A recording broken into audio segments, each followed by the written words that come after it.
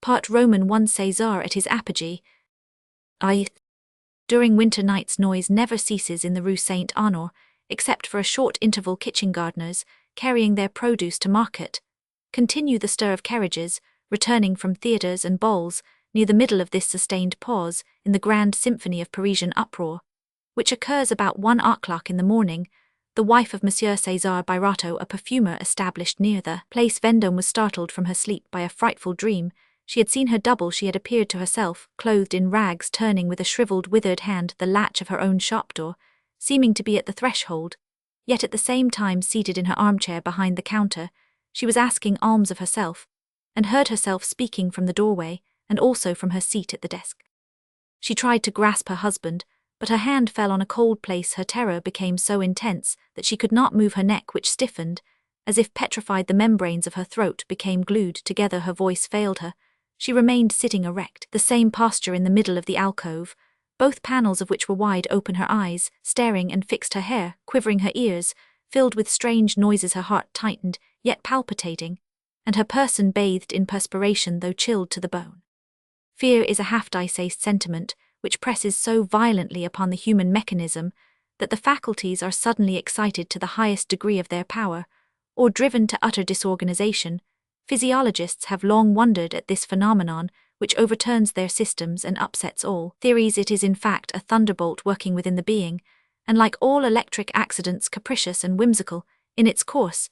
This explanation will become a mere commonplace in the day when scientific men are brought to recognize the immense part which electricity plays in human thought. Madame Birotteau now passed through several of the shocks in some sort electrical, which are produced by terrible explosions of the will forced out or held under by some mysterious mechanism. Thus, during a period of time, very short if judged by a watch, but immeasurable when calculated by the rapidity of her impressions, the poor woman had the supernatural power of emitting more ideas, and bringing to the surface more recollections than under any ordinary use of her faculties she could put forth in the course of a whole day. The poignant tale of her monologue may be abridged into a few absurd sentences, as contradictory and bare of meaning as the monologue itself. There is no reason why Birotteau should leave my bed. He has eaten so much veal that he may be Roman 99. But if he were ill, he would have waked me for 19 years that we have slept together in this bed in this house. It has never happened that he left his place without telling me pour sheep. He never slept away, except to pass the night in the guardroom. Did he come to bed tonight? Why, of course. Goodness, how stupid I am.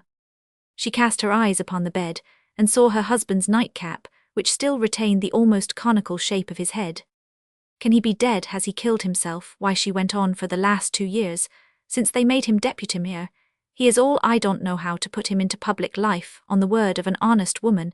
Isn't it pitiable? His business is doing well, for he gave me a shawl, but perhaps it isn't doing well. Bah, I should know of it. Does one ever know what a man has got in his head, or a woman either? There is no harm in that. Didn't we sell 5,000 francs worth today? Besides, a deputy mayor couldn't kill himself.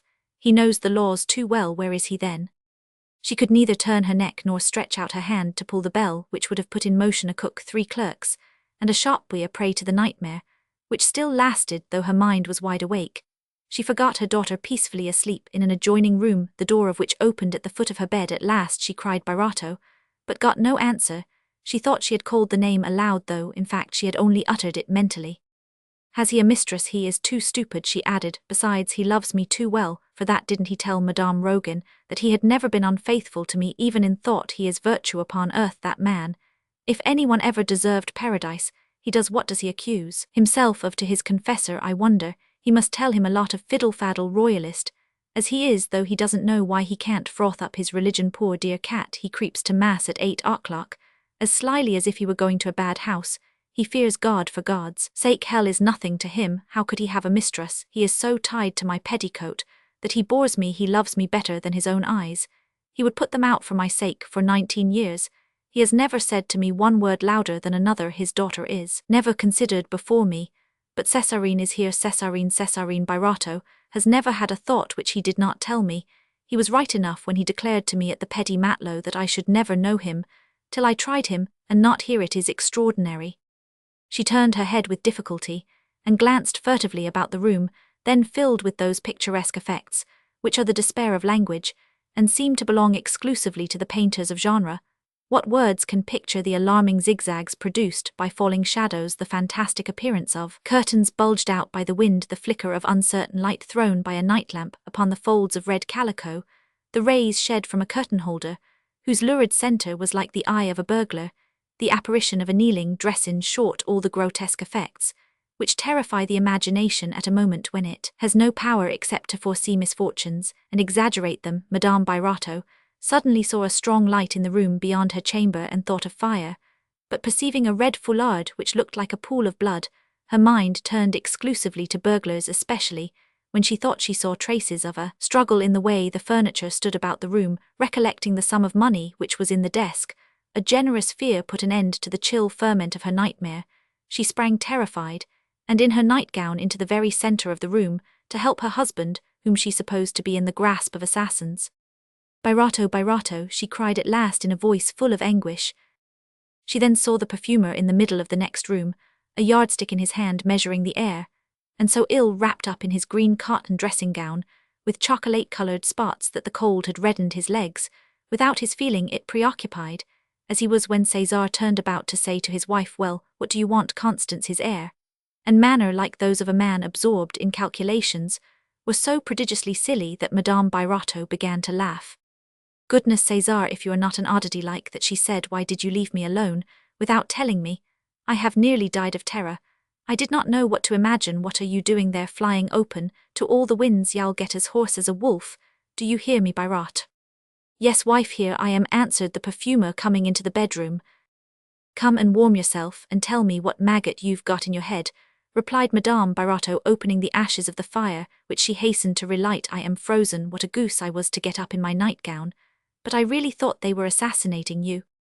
The shopkeeper put his candlestick on the chimney-piece, wrapped his dressing-gown closer about him, and went mechanically to find a flannel petticoat for his wife. "Here, Mimi, cover yourself up," he said. 22 by 18. He resumed, going on with his monologue. "We can get a superb salon."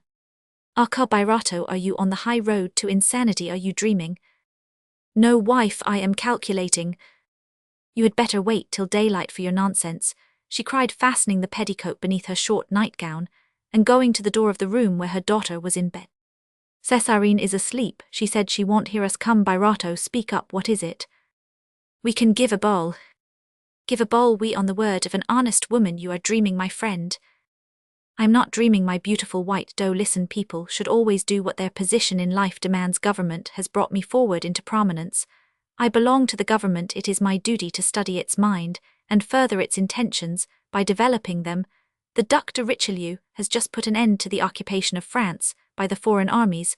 According to Monsieur de la Billardière, the functionaries who represent the city of Paris should make it their duty, each in his own sphere of influence, to celebrate the liberation of our territory. Let us show a true patriotism, which shall put these liberals, these damned intriguers, to the blush. Hein, do you think I don't love my country? I wish to show the liberals, my enemies, that to love the king is to love France. Do you think you have got any enemies, my poor Birotteau?" "Why, yes, wife, we have enemies. Half our friends in the quarter are our enemies. They all say Birotteau has had luck. Birotteau is a man who came from nothing, yet here he is deputy mayor. Everything succeeds with him. Well, they are going to be finely surprised.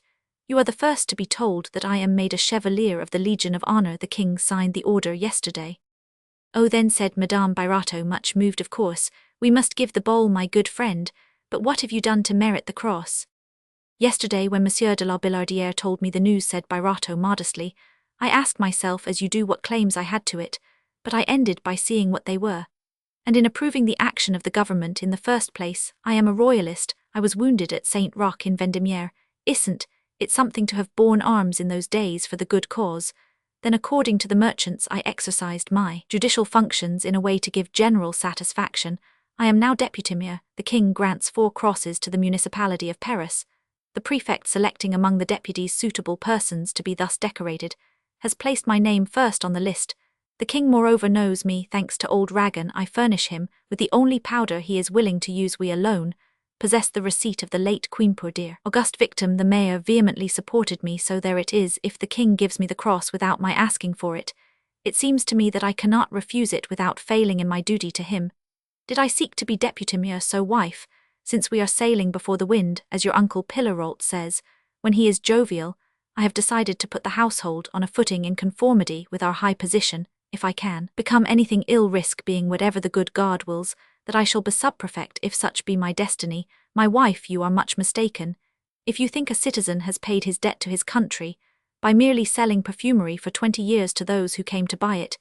If the state demands the help of our intelligence, we are as much bound to give it, as we are to pay the tax on personal property on windows and doors, et cetera. Do you want to stay forever behind your counter? You have been there, thank God, a long time. This ball shall be our fetire's, and mine good be to economy for your sake. Be it understood, I burn our sign, the Queen of Roses, I efface the name César Birotteau, perfumer successor to Ragan, and put simply perfumery in big letters of gold on the entresol.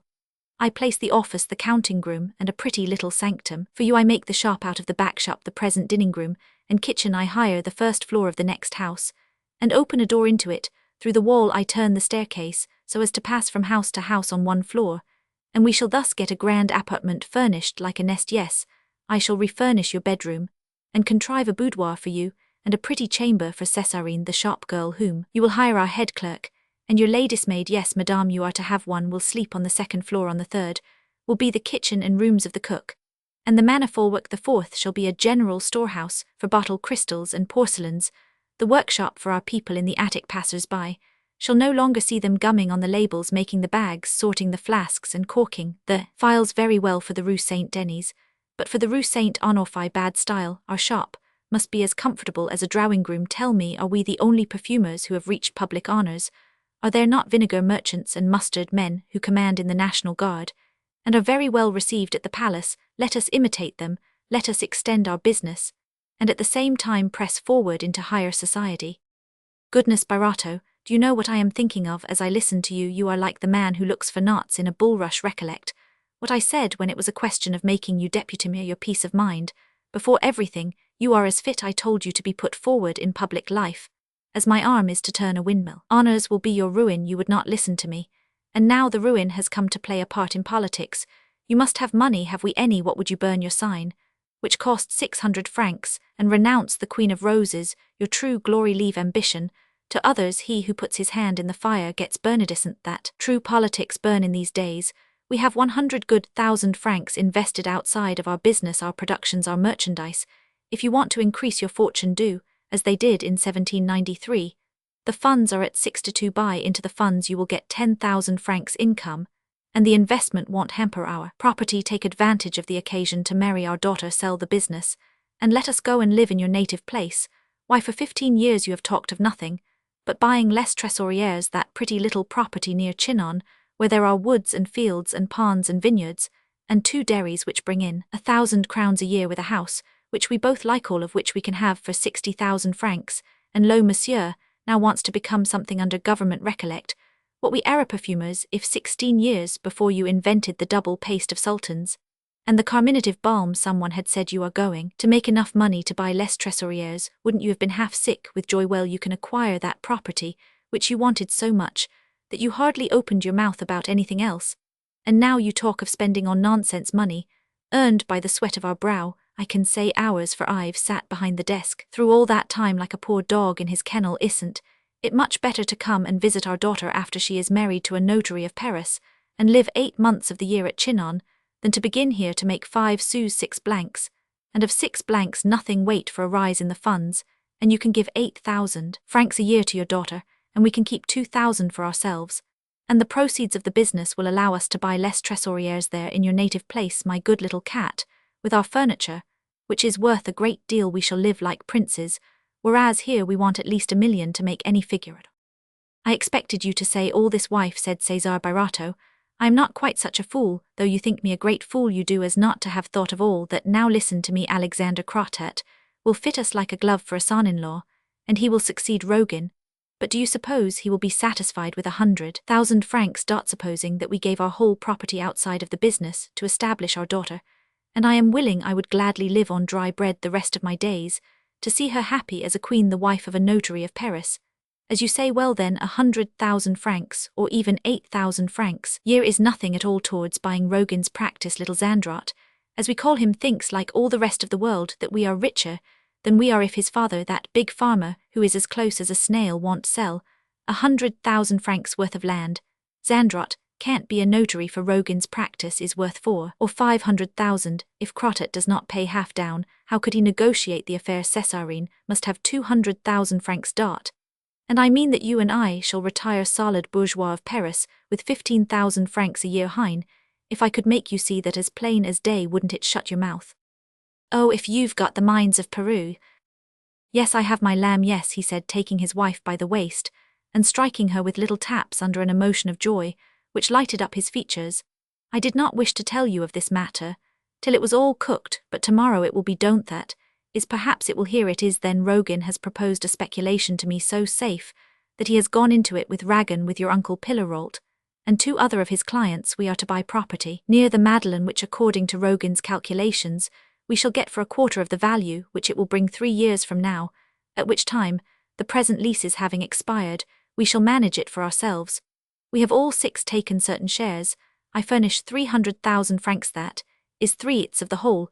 If any one of us wants money, Rogan will get it for him, by hypothecating his share to hold the gridiron, and know how the fish are fried. I have chosen to be nominally proprietor of 1/2, which is, however, to be the common property of Pillarolt, and the worthy Ragan and myself, Rogan, will be under the name of Monsieur Charles Clapperin, coproprietor with me, and will give a reversionary deed to his associates, as I shall to mine. The deeds of purchase are made by promises of sale under private seal.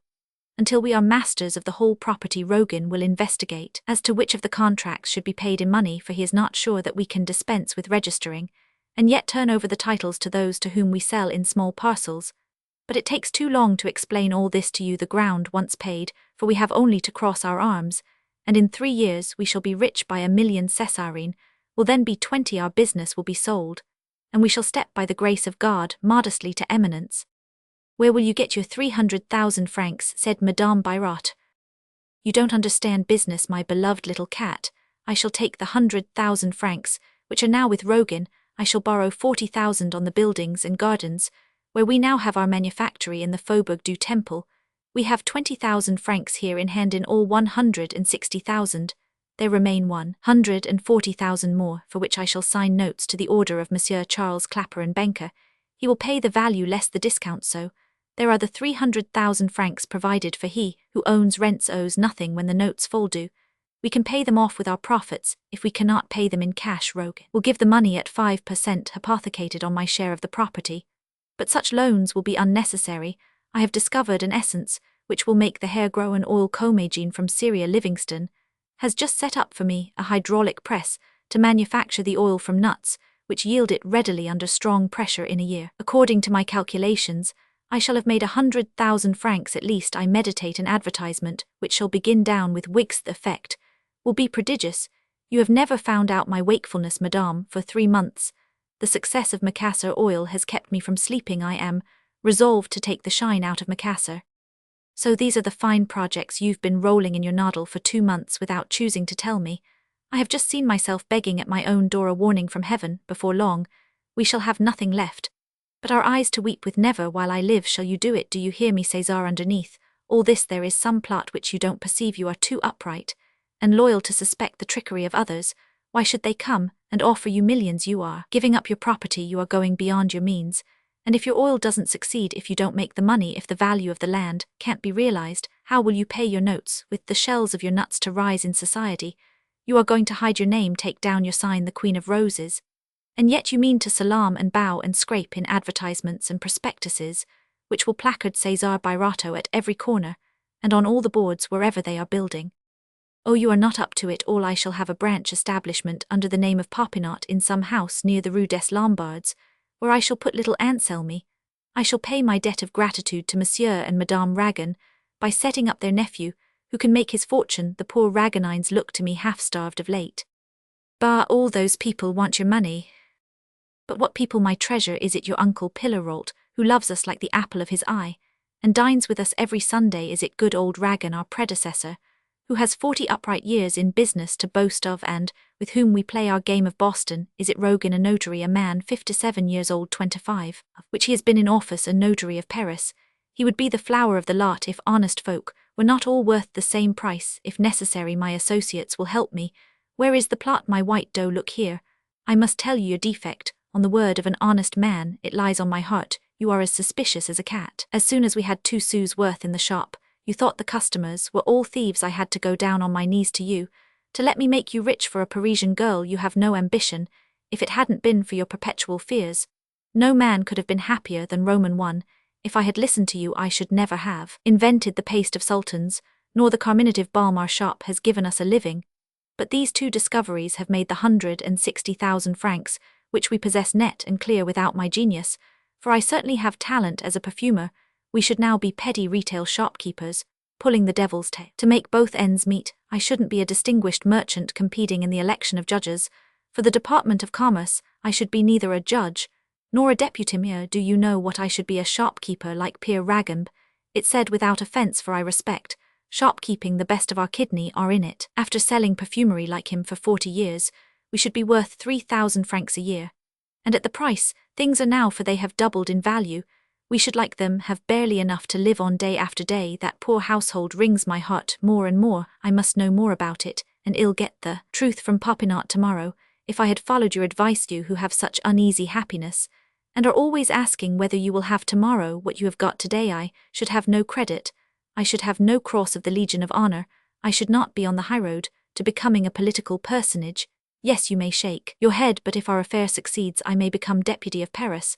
Or I am not named César for nothing. I succeed. It is unimaginable outside. Every one credits me with capacity. But here the only person whom I want so much to please that I sweat blood and water to make her happy is precisely the one who takes me for a fool. These phrases, divided by eloquent pauses, and delivered like shot after the manner of those who recriminate, expressed so deep and constant an attachment that Madame Birotteau was inwardly touched, though, like all women, she made use of the love she inspired to gain her end. Well, Birotteau, she said, if you love me, let me be happy in my own way. Neither you nor I have education. We don't know how to talk nor to play your obedient servant like men of the world. How then do you expect that we could succeed in government places? I shall be happy at Les Trésoriers. Indeed, I have always loved birds and animals, and I can pass my life very well taking care of the hens and the farm. Let us sell the business, Mary Césarine, and give up your visions. We can come and pass the winters in Paris with our son-in-law. We shall be happy. Nothing in politics or commerce can then change our way of life. Why do you want to crush others? Isn't our present fortune enough for us? When you are a millionaire, can you eat 2 dinners? Will you want 2 wives? Look at my uncle Pillarolt. He is wisely content with his little property, and spends his life in good deeds. Does he want fine furniture? Not he. I know very well you have been ordering furniture for me. I saw brass on here, and it was not to buy perfumery. Well, my beauty, yes, your furniture is ordered. Our improvements begin tomorrow, and are superintended by an architect recommended to me by Monsieur de la Billardière. My God, she cried, have pity upon us. But you are not reasonable, my love. Do you think that at 37 years of age, fresh and pretty as you are, you can go and bury yourself at Chinon? I thank God I'm only 39. Chance opens to me a fine career. I enter upon it. If I conduct myself prudently, I can make an honourable house among bourgeoisie of Paris, as was done in former times. I can found the house of Birotteau like the house of Keller, or Jules Desmarets, or Roguin Cochin Guillaume Lebas, Nucingen Saillard Popinot Matifat, who make their mark, or have made it in their respective quarters. Come now, if this affair were not as sure as bars of gold. Sure. Yes, sure. For 2 months I have figured at it without seeming to do so. I have been getting information on building from the Department of Public Works, from architects and contractors. Monsieur Grindot, the young architect, who is to alter our house, is in despair that he has no money to put into the speculation. He hopes for the work. He says that to screw something out of you, can he take in such men as Pillarolt, as Charles Clapeyron, as Roguin the prophet, is as sure as that of the paste of sultans. But my dear friend, why should Roguin speculate? He gets his commissions, and his fortune is made. I see him pass sometimes more full of care than a minister of state, with an underhand look, which I don't like. He hides some secret anxiety. His face has grown in 5 years, to look like that of an old rake, who can be sure that he won't kick over the traces. When he gets all your property into his own hands, such things happen. Do we know him well? He has only been a friend for 15 years, and I wouldn't put my hand into the fire for him. Why, he is not decent. He does not live with his wife. He must have mistresses who ruin him. I don't see any other cause for his anxiety. When I am dressing, I look through the blinds. And I often see him coming home in the mornings where from nobody knows. He seems to me like a man who has an establishment in town, who spends on his pleasures and Madame on hers. Is that the life of a notary? If they make 50,000 francs a year, and spend 60,000 in 20 years, they will get to the end of their property, and be as naked as the little Saint John. And then, as they can't do without luxury, they will prey upon their friends. Without compunction, charity begins at home. He is intimate with that little scamp du Tillet, our former clerk, and I see nothing good in that friendship. If he doesn't know how to judge du Tillet, he must be blind, and if he does know him, why does he pet him? You'll tell me because his wife is fond of du Tillet. Well, I don't look for any good in a man who has no honor with respect to his wife. Besides, the present owners of that land must be fools to sell for 100 sous. What is worth 100 francs? If you met a child who did not know the value of a louis, wouldn't you feel bound to tell him of it? Your affair looks to me like a theft, be it said without offense. Good God, how queer women are sometimes, and how they mix up ideas. If Rogan were not in this business, you would say to me, look here, Cesar, you are going into a thing without Rogan, therefore it is worth nothing, but today he is in it as security, and you tell me, no, that is a Monsieur Clapperin. But a notary cannot put his own name into a speculation. Then why is he doing a thing forbidden by law? How do you answer that, you who are guided by law? Let me go on. Rogan is in it, and you tell me the business is worthless. Is that reasonable? You say he is acting against the law, but he would put himself openly in the business, if it were necessary. Can't they say the same of me? Would Ragan and Pillerrolt come and say to me, why do you have to do with this affair, you, who have made your money as a merchant? Merchants are not in the same position as notaries, said Madame Birotteau. Well, my conscience is clear, said Cesar, continuing. The people who sell, because they must. We do not steal from them, any more than you steal from others when you buy their stocks at 7 to 5. We buy the ground today at today's price. In 2 years, it will be another thing. Just so with stocks. Know then, Constance Barbe Josephine Pillerrolt, that you will never catch César Birotteau doing anything against the most rigid honor, nor against the laws, nor against his conscience, nor against delicacy. A man established and known for 18 years, to be suspected in his own household of dishonesty. Come, be calm, César. A woman who has lived with you all that time knows down to the bottom of your soul. You are the master after all. You earned your fortune, didn't you? It is yours, and you can spend it. If we are reduced to the last straits of poverty, neither your daughter nor I will make you a single reproach. But listen, when you invented your paste of sultans and carminative balm, what did you risk? 5 or 6,000 francs today. You put all your fortune on a game of cards, and you are not the only one to play. You have associates who may be much cleverer than you. Give your ball, remodel the house, spend 10,000 francs if you like. It is useless, but not ruinous. As to your speculations near the Madeleine, I formally object. You are perfumer, be a perfumer, and not a speculator in land. We women have instincts which do not deceive us. I have warned you. Now follow your own lead. You have been judge in the Department of Commerce. You know the laws. So far you have guided the ship well, César. I shall follow you, but I shall tremble till I see our fortune solidly secure, and Césarine well married. God grant that my dream be not a prophecy. This submission thwarted Birotteau, who now employed an innocent ruse to which he had had recourse on similar occasions. Listen, Constance, I have not given my word, though it is the same as if I had. Oh, César, all is said. Let us say no more honor before fortune. Come, go to bed, dear friend. There is no more wood. Besides, we shall talk better in bed, if it amuses you. Oh, that horrid dream, my God, to see oneself. It was fearful, Césarine, and I will have to make a pretty number of nouvelles for the success of your speculations. Doubtless the help of God can do no harm, said Birotteau gravely, but the oil in nuts is also powerful. Wife, I made this discovery, just as I made that of the double paste of sultans. By chance the first time, by opening a book, this time by looking at an engraving of Hero and Leander. You know the woman who pours oil on the head of her lover. Pretty, isn't it? The safest speculations are those which depend on vanity, on self-love, on the desire of appearing well. Those sentiments never die. Alas, I know it well. At a certain age men will turn their souls inside out to get hair if they haven't any. For some time past, hairdressers have told me that they sell not only macassar, but all the drugs which are said to dye hair, or make it grow, since the peace men are more with women, and women don't like bald heads. Hey, Mimi, the demand for that article grows out of the political situation. A composition which will keep the hair in good health will sell like bread, all the more if it has the sanction as it will have of the Academy of Sciences. My good Monsieur Vauquelin will perhaps help me once more. I shall go to him tomorrow, and submit my idea, offering him at the same time that engraving which I have at last found in Germany after 2 years' search. He is now engaged in analyzing Herr Chifferville, his associate in the manufacture of chemical products, told me so if my discovery should jump with his my essence will be bought by both sexes. The idea is a fortune, I repeat it, moan dear.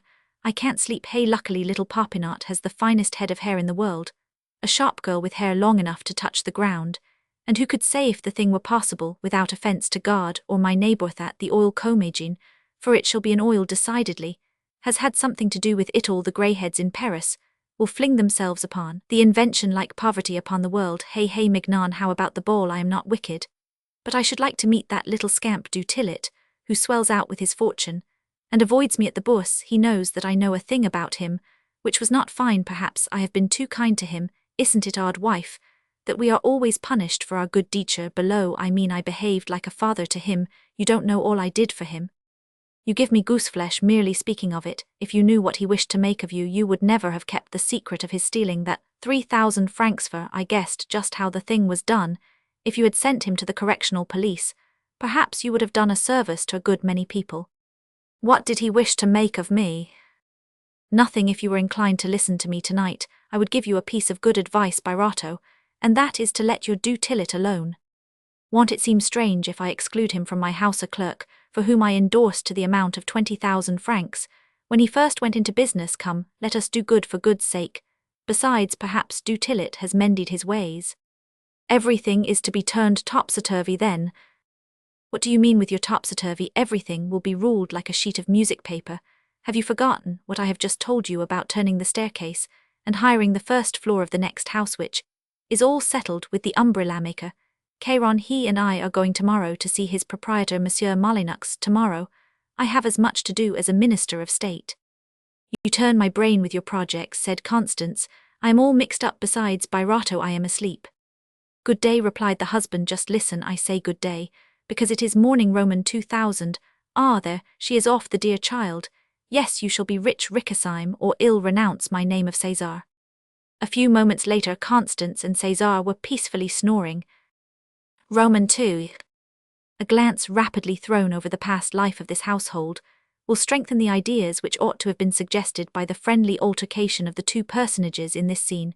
While picturing the manners and customs of retail shopkeepers, this sketch will also show by what singular chances César Birotteau became deputy and perfumer, retired officer of the National Guard, and Chevalier of the Legion of Honor. In bringing to light the depths of his character and the causes of his rise, we shall show that fortuitous commercial events, which strong brains dominate, may become irreparable catastrophes for weak ones. Events are never absolute, their results depend on individuals. Misfortune is a stepping stone for genius, the baptismal font of Christians, a treasure for the skillful man, an abyss for the feeble.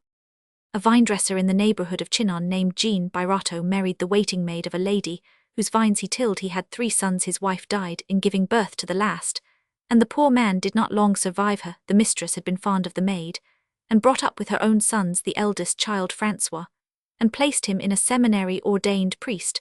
Francois Birotteau hid himself during the Revolution, and led the wandering life of priests not sworn by the Republic, hunted like wild beasts, and guillotined at the first chance. At the time when this history begins, he was vicar of the Cathedral of Tours, and had only once left that city to visit his brother César. The bustle of Paris so bewildered the good priest that he was afraid to leave his room. He called the cabriolets half-coaches, and wondered at all he saw. After a week's stay, he went back to Tours, resolving never to revisit the capital. The second son of the vinedresser, Jean Birotteau, was drafted into the militia, and won the rank of captain early in the wars of the Revolution. At the Battle of Trebia, MacDonald called for volunteers to carry a battery. Captain Jean Birotteau advanced with his company, and was killed. The destiny of the Birotteaus demanded, no doubt, that they should be oppressed by men, or by circumstances wheresoever they planted themselves. The last child is the hero of this story. When César, at 14 years of age, could read, write, and cipher, he left his native place, and came to Paris on foot to seek his fortune with 1 louis in his pocket. The recommendation of an apothecary at Tours got him a place as shopboy with Monsieur and Madame Ragon, perfumers. César owned at this period a pair of hobnailed shoes, a pair of breeches, blue stockings, a flowered waistcoat, a peasant's jacket, 3 coarse shirts of good linen, and his travelling cudgel. If his hair was cut like that of a choir-boy, he at least had the sturdy loins of a Tourangian. If he yielded sometimes to the native idleness of his birthplace, it was counterbalanced by his desire to to make his fortune if he lacked cleverness and education. He possessed an instinctive rectitude and delicate feelings, which he inherited from his mother, a being who had in Tourangian phrase a heart of gold. César received from the Ragans his food 6 francs a month as wages, and a pallet to sleep upon. Garret near the cook, the clerks who taught him to pack the goods, to do the errands, and sweep up the shop. And the pavement made fun of him, as they did so according to the manners and customs of shopkeeping, in which chaff is a principal element of instruction. Monsieur and Madame Ragan spoke to him like a dog. No one paid attention to his weariness, though many a night his feet blistered by the pavements of Paris, and his bruised shoulders made him suffer horribly this harsh application of the maxim, each for himself, the gospel of large cities. Made César think the life of Paris very hard at night, he cried, as he thought of Touraine, where the peasant works at his ease, where the mason lays a stone between breakfast and dinner, and idleness is wisely mingled with labour. But he always fell asleep without having time to think of running away, for he had his errands to do in the morning, and obeyed his duty with the instinct of a watchdog. If occasionally he complained, the head clerk would smile with a jovial air and say, "Ah, my boy, all is not rose at the Queen of Roses' larks. Don't fall down roasted, you must run after them and catch them, and then you must find some way to cook them."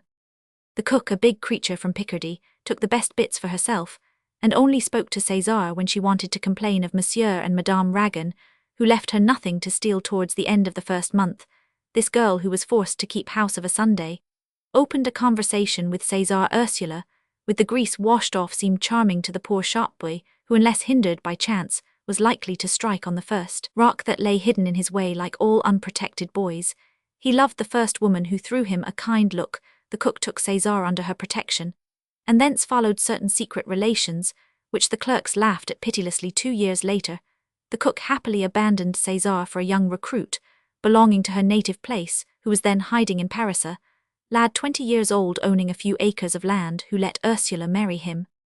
During those 2 years the cook had fed her little César well, and had explained to him certain mysteries of Parisian life, which she made him look at from the bottom, and she impressed upon him out of jealousy a profound horror of evil places, whose dangers seemed not unknown to her. In 1792, the feet of the deserted César were well toughened to the pavements, his shoulders to the bales, and his mind to what he called the humbugs of Paris.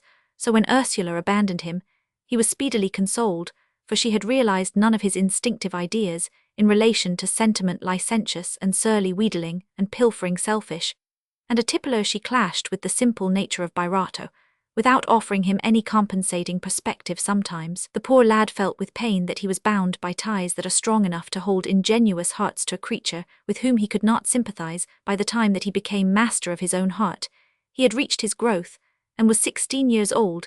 His mind, developed by Ursula, and by the banter of the clerks, made him study commerce with an eye in which intelligence was veiled beneath simplicity. He observed the customers, asked in leisure moments for explanations about the merchandise, whose divers sorts and proper places he retained in his head. The day came when he knew all the articles and their prices and marks better than any newcomer, and from that time Monsieur and Madame Ragan made a practice of employing him in the business.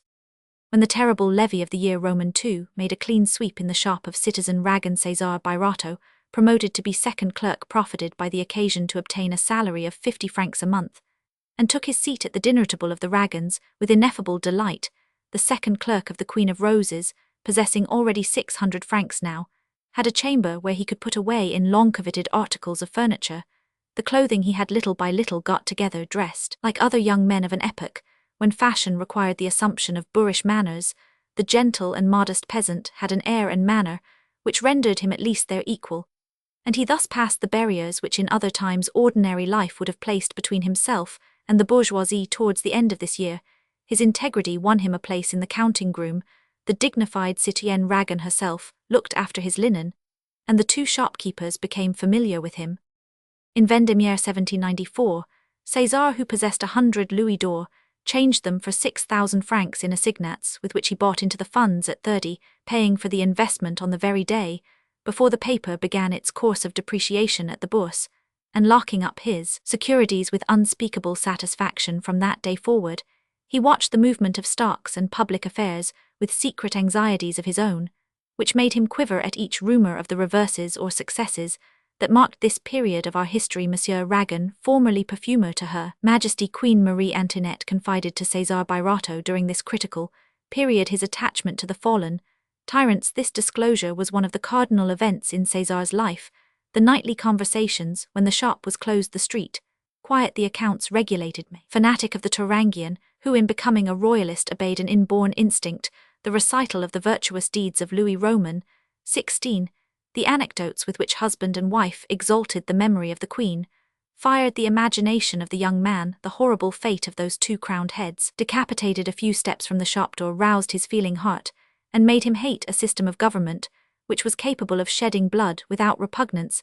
His commercial interests showed him the death of trade in the maximum, and in political convulsions which are always destructive of business. Moreover, like a true perfumer, he hated the revolution which made a Titus of every man, and abolished powder. The tranquility resulting from absolutism could alone, he thought, give life to money, and he grew bigoted on behalf of royalty.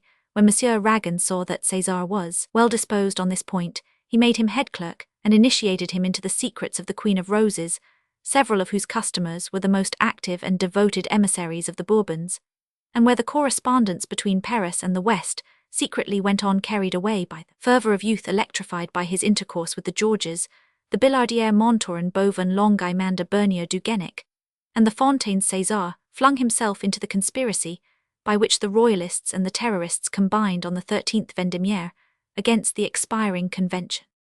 On that day César had the honour of fighting against Napoleon on the steps of St. Roch, and was wounded at the beginning of the affair. Every one knows the result of that attempt, if the aide-de-camp of Barras then issued from his obscurity.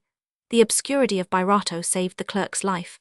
A few friends carried the belligerent perfumer to the Queen of Roses, where he remained hidden in the garret. Nursed by Madame Ragan and happily forgotten, César Birotteau never had but that one spurt of martial courage during the month his convalescence lasted. He made solid reflections on the absurdity of an alliance between politics and perfumery.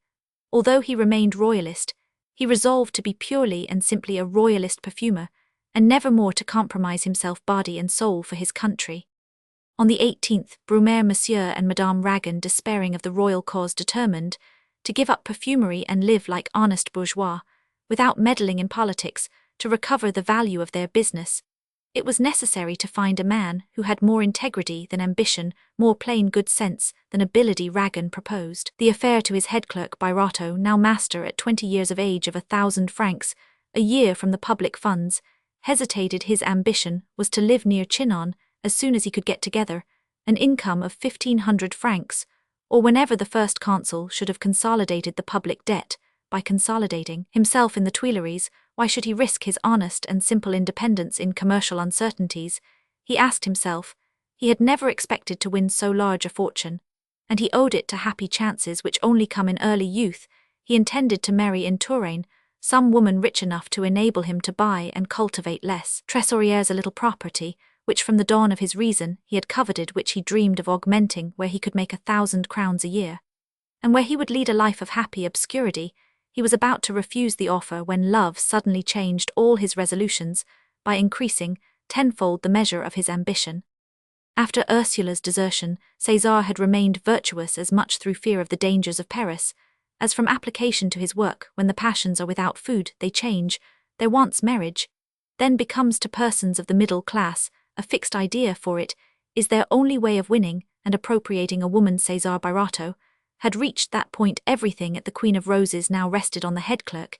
He had not a moment to give to pleasure in such a life once become imperious, and a chance meeting with a beautiful young woman of whom a libertine clerk would scarcely have dreamed produced on César an overpowering effect. On a fine June day, crossing by the Pont Marie to the Isle Saint Louis, he saw a young girl standing at the door of a shop at the angle of the Quai d'Anjou. Constance Pillerot was the forewoman of a linen-draper's establishment called Le Petit Matelot, first of those shops which have since been established in Paris, with more or less of painted signs, floating banners, showcases filled with swinging shawls, cravats arranged like houses of cards, and 1,000 other commercial seductions, such as fixed prices for lace of suspended objects, placards, illusions and optical effects, carried to such a degree of perfection that a shop front has now become a commercial poem. The low price of all the articles called novelties, which were to be found at the Petit Matelot, gave the shop an unheard of vogue, and that in a part of Paris which was the least favourable to fashion and commerce. The young forewoman was at this time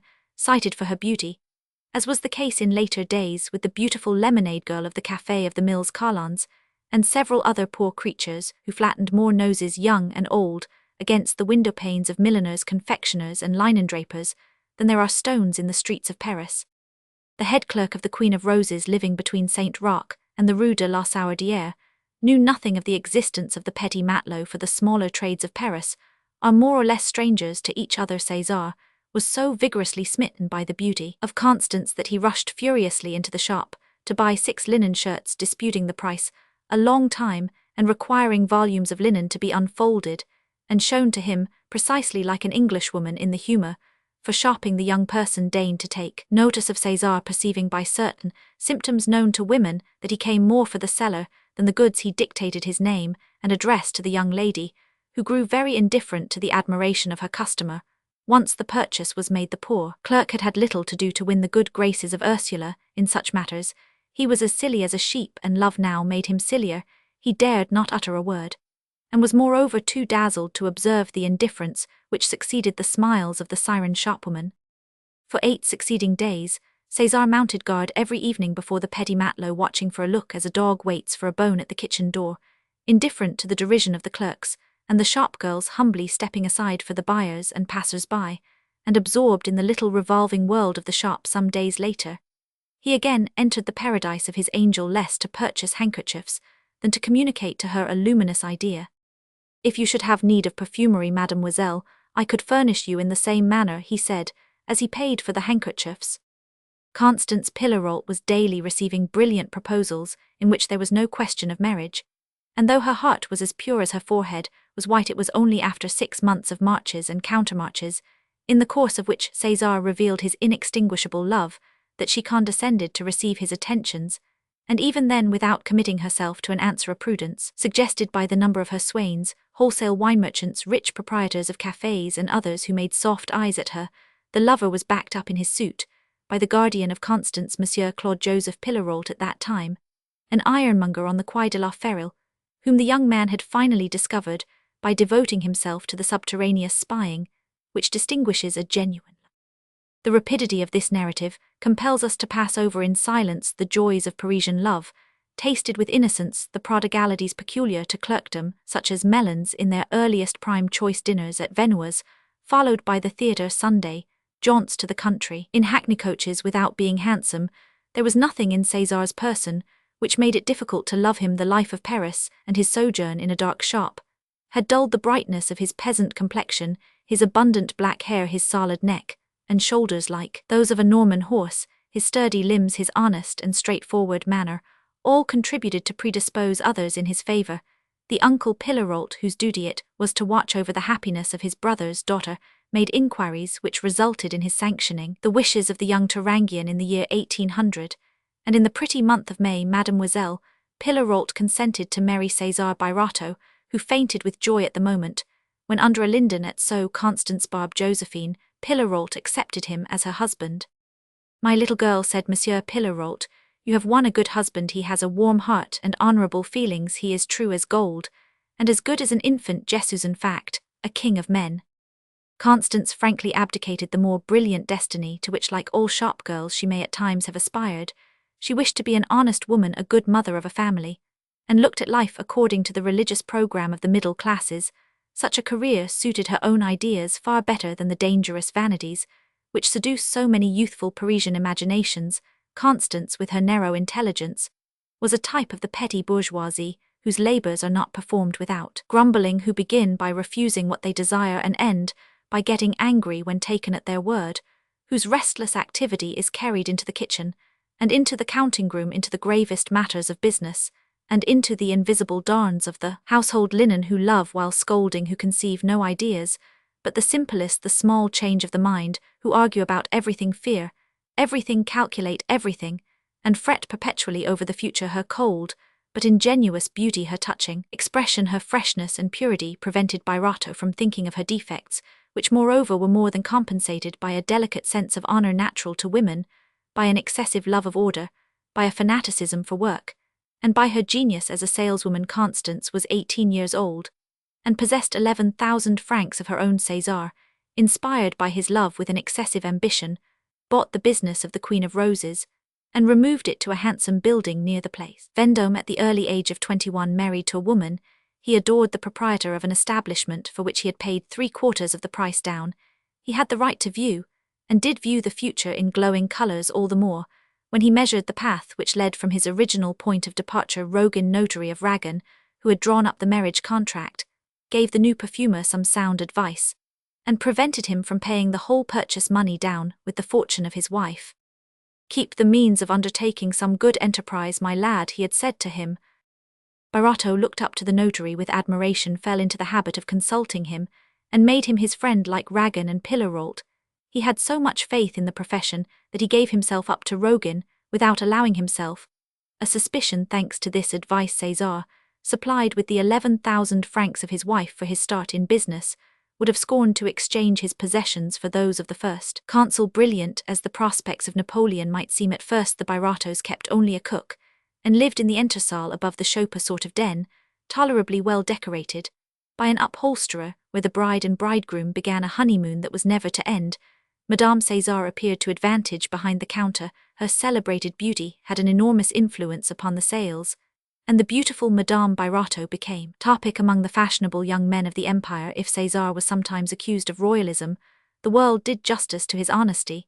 If a few neighbouring shopkeepers envied his happiness, everyone at least thought him worthy of it. The bullet which struck him on the steps of St. Roch gave him the reputation of being mixed up with political secrets, and also of being a courageous man, though he had no military courage, heart, and not the smallest political idea in his brain. Upon these grounds, the worthy people of the arrondissement made him captain of the National Guard, but he was cashiered by Napoleon, who, according to Birotteau, owed him a grudge for their encounter on the 13th Vendémiaire. César thus obtained at a cheap rate a varnish of persecution, which made him interesting in the eyes of the opposition, and gave him a certain importance. Such was the history of this household, lastingly happy through its feeling, and agitated only by commercial anxieties. During the first year, César instructed his wife about the sales of their merchandise and the details of perfumery, a business which she understood admirably. She really seemed to have been created and sent into the world to fit on the gloves of customers. At the close of that year, the assets staggered our ambitious perfumer. All costs calculated, he would be able in less than 20 years to make a modest capital of 100,000 francs, which was the sum at which he estimated their happiness. He then resolved to reach fortune more rapidly, and determined to manufacture articles, as well as retail them. Contrary to the advice of his wife, he hired some sheds with the ground about them in the Faubourg du Temple, and painted upon them in big letters "Manufactory of César Birotteau." He enticed a skilful workman from Grasse, with whom he began on equal shares the manufacture of soaps, essences, and eau de cologne. His connection with this man lasted only 6 months, and ended by losses which fell upon him alone. Without allowing himself to be discouraged, Birotteau determined to get better results at any price, solely to avoid being scolded by his wife, whom he acknowledged later that in those depressing days his head had boiled like a saucepan, and that several times, if it had not been for his religious sentiments, he should have flung himself into the Seine. Harassed by some unprofitable enterprise, he was lounging one day along the boulevard on his way to dinner. For the Parisian lounger is as often a man filled with despair as an idle one.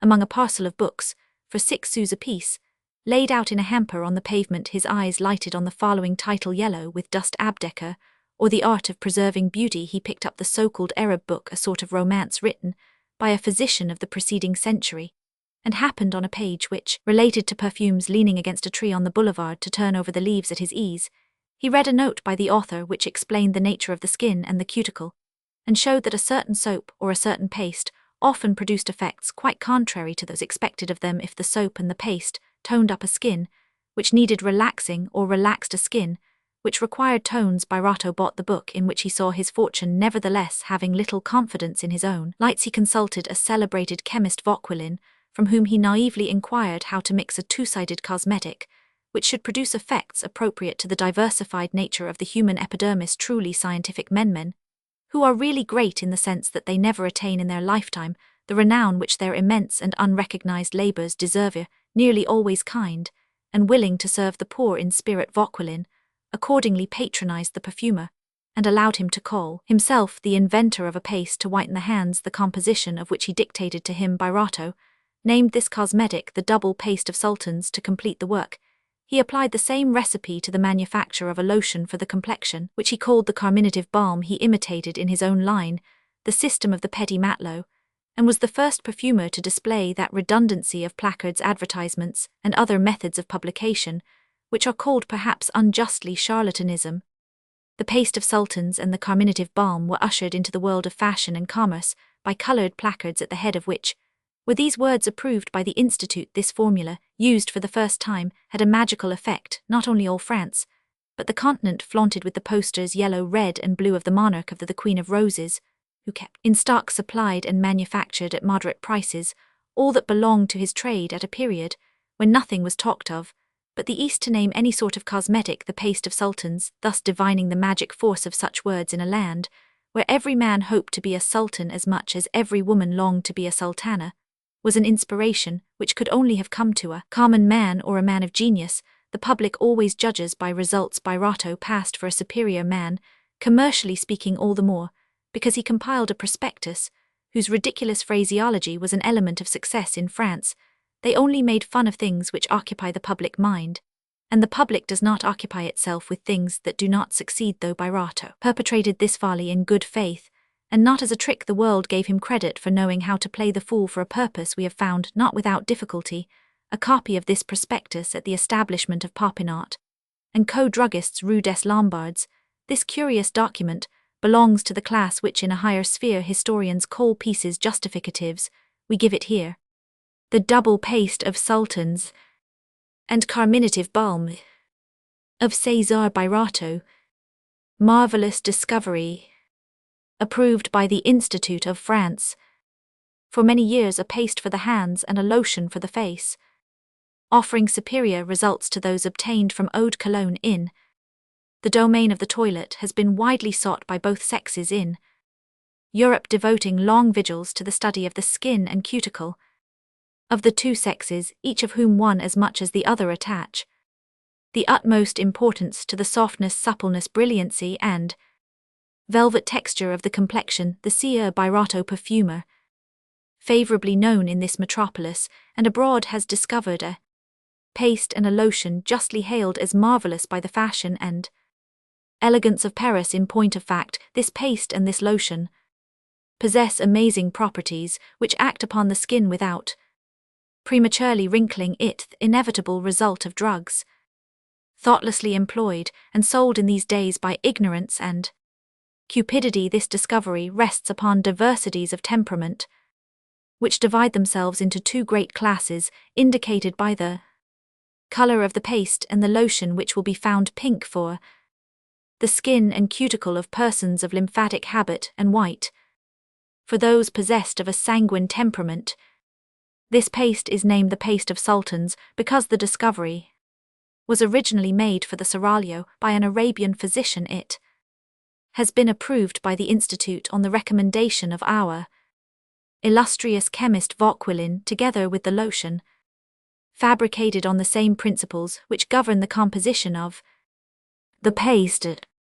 This precious paste, exhaling as it does the sweetest perfumes, removes all blotches, even those that are obstinately rebellious, whitens the most recalcitrant epidermis, and dissipates the perspirations of the hand, of which both sexes equally complain.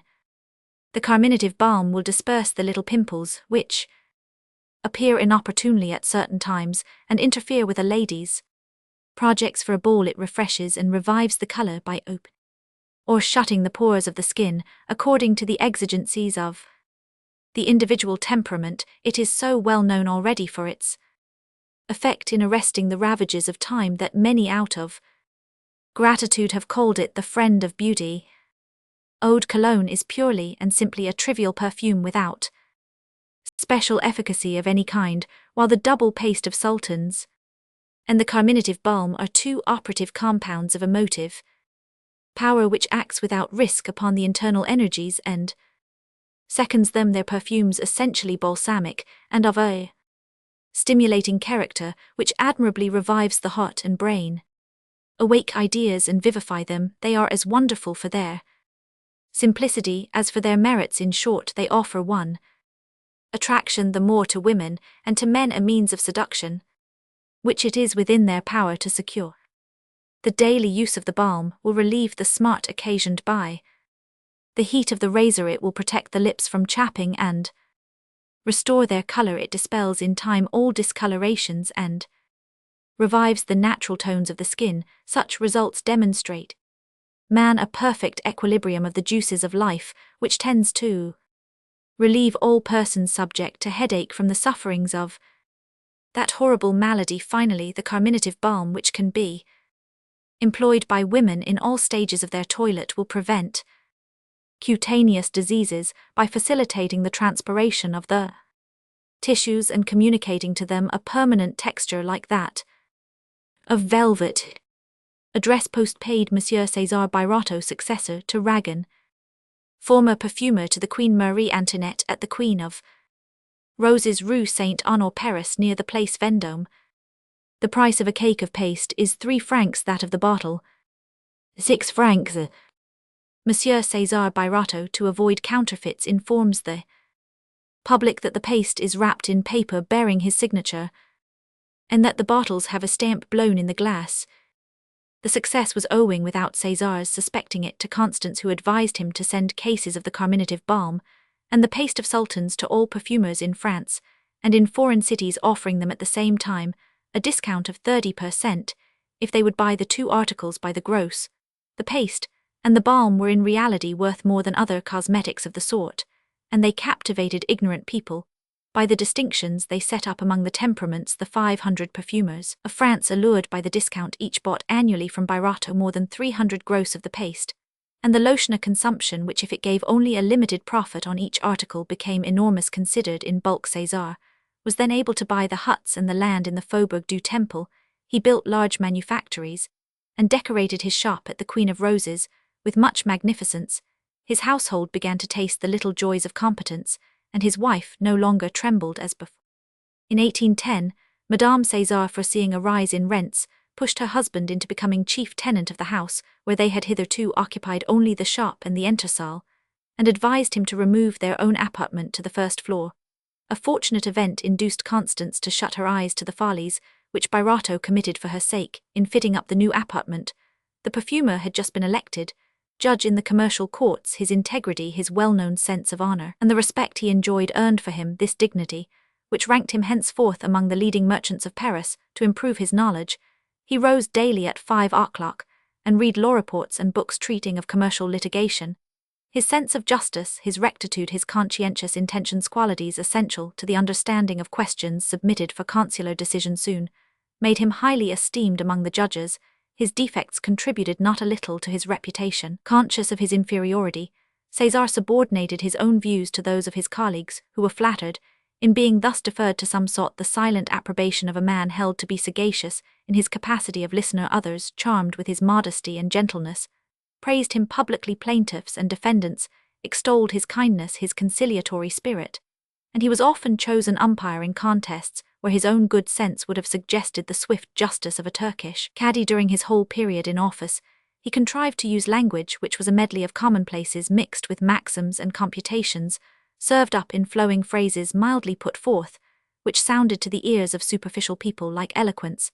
Thus he pleased that great majority mediocre by nature who are condemned to perpetual labor, and to views which are of the earthy. César, however, lost so much time in court that his wife obliged him finally to resign the expensive dignity.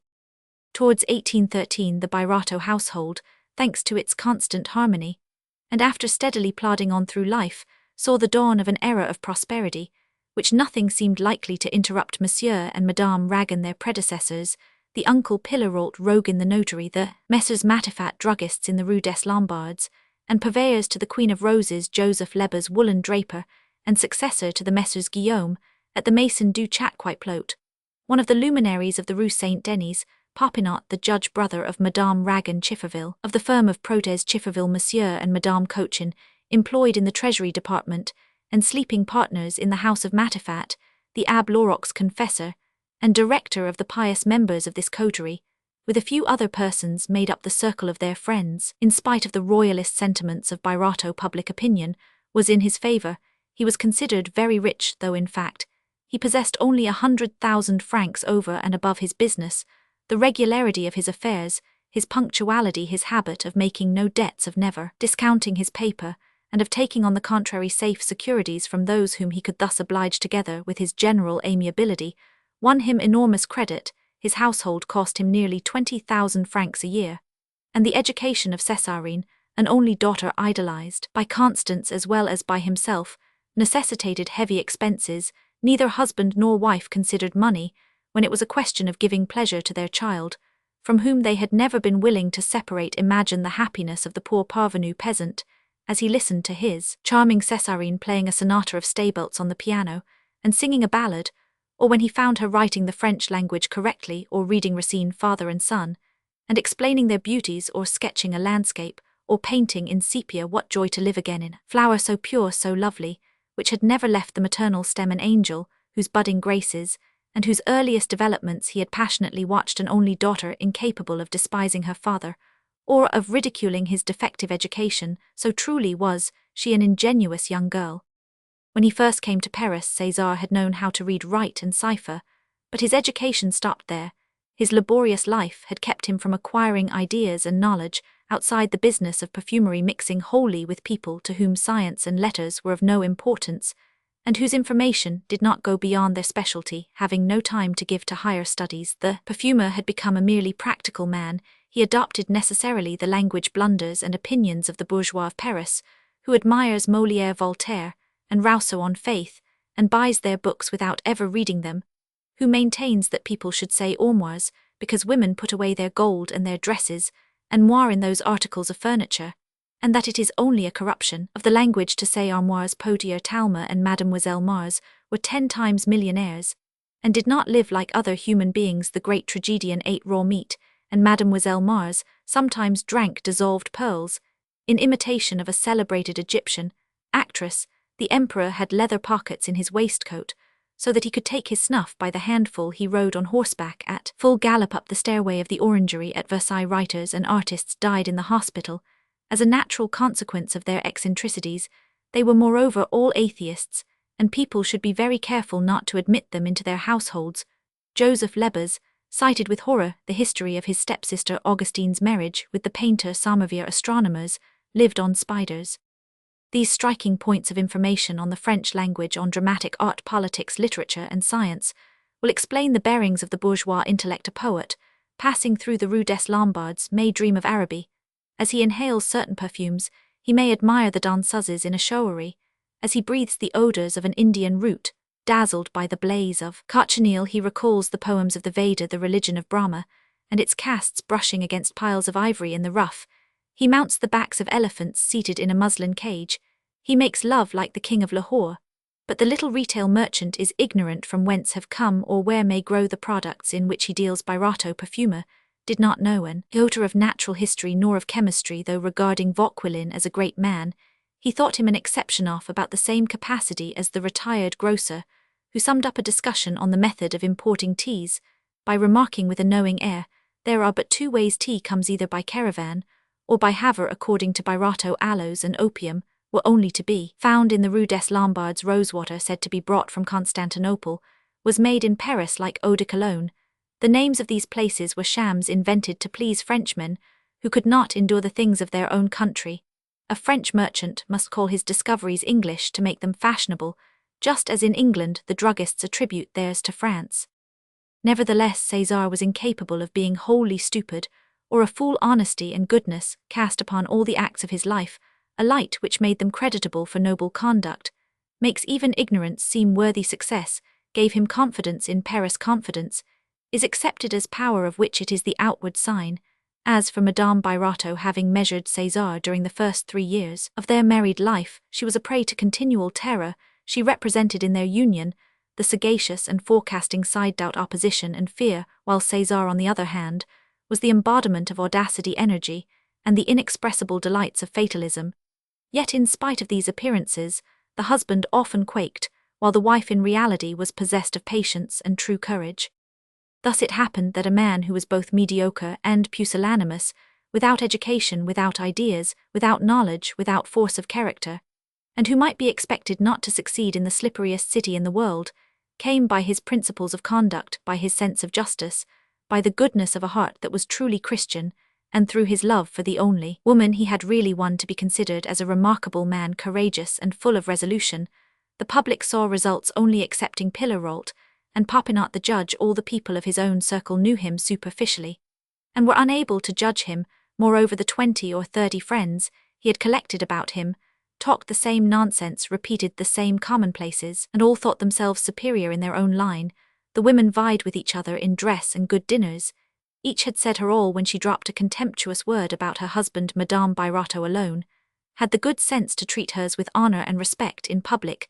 She knew him to be a man who, in spite of his secret disabilities, had earned their fortune, and whose good name she shared. It is true that she sometimes asked herself what sort of world this could be if all the men who were thought superior were like her husband. Such conduct contributed not a little to maintain the respectful esteem bestowed upon the perfumer in a community where women are much inclined to complain of their husbands and bring them into discredit. The first days of the year 1814, so fatal to imperial France, were marked at the Birotteaus by two events not especially remarkable in other households, but of a nature to impress such simple souls as César and his wife, who, casting their eyes along the past, could find nothing but tender memories. They had taken as head clerk a young man, 22 years of age, named Ferdinand du Tillet. This lad, who had just left a perfumery where he was refused a share in the business, and who was reckoned a genius, had made great efforts to get employed at the Queen of Roses, whose methods, facilities, and customs were well known to him. Birotteau took him and gave him a salary of 1,000 francs, intending to make him eventually his successor. Ferdinand had so great an influence on the destinies of this family that it is necessary to say a few words about him. In the first place, he was named simply Ferdinand, without surname. This anonymous condition seemed to him an immense advantage at the time when Napoleon conscripted all families to fill the ranks. He was, however, born somewhere as the result of some cruel and voluptuous caprice. The following are the only facts preserved about his civil condition. In 1793, a poor girl of Tillet, a village near Andlies, came by night and gave birth to a child in the garden of the curate of the church at Tillet, and after rapping on the window shutters went away and drowned herself. The good priest took the child, gave him the name of the saint inscribed on the calendar for that day, and fed and brought him up as his own son. The curate died in 1804, without leaving enough property to carry on the education he had begun. Ferdinand, thrown upon Paris, led a filibustering life whose chances might bring him to the scaffold, to fortune, the bar, the army, commerce, or domestic life. Obliged to live like a Figaro, he was first a commercial traveller, then a perfumer's clerk in Paris, where he turned up after traversing all France, having studied the world and made up his mind to succeed at any price. In 1813, Ferdinand thought it necessary to register his age and obtain a civil standing by applying to the courts at Andlies for a judgment which should enable his baptismal record to be transferred from the registry of the parish to that of the mayor's office, and he obtained permission to rectify the document by inserting the name of du Tillet, under which he was known, and which legally belonged to him through the fact of his exposure and abandonment in that township, without father, mother, or other guardian than the procureur imperial alone in the world, and owing no duty to any man. He found society a hard stepmother, and he handled it in his turn, without Glovesses, the Turks, the Moors. He knew no guide but his own interests, and any means to fortune he considered good. This young Norman, gifted with dangerous abilities, coupled his desires for success with the harsh defects which, justly or unjustly, are attributed to the natives of his province. A wheedling manner cloaked a quibbling mind, for he was in truth a hard judicial wrangler, but if he boldly contested the rights of others, he certainly yielded none of his own. He attacked his adversary at the right moment, and wearied him out with his inflexible persistency. His merits were those of the Scapins of ancient comedy. He had their fertility of resource, their cleverness in skirting evil, their itching to lay hold of all that was good. To keep in short, he applied to his own poverty a saying which the Abbé Terray uttered in the name of the state. Loophole to become in after years, an honest man gifted with passionate energy, with a boldness that was almost military in requiring good as well as evil actions from those about him, and justifying such demands on the theory of personal interest. He despised men too much, believing them all corruptible. He was too unscrupulous in the choice of means. Thinking all equally good, he was too thoroughly convinced that the success of money was the absolution of all moral mechanism not to attain his ends sooner or later. Such a man, standing between the hulks and a vast fortune, was necessarily vindictive, domineering, quick in decisions, yet as dissimulating as a Cromwell, planning to decapitate the head of integrity. His real depth was hidden under a light and jesting mind-mere clerk, as he was his ambition knew no bounds. With one comprehensive glance of hatred, he had taken in the whole of society, saying boldly to himself, "Thou shalt be mine." He had vowed not to marry till he was 40, and kept his word. Physically, Ferdinand was a tall, slender young man with a good figure and adaptive manners, which enabled him to take on occasion the keynote of the various societies in which he found himself.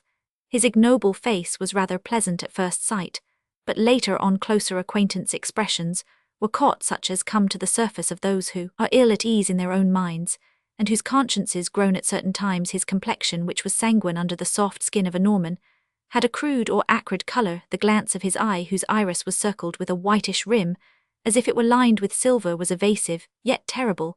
When he fixed it straight upon his victim, his voice had a hollow sound like that of a man worn out with much speaking. His thin lips were not wanting in charm, but his pointed nose and slightly projecting forehead showed defects of race, and his hair, of a tint like hair that has been dyed black, indicated a mongrel descent, through which he derived his mental qualities from some libertine, lured his low instincts from a seduced peasant girl, his knowledge from an incomplete education, and his vices from his deserted and abandoned condition. Birotteau discovered with much amazement that his clerk went out in the evening, very elegantly dressed, came home late, and was seen at the balls of bankers and notaries. Such habits displeased Cesar, according to whose ideas clerks should study the books of the firm, and think only of their business. The worthy man was shocked by trifles, and reproached du Tillet gently for wearing linen that was too fine, for leaving cards on which his name was inscribed F. du Tillet, a fashion, according to commercial jurisprudence, which belonged only to the great world. Ferdinand had entered the employ of this organ with the intentions of a Tartuffe. He paid court to Madame Cesar, tried to seduce her, and judged his master very much as the wife judged him herself, and all with alarming rapidity. Though discreet, reserved, and accustomed to say only what he meant to say, du Tillet unbosomed his opinions on men and life in a way to shock a scrupulous woman who shared the religious feelings of her husband, and who thought it a crime to do the least harm to a neighbour. In spite of Madame Birotteau's caution, du Tillet suspected the contempt in which she held him. Constance, to whom Ferdinand had written a few love letters, soon noticed a change in his manners, which grew presuming, as if intended to convey the idea of a mutual good understanding, without giving the secret reason to her husband. She advised him to send Ferdinand away. Birotteau agreed with his wife, and the dismissal was determined. 2 days before it was carried into effect, on a Saturday night, when Birotteau was making up his monthly accounts, 3,000 francs were found to be missing. His consternation was dreadful, less for the loss than for the suspicions which fell upon 3 clerks, 1 cook, shop-boy, and several habitual workmen. On whom should he lay the blame? Madame Birotteau never left her counter. The clerk who had charge of the desk was a nephew of Monsieur Ragan, named Popinot, a young man 19 years old who lived with the Birotteaus and was integrity itself. His figures, which disagreed with the money in the desk, revealed the deficit, and showed that the abstraction had been made after the balance had been added up. Husband and wife resolved to keep silence and watch the house. On the following day, Sunday, they received their friends. The families who made up their coterie met at each other's houses for little festivities, turn and turn about, while playing at bouillotte. Rogan, the notary, placed on the cartable some old louis d'or, which Madame Cesar had taken only a few days before from a bride, Madame d'Esparte. "Have you been robbing the poor bucks?" asked the perfumer, laughing. Rogan replied that he had won the money at the house of a banker from du Tillet, who confirmed the answer without blushing. Cesar, on the other hand, grew scarlet when the evening was over, and just as Ferdinand was going to bed, Birotteau took him into the shop on a pretext of business. Du Tillet said, "The worthy man, 3,000 francs are missing from the desk. I suspect no one, but the circumstance of the old louis seems too much against you not to oblige me to speak of it. We will not go to bed till we have found where the error lies, for after all it may be only an error. Perhaps you took something on account of your salary." Du Tillet said at once that he had taken the louis. The perfumer opened his ledger and found that his clerk's account had not been debited. "I was in a hurry, but I ought to have made Popinot enter the sum," said Ferdinand. "That is true," said Birotteau, bewildered by the cool unconcern of the Norman, who well knew the worthy people among whom he had come, meaning to make his fortune. The perfumer and his clerk passed the whole night in examining accounts, a labour which the good man knew to be useless. In coming and going about the desk, Cesar slipped 3 bills of 1,000 francs each into the money drawer, catching them against the top of it. Then he pretended to be much fatigued, and to fall asleep, and snore. Du Tillet awoke him triumphantly with an excessive show of joy at discovering the error. The next day Birotteau scolded Popinot and his little wife publicly, as if very angry with them for their negligence. 15 days later, Ferdinand du Tillet got a situation with a stockbroker. He said perfumery did not suit him, and he wished to learn banking. In leaving Birotteau, he spoke of Madame Cesar in a way to make people suppose that his master had dismissed him out of jealousy. A few months later, however, du Tillet went to see Birotteau and asked his endorsement for 20,000 francs to enable him to make up the securities he needed in an enterprise, which was to put him on the highroad to fortune. Observing the surprise which Cesar showed at this impudence, du Tillet frowned and asked if he had no confidence in him. Matifat and 2 other merchants who were present on business with Birotteau also observed the indignation of the perfumer, who repressed his anger in their presence. Du Tillet, he thought, might have become an honest man. His previous fault might have been committed for some mistress in distress or from losses at cards. The public reprobation of an honest man might drive one still young and possibly repentant into a career of crime. So this angel took up his pen and endorsed du Tillet's notes, telling him that he was heartily willing thus to oblige a lad who had been very useful to him. The blood rushed to his face as he uttered the falsehood. Du Tillet could not meet his eye, and no doubt vowed to him at that moment the undying hatred which the spirits of darkness feel towards the angels of light. From this time, du Tillet held his balanceple so well as he danced the tightrope of financial speculation that he was rich and elegant in appearance before he became so in reality. As soon as he got hold of a cabriolet, he was always in it. He kept himself in the high sphere of those who mingle business with pleasure, and make the foyer of the opera house a branch of the Bourse. Short, the Turcarates of the period. Thanks to Madame Roguin, whom he had known at the Birotteaus, he was received at once among people of the highest standing in finance, and at the moment of which we write, he had reached a prosperity in which there was nothing fictitious. He was on the best terms with the house of Nucingen, to which Roguin had introduced him, and he had promptly become connected with the brothers Keller, and with several other great banking houses. No one knew from whence this youth had derived the immense capital which he handled, but every one attributed his success to his intelligence and his integrity. The Restoration made Cesar a personage, and the turmoil of political crises naturally lessened his recollection of these domestic misadventures. The constancy of his royalist opinions, to which he had become exceedingly indifferent since his wound, though he remained faithful to them out of decency, and the memory of his devotion in Vendemiaire won him very high patronage precisely because he had asked for none. He was appointed major in the National Guard, although he was utterly incapable of giving the word of command. In 1815 Napoleon, always his enemy, dismissed him during the 100 Days. Birotteau was the bugbear of the liberals of his quarter, for it was not until 1815 that differences of political opinion grew up among merchants who had hitherto been unanimous in their desires for public tranquillity, of which, as they knew business affairs, stood much in need. At the Second Restoration, the royal government was obliged to remodel the municipality of Paris. The prefect wished to nominate Birotteau as mayor. Thanks to his wife, the perfumer would only accept the place of deputy mayor, which brought him less before the public. Such modesty increased the respect generally felt for him, and won him the friendship of the new mayor, Monsieur Flamt de la Billardière. Birotteau, who had seen him in the shop in the days when the Queen of Roses was the headquarters of royalist conspiracy, mentioned him to the prefect of the Seine. When that official consulted Cesar on the choice to be made Monsieur and Madame Birotteau, were therefore never forgotten in the invitations of the mayor. Madame Birotteau frequently took up the collections at Saint Roch in the best of good company. La Billardière warmly supported Birotteau when the question of bestowing the crosses given to the municipality came up, and dwelt upon his wound at Saint Roch, his attachment to the Bourbons, and the respect which he enjoyed the government, wishing on the one hand to cheapen Napoleon's order by lavishing the cross of the Legion of Honor, and on the other to win adherents and rally to the Bourbons. The various trades and men of arts and sciences included Birotteau in the coming promotion. This honor, which suited well with the show that Cesar made in his arrondissement, put him in a position where the ideas of a man accustomed to succeed naturally enlarged themselves. The news which the mayor had just given him of his preferment was the determining reason that decided him to plunge into the scheme which he now for the first time revealed to his wife. He believed it would enable him to give up perfumery all the more quickly and rise into the regions of the higher bourgeoisie of Paris. Cesar was now 40 years old. The work he had undertaken in his manufactories had given him a few premature wrinkles, and had slightly silvered the thick tufts of hair on which the pressure of his hat left a shining circle. His forehead, where the hair grew in a way to mark 5 distinct points, showed the simplicity of his life. The heavy eyebrows were not alarming, because the limpid glance of his frank blue eyes harmonized with the open forehead of an honest man. His nose, broken at the bridge and thick at the end, gave him the wondering look of a gaby in the streets of Paris. His lips were very thick, and his large chin fell in a straight line below them.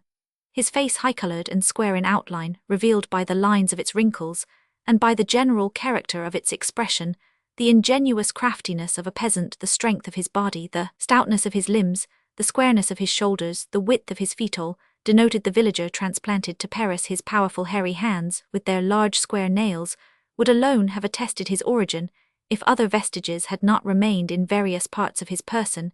His lips wore the cordial smile, which shopkeepers put on when a customer enters, but this commercial sunshine was really the image of his inward content and pictured the state of his kindly soul. His distrust never went beyond the lines of his business. His craftiness left him on the steps of the Bourse, or when he closed the pages of his ledger. Suspicion was to him very much what his printed billheads were a necessity of the sale itself.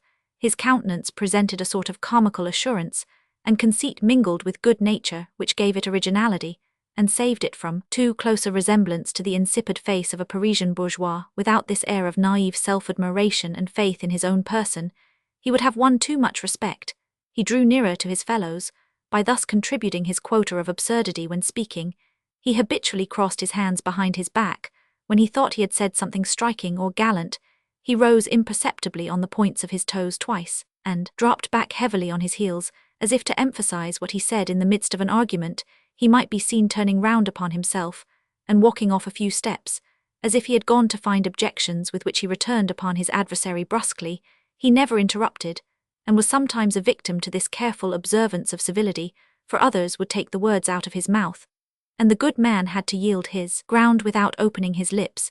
His great experience in commercial matters had given him a few fixed habits, which some people called eccentricities. If a note were overdue, he sent for the bailiff, and thought only of recovering capital, interest, and costs, and the bailiff was ordered to pursue the matter until the debtor went into bankruptcy. César then stopped all proceedings, never appeared at any meeting of creditors, and held on to his securities. He adopted this system, and his implacable contempt for bankrupts from Monsieur Ragon, who in the course of his commercial life had seen such loss of time in litigation that he had come to look upon the meagre and uncertain dividends obtained by such compromises as fully counterbalanced by a better employment of the time spent in coming and going, in making proposals, or in listening to excuses for dishonesty. If the bankrupt is an honest man and recovers himself, he will pay you, Ragon would say. If he is without means and simply unfortunate, why torment him? If he is a scoundrel, you will never get anything. Your known severity will make you seem uncompromising. It will be impossible to negotiate with you. Consequently, you are the one who will get paid, as long as there is anything to pay with. César came to all appointments at the expected hour, but if he were kept waiting, he left 10 minutes later with an inflexibility which nothing ever changed. Thus his punctuality compelled all persons who had dealings with him to be punctual themselves. The dress adopted by the worthy man was in keeping with his manners, and his countenance. No power could have made him give up the white muslin cravats with ends embroidered by his wife or daughter, which hung down beneath his chin. His waistcoat of white pique, squarely buttoned, came down low over his stomach, which was rather protuberant, for he was somewhat fat. He wore blue trousers, black silk stockings, and shoes with ribbon ties, which were often unfastened. His surtout coat, olive green, and always too large, and his broad-brimmed hat gave him the air of a Quaker. When he dressed for the Sunday evening festivities, he put on silk breeches, shoes with gold buckles, and the inevitable square waistcoat, whose front edges opened sufficiently to show a pleated shirt frill. His coat of maroon cloth had wide flaps and long skirts up to the year 1819. He kept up the habit of wearing 2 watch-ends which hung down in parallel lines, but he only put on the second when he dressed for the evening. Such was César Birotteau, a worthy man to whom the fates presiding at the birth of men had denied the faculty of judging politics and life in their entirety, and of rising above the social level of the middle classes, who followed ignorantly the track of routine, whose opinions were all imposed upon him from the outside, and applied by him without examination. Blind but good, not spiritual but deeply religious, he had a pure heart. In that heart there shone one love, the light and strength of his life, for his desire to rise in life, and the limited knowledge he had gained of the world. Both came from his affection for his wife and for his daughter. As for Madame Cesar, then 37 years old, she bore so close a resemblance to the Venus of Milo that all who knew her recognized the likeness. When the Duc de Rivière sent the beautiful statue to Paris in a few months' sorrows, were to dim with yellowing tints that dazzling fairness to hollow, and blacken the bluish circle round the lovely greenish-grey eyes so cruelly that she then wore the look of an old Madonna, for amid the coming ruin, she retained her gentle sincerity, her pure though saddened glance, and no one ever thought her less than a beautiful woman, whose bearing was virtuous and full of dignity. At the ball now planned by César, she was to shine with a last lustre of beauty remarked upon at the time, and long remembered. Every life has its climax, a period when causes are at work, and are in exact relation to results. This midday of life, when living forces find their equilibrium, and put forth their productive powers with full effect, is common not only to organized beings, but to cities, nations, ideas, institutions, commerce and commercial enterprises, all of which, like noble races and dynasties, are born and rise, and fall, from whence comes the vigor with which this law of growth and decay applies itself to all organized things in this lower world. Death itself, in times of scourge, has periods when it advances, slackens, sinks back, and slumbers. Our globe is perhaps only a rocket a little more continuing than the rest. History, recording the causes of the rise and fall of all things here below, could enlighten man as to the moment when he might arrest the play of all his faculties. But neither the conquerors, nor the actors, nor the women, nor the writers in the great drama will listen to the salutary voice. César Birotteau, who might with reason think himself at the apogee of his fortunes, used this crucial pause as the point of a new departure. He did not know, moreover, neither nations nor kings have attempted to make known in characters ineffaceable the cause of the vast overthrows with which history teems, and of which so many royal and commercial houses offer signal examples. Why are there no modern pyramids to recall ceaselessly the one principle which dominates the commonweal of nations and of individual life, when the effect produced is no longer in direct relation, nor in equal proportion, to the cause disorganization has begun, and yet such monuments stand everywhere. It is tradition, and the stones of the earth which tell us of the past, which set a seal upon the caprices of indomitable destiny, whose hand wipes out our dreams, and shows us that all great events are summed up in one idea. Troy and Napoleon are but poems. May this present history be the poem of middle-class vicissitudes to which no voice has given utterance, because they have seemed poor in dignity, enormous as they are in volume. It is not one man with whom we are now to deal, but a whole people or world of sorrows. Roman 3. César's last thought as he fell asleep was a fear that his wife would make peremptory objections in the morning, and he ordered himself to get up very early and escape them at the dawn of day. He slipped out noiselessly, leaving his wife in bed, dressed quickly, and went down to the shop just as the boy was taking down the numbered shutters. Birotteau, finding himself alone, the clerks not having appeared, went to the doorway to see how the boy named Raked did his work, for Birotteau knew all about it from experience in spite of the sharp air. The weather was beautiful. Popinot, get your hat, put on your shoes, and call Monsieur Celestin, you and I will go and have a talk in the Tuileries, he said, when he saw Anselmy come down.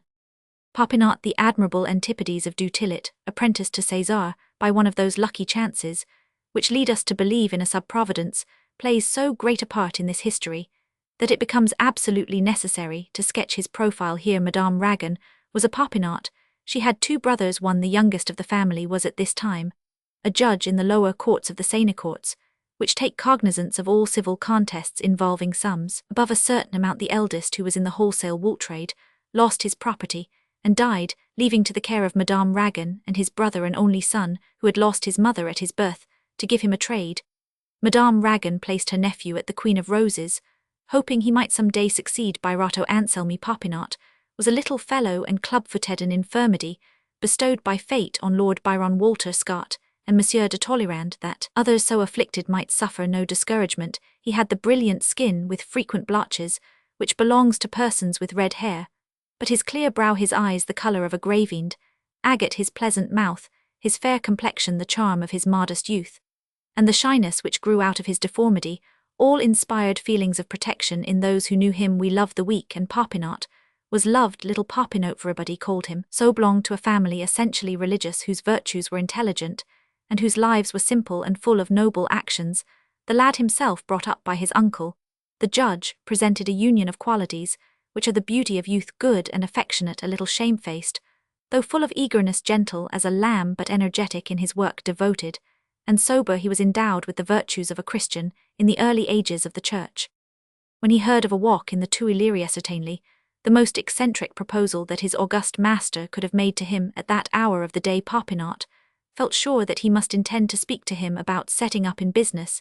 He thought suddenly of Césarine, the true queen of roses, the living sign of the house, whom he had loved from the day when he was taken into Birotteau's employ 2 months before the advent of du Tillet.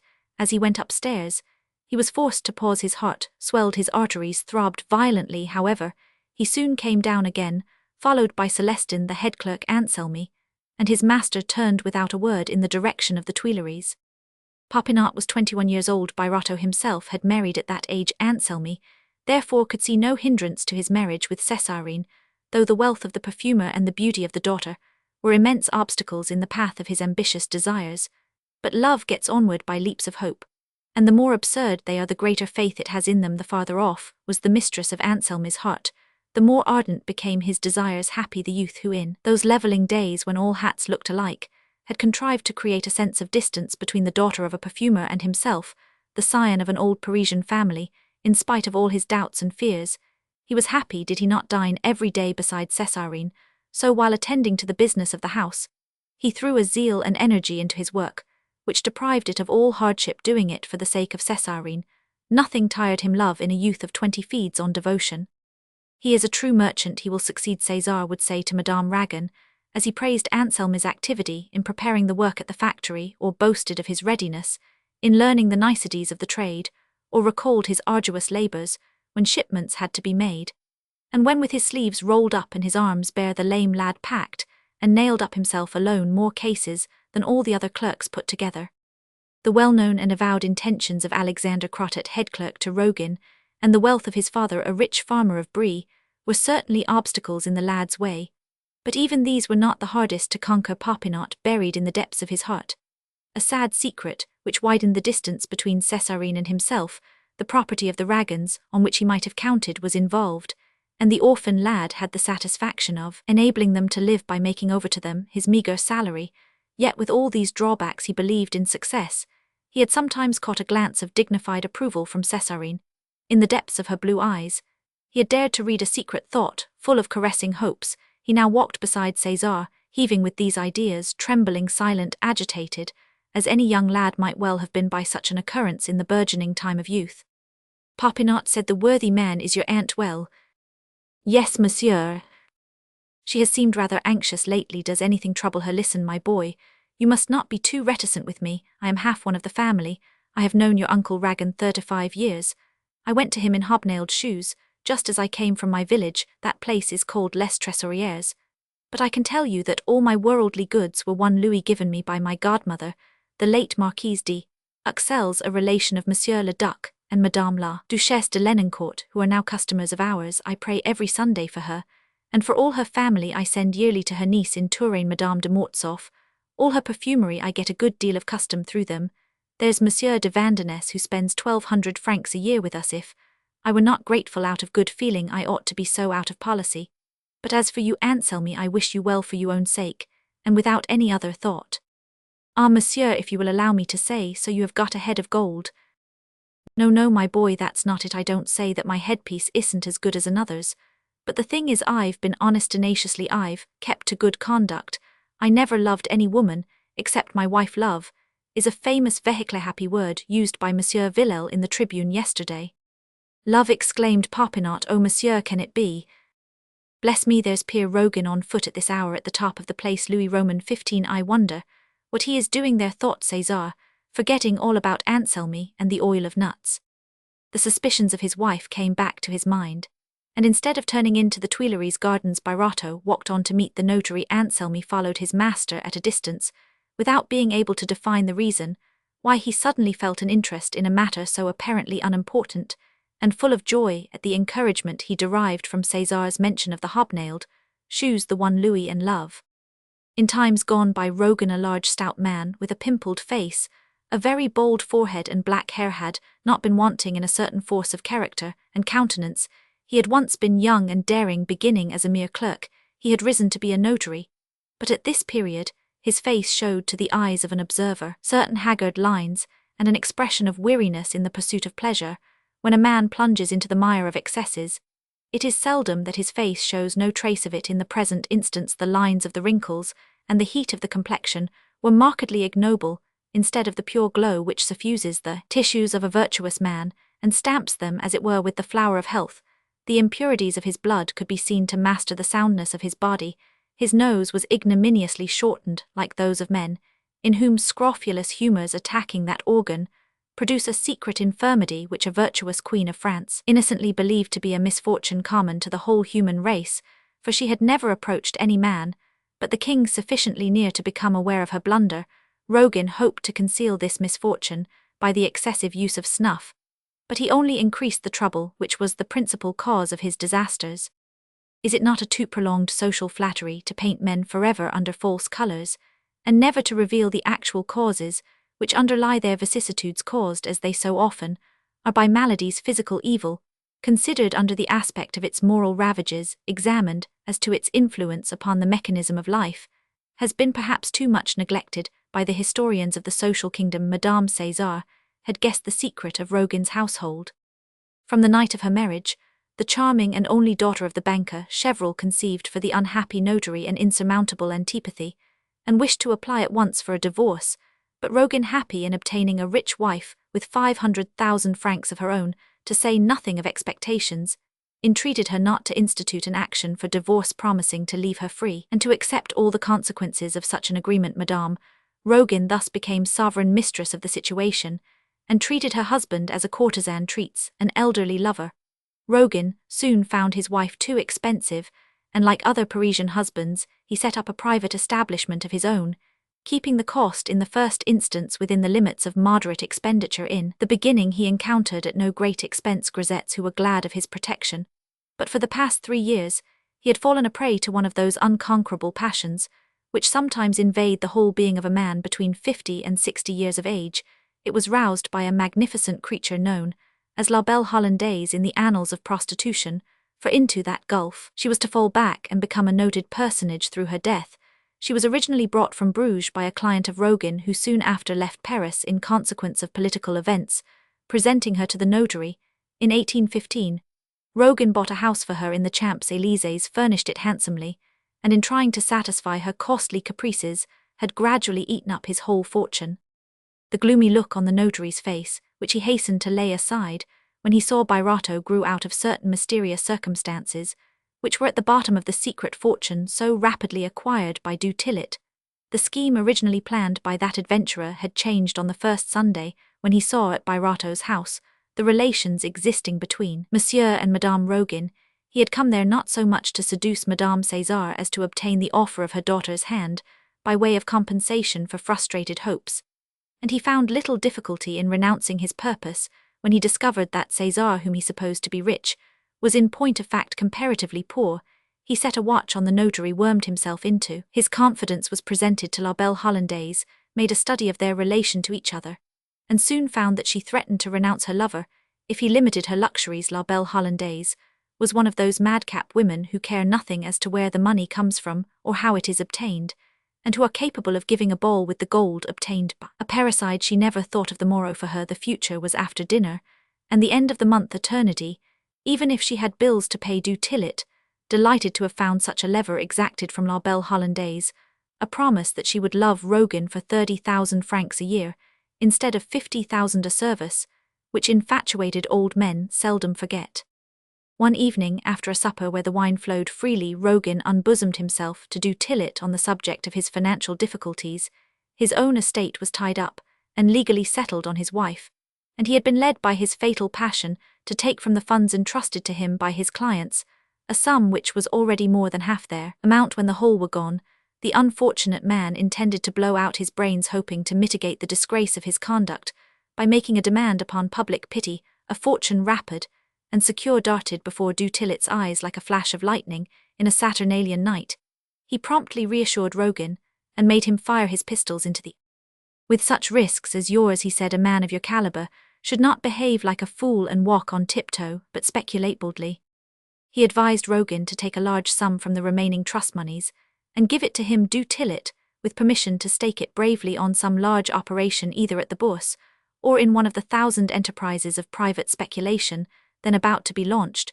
Should he win, they were to form a banking house where they could turn to good account a portion of the deposits, while the profits could be used by Rogan for his pleasures. If luck went against them, Rogan was to get away and live in foreign countries, and trust to his friend du tillet, who would be faithful to him to the last, so it was a rope thrown to a drowning man, and Rogan did not perceive that the perfumer's clerk had flung it round his neck. Master of Rogan's secret, du tillet made use of it to establish his power over wife-mistress and husband Madame Rogan. When told of a disaster, she was far from suspecting accepted du tillet's attentions, who about this time left his situation, with Birotteau confident of future success. He found no difficulty in persuading the mistress to risk a certain sum of money, as a provision against the necessity of resorting to prostitution if misfortunes overtook her. The wife, on the other hand, regulated her accounts, and gathered together quite a little capital, which she gave to the man whom her husband confided in, for by this time the notary had given 100,000 francs of the remaining trust money to his accomplice du tillet's relations, to Madame Rogan, then became such that her interest in him was transformed into affection and finally into a violent passion through his 3 sleeping partners. Ferdinand naturally derived a profit, but not content with that profit, he had the audacity, when gambling at the Bourse in their name, to make an agreement with a pretended adversary, a man of straw from whom he received back for himself certain sums, which he had charged as losses to his clients. As soon as he had gained 50,000 francs, he was sure of fortune. He had the eye of an eagle to discern the phases through which France was then passing. He played low during the campaign of the Allied armies, and high on the restoration of the Bourbons. 2 months after the return of Louis Roman 18, Madame Rogan was worth 200,000 francs, du tillet 300,000, and the notary had been able to get his accounts once more into order. La Belle Hollandaise wasted her share of the profits, for she was secretly a prey to an infamous scoundrel named Maxime de Trailles, a former page of the Emperor du tillet, discovered the real name of this woman in drawing out a deed. She was Sarah Gobseck. Struck by the coincidence of the name with that of a well-known usurer, he went to the old moneylender, that providence of young men of family, to find out how far he would back the credit of his relation. The Brutus of usurers was implacable towards his great-niece, but du tillet himself pleased him by posing as Sarah's banker, and having funds to invest. The Norman nature and the rapacious nature suited each other. Gobseck happened to want a clever young man to examine into an affair in a foreign country. It chanced that an auditor of the Council of State, overtaken by the return of the Bourbons and anxious to stand well at court, had gone to Germany, and bought up all the debts contracted by the princes during the emigration. He now offered the profits of the affair, which to him was merely political, to anyone who would reimburse him. Gobseck would pay no money down unless in proportion to the redemption of the debts, and insisted on a careful examination of the affair. Usurers never trust anyone, they demand vouchers with them. The bird in the hand is everything icy when they have no need of a man they are wheedling, and inclined to be gracious when they can make him useful. Du tillet knew the enormous underground part played in the world by such men as Werbrust and Gigonnet, commercial moneylenders in the Rues Saint-Denis and Saint-Martin, by Palmer, banker in the Faubourg Poissonnerie, of whom were closely connected with Gobseck. He accordingly offered a cash security, and obtained an interest in the affair on condition that these gentlemen would use in their commercial loans certain moneys he should place in their hands. By this means he strengthened himself with a solid support on all sides. Du tillet accompanied Monsieur Clement Chardin des Lupeaulx to Germany during the 100 Days, and came back at the Second Restoration, having done more to increase his means of making a fortune than augmented the fortune itself. He was now in the secret councils of the sharpest speculators in Paris. He had secured the friendship of the man with whom he had examined into the affair of the debts, and that clever juggler had laid bare to him the secrets of legal and political science. Du tillet possessed one of those minds which understand at half a word, and he completed his education during his travels in Germany. On his return, he found Madame Rogan faithful to him as to the notary. He longed for Ferdinand with as much impatience as his wife did for La Belle Hollandaise, had once more ruined him. Du tillet questioned the woman, but could find no outlay equal to the sum dissipated. It was then that he discovered the secret which Sarah had carefully concealed from him, her mad passion for Maxime de Trailles, whose earliest steps in a career of vice showed him for what he was, one of those good-for-nothing members of the body politic, who seem the necessary evil of all good government, and whose love of gambling renders them insatiable. On making this discovery, du Tillet at once saw the reason of Gobseck's insensibility to the claims of his niece. Under these circumstances, du Tillet, the banker for Ferdinand was now a banker, advised Rogan to lay up something against a rainy day, by persuading his clients to invest in some enterprise which might enable him to put by for himself large sums of money in case he were forced to go into bankruptcy through the affairs of the bank after many ups and downs, which were profitable to none but Madame Rogan and du Tillet. Rogan heard the fatal hour of his insolvency and final ruin strike. His misery was then worked upon by his faithful friend Ferdinand, invented the speculation in lands about the Madeleine.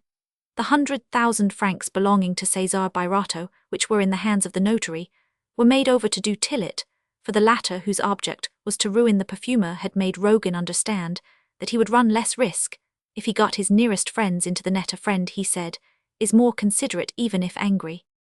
Few people realize today how little value the lands about the Madeleine had at the period of which we write, but at that time they were likely to be sold even below their then value, because of the difficulty of finding purchasers willing to wait for the profits of the enterprise. Now du Tillet's aim was to seize the profits speedily without the losses of a protracted speculation. In other words, his plan was to strangle the speculation and get hold of it as a dead thing which he might galvanize back to life when it suited him. In such a scheme, the Gobsecks, Palmers and Werbrusts would have been ready to lend a hand, but du Tillet was not yet sufficiently intimate with them to ask their aid. Besides, he wanted to hide his own hand in conducting the affair, that he might get the profits of his theft without the shame of it. He felt the necessity of having under his thumb one of those living lay figures, called in commercial language a man of straw. His former tool at the Bourse struck him as a suitable person for the post. He accordingly trenched upon divine right, and created a man out of a former commercial traveller,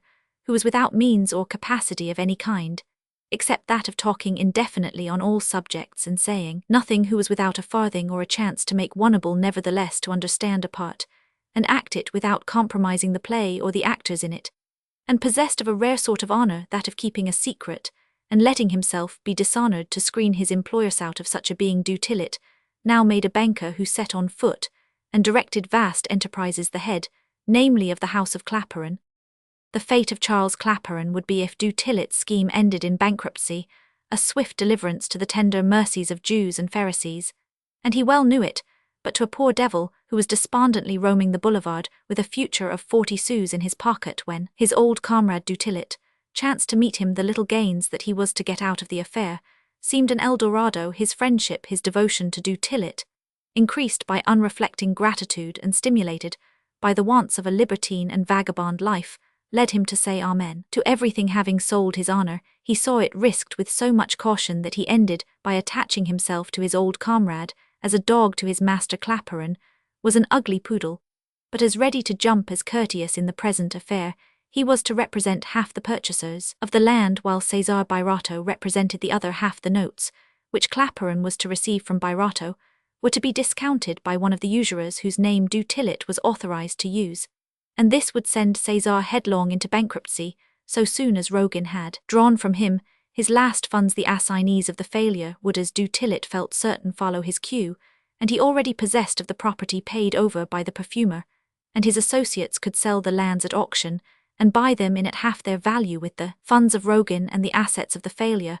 The notary went into this scheme, believing that he should enrich himself by the spoliation of Birotteau and his co-partners, but the man in whose power he had placed himself intended to take, and eventually did take, the lion's share. Rogan, unable to sue du Tillet in any of the courts, was glad of the bone flung to him month by month in the recesses of Switzerland, where he found nymphs at a reduction, circumstances actual facts, and not the imagination of a tragic author inventing a catastrophe, gave birth to this horrible scheme. Hatred without a thirst for vengeance is like a seed falling on stony ground, but vengeance vowed to a César by a du Tillet is a natural movement of the soul. If it were not, then we must deny the warfare between the angels of light and the spirits of darkness. As du Tillet could not very easily assassinate the man who knew him to be guilty of a petty theft, but he could fling him into the mire and annihilate him so completely that his word and testimony would count for nothing. For a long time revenge had germinated in his heart, without budding, for the men who hate most are usually those who have little time in Paris to make plans. Life is too fast, too full, too much at the mercy of unexpected events, but such perpetual changes, though they hinder premeditation, nevertheless offer opportunity to thoughts lurking in the depths of a purpose, which is strong enough to lie in wait for their tidal chances. When Rogan first confided his troubles to du Tillet, the latter had vaguely foreseen the possibility of destroying Cesar, and he was not mistaken. Forced at last to give up his mistress, the notary drank the dregs of his philtre from a broken chalice. He went every day to the Champs-Élysées, returning home early in the morning. The suspicions of Madame Cesar were justified. From the moment when a man consents to play the part which du Tillet had allotted to Rogan, he develops the talents of a comedian, he has the eye of a lynx, and the penetration of a seer. He magnetizes his dupe. The notary had seen Birotteau some time before Birotteau had caught sight of him. When the perfumer did see him, Rogan held out his hand before they met. "I have just been to make the will of a great personage who has only 8 days to live," he said with an easy manner. "They have treated me like a country doctor. Fetch me in a carriage, and let me walk home on foot." These words chased away the slight shade of suspicion which clouded the face of the perfumer, and which Rogan had been quick to perceive. The notary was careful not to be the first to mention the land speculation. His part was to deal the last blow. "After wills come marriage contracts," said Birotteau. "Such is life. Apropos, when do we marry the Madeleine? Hey, hey, Papa Rogan," he added, tapping the notary on the stomach. "Among men, the most chaste of bourgeois have the ambition to appear rakish." "Well, if it is not today," said the notary with a diplomatic air, "then never. We are afraid that the affair may get wind. I am much urged by 2 of my wealthiest clients who want a share in this speculation. There it is to take or leave this morning. I shall draw the deeds. You have till 1 o'clock to make up your mind. Adieu, I am just on my way to read over the rough draft, which Zandrot has been making out during the night." "Well, my mind is made up, I pass my word," said Birotteau, running after the notary, and seizing his hand. "Take the 100,000 francs, which were laid by for my daughter's portion." "Very good," said Rogan, leaving him. For a moment, as Birotteau turned to rejoin little Popinot, he felt a fierce heat in his entrails. The muscles of his stomach contracted, his ears buzzed. "What is the matter, monsieur?" asked the clerk when he saw his master's pale face.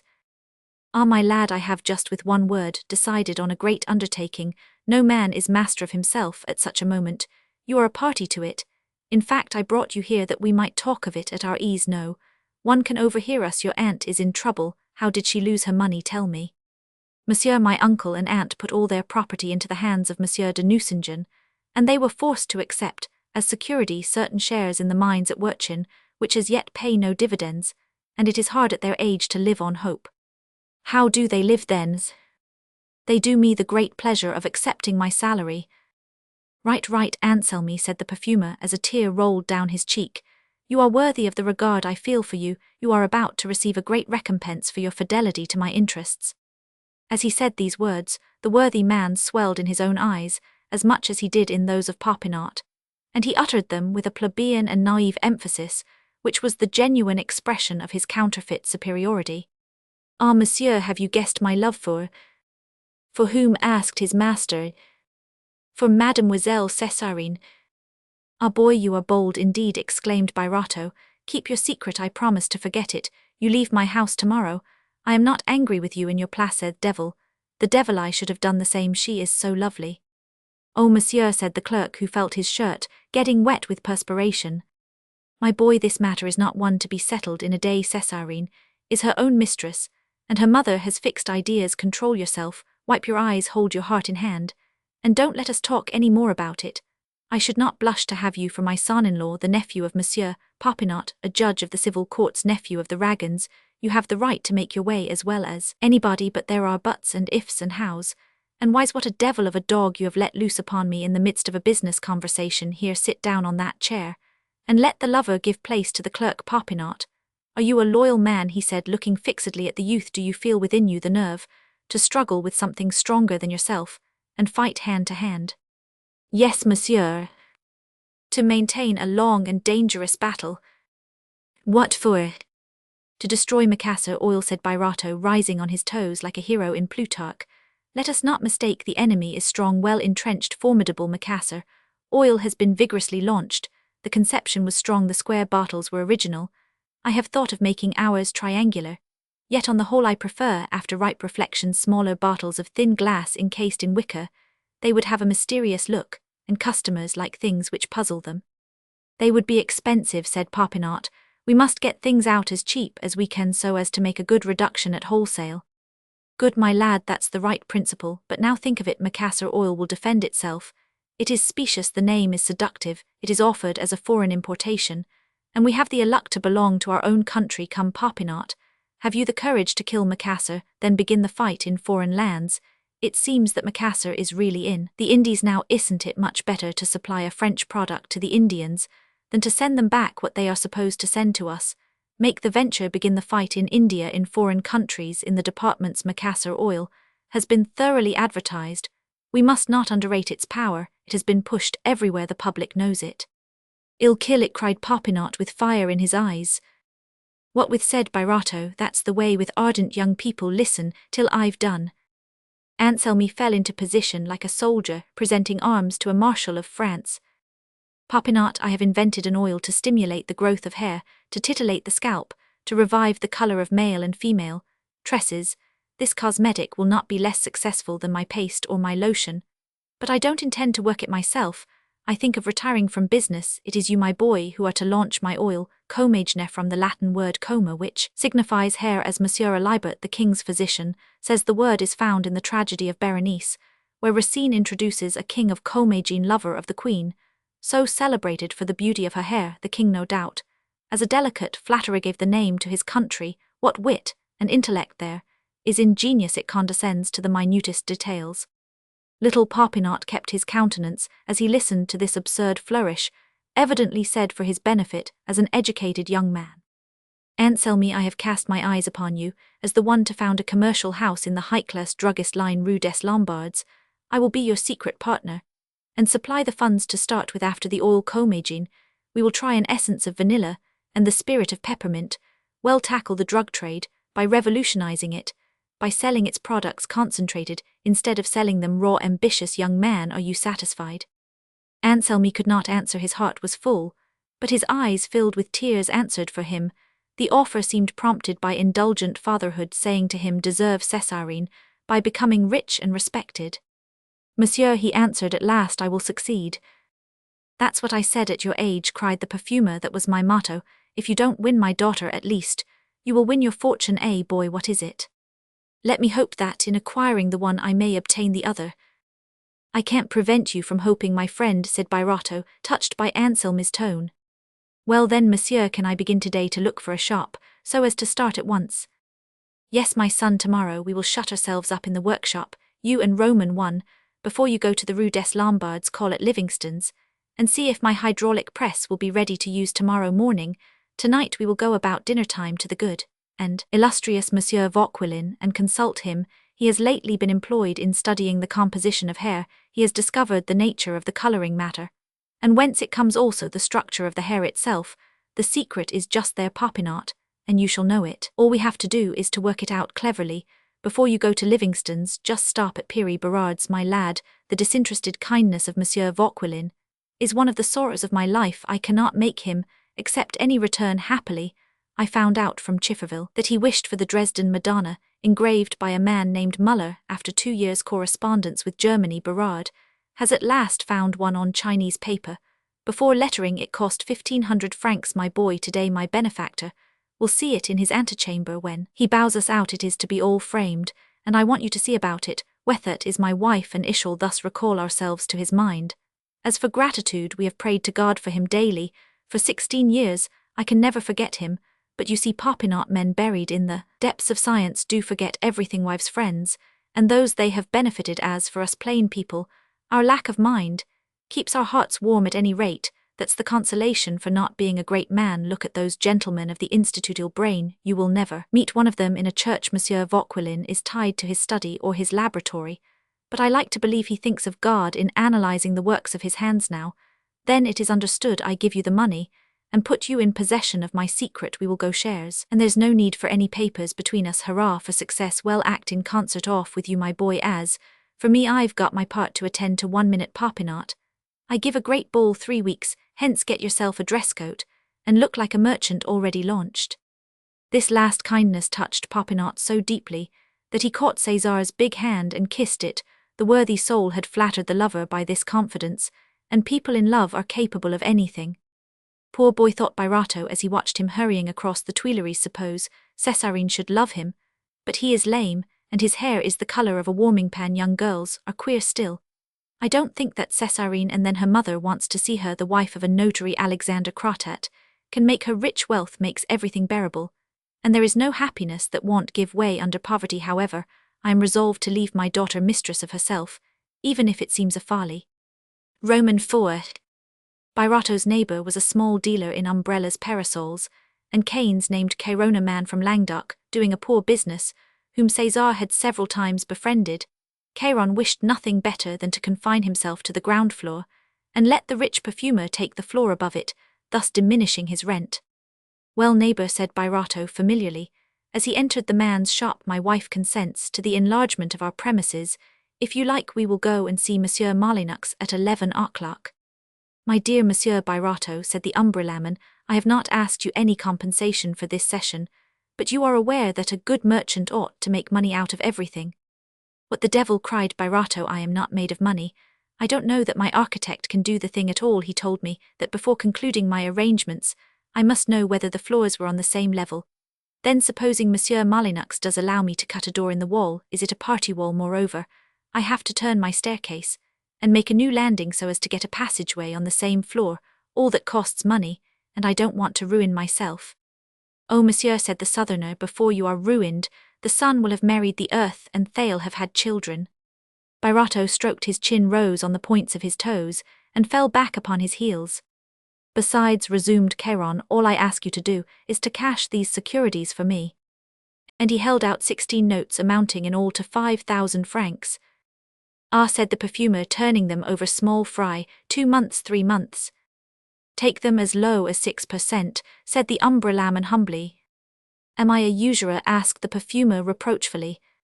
What can I do, monsieur? I went to your old clerk du Tillet, and he would not take them at any price. No doubt he wanted to find out how much I'd be willing to lose on them. I don't know those signatures, said the perfumer. We have such queer names in canes and umbrellas, they belong to the peddlers. Well, I won't say that I will take all, but ill manage the short ones. For the want of 1,000 francs to be repaid in 4 months, don't throw me into the hands of the bloodsuckers, who get the best of our profits. Do take all, monsieur. I do so little in the way of discount, that I have no credit. That is what kills us little retailers. Well, ill cash your notes. Celestin will make out the account. Be ready at 11. Will you? There's my architect, Monsieur Grindot, said the perfumer, catching sight of the young man with whom he had made an appointment at Monsieur de la Billardiere's the night before.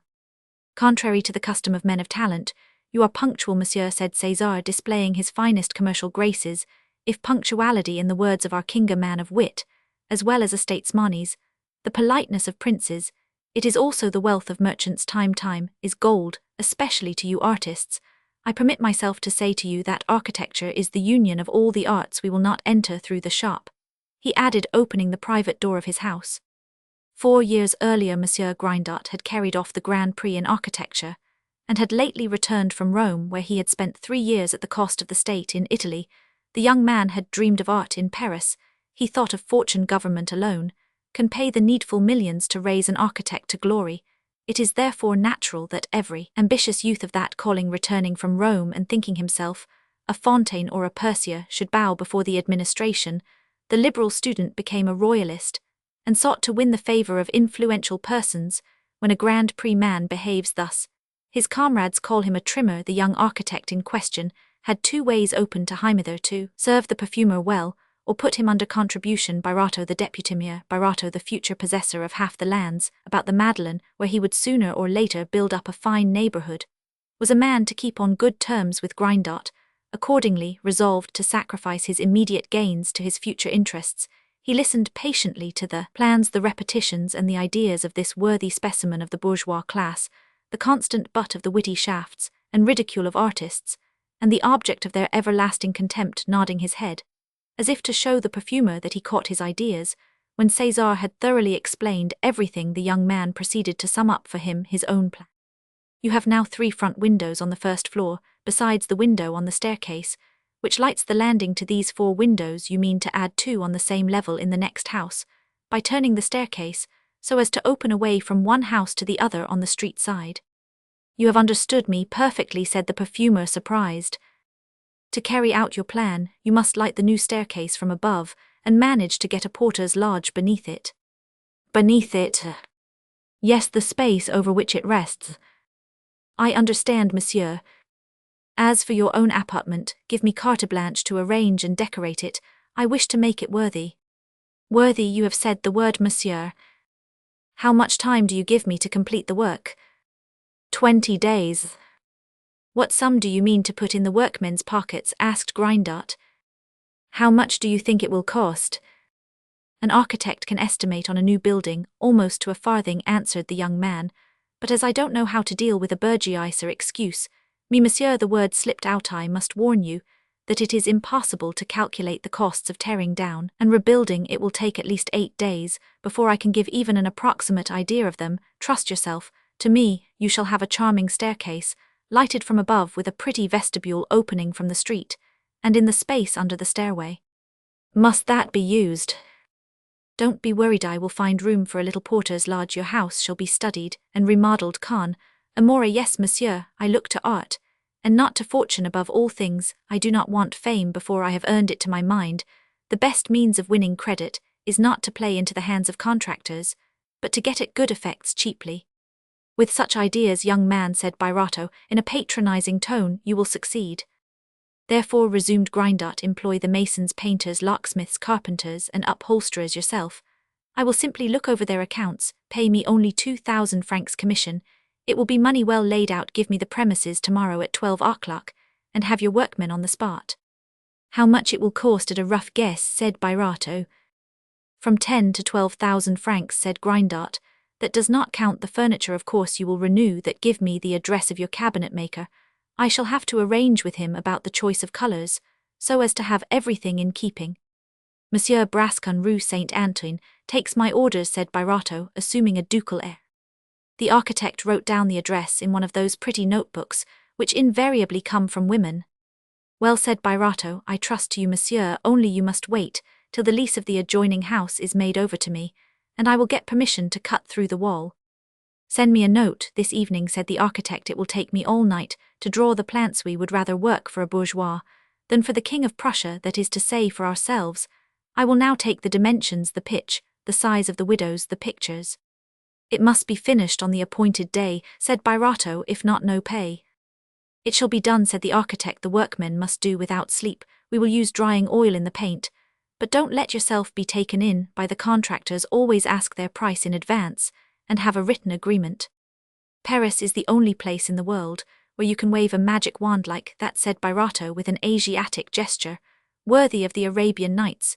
You will do me the honour to come to my ball, monsieur. Men of talent are not all disdainful of commerce, and you will meet a scientific man of the first order, Monsieur Vauquelin of the Institute, also Monsieur de la Billardière, Monsieur le Comte de Fontaine, Monsieur Lebas, judge and president of the Court of Commerce, various magistrates, Monsieur le Comte de Granville of the royal suite, Monsieur Camusat of the Court of Commerce, and Monsieur Cardat, his father-in-law, and perhaps Monsieur le Duc de Lenoncourt, first gentleman of the bedchamber.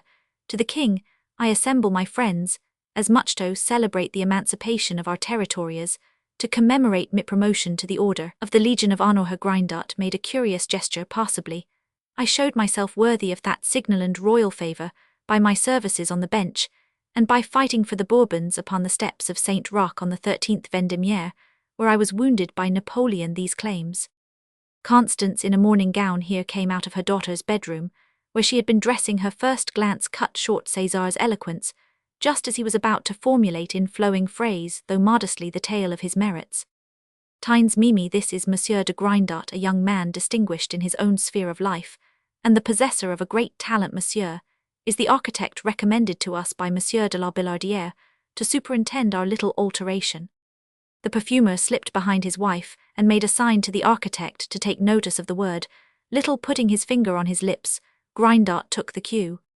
Will it be very expensive, said Constance to the architect. Oh no, madame, 6,000 francs at a rough guess. A rough guess, exclaimed Madame Birotteau. Monsieur, I entreat you, begin nothing without an estimate, and the specifications signed. I know the ways of contractors. 6,000 francs means 20,000. We are not in a position to commit such extravagance. I beg you, monsieur, though of course my husband is master in his own house, give him time to reflect. Madame, monsieur the deputy mayor has ordered me to deliver the premises all finished in 20 days. If we delay, you will be likely to incur the expense without obtaining the looked-for result. There are expenses and expenses, said the handsome mistress of the Queen of Roses. Ah, madame, do you think an architect who seeks to put up public buildings finds it glorious to decorate a mere apartment? I have come down to such details merely to oblige Monsieur de la Billardière, and if you fear. Here he made a movement to retreat. Well, well, monsieur, said Constance, re-entering her daughter's room, where she threw her head on Césarine's shoulder. Ah, my daughter, she cried, your father will ruin himself. He has engaged an architect with mustachios who talks about public buildings. He is going to pitch the house out of windows, and build us a Louvre. César is never idle about his follies. He only spoke to me about it in the night, and he begins it in the morning. Never mind, mamma, let papa do as he likes. The good God has always taken care of him, said Césarine, kissing her mother, and sitting down to the piano, to let the architect know that the perfumer's daughter was not ignorant of the fine arts.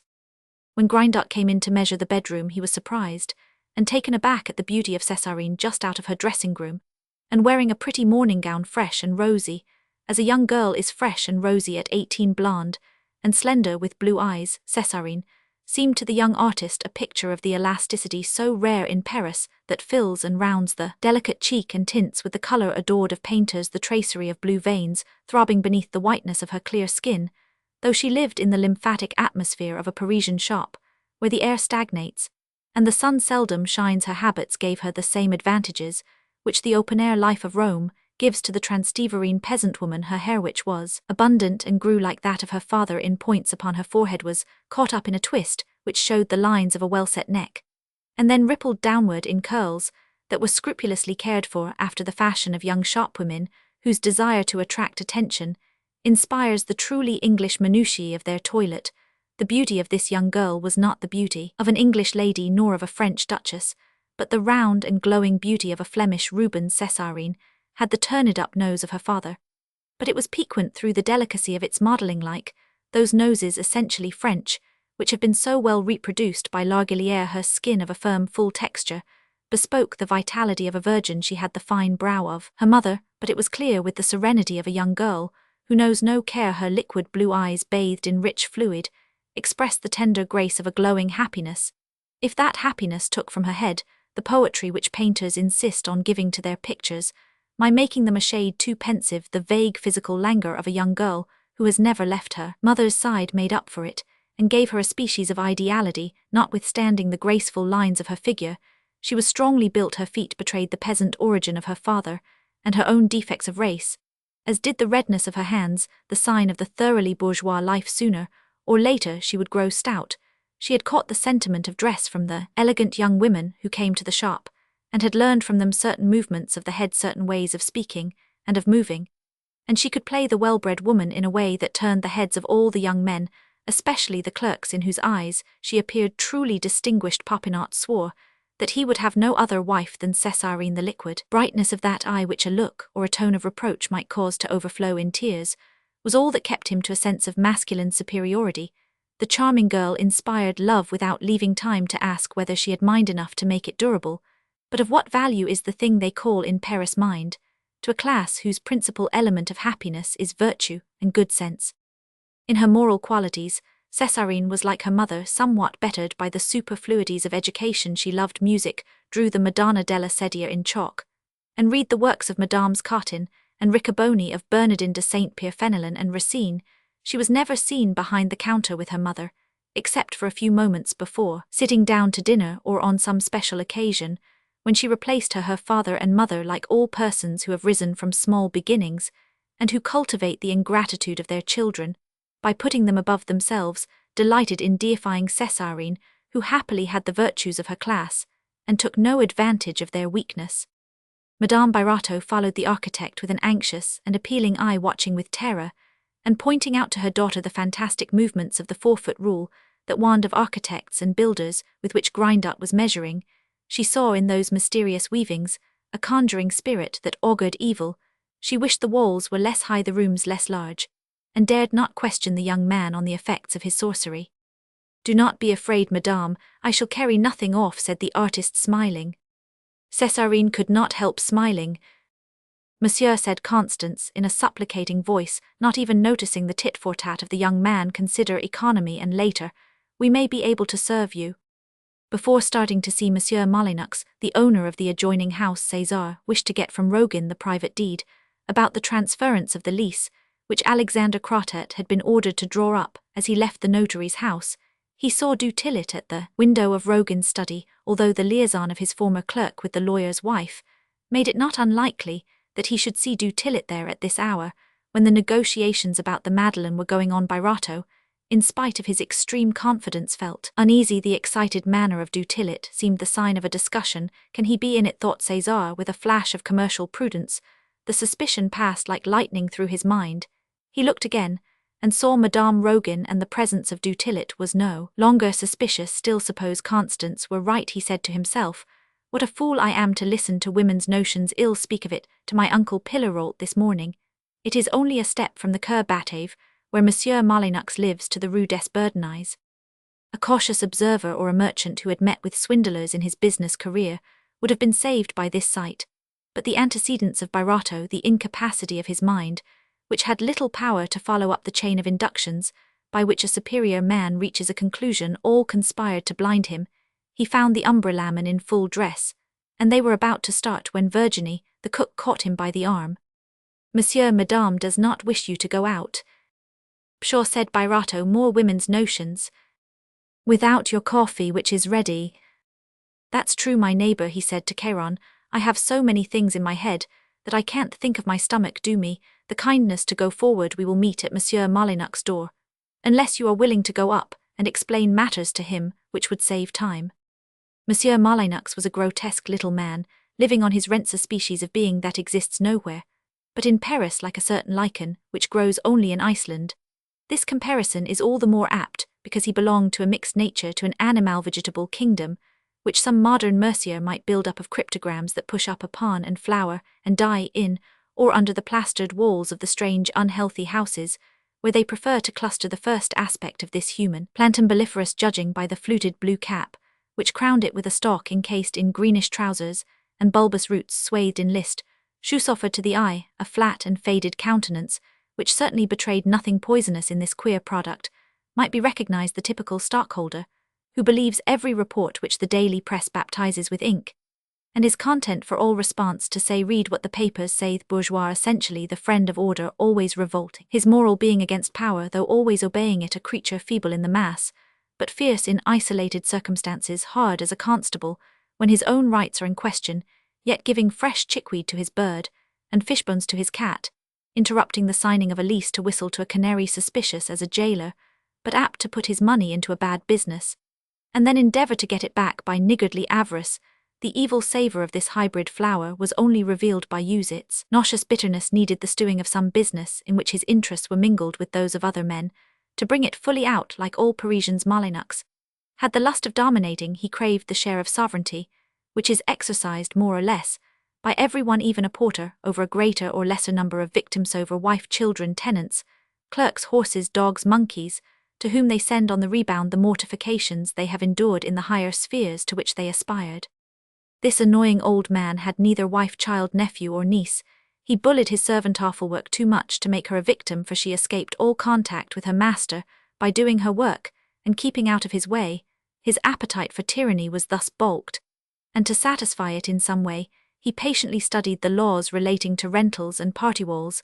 He fathomed the jurisprudence which regulates the dwellings of Paris in an infinite number of petty questions, as to tenants, abutters, liabilities, taxes, repairs, sweepings, decorations for the fête de waste pipes, lighting projections over the public way, and the neighborhood of unhealthy buildings. His means, his strength, in fact his whole mind, was spent in keeping his proprietary rights on a complete war footing. He had made it an amusement, and the amusement had become a monomania.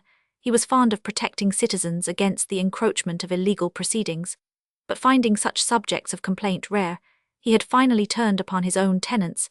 A tenant became his enemy, his inferior, his subject, his vassal. He laid claim to his subservience, and looked upon any man as a brute who passed him on the stairway without speaking. He wrote out his bills for rent himself, and sent them on the morning of the day they fell due. The debtor, who was behindhand in his payment, received a legal notice to quit at an appointed time. Then followed seizures, lawsuits, costs, and the whole judicial array set in motion, with the rapidity of what the headsman calls the mechanism. Molyneux granted neither grace nor time. His heart was a callous in the direction of a lease. "I will lend you the money if you want it," he would say to a man he thought solvent, "but pay my rent. All delays carry with them a loss of interest, for which the law does not indemnify us." After long study of the caprices and capers of tenants, who persisted after the fashion of dynasties, in upsetting the arrangements of their predecessors, he had drawn up a charter of his own, and followed it religiously in accordance therewith. The old fellow made no repairs, no chimney ever smoked. The stairs were clean, the ceilings white, the cornices irreproachable, the floors firm on their joists, the paint satisfactory. The locks were never more than 3 years old, not a pane of glass was missing, there were no cracks, and he saw no broken tiles, until a tenant vacated the premises. When he met the tenants on their first arrival, he was accompanied by a locksmith and a painter and glazier, very convenient folks.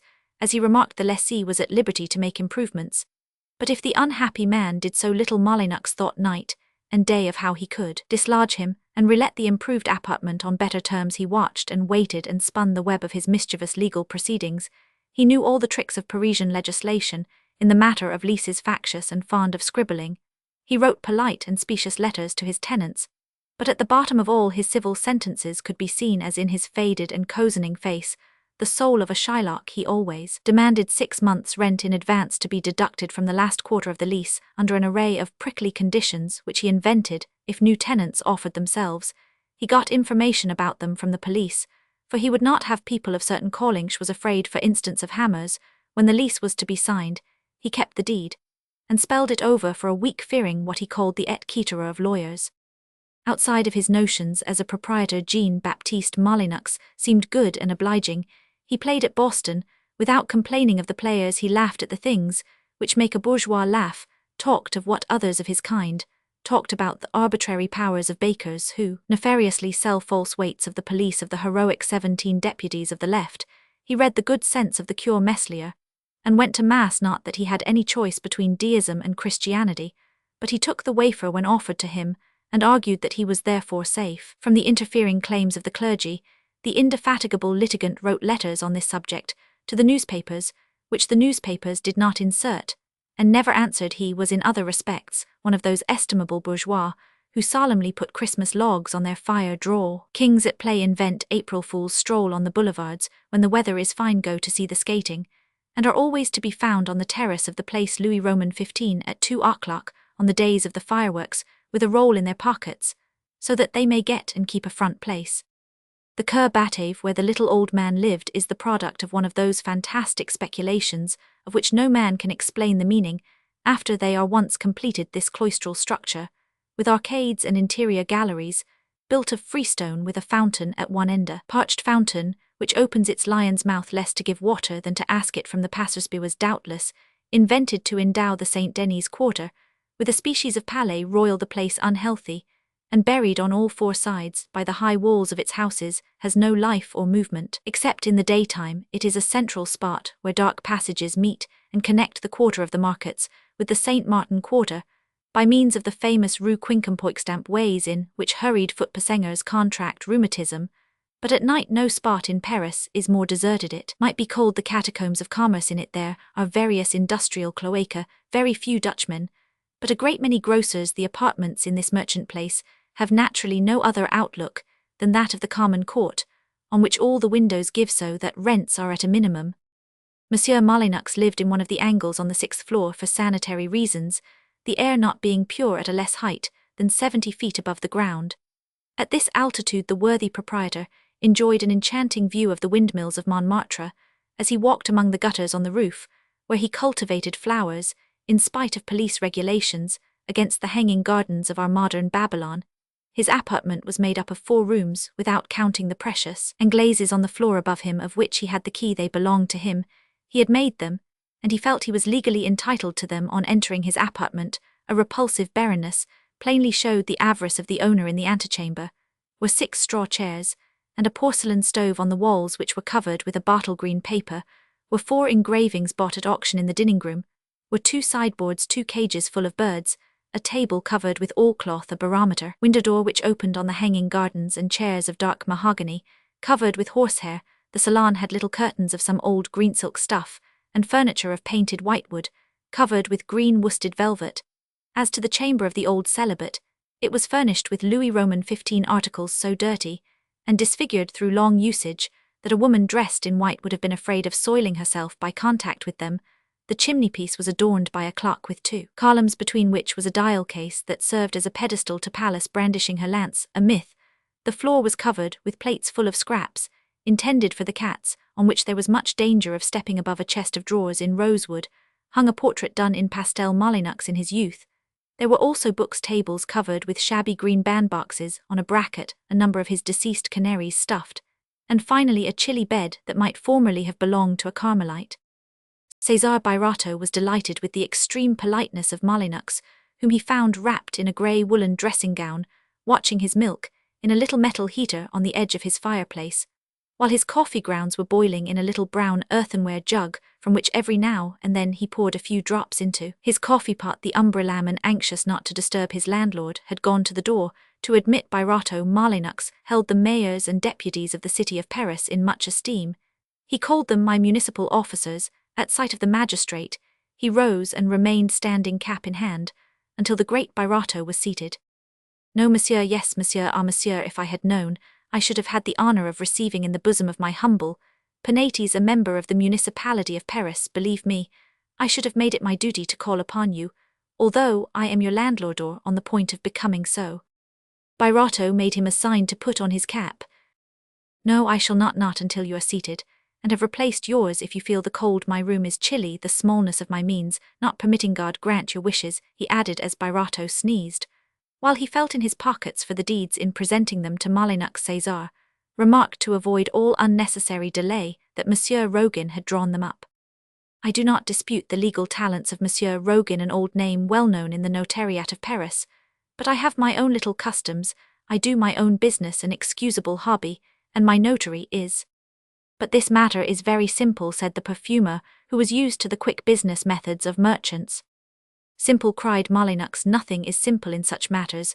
Ah, you are not a landlord, monsieur, and you may think yourself happy if you knew to what lengths of ingratitude tenants can go, and to what precautions we are driven. Why, monsieur, I once had a tenant.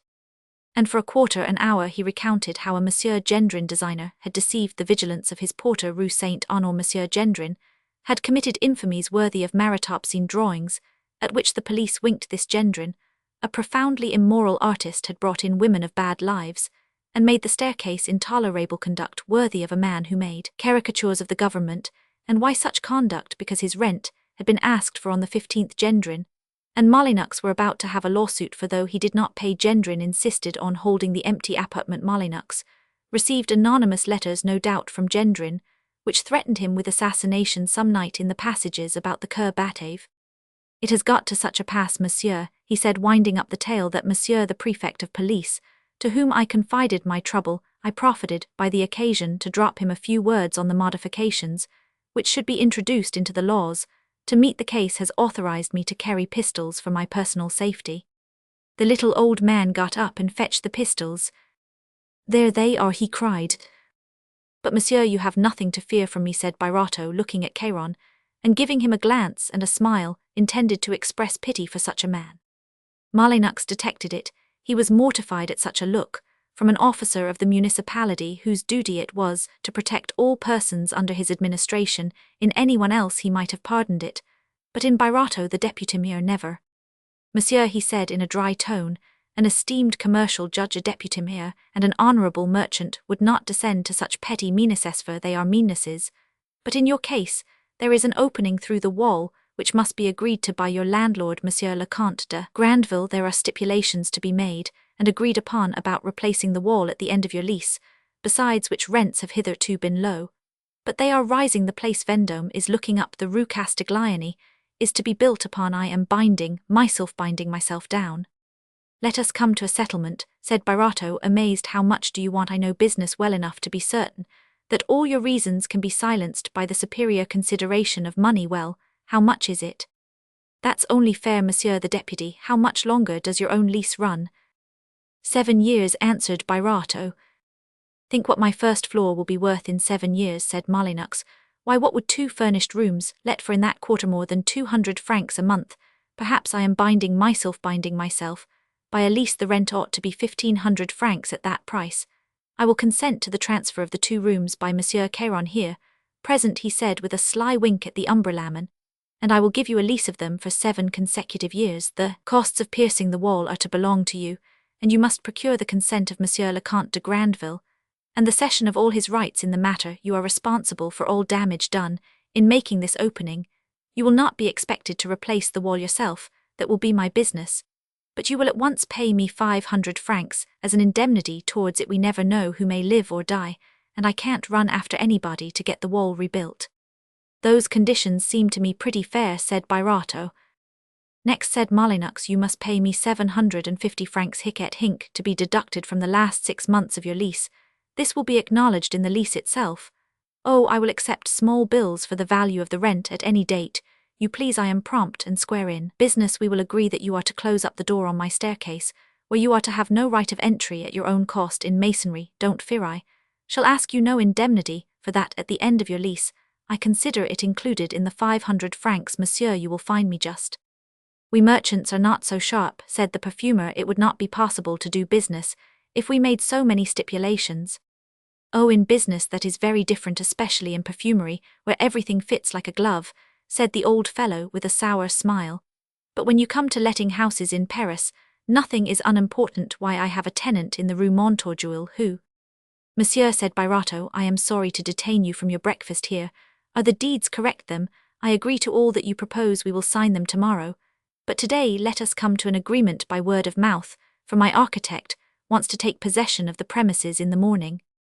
Monsieur, resumed Molyneux with a glance at the umbrella merchant, part of a quarter has expired. Monsieur Chéron would not wish to pay it. We will add it to the rest, so that your lease may run from January to January.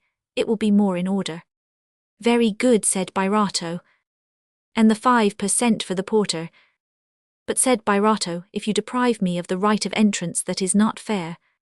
Oh, you are a tenant, said little Molyneux peremptorily, up in arms.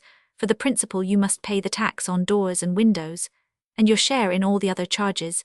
If everything is clearly understood, there will be no difficulty. You must be doing well, monsieur. Your affairs are prospering.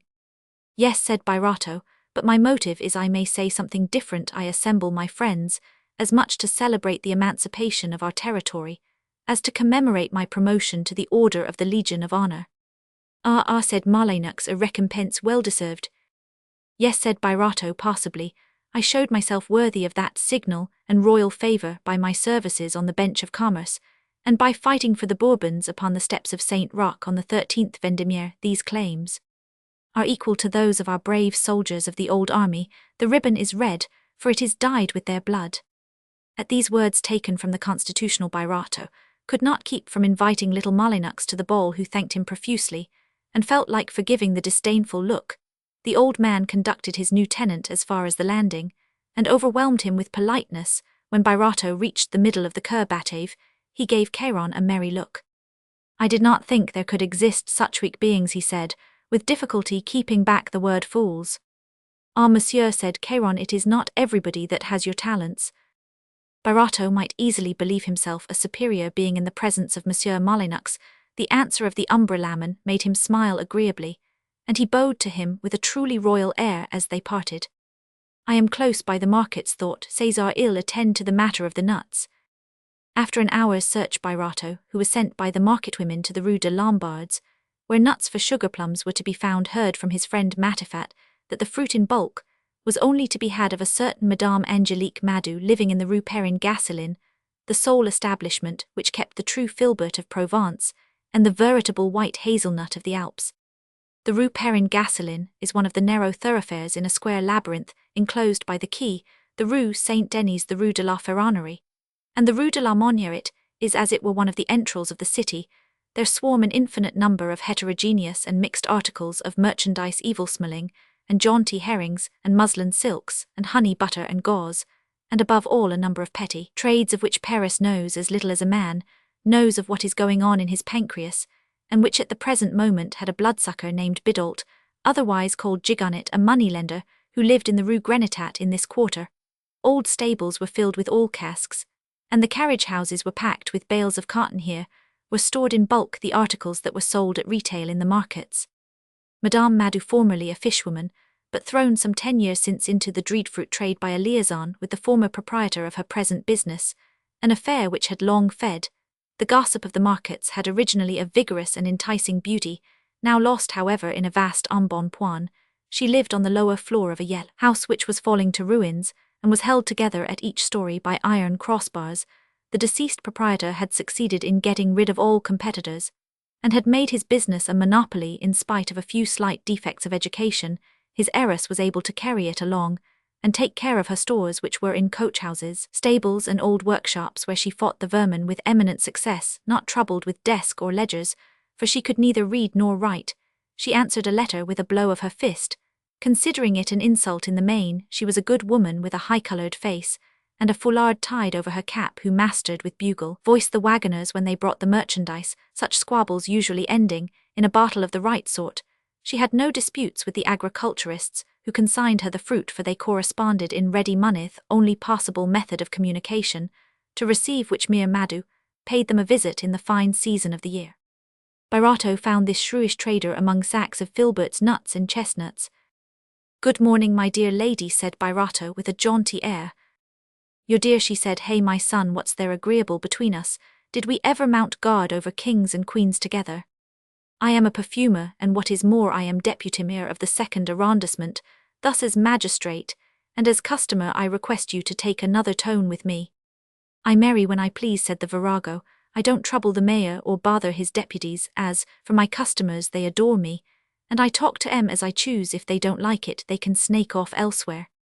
This is the result of monopoly, thought Birotteau. "Popple, that's my godson, must have got into mischief. Have you come about him, my worthy magistrate?" she said, softening her voice. "No, I had the honour to tell you that I came as a customer." "Well, well, and what's your name, my lad? Haven't seen you about before, have I?" "If you take that tone, you ought to sell your nuts cheap," said Birotteau, who proceeded to give his name and all his distinctions. "Ha, you're the Birotteau that's got the handsome wife, and how many of the sweet little nuts may you want, my love?" 6,000 weight. "That's all I have," said the seller in a voice like a hoarse flute. "My dear monsieur, you are not one of the sluggards who waste their time on girls and perfumes.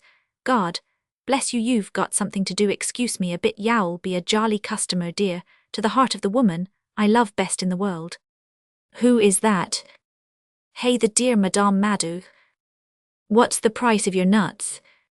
"For you, old fellow, 25 francs 100, if you take them all." 25 francs, cried Birotteau. 1,500 francs. I shall want perhaps 100,000 a year. "But just look how fine they are, fresh as a daisy," she said, plunging her red arm into a sack of filberts, plump. "No empty ones, my dear man.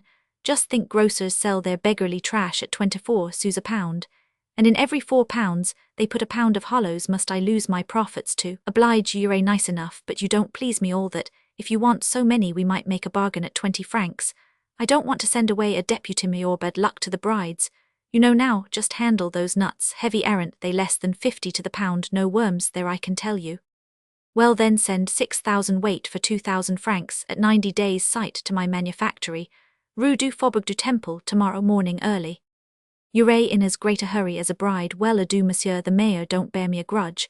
But if it is all the same to you," she added, following Birotteau through the yard, "I would like your note at 40 days, because I have let you have them too cheap, and I don't want to lose the discount. Pierre Gigonnet may have a tender heart, but he sucks the soul out of us as a spider sucks a fly." "Well then, 50 days, but they are to be weighed by the 100 pounds, so that there may be no hollow ones. Without that, no bargain." "Ah, the dog, he knows what he's about," said Madame Madou. "Can't make a fool of him. It is those rascals in the Rue des Lombards who have put him up to that. Those big wolves are all in a pack to eat up the innocent lambs." This lamb was 5 feet high and 3 feet round, and she looked like a milepost dressed in striped calico without a belt. The perfumer, lost in thought, was ruminating. As he went along the Rue Saint-Honore about his duel with Macassar oil, he was meditating on the labels and the shape of the bottles, discussing the quality of the corks, the colour of the placards. And yet people say there is no poetry in commerce. Newton did not make more calculations for his famous binomial than Birotteau made for his comagene essence. By this time, the oil had subsided into an essence, and he went from one description to the other without observing any difference. His head spun with his computations, and he took the lively activity of its emptiness for the substantial work of real talent. He was so preoccupied that he passed the turn leading to his uncle's house in the Rue des Bourdonnais, and had to return upon his steps. V. Claude Joseph Pillerault, formerly an ironmonger at the sign of the Cloche d'Or, had one of those faces whose beauty shines from the inner to the outer about him.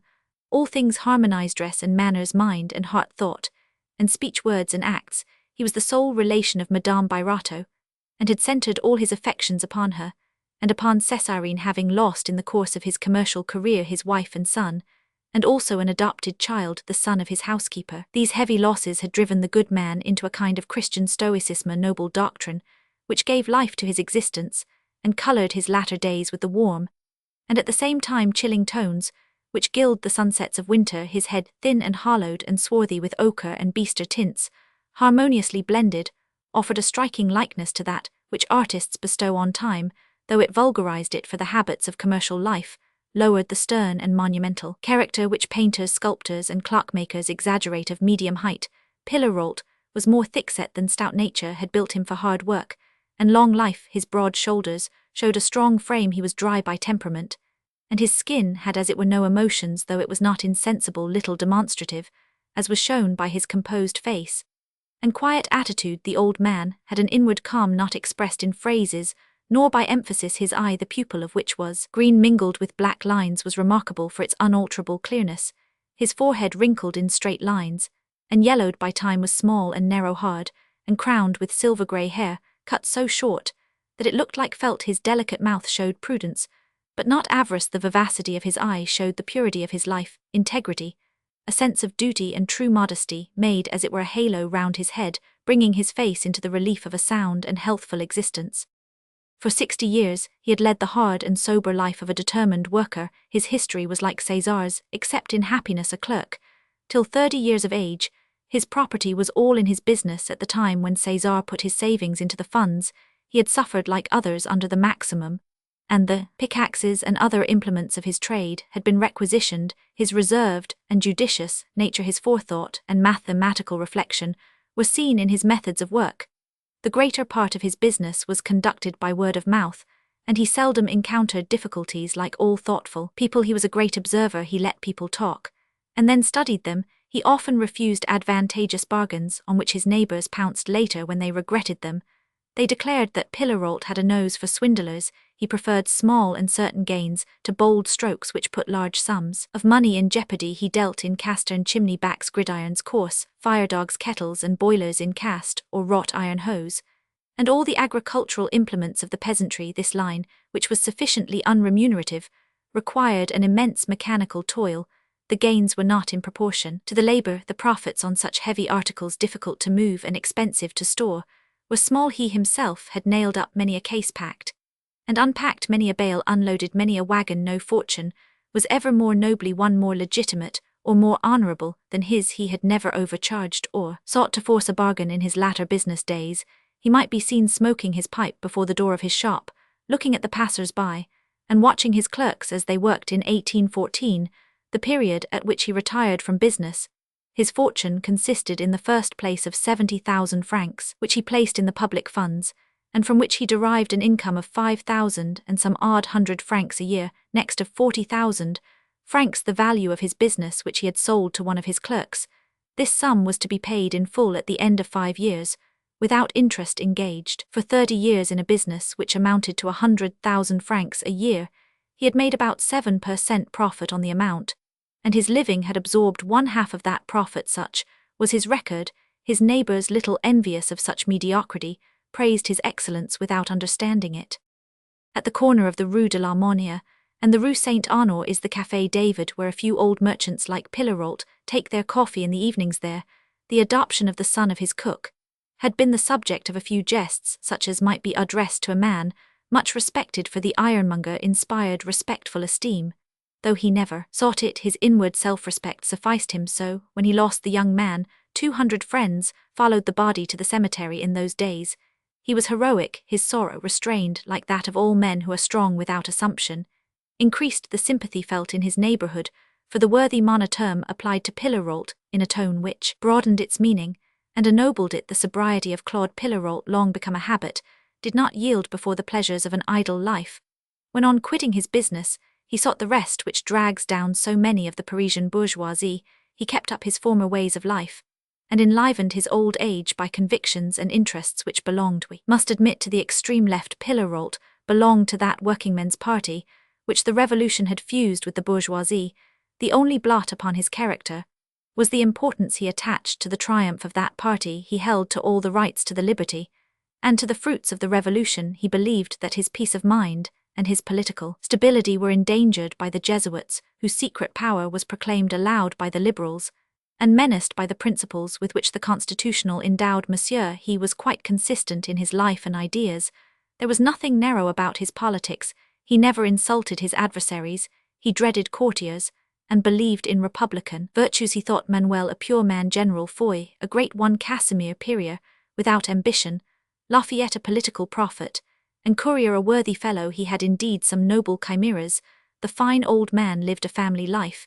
He went about among the Ragans, his niece Barato, the Judge Popinot, Joseph Lebas, and his friend Matifat. 1,500 francs year sufficed for all his personal wants. As to the rest of his income, he spent it on good deeds, and in presents to his great-niece.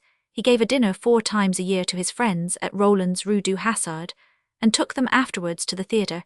He played the part of those old bachelors on whom married women draw at sight for their amusements. A country jaunt, the opera, the Montagnes Beaujon et Quittera. Pillarolt was made happy by the pleasure he gave. His joys were in the hearts of others. Though he had sold his business, he did not wish to leave the neighbourhood to which all his habits tied him, and he took a small apartment of 3 rooms in the Rue des Bourdonnais on the 4th floor of an old house. Just as the moral nature of Malinux could be seen in his strange interior, the pure and simple life of Pillarolt was revealed by the arrangements of his modest home, consisting of an antechamber, a sitting-room, and a bedroom judged by dimensions. It was the cell of a Trappist. The antechamber, with a red-tiled floor, had only one window, screened by a cambric curtain with a red border, mahogany chairs, covered with reddish sheep's leather, put on with gilt nails, walls hung with an olive-green paper, and otherwise decorated with the American Declaration of Independence, a portrait of Bonaparte as first consul, and a representation of the Battle of Austerlitz. The salon, decorated undoubtedly by an upholsterer, had a set of furniture with arched tops covered in yellow, a carpet chimney, ornaments of bronze, without gilding, a painted chimney board, a console bearing a vase of flowers under a glass case, a round table covered with a cloth on which stood a liqueur stand. The newness of this room proclaimed a sacrifice made by the old man to the conventions of the world, for he seldom received anyone at home in his bedroom as plain as that of a monk or an old soldier, the 2 men best able to estimate life. A crucifix with a basin of holy water first caught the eye. This profession of faith in a stoical old republican was strangely moving to the heart of a spectator. An old woman came to do his household work, but his respect for women was so great that he would not let her black his boots, and he subscribed to a bootblack for that service. His dress was simple, and invariably the same. He wore a coat and trousers of dark blue cloth, a waistcoat of some printed cotton fabric, a white cravat, high shoes, and on gala days he put on a coat with brass buttons. His habits of rising, breakfasting, going out dining, his evening resorts, and his returning hours were all stamped with the strictest punctuality, for regular habits are the secret of long life and sound health. Politics never came to the surface in his intercourse with César. The Ragans, or the Abbé Lorox, for the good people of that circle knew each other too well to care to enter the region of proselytism like his nephew, and like the Ragans he put implicit confidence in Rogan. To his mind, the notary was a being worthy of veneration, the living image of probity. In the affair of the lands, about the Madeleine, Pillarolt had undertaken a private examination, which was the real cause of the boldness with which César had combated his wife's presentiments. The perfumer went up the 78 stairs, which led to the little brown door of his uncle's apartment, thinking as he went that the old man must be very hale to mount them daily without complaining. He found a frock coat and pair of trousers hanging on the hat-stand outside the door. Madame Vaillant brushed and cleaned them, while this genuine philosopher, wrapped in a grey woolen garment, breakfasted in his chimney corner, and read the parliamentary debates in the Constitutional or the Journal du Commerce. Uncle, said César, the matter is settled, they are drawing up their deeds, but you have any fears or regrets, there is still time to give it up. Why should I give it up? The thing is good, though it may be a long time before we realize anything. Like all safe investments, my 50,000 francs are in the bank. I received yesterday the last installment, 5,000 francs from my business. As for the Ragans, they have put their whole fortune into the affair. How do they contrive to life? Never mind how they do live. Uncle, I understand, said Birotteau, deeply moved, pressing the hand of the austere old man. How is the affair arranged? Asked Pillarolt brusquely. I am in for 3/8 you, and the Ragans for 1/8. I shall credit you for that on my books, until the question of registration is decided. Good, my boy, you must be getting rich to put 300,000 francs into it. It seems to me you are risking a good deal outside of your business. Won't the business suffer, however? That is your affair. If you get a setback, why, the funds are at 80, and I could sell 2,000 francs worth of my consolidated stock. But take care, my lad, for if you have to come upon me, it will be your daughter's fortune that you will take. Ah, my uncle, how simply you say things, you touch my heart. General Foy was touching mine in quite another fashion. Just now, well, go on, settle the business. Lands can't fly away. We are getting them at half price. Suppose we do have to wait 6 years. There will always be some returns. There are woodyards, which will bring in a rent. We can't really lose anything. There is but one chance against us. Rogan might run off with the money. My wife told me so this very night. She fears that Rogan will carry off our funds, said Pillarolt, laughing. Pray, why? She says there is too much in his nose, and like men who can't have women, he is furious too. With a smile of incredulity, Pillarolt tore a strip from a little book, wrote down an amount, and signed the paper. There, said he, there's a cheque on the Bank of France for 100,000 francs for the Ragans, and for me, those poor folks have just sold to your scoundrel of a do Tillet their 15 shares in the mines at Werchin, to make up the amount. Worthy people in troublate wrings my heart, and such good noble souls, the very flower of the old bourgeoisie. Their brother Popinot, the judge, knows nothing about it. They hid it from him, so that he may not feel obliged to give up his other works of charity. People who have worked like me for 40 years. God grant that the oil of Commagene may triumph, cried Birotteau. I shall be doubly happy. Do come and dine on Sunday with the Ragans, Rogan and Monsieur Clapeyron. We shall sign the papers the day after tomorrow, for tomorrow is Friday, you know, and I shouldn't like. You don't surely give in to such superstitions? Uncle, I shall never believe that the day on which the Son of God was put to death by man can be a fortunate day. Why, we ourselves stop all business on the 21st of January. On Sunday, then, said Pillarolt brusquely. If it were not for his political opinions, thought Birotteau as he went downstairs, I don't believe he would have his equal here below. What are politics to him? He would be just as well off if he never thought of them. His obstinacy in that direction only shows that there can't be a perfect man. 3 o'clock already, cried Cesar as he got back to the Queen of Roses. Monsieur, do you mean to take these securities? Asked Celestin, showing him the notes of the umbrella maker. Yes, at 6%, without commission. Wife, get my dressing things. Already I am going to see Monsieur Vauquelin, you know. Why, a white cravat, of course.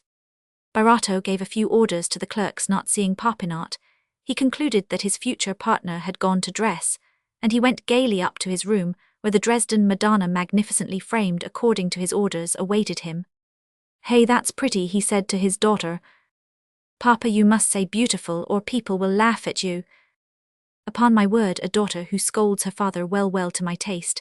I like Hero and Leander quite as much. The Virgin is a religious subject, suitable for a chapel, but Hero and Leander, I shall buy it for that flask of oil, gave me an idea. Papa, I don't know what you are talking about. Virginie, a hackney coach, cried Cesar in stentorian tones, as soon as he had trimmed his beard, and seen little Popinot appear, who was dragging his foot timidly, because Césarine was there.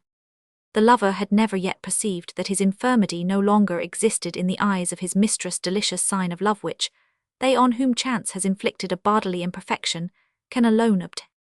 Monsieur, he said, the press will be ready to work tomorrow. Why, what's the matter, Popinot? Asked Cesar as he saw Anselme blush. Monsieur, it is the joy of having found a shop, a back-shop kitchen, chambers above them, and storeroom sole for 1,200 francs a year in the Rue des Cinq Diamants. We must take a lease of 18 years, said Birotteau, but let us start from Monsieur Vauquelin's. We can talk as we go. Cesar and Popinot got into the hackney coach before the eyes of the astonished clerks, who did not know what to make of these gorgeous toilets, and the abnormal coach, ignorant as they were of the great project, revolving in the mind of the master of the Queen of Roses. "We are going to hear the truth about nuts," said César half to himself. "Nuts," said Popinot. "There you have my secret," said the perfumer. "I've let loose the word nutsol. Is there the oil of nuts? Is the only oil that has any real effect upon hair. No perfumer has ever dreamed of it. I saw an engraving of Hero and Leander. And I said to myself, if the ancients used all that oil on their heads, they had some reason for it, for the ancients are the ancients. In spite of all the moderns may say, I stand by Boileau about the ancients. I took my departure from that point, and got the oil of nuts, thanks to your relation little Bianchon, the medical student. He told me that at school his comrades used nut oil to promote the growth of their whiskers and mustachios. All we need is the approval of Monsieur Vauquelin. Enlightened by his science, we shall mislead the public. I was in the markets, just now talking to a seller of nuts, so as to get hold of the raw material, and now I am about to meet one of the greatest scientific men in France to get at the quintessence of that commodity. Proverbs are no fools' extremes meet. Now see, my boy, commerce is the intermediary between the productions of the vegetable kingdom and science. Angelique Madou gathers, Monsieur Vauquelin extracts. We sell an essence. Nuts are worth 5 sous a pound. Monsieur Vauquelin will increase their value 100-fold, and we shall perhaps do a service to humanity, for if vanity is the cause of the greatest torments of mankind, a good cosmetic becomes a benefaction. The religious admiration with which Popinot listened to the father of Césarine stimulated Birotteau's eloquence, who allowed himself to expatiate in phrases which certainly were extremely wild for a bourgeois. "Be respectful, Anselme," he said as they reached the street where Monsieur Vauquelin lived. "We are about to enter the sanctuary of science. Put the Virgin in full sight, but not ostentatiously in the dining-room on a chair. Pray Heaven I may not get mixed up in what I have to say," cried César naively. "Popinot, this man has a chemical effect upon me. His voice heats my stomach, and even gives me a slight colic. He is my benefactor, and in a few moments he will be yours." These words struck Popinot with a cold chill, and he began to step as if he were walking on eggs, looking nervously at the wall. Monsieur Vauquelin was in his study when Birotteau was announced. The academician knew that the perfumer and deputy-mayor was high in favor, and he admitted him. "You do not forget me in the midst of your distinctions," he said. "There is only a hand's breadth, however, between a chemist and a perfumer. Ah, monsieur, between your genius and the plainness of a man like me, there is infinity. I owe to you what you call my distinctions. I shall never forget it in this world, nor in the next. Oh, in the next, they say, we shall be all alike, kings and cobblers." "Provided kings and cobblers lead a holy life here below," said Birotteau. "Is that your son?" asked Vauquelin, looking at little Popinot, who was amazed at not seeing anything extraordinary in the sanctum, where he expected to find monstrosities, gigantic engines, flying machines and material substances, all alive. "No, monsieur, but a young man whom I love, and who comes to ask a kindness equal to your genius, and that is infinite," said César with shrewd courtesy. "We have come to consult you a second time on an important matter, about which I am ignorant as a perfumer can be." "Let me hear what it is." "I know that hair has lately occupied all your vigils, and that you have given yourself up to analyzing it. While you have thought of glory, I have thought of commerce. Dear Monsieur Birotteau, what is it you want of analysis of hair?" He took up a little paper. "I am about to read before the Academy of Sciences a monograph on that subject. Hair is composed of a rather large quantity of mucus, a small quantity of white oil, a great deal of greenish oil, iron, a few atoms of oxide of manganese, some phosphate of lime, a tiny quantity of carbonate of lime, a little silica, and a good deal of sulfur. The differing proportions of these component parts cause the differences in the color of the hair. Red hair, for instance, has more greenish oil than any other." César and Popinot opened their eyes to a laughable extent. "9 things," cried Birotteau. "What are their metals and oils in hair? Unless I heard it from you, a man I venerate, I could not believe it. How amazing! God is great, Monsieur Vauquelin." "Hair is produced by a follicular organ," resumed the great chemist, "a species of pocket, or sac, open at both extremities. By one end, it is fastened to the nerves, and the blood vessels from the other springs the hair itself. According to some of our scientific brotherhood, among them Monsieur Blainville, the hair is really a dead matter, expelled from that pouch or crypt, which is filled with a species of pulp." "Then hair is what you might call threads of sweat," cried Popinot, to whom César promptly administered a little kick on his heels. Vauquelin smiled at Popinot's idea. "He knows something, doesn't he?" said César, looking at Popinot. "But monsieur, if the hair is stillborn, it is impossible to give it life, And I am lost, my prospectus will be ridiculous, you don't know how queer the public is, you can't go and tell it. That it has got manure upon its head, said Popinot, wishing to make Vauquelin laugh again. Cephalic catacombs, said Vauquelin, continuing the joke. My nuts are bought, cried Birotteau, alive to the commercial loss. If this is so, why do they sell? Don't be frightened, said Vauquelin, smiling. I see it is a question of some secret, about making the hair grow, or keeping it from turning grey. Listen, this is my opinion on the subject, as the result of my studies. Here Popinot pricked up his ears like a frightened hare. The discoloration of this substance, be it living or dead, is in my judgment produced by a check to the secretion of the colouring matter, which explains why in certain cold climates the fur of animals loses all colour and turns white in winter. Hein Popinot. It is evident, resumed Vauquelin, that alterations in the colour of the hair come from changes in the circumjacent atmosphere. Circumjacent, Popinot, recollect, hold fast to that, cried Cesar. Yes, said Vauquelin, from hot and cold changes, or from internal phenomena, which produce the same effect, probably headaches and other cephalagic affections, absorb, dissipate or displace the generating fluids, however the interior of the head concerns physicians. As for the exterior, bring on your cosmetics. Monsieur, said Birotteau, you restore me to life. I have thought of selling an oil of nuts, believing that the ancients made use of that oil for their hair. And the ancients are the ancients, as you know. I agree with Boileau. Why did the gladiators oil themselves? Olive oil is quite as good as nut oil, said Vauquelin, who was not listening to Birotteau. All oil is good to preserve the bulb from receiving injury to the substances working within it, or as we should say in chemistry and liquefaction. Perhaps you are right. Dupuytren told me the oil of nuts had a stimulating property. I will look into the differences between the various oils, beechnut, colza, olive, and hazel, etc.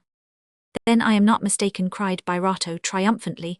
I have coincided with a great man. Macassar is overthrown. Macassar, monsieur, is a cosmetic given that is sold, and sold deardo make the hair grow. My dear Monsieur Birotteau, said Vauquelin, there are not 2 ounces of Macassar oil in all Europe. Macassar oil has not the slightest action upon the hair, but the Malays buy it up for its weight in gold, thinking that it preserves the hair. They don't know that whale oil is just as good, no power chemical or divine. Divine? Oh, don't say that, Monsieur Vauquelin. But my dear Monsieur, the first law of God is to be consistent with himself. Without unity, no power. Ah, in that light, no power, as I say, can make the hair grow on bald heads, just as you can never die without serious danger red or white hair.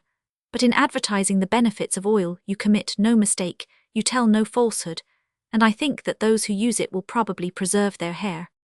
Do you think that the Royal Academy of Sciences would approve of? Oh, there is no discovery in all that, said Vauquelin. Besides, charlatans have so abused the name of the Academy that it would not help you much. My conscience will not allow me to think the oil of nuts a prodigy. What would be the best way to extract it, by pressure or decoction? Asked Birotteau. Pressure between 2 hot slabs will cause the oil to flow more abundantly, but if obtained by pressure between cold slabs, it will be of better quality. It should be applied to the skin itself, added Vauquelin kindly, and not to the hair, otherwise the effect might be lost. Recollect all that, Popinot, said Birotteau with an enthusiasm that sent a glow into his face. You see before you, monsieur, a young man who will count this day among the finest in his life. He knew you, he venerated you, without ever having seen you. We often talk of you in our home. A name that is in the heart is often on the lips. We pray for you every day, my wife and daughter, and I, as we ought to pray for our benefactor. Too much for so little, said Vauquelin, rather bored by the voluble gratitude of the perfumer. Ta ta ta, exclaimed Birotteau, you can't prevent our loving you, you, who will take nothing from us. You are like the sun, you give light, and those whom you illuminate can give you nothing in return. The man of science smiled, and rose. The perfumer and Popinot rose also. Anselme, look well at this room. You permit it, monsieur. Your time is precious, I know, but he will never have another opportunity. Well, have you got all you wanted, said Vauquelin to Birotteau. After all, we are both commercial men. Pretty nearly, monsieur, said Birotteau, retreating towards the dining-room, Vauquelin following. But to launch our comagene essence, we need a good foundation. Comagene and essence are 2 words that clash. Call your cosmetic oil of Birotteau, or if you don't want to give your name to the world, find some other. Why, there's the Dresden Madonna. Ah, Monsieur Birotteau, do you mean that we shall quarrel? Monsieur Vauquelin, said the perfumer, taking the chemist's hand, this treasure has no value, except the time that I have spent in finding it. We had to ransack all Germany to find it on china paper. Before lettering I knew that you wished for it, and that your occupations did not leave you time to search for it. I have been your commercial traveller. That is all, except therefore not a paltry engraving, but efforts, anxieties, dispatches to and fro, which are the evidence of my complete devotion. Would that you had wished for something growing on the sides of precipices, that I might have sought it, and said to you, here it is, do not refuse my gift. We have so much reason to be forgotten. Allow me, therefore, to place myself, my wife, my daughter, and the son-in-law I expect to have beneath your eyes. You must say, when you look at the Virgin, there are some people in the world who are thinking of me. I accept, said Vauquelin. Popinot and Birotteau wiped their eyes, so affected were they by the kindly tone in which the academician uttered the words. Will you crown your goodness, said the perfumer. What's that, exclaimed Vauquelin.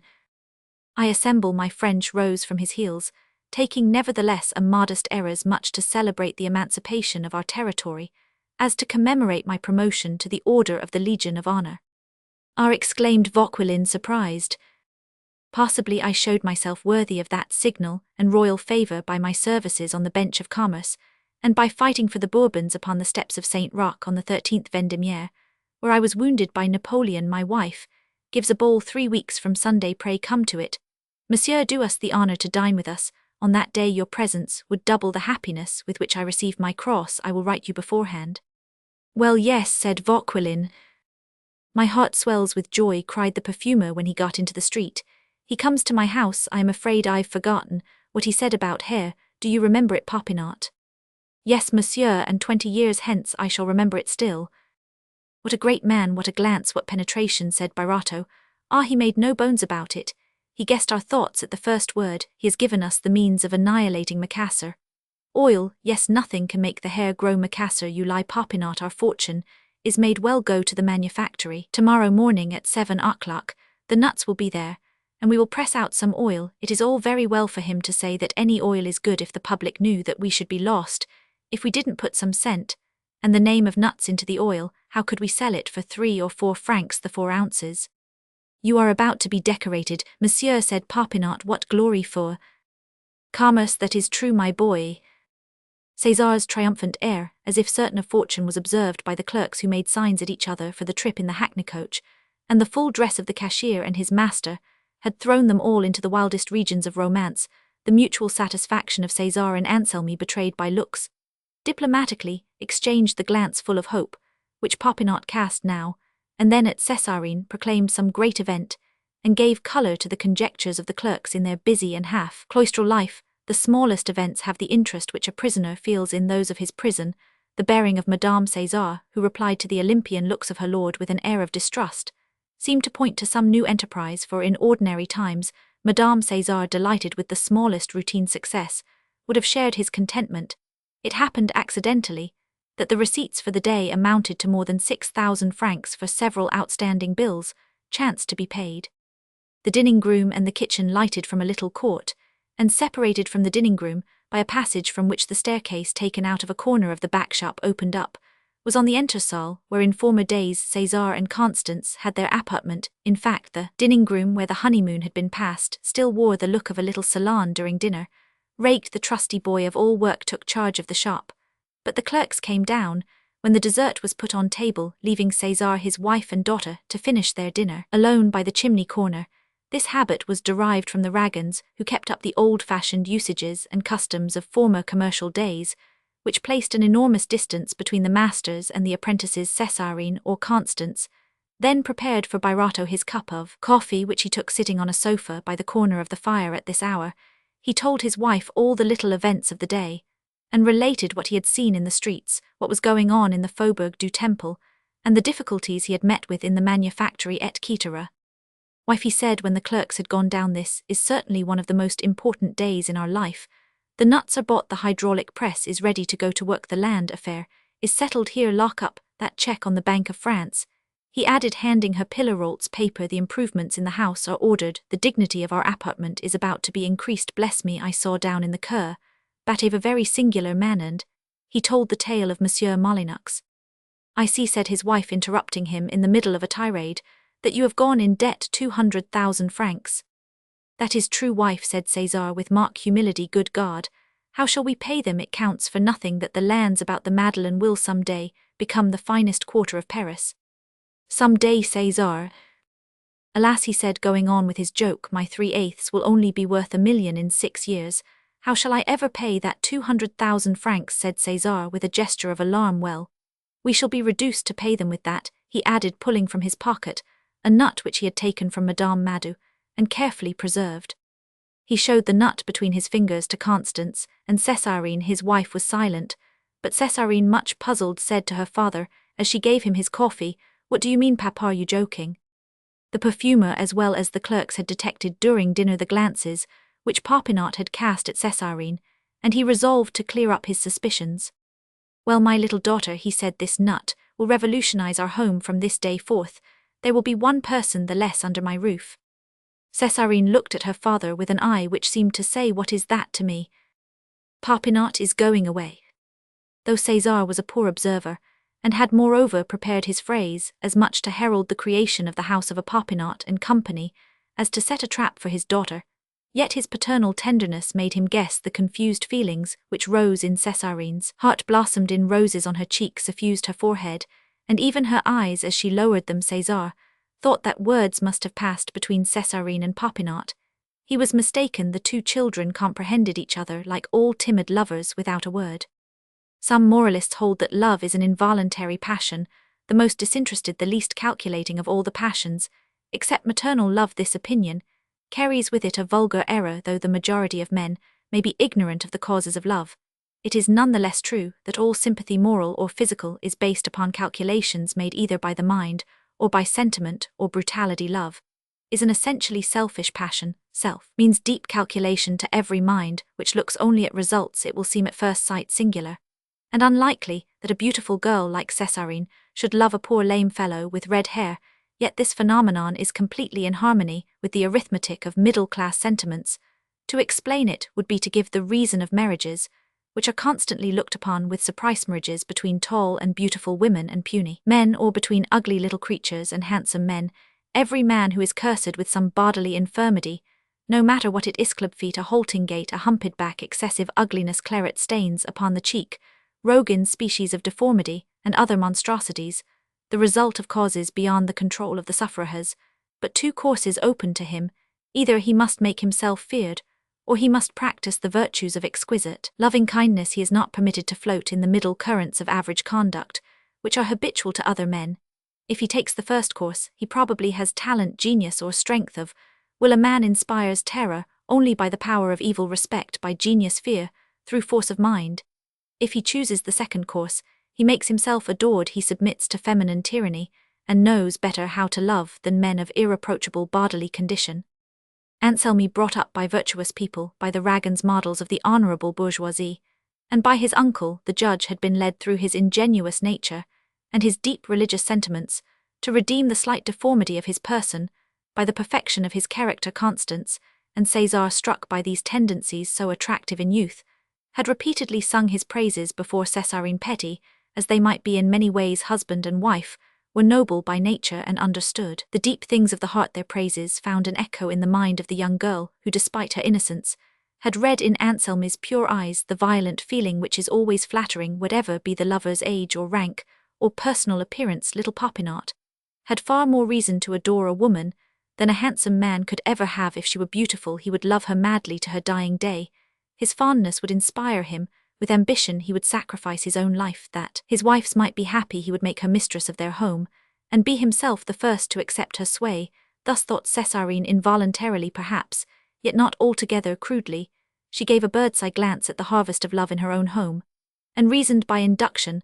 The happiness of her mother was before her eyes. She wished for no better fate. Her instinct told her that Anselme was another César, improved by his education, as she had been improved by hers. She dreamed of Popinot as mayor of an arrondissement, and liked to picture herself taking up the collections in their parish church as her mother did at St. Roch. She had reached the point of no longer perceiving the difference between the left leg and the right leg of her lover, and was even capable of saying in all sincerity, "Does he limp?" She loved those liquid eyes, and liked to watch the effect her own glance had upon them as they lighted up for a moment with a chaste flame, and then fell sadly. Rogin's head clerk Alexander Crotet, who was gifted with the precocious experience which comes from knowledge acquired in a lawyer's office, had an air and manner that was half cynical, half silly, which revolted Césarine, already disgusted by the trite and commonplace character of his conversation. The silence of Popinot, on the other hand, revealed his gentle nature. She loved the smile, partly mournful, with which he listened to trivial vulgarities. The silly nonsense which made him smile filled her with repulsion. They were grave or gay in sympathy.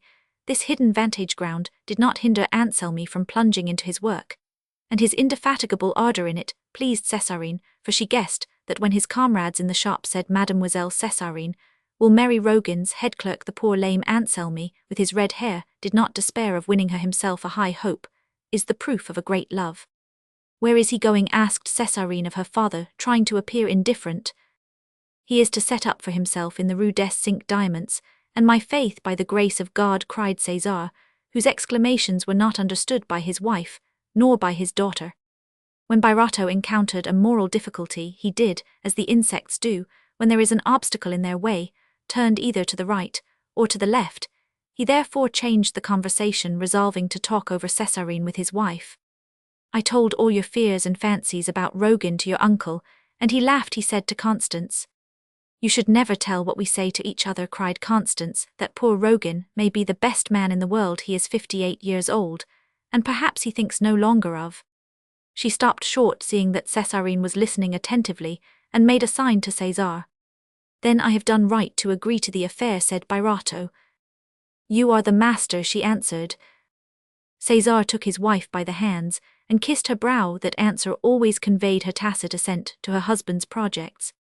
"Now then," cried the perfumer to his clerks when he went back to them, "the shop will be closed at 10 o'clock. Gentlemen, lend a hand. A great feat. We must move during the night.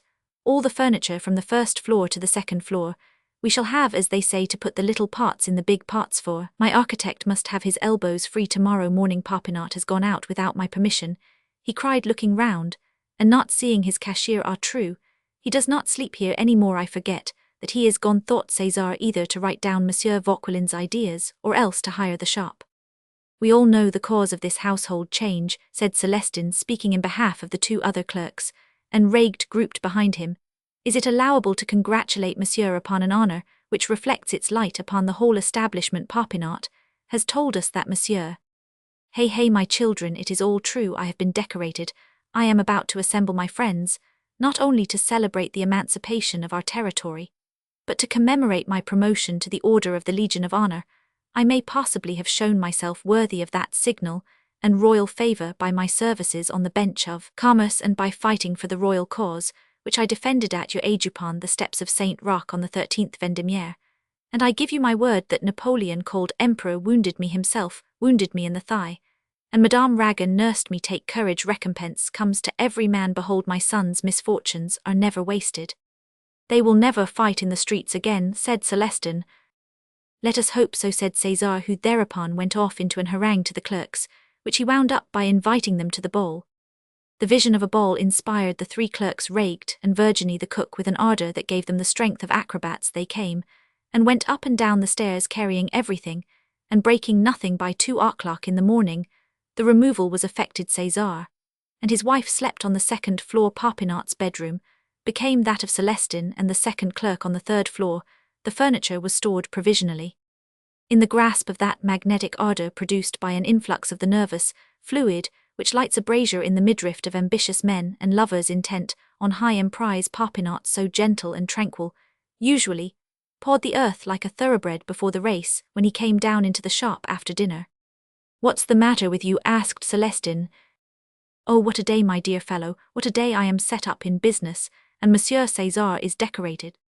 "You are very lucky if the master helps you," said Celestin. Popinot did not answer. He disappeared, driven by a furious wind, the wind of success. "Lucky," said one of the clerks who was sorting gloves by the dozen to another who was comparing prices on the tickets. "Lucky. The master has found out that Popinot is making eyes at Mademoiselle Césarine, and as the old fellow is pretty clever, he gets rid of Anselmi. It would be difficult to refuse him point blank on account of his relations. Celestin thinks the trick is luck or generosity." Romans 6. Anselmi Popinot went down the Rue Saint Honore and rushed along the Rue des Duecs to seize upon a young man, whom his commercial second sight pointed out to him, as the principal instrument of his future fortune. Popinot, the judge, had once done a great service to the cleverest of all commercial travellers, to him whose triumphant loquacity and activity were to win him in coming years the title of the illustrious, devoted especially to the hat trade. And the article Paris, this prince of travellers, was called at the time of which we write purely and simply Gaudissart. At the age of 22, he was already famous by the power of his commercial magnetism. In those days, he was slim, with a joyous eye, expressive face, unwearied memory, and a glance that guessed the wants of everyone, and he deserved to be what in fact he became, the king of commercial travellers, the Frenchman par excellence. A few days earlier Popinot had met Gaudissart, who mentioned that he was on the point of departure. The hope of finding him still in Paris sent the lover flying into the Rue des Deux Écus, where he learned that the traveller had engaged his place at the Messageries Royales to bid adieu to his beloved capital. Gaudissart had gone to see a new piece at the Vaudeville. Popinot resolved to wait for him. Was it not drawing a cheque on fortune to entrust the launching of the Oil of Nuts to this incomparable steersman of mercantile inventions, already petted and courted by the richest firms? Popinot had reason to feel sure of Gaudissart, the commercial traveller, so, knowing in the art of entangling that most wary of human beings, the little provincial trader had himself become entangled in the first conspiracy attempted against the Bourbons. After the 100 days, Gaudissart, to whom the open firmament of heaven was indispensable, found himself shut up in prison under the weight of an accusation for a capital offence. Popinot, the judge who presided at the trial, released him on the ground that it was nothing worse than his imprudent folly which had mixed him up in the affair. A judge anxious to please the powers in office, or a rabid royalist, would have sent the luckless traveller to the scaffold. Gaudissart, who believed he owed his life to the judge, cherished the grief of being unable to make his saviour any other return than that of sterile gratitude. As he could not thank a judge for doing justice, he went to the Ragans and declared himself liege vassal forever to the house of Popinot.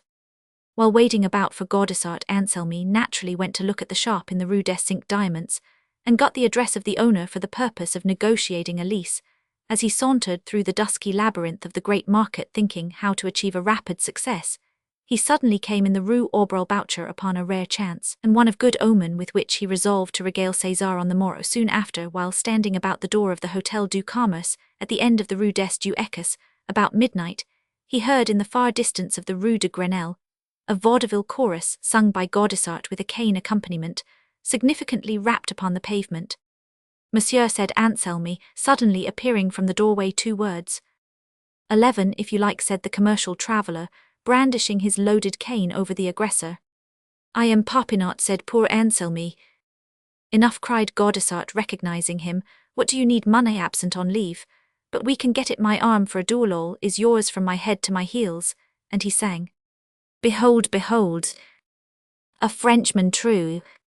Come and talk with me for 10 minutes, not in your room. We might be overheard, but on the Quai de l'Horloge. There's no one there at this hour," said Popinot. "It is about something important." "Exciting, hey, proceed." In 10 minutes Gaudissart put in possession of Popinot's secret, saw its importance. "Come forth, perfumers, hairdressers, petty retailers," sang Gaudissart, mimicking Lafon in the role of the Roman 599. "I shall grab every shopkeeper in France and Navarro. An idea I was about to start. I remain. I shall take commissions from the Parisian perfumers." "Why?" "To strangle your rival, simpleton. If I take their orders, I can make their perfidious cosmetics drink oil, simply by talking and working for yours. Only a first-rate traveller's trick, ha ha. We are the diplomatists of commerce, famous as, for your prospectus, ill take charge of that. I've got a friendly childhood Dutch Finot, son of the hatmaker in the Rue du Coq, the old buffer, who launched me into travelling on hats Dutch, who has a great deal of wit, got it all out of the heads tiled by his father, is in literature. He does the minor theatres in the Courrier des Spectacles. His father, an old dog chock full of reasons for not liking wit, won't believe in it. Impossible to make him see that mind can be sold, sells itself. In fact, he won't believe in anything. But the 3/6's old Finot manages young Finot by famine Dutch. A capable man, no fool. I don't consort with fools except commercially. Dutch makes epigrams for the Fidèle Berger, which pays, while the other papers, for which he works like a galley slave, keep him down on his marrow bones in the dust. Are not they jealous, those fellows? Just the same in the article Paris. Finot wrote a superb comedy in 1 act for Mademoiselle Mars, most glorious of the gloriouser, There's a woman I love well in order to get it played, he had to take it to the gate and Dutch understands prospectuses, he worms himself into the mercantile mind, and he's not proud hell concoct it for us gratis damn it with a bowl of punch and a few cakes well get it out of him for Popinot no nonsense I am to travel on your commission, without pay your competitors shall pay ill diddle it out of them. Let us understand each other clearly as for me this triumph is an affair of honour my reward is to be best man at your wedding I shall go to Italy Germany England, I shall carry with me placards in all languages, paste them everywhere in villages on doors of churches, all the best spots I can find in provincial towns, the oil shall sparkle scintillate glisten on every head how your marriage shall not be sham well make it a pageant colours flying you shall have your Cesarine, or my name, shall not be illustrious that is what Pierre Finot calls me for having got off his grey hats in selling your oil, I keep to my own sphere the human head hats, and oil are well-known preservatives of the public hair. Popinot returned to his aunt's house where he was to sleep in such a fever, caused by his visions of success, that the streets seemed to him to be running oil. He slept little dreamed that his hair was madly growing, and saw two angels who unfolded as they do in melodramas, a scroll on which was written oil Cesarine. He woke, recollected the dream, and vowed to give the oil of nuts that sacred name, accepting the sleeping fancy as a celestial mandate. Cesar and Popinot were at their workshop in the Faubourg du Temple the next morning long before the arrival of the nuts. While waiting for Madame Madis Porter's Popinot triumphantly recounted his treaty of alliance with Gaudissart. Have we indeed the illustrious Gaudissart? Then are we millionaires, cried the perfumer extending his hand to his cashier, with an air which Louis Roman XIV must have worn when he received the Marechal de Villars on his return from Denain. We have something besides, said the happy clerk producing from his pocket a bottle of a squat shape like a pumpkin, and ribbed on the sides. I have found 10,000 bottles like that all made ready to hand at 4 sous, and 6 months' credit.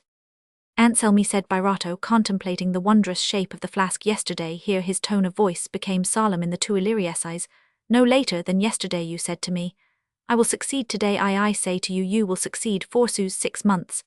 An unparalleled shape, Macassar, trembles to its foundations. Was I not right to seize upon the only nuts in Paris? Where did you find these bottles? I was waiting to speak to Gaudissart and sauntering. Just like me when I found the Arab book, cried Birotteau. Coming down the Rue Aubrel Boucher I saw in a wholesale glass place where they make blown glass and caisson, immense place I caught sight of this flask. It blinded my eyes like a sudden light. A voice cried to me, here's your chance. Born merchant he shall have my daughter, muttered Cesar. I went in, I saw thousands of these bottles packed in cases. You asked about them. Do you think me such a ninny, cried Anselmi in a grieved tone. Born merchant, repeated Birotteau. I asked for glass cases for the little wax Jesus, and while I was bargaining about them, I found fault with the shape of the bottles from one thing to another. I trapped the man into admitting that File and Bouchat, who lately failed, was starting a new cosmetic, and wanted a peculiar style of bottle. He was doubtful about them, and asked for half the money down. File and Bouchat, expecting to succeed, paid the money. They failed, while the bottles were making the assignees when called upon to pay the bill, arranged to leave him the bottles and the money in hand as an indemnity for the manufacture of articles thought to be ridiculous in shape, and quite unsaleable. They cost originally 8 sous. He was glad to get rid of them for 4, as he said God knows how long he might have on his hands a shape for which there was no sale. Are you willing, I said to him, to furnish 10,000 at 4 sous? If so, I may perhaps relieve you of them. I am a clerk at Monsieur Birotteau's.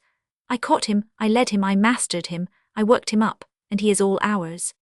4 sous, said Birotteau. Do you know that we could use oil at 3 francs, and make a profit of 30 sous, and give 20 sous discount to retailers? Oil Cesarine, cried Popinot. Oil Cesarine, our lover, would you flatter both father and daughter? Well, so be it. Oil Cesarine, the Cesars owned the whole world, they must have had fine hair. Cesar was bold, said Popinot, because he never used our oil. 3 francs for the oil Cesarine, while Macassar oil costs double Gaudissart to the 4, we shall make 100,000 francs this year, for well pour on every head that respects itself. A dozen bottles a year, 18 francs, say 18,000 heads, 180,000 francs, we are millionaires. The nuts delivered raked the workmen Popinot, and Cesar shelled a sufficient quantity, and before 4 o'clock they had produced several pounds of oil. Popinot carried the product to show to Vauquelin, who made him a present of a recipe, for mixing the essence of nuts with other and less costly oleaginous substances, and scenting it Papinat went to work at once to take out a patent for the invention, and all improvements thereon. The devoted Gaudissart lent him the money to pay the fees for Papinat, was ambitious to pay his share in the undertaking. Prosperity brings with it an intoxication which inferior men are unable to resist. César's exaltation of spirit had a result not difficult to foresee. Grindot came and presented a coloured sketch of a charming interior view of the proposed apartment. Birotteau, seduced, agreed to everything, and soon the house and the heart of Constance began to quiver under the blows of pick and hammer. The house painter, Monsieur Lerdois, a very rich contractor, who had promised that nothing should be wanting, talked of gilding the salon. On hearing that word, Constance interposed.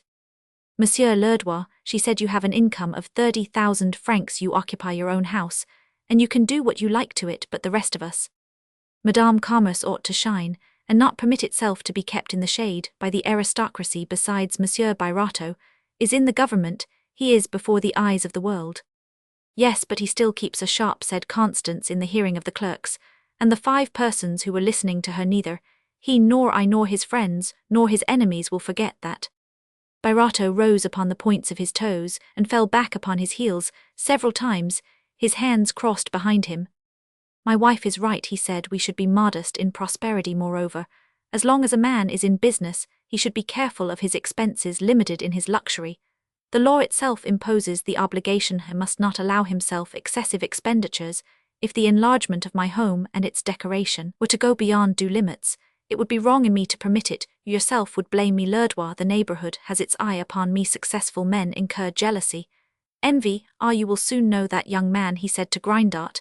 If we are calumniated, at least, let us give no handle to the calumny. Neither calumny nor evil-speaking can touch you, said Lerdois. Your position is unassailable, but your business habits are so strong that you must argue over every enterprise. You are a deep one. True, I have some experience in business. You know, of course, why I make this enlargement. If I insist on punctuality in the completion of the work, it is. No, well, my wife and I are about to assemble our friends as much to celebrate the emancipation of our territory as to commemorate my promotion to the Order of the Legion of Honor. What do you say, said Lerdois, have they given you the cross? Yes, I may possibly have shown myself worthy of that signal royal favour by my services on the bench of commerce, and by fighting for the Bourbons upon the steps of Saint Roch on the 13th Vendemiaire, where I was wounded by Napoleon. Come to the ball, and bring your wife and daughter. Charmed with the honour you deign to pay me, said Lerdois, a liberal. But you are a deep one, Papa Birotteau. You want to make sure that I shall not break my word. That's the reason you invite me. Well, ill employ my best workmen, well build the fires of hell, and dry the paint. I must find some desiccating process. It would never do to dance in a fog from the wet plaster. We will varnish it to hide the smell. 3 days later, the commercial circles of the quarter were in a flutter at the announcement of Birotteau's ball. Everybody could see for themselves the props and scaffoldings necessitated by the change of the staircase, the square wooden funnels down which the rubbish was thrown into the carts stationed in the street, the sight of men working by torchlight, for there were day workmen and night workmen arrested. All the idlers and busybodies in the street. Gossip, based on these preparations, proclaimed a sumptuous forthcoming event. On Sunday, the day César had appointed to conclude the affair of the lands about the Madeleine, Monsieur and Madame Ragan and Uncle Pillerault arrived about 4 o'clock, just after vespers, in view of the demolition that was going on. So César said he could only invite Charles Clapper and Crottet, and Rogan the notary brought with him the Journal des Débats, in which Monsieur de la Billardière had inserted the following article: We learn that the deliverance of our territory will be fêted.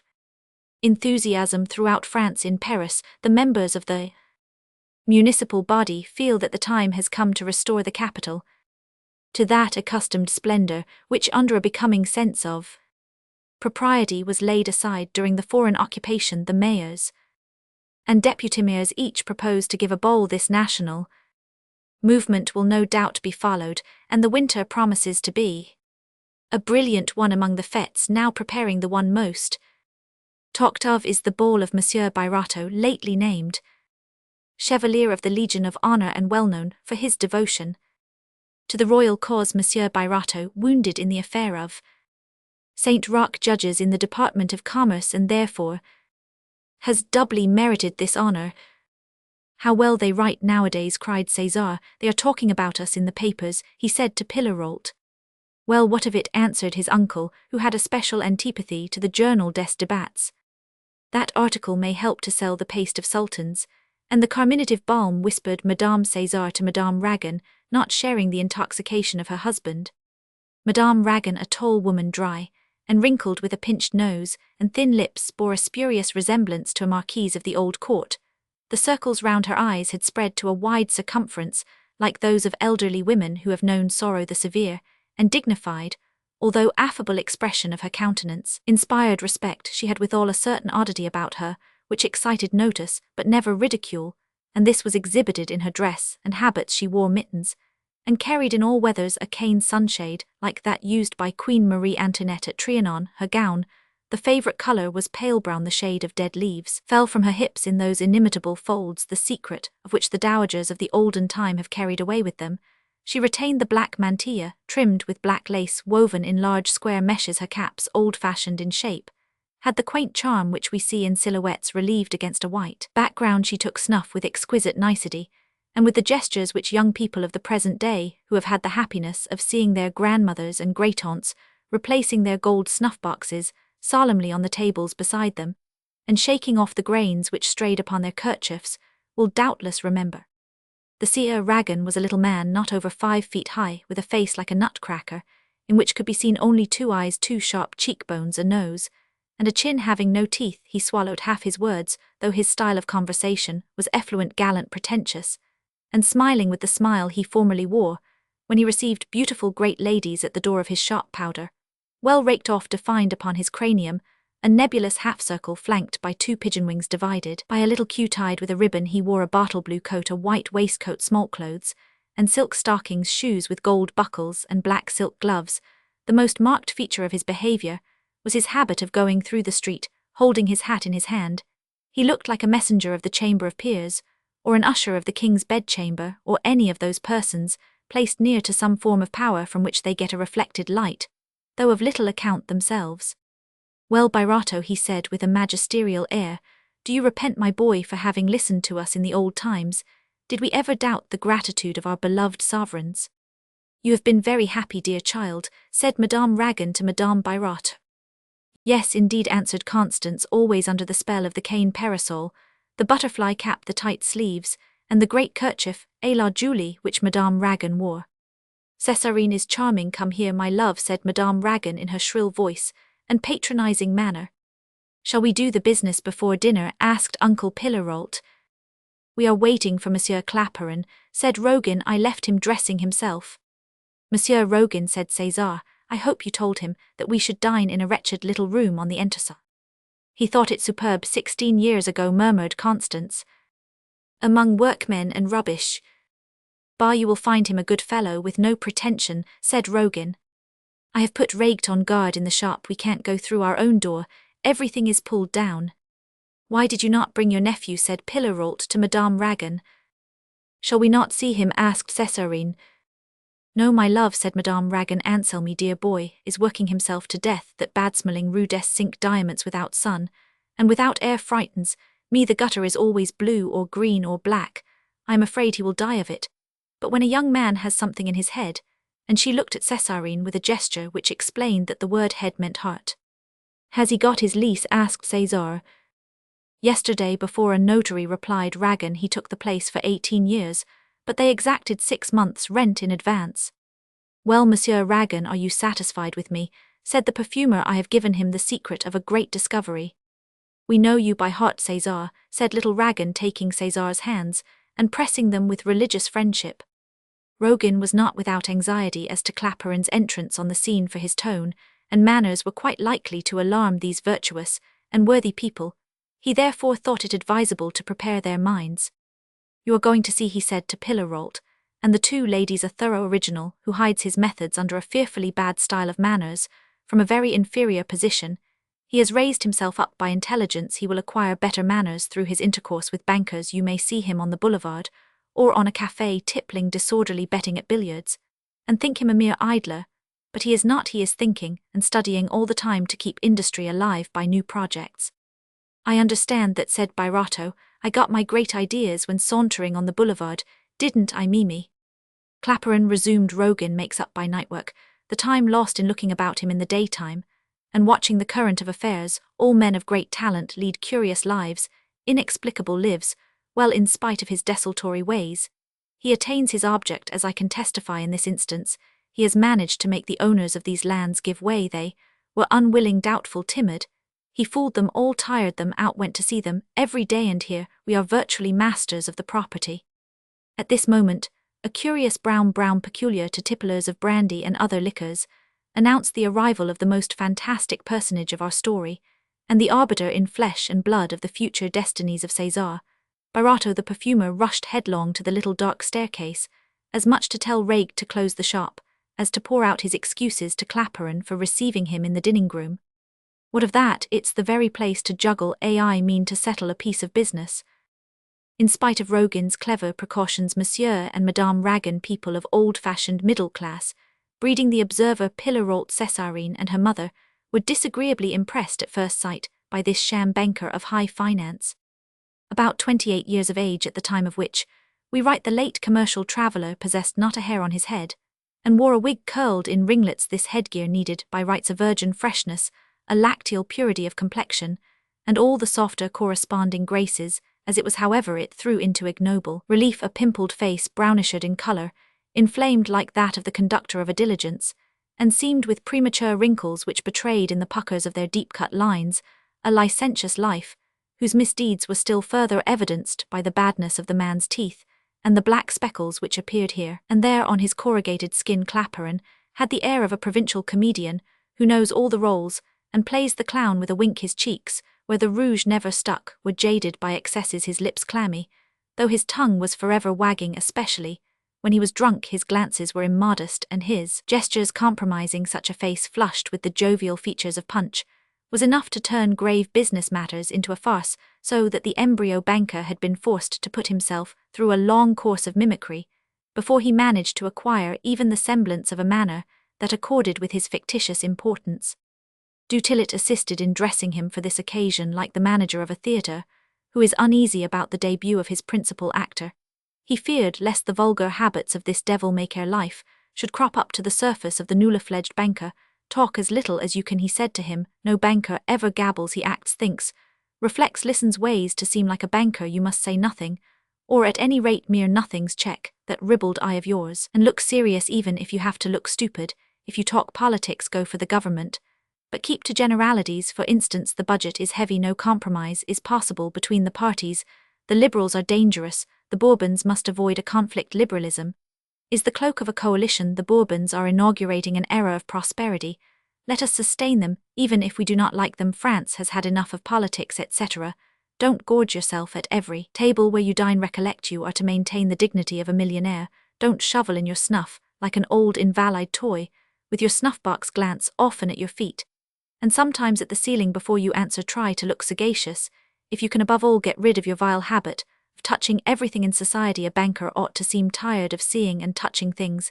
Hang it, you are supposed to be passing wakeful nights. Finance makes you brusque. So many elements must be brought together to launch an enterprise. So much study. Remember to take gloomy views of business. It is heavy, dull, risky, unsettled.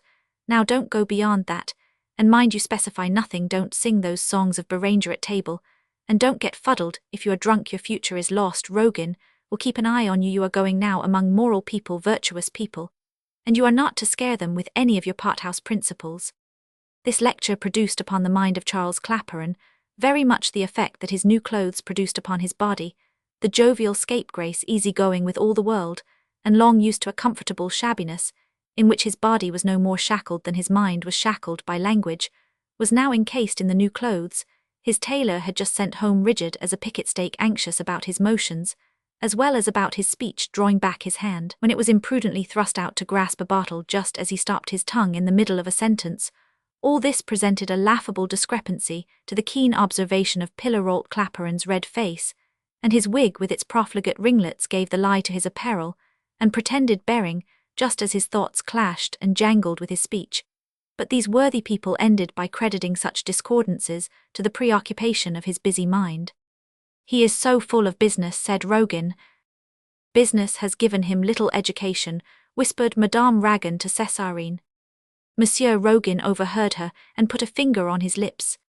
He is rich, clever, and extremely honourable, he said, stooping to Madame Ragon's ear. Something may be forgiven in consideration of such qualities, said Pillarolt to Ragon. Let us read the deeds before dinner, said Rogan, we are all alone. Madame Ragon, Césarine, and Constance left the contracting parties to listen to the deeds read over to them by Alexander Crottat. César signed, in favour of one of Rogan's clients, a mortgage bond for 40,000 francs on his grounds and manufactories in the Faubourg du Temple. He turned over to Rogan Pillarolt's cheque on the Bank of France, and gave without receipt bills for 20,000 francs from his current funds and notes for 140,000 francs, payable to the order of Claparon. I have no receipt to give you, said Claparon. You deal for your half of the property with Monsieur Rogan. As I do for ours, the sellers will get their pay from him in cash. All that I engage to do is to see that you get the equivalent of the 140,000 francs paid to my order. That is equitable, said Pillarolt. Well, gentlemen, let us call in the ladies. It is cold without them, said Claparon, glancing at Rogan, as if to ask whether that jest were too broad. Ladies, our mademoiselle is doubtless yours, said Claparon, holding himself very straight, and looking at Birotteau. Hey, you are not a bungler. None of the roses you distill can be compared with her, and perhaps it is because you have distilled roses that— Faith, said Rogan, interrupting him, I am very hungry. Let us go to dinner, said Birotteau. We shall dine before a notary, said Claparon, catching himself up. You do a great deal of business, said Pillarolt, seating himself intentionally next to Claparon. Quantities by the gross, answered the banker, but it is all heavy dull. There are risks. Canals, oh canals, you have no idea how canals occupy us. It is easy to explain government needs. Canals are a want especially felt in the departments. They concern commerce. You know, rivers, said Pascal, are walking markets. We must have markets. Markets depend on embankments. Tremendous earthworks. Earthworks employ the labouring classes, hence loans, which find their way back in the end to the pockets of the poor. Voltaire, said Canox. Canards, canal. But the government has its own engineers. You can't get a finger in the matter unless you get on the right side of them. For the chamber, oh monsieur, the chamber does us all the harm in the world. It won't take in the political question, hidden under the financial question. There's bad faith on one side or the other. Would you believe it? There's Keller in the chamber. Now Francois Keller is an orator. He attacks the government about the budget, about canals. Well, when he gets home to the bank, and we go to him with proposals, canals, and so forth. The sly dog is all the other way. Everything is right. We must arrange it with the government, which he has just been impudently attacking. The interests of the orator and the interests of the banker clash. We are between two fires now. You understand how it is that business is risky. We have got to please everybody. Clerks, chambers, antechambers, ministers. Ministers, said Pillarolt, determined to get to the bottom of this co-associate. Yes, monsieur, ministers. Well then, the newspapers are right, said Pillarolt. There's my uncle talking politics, said Birotteau. Monsieur Claparon has won his heart. Devilish rogues, the newspapers, said Claparon. Monsieur, the newspapers do all the mischief. They are useful sometimes, but they keep me awake many a night. I wish they didn't. I have put my eyes out reading and ciphering. To go back to the ministers, said Pillarolt, hoping for revelations. Ministers are a mere necessity of government. Ah, what am I eating? Ambrosia, said Claparon, breaking off. This is a sauce you'll never find, except at a tradesman's table for the pothouses. Here the flowers in Madame Ragon's cap skipped like young rams. Claparon perceived the word was low, and tried to catch himself up. In bank circles, he said, we call the best cafés very, and the freers proven coxpot houses, ingest well. Neither those infamous pot houses, nor our most scientific cooks, can make us a sauce like this mellifluous. Some give you clear water soured with lemon, and the rest drugs, chemicals. Pillarolt tried throughout the dinner to fathom this extraordinary being. Finding only a void, he began to think him dangerous. All's well, whispered Rogan to Claparon. I shall get out of these clothes tonight at any rate, answered Claparon, who was choking. Monsieur, said Cesar, addressing him, we are compelled to dine in this little room, because we are preparing 18 days hence to assemble our friends, as much to celebrate the emancipation of our territory. Right, monsieur, I myself am for the government. I belong in opinion to the statu quo of the great man, who guides the destinies of the House of Austria. Jolly dog. Hold fast that you may acquire, and above all acquire, that you may hold. Those are my opinions, which I have the honour to share with Prince Metternich. As to commemorate my promotion to the Order of the Legion of Honour, continued Cesar, Yes, I know who told me of that, Kellers or Nucingen. Rogan, surprised at such tact, made an admiring gesture. No, it was in the chamber. In the chamber, was it, Monsieur de la Billardière, said Birotteau. Precisely. He is charming, whispered César to his uncle. He pours out phrases, said Pillarolt, enough to drown you. Possibly I showed myself worthy of this signal royal favour, resumed Birotteau. By your labours in perfumery, the Bourbons know how to reward all merit. Ah, let us support those generous princes to whom we are about to owe unheard-of prosperity. Believe me, the Restoration feels that it must run a tilt against the Empire. The Bourbons have conquests to make the conquests of peace. You will see their conquests. Monsieur will perhaps do us the honour to be present at our ball, said Madame César. To pass an evening with you, Madame, I would sacrifice the making of millions. He certainly does chatter, said César to his uncle. While the declining glory of perfumery was about to send forth its setting rays, a star was rising with feeble light upon the commercial horizon. Anselme Popinot was laying the cornerstone of his fortune in the Rue des Cinq Diamants. This narrow little street where loaded wagons can scarcely pass each other runs from the Rue des Lombards at one end to the Rue Aubrel-Boucher at the other, entering the latter, opposite to the Rue Quincampoix, that famous thoroughfare of old Paris, where French history has so often been enacted. In spite of this disadvantage, the congregation of druggists in that neighbourhood made Popinot's choice of the little street a good one. The house, which stands second from the Rue des Lombards, was so dark that, except at certain seasons, it was necessary to use lights in open day. The embryo merchant had taken possession the preceding evening of the dingy and disgusting premises. His predecessor, who sold molasses and coarse sugars, had left the stains of his dirty business upon the walls in the court. In the storerooms, imagine a large and spacious shop, with great iron-bound doors, painted a dragon green, strengthened with long iron bars held on by nails whose heads looked like mushrooms, and covered with an iron trellis-work which swelled out at the bottom after the fashion of the baker's shops in former days, the floor paved with large white stones, most of them broken, the walls yellow, and as bare as those of a guard-room. Next to the shop came the back shop and two other rooms lighted from the street, in which Popinot proposed to put his office, his books, and his own workroom. Above these rooms were three narrow little chambers pushed up against the party wall with an outlook into the court. Here he intended to dwell. The three rooms were dilapidated and had no view but that of the court, which was dark, irregular, and surrounded by high walls to which perpetual dampness, even in dry weather, gave the look of being daubed with fresh plaster. Between the stones of this court was a filthy and stinking black substance left by the sugars and the molasses that once occupied it. Only one of the bedrooms had a chimney. All the walls were without paper, and the floors were tiled with brick. Since early morning, Gaudissart and Popinot, helped by a journeyman, whose services the commercial traveller had invoked, were busily employed in stretching a 15th paper on the walls of these horrible rooms, the workman pasting the lengths a collegian's mattress on a bedstead of red wood, a shabby nightstand, an old-fashioned bureau, one table, two armchairs, and six common chairs, the gift of Popinot's uncle the judge, made up the furniture. Gaudissart had decked the chimney-piece with a frame in which was a mirror much defaced, and bought at a bargain towards 8 o'clock. In the evening, the two friends, seated before the fireplace where a faggot of wood was blazing, were about to attack the remains of their breakfast. Down with the cold mutton, cried Gaudissart suddenly, it is not worthy of such a housewarming. But, said Popinot, showing his solitary coin of 20 francs, which he was keeping to pay for the prospectus. I, cried Gaudissart, sticking a 40-franc piece in his own eye. A knock resounded throughout the court, naturally empty and echoing of a Sunday when the workpeople were away from it, and the laboratories empty. Here comes the faithful slave of the Rue de la Poterie, cried the illustrious Gaudissart.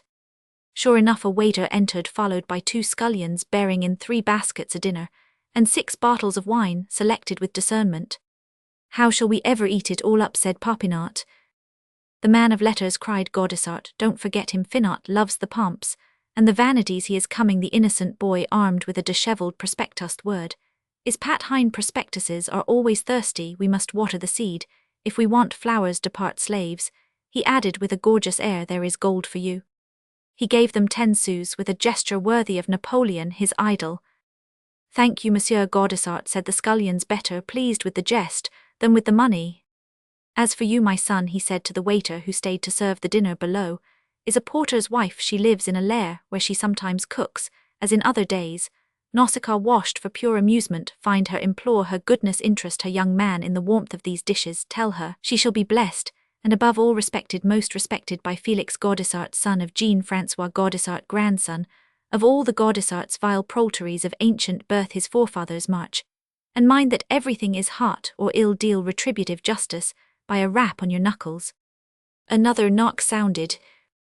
Here comes the pungent Andach, shouted Gaudissart, a stout chubber-faced fellow of medium height from head to foot, the evident son of a hatmaker, with round features, whose shrewdness was hidden under a restrained and subdued manner. Suddenly appeared his face, which was melancholy like that of a man weary of poverty, lighted up hilariously when he caught sight of the table and the bottles, swathed in significant napkins. At Gaudissart's shout his pale blue eyes sparkled, his big head hollowed like that of a Kalmuck Tartar, barbed from right to left, and he bowed to Popinot with a queer manner, which meant neither civility nor respect, but was rather that of a man who feels he is not in his right place, and will make no concessions. He was just beginning to find out that he possessed no literary talent, whatever he meant to stay in the profession, however, by living on the brains of others, and getting astride the shoulders of those more able than himself, making his profit there, instead of struggling any longer at his own ill-paid work at the present moment.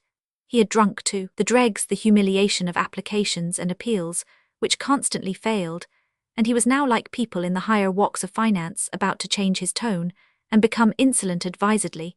But he needed a small sum in hand on which to start, and Gaudissart gave him a share in the present affair of ushering into the world the oil of Popinot. You are to negotiate on his account with the newspapers, but don't play double. If you do, ill fight you to the death. Give him his money's worth. Popinot gazed at the author, which much uneasiness people who are purely commercial look upon an author, with mingled sentiments of fear, compassion, and curiosity. Though Popinot had been well brought up, the habits of his relations, their ideas, and the obfuscating effect of a shop and a counting-room had lowered his intelligence by bending it to the use and want of his Collinger phenomenon, which may often be seen if we observe the transformations which take place in 100 comrades when 10 years supervene between the time when they leave college or a public school to all intents and purposes alike, and the period when they meet again after contact with the world. Andach accepted Popinot's perturbation as a compliment. Now then, before dinner let's get to the bottom of the prospectus, then we can drink without an afterthought, said Gaudissart. After dinner one reads askew, the tongue digests. Monsieur, said Popinot, a prospectus is often a fortune. And for plebeians like myself, said Andach, fortune is nothing more than a prospectus. Ha, very good, cried Gaudissart, that rogue of a Finot has the wit of the 40 academicians. Of 100 academicians, said Popinot, bewildered by these ideas. The impatient Gaudissart seized the manuscript, and began to read in a loud voice, with much emphasis, cephalic oil. I should prefer oil Caesarian, said Popinot. My friend, said Gaudissart, you don't know the provincials, there's a surgical operation called by that name, and they are such stupids that they'll think your oil is meant to facilitate childbirth. To drag them back from that to hair is beyond even my powers of persuasion. Without wishing to defend my term, said the author, I must ask you to observe that cephalic oil means oil for the head, and sums up your ideas in one word. Well, let us see, said Popinot impatiently. Here follows the prospectus, the same which the trade receives by the thousand, to the present day. Another piece justificative. Gold medal. Exposition of 1819. Cephalic oil. Patents for invention and improvements. No cosmetic can make the hair grow, and no chemical preparation can dye it without peril to the seat of intelligent science has recently made known the fact that hair is a dead substance, and that no agent can prevent it from falling off or whitening. To prevent baldness and dandruff, it is necessary to protect the bulb, from which the hair issues, from all deteriorating atmospheric influences, and to maintain the temperature of the head at its right medium. Cephalic oil, based upon principles laid down by the Academy of Sciences, produces this important result sought by the ancients, the Greeks, the Romans, and all northern nations, to whom the preservation of the hair was peculiarly precious. Certain scientific researches have demonstrated that nobles formerly, distinguished for the length of their hair, used no other remedy than this their method of preparation, which had been lost in the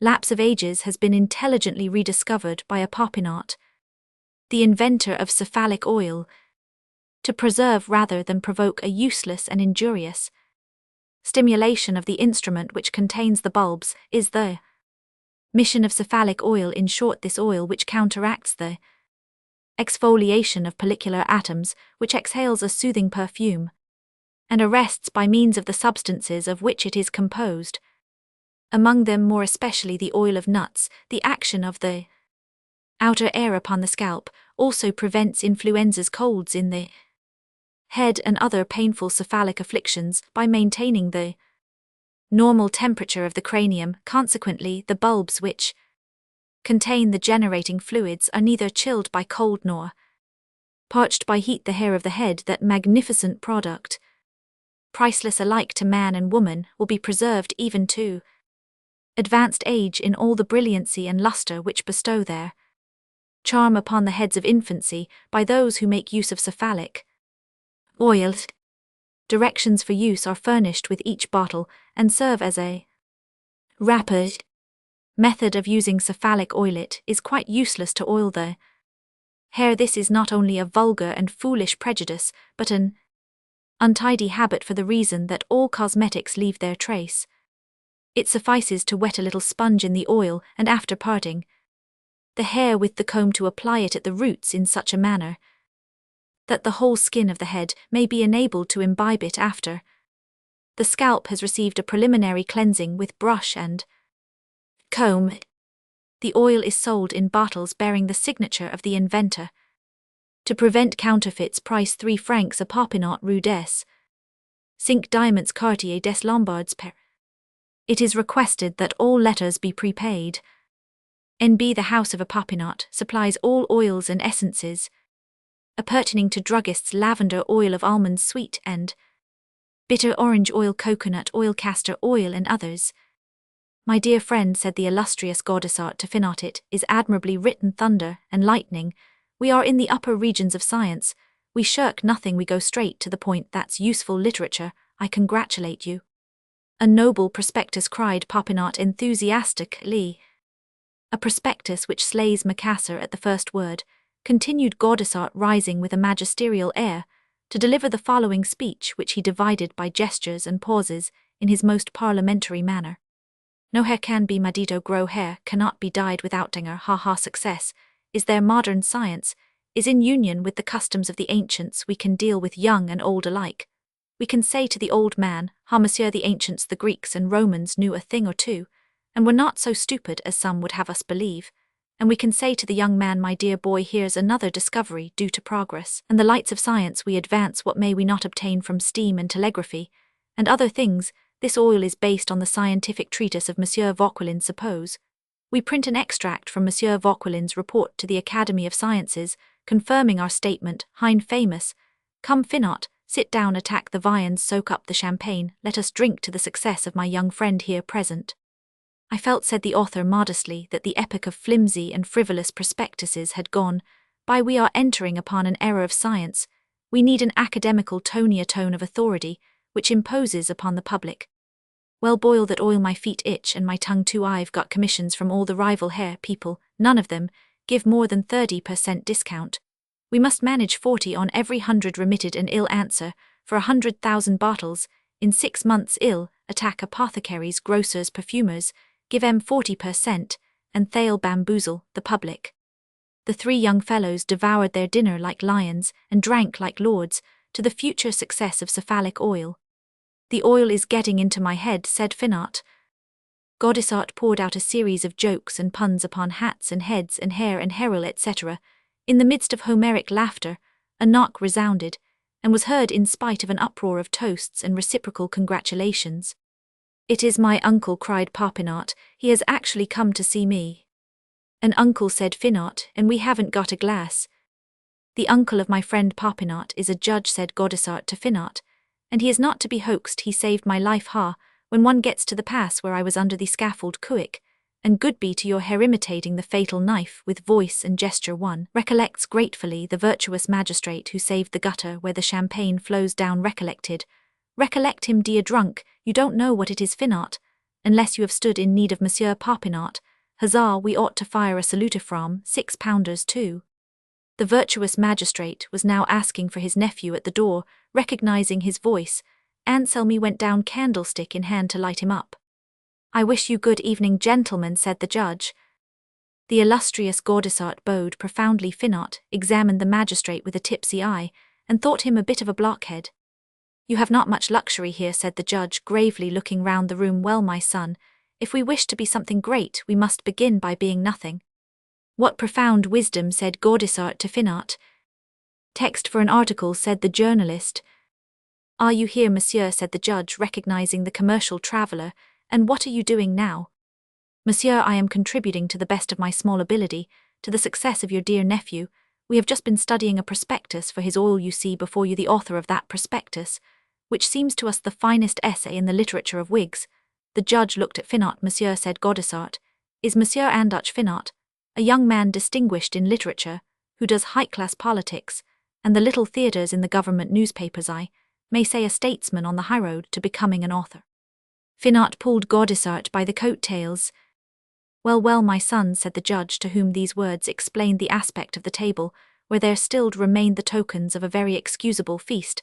"Anselmi," said the old gentleman to his nephew, "dress yourself, and come with me to Monsieur Birotteau's, where I have a visit to pay. You shall sign the deed of partnership, which I have carefully examined. As you mean to have the manufactory for your oil on the grounds in the Faubourg du Temple, I think you had better take a formal lease of them. Monsieur Birotteau might have others in partnership with him, and it is better to settle everything legally at once. Then there can be no discussion.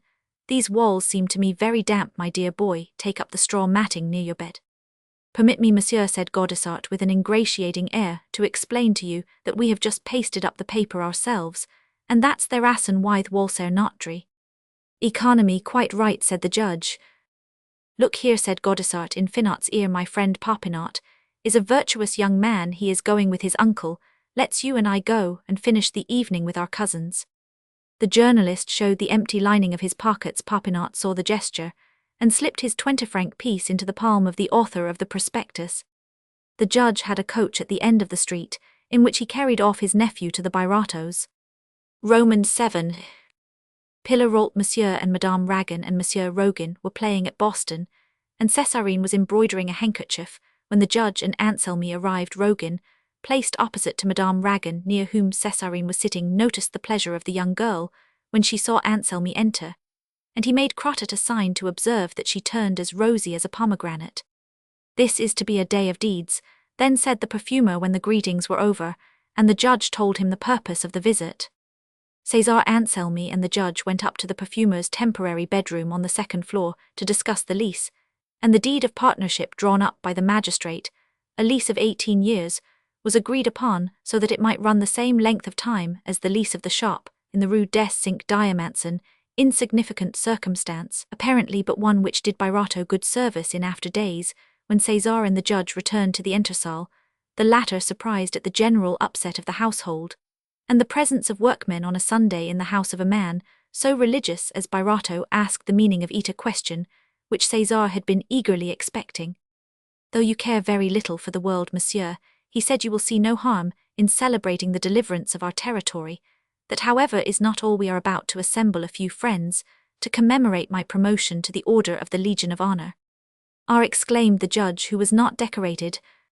"Possibly I showed myself worthy of that signal and royal favor by my services on the bench of Commercind, by fighting for the Bourbons on the steps." "True," said the judge. "Of Saint Roch on the 13th Vendemiaire, where I was wounded by Napoleon. May I not hope that you and Madame Popinot will do us the honor of being present?" "Willingly," said the judge. "If my wife is well enough, I will bring her." "Zandrot," said Rogan to his clerk, as they left the house, "give up all thoughts of marrying Césarine 6 weeks hence. You will thank me for that advice." "Why?" asked Crottat. "My dear fellow Birotteau is going to spend 100,000 francs on his ball, and he is involving his whole fortune against my advice in that speculation in lands. 6 weeks hence, he and his family won't have bread to eat. Marry Mademoiselle Lerdois, the daughter of the house painter. She has 300,000 francs. I threw out that anchor to windward for you. If you will pay me 100,000 francs down for my practice, you may have it tomorrow." The splendors of the approaching ball were announced by the newspapers to all Europe, and were also made known to the world of commerce by rumors, to which the preparations carried on night and day had given rise. Some said that César had hired 3 houses, and that he was gilding his salons, others that the supper would furnish dishes invented for the occasion on one hand. It was reported that no merchants would be invited, the fete being given to the members of the government on the other hand. César was severely blamed for his ambition, and laughed at for his political pretensions. Some people even went so far as to deny his wound. The ball gave rise to more than one intrigue in the second arrondissement. The friends of the family were easy in their minds, but the demands of mere acquaintances were enormous. Honors bring sycophants, and there was a goodly number of people whose invitations cost them more than one application. The Birotteaus were fairly frightened at the number of friends, whom they did not know they had. These eager attentions alarmed Madame Birotteau, and day by day her face grew sadder as the great solemnity drew near. In the first place, as she owned to César, she should never learn the right demeanour. Next, she was terrified by the innumerable details of such a fete. Where should she find the plate, the glassware, the refreshments, the china, the servants who would superintend it? All she entreated Birotteau to stand at the door of the apartment, and let no one enter but invited guests.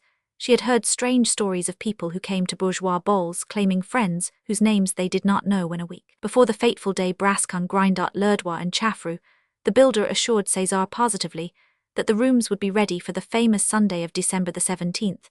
An amusing conference took place in the evening after dinner between César, his wife, and his daughter for the purpose of making out the list of guests, and addressing the invitations which a stationer had sent home that morning, printed on pink paper in flowing English writing, and in the formula of commonplace and puerile civility.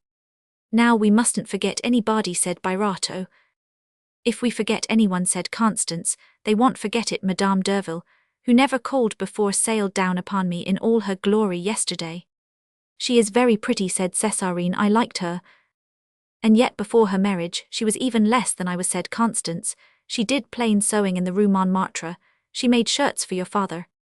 "Well, now let us begin the list," said Birotteau, "with the upper crust people. Césarine, write down Monsieur le Duc, and Madame la Duchesse de Lenoncourt."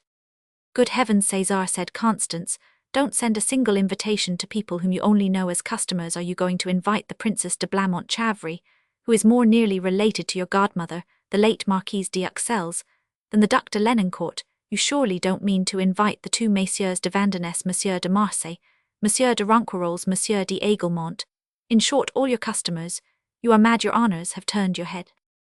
"Well, but there's Monsieur le Comte de Fontaine, and his family, hind one that always went by the name of Grandjaquesse, and the young scamp, who was the Marquis de Montauran, and Monsieur de la Billardière, who was called the Nantais, at the Queen of Roses before the 13th Vendémiaire in those days. It was all handshaking, and Birotteau, take courage, let yourself be killed like us for the good cause, why we are all comrades in conspiracy." "Very good, put them down," said Constance. "If Monsieur de la Billardière comes, he will want somebody to speak to." "Césarine, right," said Birotteau. "Primo, Monsieur the Prefect of the Seine, he'll come or he won't come, but anyway he commands the municipality, honor, to whom honor is due, Monsieur de la Billardière. And his son the mayor put the number of the guests after their names. My colleague Monsieur Granit Deputimir, and his wife, she is very ugly, but never mind, we can't dispense with her. Monsieur Curel, the jeweler, colonel of the National Guard, his wife, and 2 daughters. Those are what I call the authorities. Now come the big wigs, Monsieur le Comte, and Madame la Comtesse de Fontaine, and their daughter Mademoiselle Emily de Fontaine. An insolent girl, who makes me leave the shop and speak to her at the door of the carriage. No matter what the weather is," said Madame César, "if she comes it will only be to ridicule me." "Then she'll be sure to come," said César, bent on getting everybody go on. "Césarine, Monsieur le Comte, and Madame la Comtesse de Granville, my landlord, longest head at the royal court, so Derville says, quand Monsieur de la Billardière, is to present me as a chevalier tomorrow to Monsieur le Comte de Lespeed himself, High Chancellor of the Legion of Honor. It is only proper that I should send him an invitation for the ball and also to the dinner. Monsieur Vauquelin, put him down for ball and dinner both, Césarine, and so as not to forget them put down all the Chiffervilles, and the Protes, Monsieur and Madame Popinot, Judge of the lower court of the Seine, Monsieur and Madame Therion, gentlemanusher of the bedchamber, to the king friends of Ragan and their daughter, who they tell me is to marry the son of Monsieur Camusot by his first wife.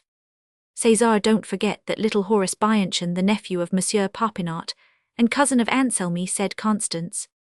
Hugh Césarine has written a 4 after the name of Popinot Monsieur and Madame Rabardin, one of the under-secretaries in Monsieur de la Billardiere's division, Monsieur Coach in same division his wife and son sleeping partners of Matifat, and Monsieur, Madame and Mademoiselle Matifat themselves. The Matifat, said Césarine, are fishing for invitations for Monsieur and Madame Colville, and Monsieur and Madame Thulia friends of theirs. We will see about that, said César. Put down my broker Monsieur, and Madame Jules Desmarets. She will be the loveliest woman in the room, said Césarine.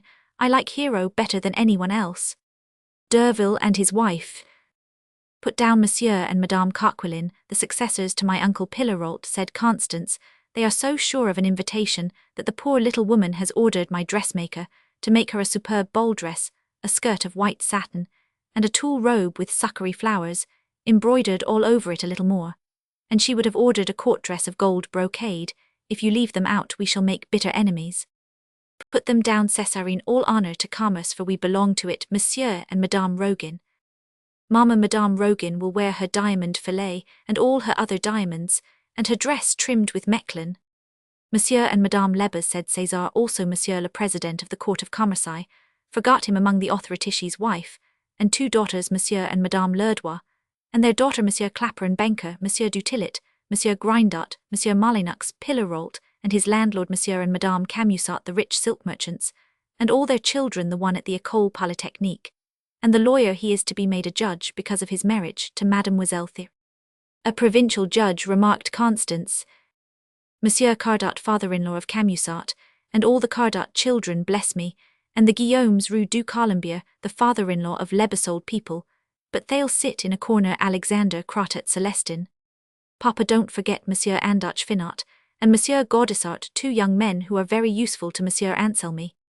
Gaudissart, he was once in the hands of justice, but never mind, he is going to travel for our oil, and starts in a few days. Put him down as to the Sieur Andoch Finot. What is he to us? Monsieur Anselmy says he will be a great man. He has a mind like Voltaire. An author, all atheists. Let's put him down, Papa. We want more dancers. Besides, he wrote the beautiful prospectus for the oil. He believes in my oil, said César. Then put him down, dear child. I have put down all my protégés, said Césarine.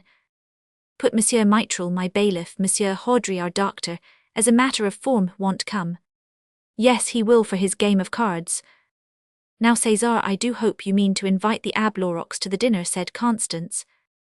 I have already written to him, said César. Oh, and don't forget the sister-in-law of Monsieur Lebas, Madame Augustine Somerville, said Césarine. Poor little woman, she is so delicate, she is dying of grief, so Monsieur Lebas says. That's what it is to marry artists, cried her father. Look, there's your mother asleep, he whispered. La a very good night to you, Madame César. Now then, he added, about your mother's ball dress. Yes, Papa, it will be all ready. Mamma thinks she will wear her china crepe like mine. The dressmaker is sure there is no need of trying it on. How many people have you got down, said César, aloud, seeing that Constance opened her eyes. 109 with the clerks. Where shall we ever put them all, said Madame Birotteau. But anyhow, after that Sunday, she added naively, there will come a Monday. Nothing can be done simply and naturally by people who are stepping from one social level to another. Not a soul, not Madame Birotteau, nor César himself was allowed to put foot into the new apartment on the first floor. César had promised Rake the Shopby a new suit of clothes for the day of the ball if he mounted guard faithfully, and let no one enter Birotteau like the Emperor Napoleon at Campigny, when the chateau was redecorated for his marriage with Maria Louisa of Austria, was determined to see nothing piecemeal. He wished to enjoy the surprise of seeing it as a whole. Thus the 2 antagonists met once more, all unknown to themselves, not on the field of battle, but on the peaceful ground of bourgeois vanity. It was arranged that Monsieur Grindot was to take César by the hand and show him the apartment when finished, just as a guide shows a gallery to a sightseer. Every member of the family had provided his or her private surprise. Césarine, dear child, had spent all her little hoard 100 louis on buying books for her father. Monsieur Grindot confided to her one morning that there were 2 bookcases in César's room which enclosed an Alcovian architectural surprise to her father. Césarine flung all her girlish savings upon the counter of a bookseller's shop, and obtained in return Bossuet, Racine, Voltaire, Jean, Jacques Rousseau, Montesquieu, Molière, Buffon, Fenelon, Delille, Bernardin de Saint-Pierre, La Fontaine, Corneille, Pascal, La Harpine, short, the whole array of Matarovkos libraries to be found everywhere. and which assuredly her father would never read a terrible bill for binding, was in the background, the celebrated and dilatory binder. Thuvanin had promised to deliver the volumes at 12 o'clock. In the morning of the 16th, Césarine confided her anxiety to her uncle Pillarolt, and he had promised to pay the bill. The surprise of César to his wife was the gown of cherry-coloured velvet trimmed with lace of which he spoke to his accomplice Césarine. The surprise of Madame Birotteau to the new chevalier was a pair of gold shoe-buckles and a diamond pin for the whole family. There was the surprise of the new apartment, and a fortnight later, the still greater surprise of the bills when they came in. César carefully weighed the question as to which invitations should be given in person, and which should be sent by raked. He ordered a coach, and took his wife, much disfigured by a bonnet with feathers, and his last gift a shawl, which she had coveted for 15 years. A round of civilities in their best array. These worthy people paid 22 visits in the course of one morning. César excused his wife from the labour and difficulty of preparing at home the various viands demanded by the splendour of the entertainment. A diplomatic treaty was arranged between the famous Chevet, and the perfumer Chevet furnished superb silver plate, which brought him an income equal to that of land. He supplied the dinner, the wines, and the waiters under the orders of a major domo of dignified aspect, who was responsible for the proper management of everything. Chevet exacted that the kitchen and the dining-room on the entresol should be given up to him. As headquarters, a dinner for 20 people was to be served at 6 o'clock, a superb supper at 1 in the morning. Birotteau arranged with the café foy for ices in the shape of fruits, to be served in pretty saucers with gilt spoons on silver trays. Tanraid, another illustrious purveyor, furnished the refreshments. "Don't be worried," said César to his wife, observing her uneasiness on the day before the great event. "Chevet Tanraid and the café foy will occupy the entresol. Virginie will take charge of the second floor. The shop will be closed. All we shall have to do is to enshrine ourselves on the first floor." At 2 o'clock on the 16th, the mayor Monsieur de la Billardière came to take César to the chancellery of the Legion of Honor, where he was to be received by Monsieur le Comte de Lespide, and about a dozen chevaliers of the order. Tears were in his eyes when he met the mayor. Constance had just given him the surprise of the gold buckles and diamond pin. "It is very sweet to be so loved," he said, getting into the coach, in presence of the assembled clerks and Césarine and Constance. They one and all gazed at César, attired in black silk, knee-breeches, silk stockings, and the new bottle-blue coat on which was about to gleam the ribbon that, according to Malinux, was dyed in blood. When César came home to dinner he was pale with joy. He looked at his cross in all the mirrors, for in the first moments of exultation he was not satisfied with the ribbon, wore the cross, and was glorious without false shame. "My wife," he said, "Monsieur the High Chancellor is a charming man." On a hint from La Billardière, he accepted my invitation. He is coming with Monsieur Vauquelin. Monsieur de Lespide is a great many as great as Monsieur Vauquelin. He has continued the work of Buffon in 40 volumes. He is an author, peer of France. Don't forget to address him as Your Excellence or Monsieur le Comte. "Do eat something," said his wife. "Your father is worse than a child," added Constance to Césarine. "How well it looks in your buttonhole," said Césarine, "when we walk out together. Won't they present arms?" "Yes, wherever there are sentries they will present arms." Just at this moment, Grindup was coming downstairs with Brascon. It had been arranged that, after dinner, Monsieur, Madame and Mademoiselle were to enjoy a first sight of the new apartment. Brascon's foreman was now nailing up the last brackets, and 3 men were lighting the rooms. "It takes 120 wax candles," said Brascon. "A bill of 200 francs at Trudon's," said Madame César, whose murmurs were checked by a glance from the Chevalier Birotteau. "Your ball will be magnificent, Monsieur le Chevalier," said Brascon. Birotteau whispered to himself, "Flatterers already. The Abbé Lauroux urged me not to fall into that net, but to keep myself humble. I shall try to remember my origin." César did not perceive the meaning of the rich upholsterer's speech. Brascon made a dozen useless attempts to get invitations for himself, his wife, daughter, mother-in-law, and aunt. He called the perfumer Monsieur le Chevalier to the doorway, and then he departed his enemy. The rehearsal began. César, his wife and Césarine went out by the shop door, and re-entered the house from the street. The entrance had been remodelled in the grand style, with double doors divided into square panels, in the centre of which were architectural ornaments in castern painted. This style of door, since become common in Paris, was then a novelty. At the further end of the vestibule, the staircase went up in 2 straight flights, and between them was the space which had given César some uneasiness, and which was now converted into a species of box where it was possible to seat an old woman. The vestibule, paved in black and white marble, with its walls painted to resemble marble, was lighted by an antique lamp, with 4 jets. The architect had combined richness with simplicity. A narrow red carpet relieved the whiteness of the stairs, which were polished with pumice stone. The first landing gave an entrance to the entresol. The doors to each apartment were of the same character as the street door, but of finer work by a cabinet maker. The family reached the first floor, and entered an antechamber in excellent taste, spacious, parquetted, and simply decorated. Next came a salon with 3 windows on the street in white and red, with cornices of an elegant design, which had nothing gaudy about them. On a chimney-piece of white marble supported by columns were a number of mantel ornaments chosen with taste. They suggested nothing to ridicule, and were in keeping with the other details. A soft harmony prevailed throughout the room, a harmony which artists alone know how to attain by carrying uniformity of decoration into the minutest particulars, an art of which the bourgeois mind is ignorant, though it is much taken with its results. A glass chandelier, with 24 wax candles, brought out the color of the red silk draperies.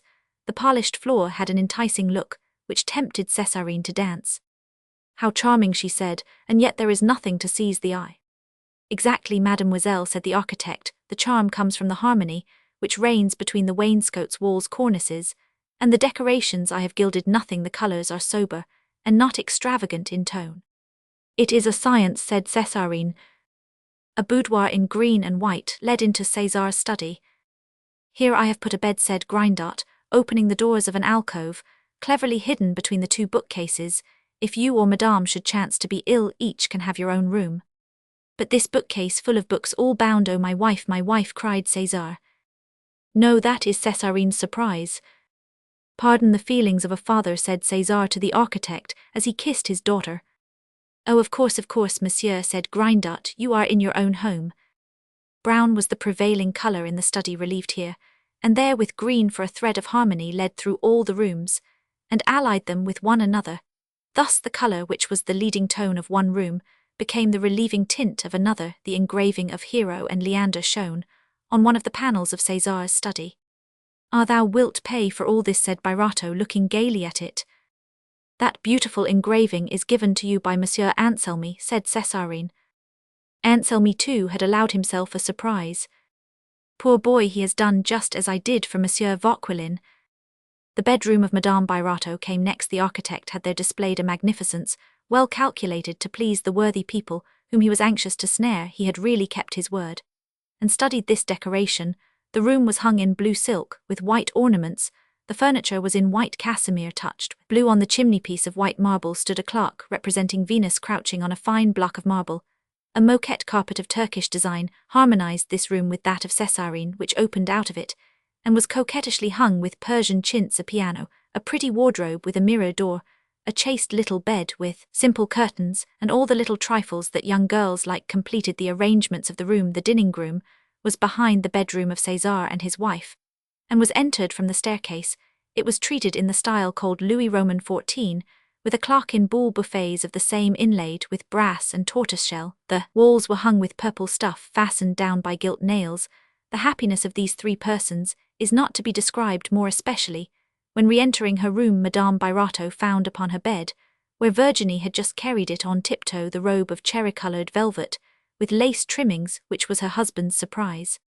"Monsieur, this apartment will win you great distinction," said Constance to Grindot. "We shall receive 100 and more persons tomorrow evening, and you will win praises from everybody." "I shall recommend you," said César. "You will meet the very heads of commerce, and you will be better known through that one evening than if you had built 100 houses." Constance, much moved, thought no longer of costs nor of blaming her husband, and for the following reason: that morning, when he brought the engraving of Hero and Leander, Anselmi Popinot, whom Constance credited with much intelligence and practical ability, had assured her of the inevitable success of cephalic oil, for which he was working night and day with a fury that was almost unprecedented. The lover promised that no matter what was the round sum of Birotteau's extravagance, it should be covered in 6 months by César's share in the profits of the oil. After fearing and trembling for 19 years, it was so sweet to give herself up to one day of unalloyed happiness that Constance promised her daughter not to poison her husband's pleasure by any doubts or disapproval, but to share his happiness heartily. When therefore about 11 o'clock Grindot left them, she threw herself into her husband's arms, and said to him with tears of joy, "César, I am beside myself. You have made me very happy." "Provided it lasts, you mean," said César, smiling. "It will last, I have no more fears," said Madame Birotteau. "That's right," said the perfumer, "you appreciate me at last." People who are sufficiently larger-minded to perceive their own innate weakness will admit that an orphan girl who 18 years earlier was saleswoman at the petty Matelot Isle St. Louis, and a poor peasant lad coming from Touraine to Paris with hobnailed shoes and a cudgel in his hand, might well be flattered and happy in giving such a fate for such praiseworthy reasons. "Bless my heart," cried César, "I'd give 100 francs if someone would only come in now and pay us a visit." "Here is Monsieur l'Abbé Lorox," said Virginie. The abbé entered. He was at that time vicar of St. Sulpice. The power of the soul was never better manifested than in this saintly priest, whose intercourse with others left upon the minds of all an indelible impression.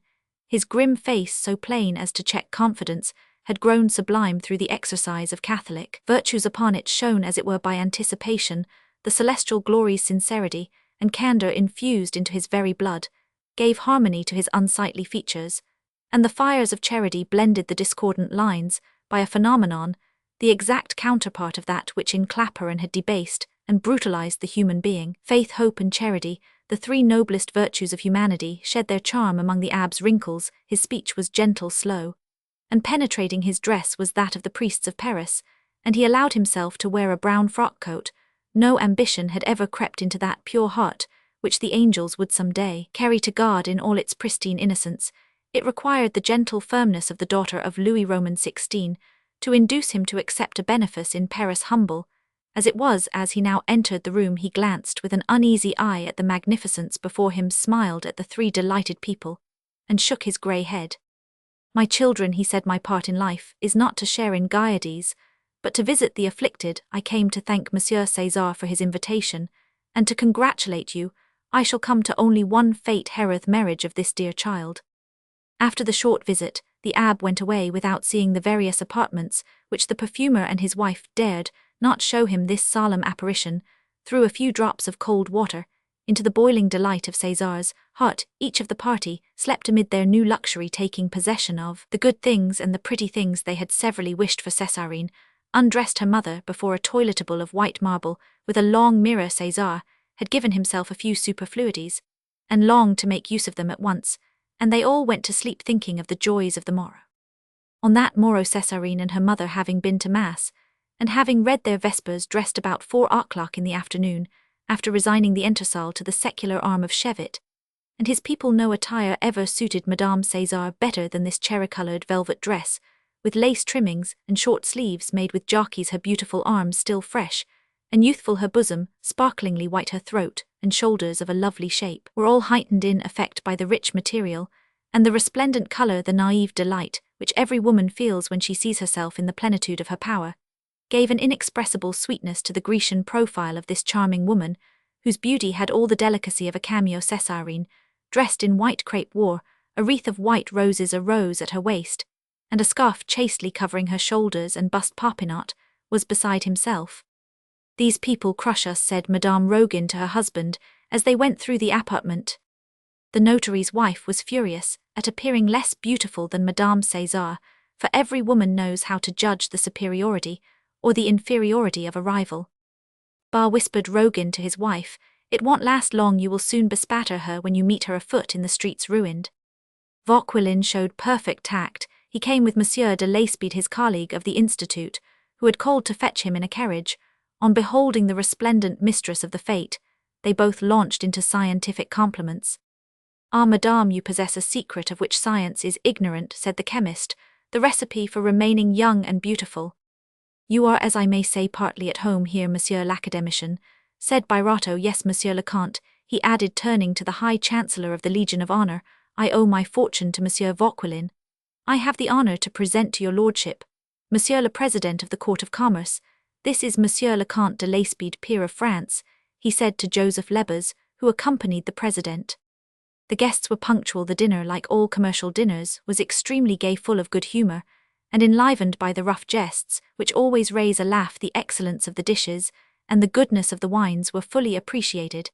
It was 9:30 when the company returned to the salons to take their coffee. A few hackney coaches had already brought the first impatient dancers. An hour later the rooms were full, and the ball took the character of a rout. Monsieur de Lespide and Monsieur Vauquelin went away much to the grief of César, who followed them to the staircase vainly, entreating them to remain. He succeeded, however, in keeping Monsieur Popinot the judge and Monsieur de la Billardière, with the exception of 3 women who severally represented the aristocracy, finance and government, circles, namely Mademoiselle de Fontaine, Madame Jules, and Madame Rabardin, whose beauty, dress and manners were sharply defined in this assemblage.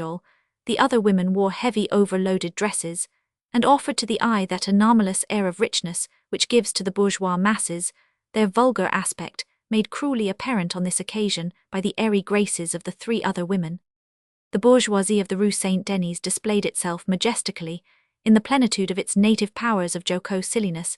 It was a fair specimen of that middle class which dresses its children like lancers or National Guards buys the victoires et conquêtes. The soldat laboureur admires the convoy du pauvre, delights in mounting guard, goes on Sunday to its own country house, is anxious to acquire the distinguished air, and dreams of municipal honours. That middle class which is jealous of all and of everyone, and yet is good, obliging, devoted, feeling, compassionate, ready to subscribe for the children of General Foy, or for the Greeks whose piracies it knows nothing about, or the exiles, until none remained, duped through its virtues, and scouted for its defects by a social class that is not worthy of it, for it has a heart precisely because it is ignorant of social conventions. That virtuous middle class which brings up ingenuous daughters to an honourable toil, giving them sterling qualities which diminish as soon as they are brought in contact with the superior world of social life. Girls without mind, among whom the worthy Chrysil would have chosen his wife. In short, a middle class admirably represented by the Matifats, druggists in the Rue des Lombards,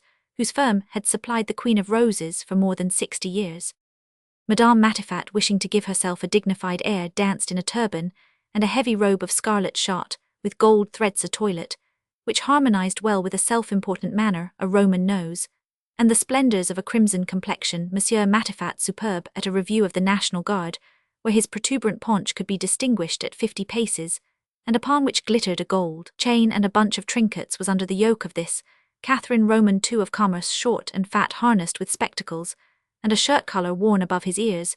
He was chiefly distinguished for his bass voice, and the richness of his vocabulary. He never said Corneille, but the sublime Corneille. Racine was the gentle Racine. Voltaire, Voltaire second in everything, with more wit than genius, but nevertheless a man of genius. Rousseau, a gloomy mind, a man full of pride, who hanged himself.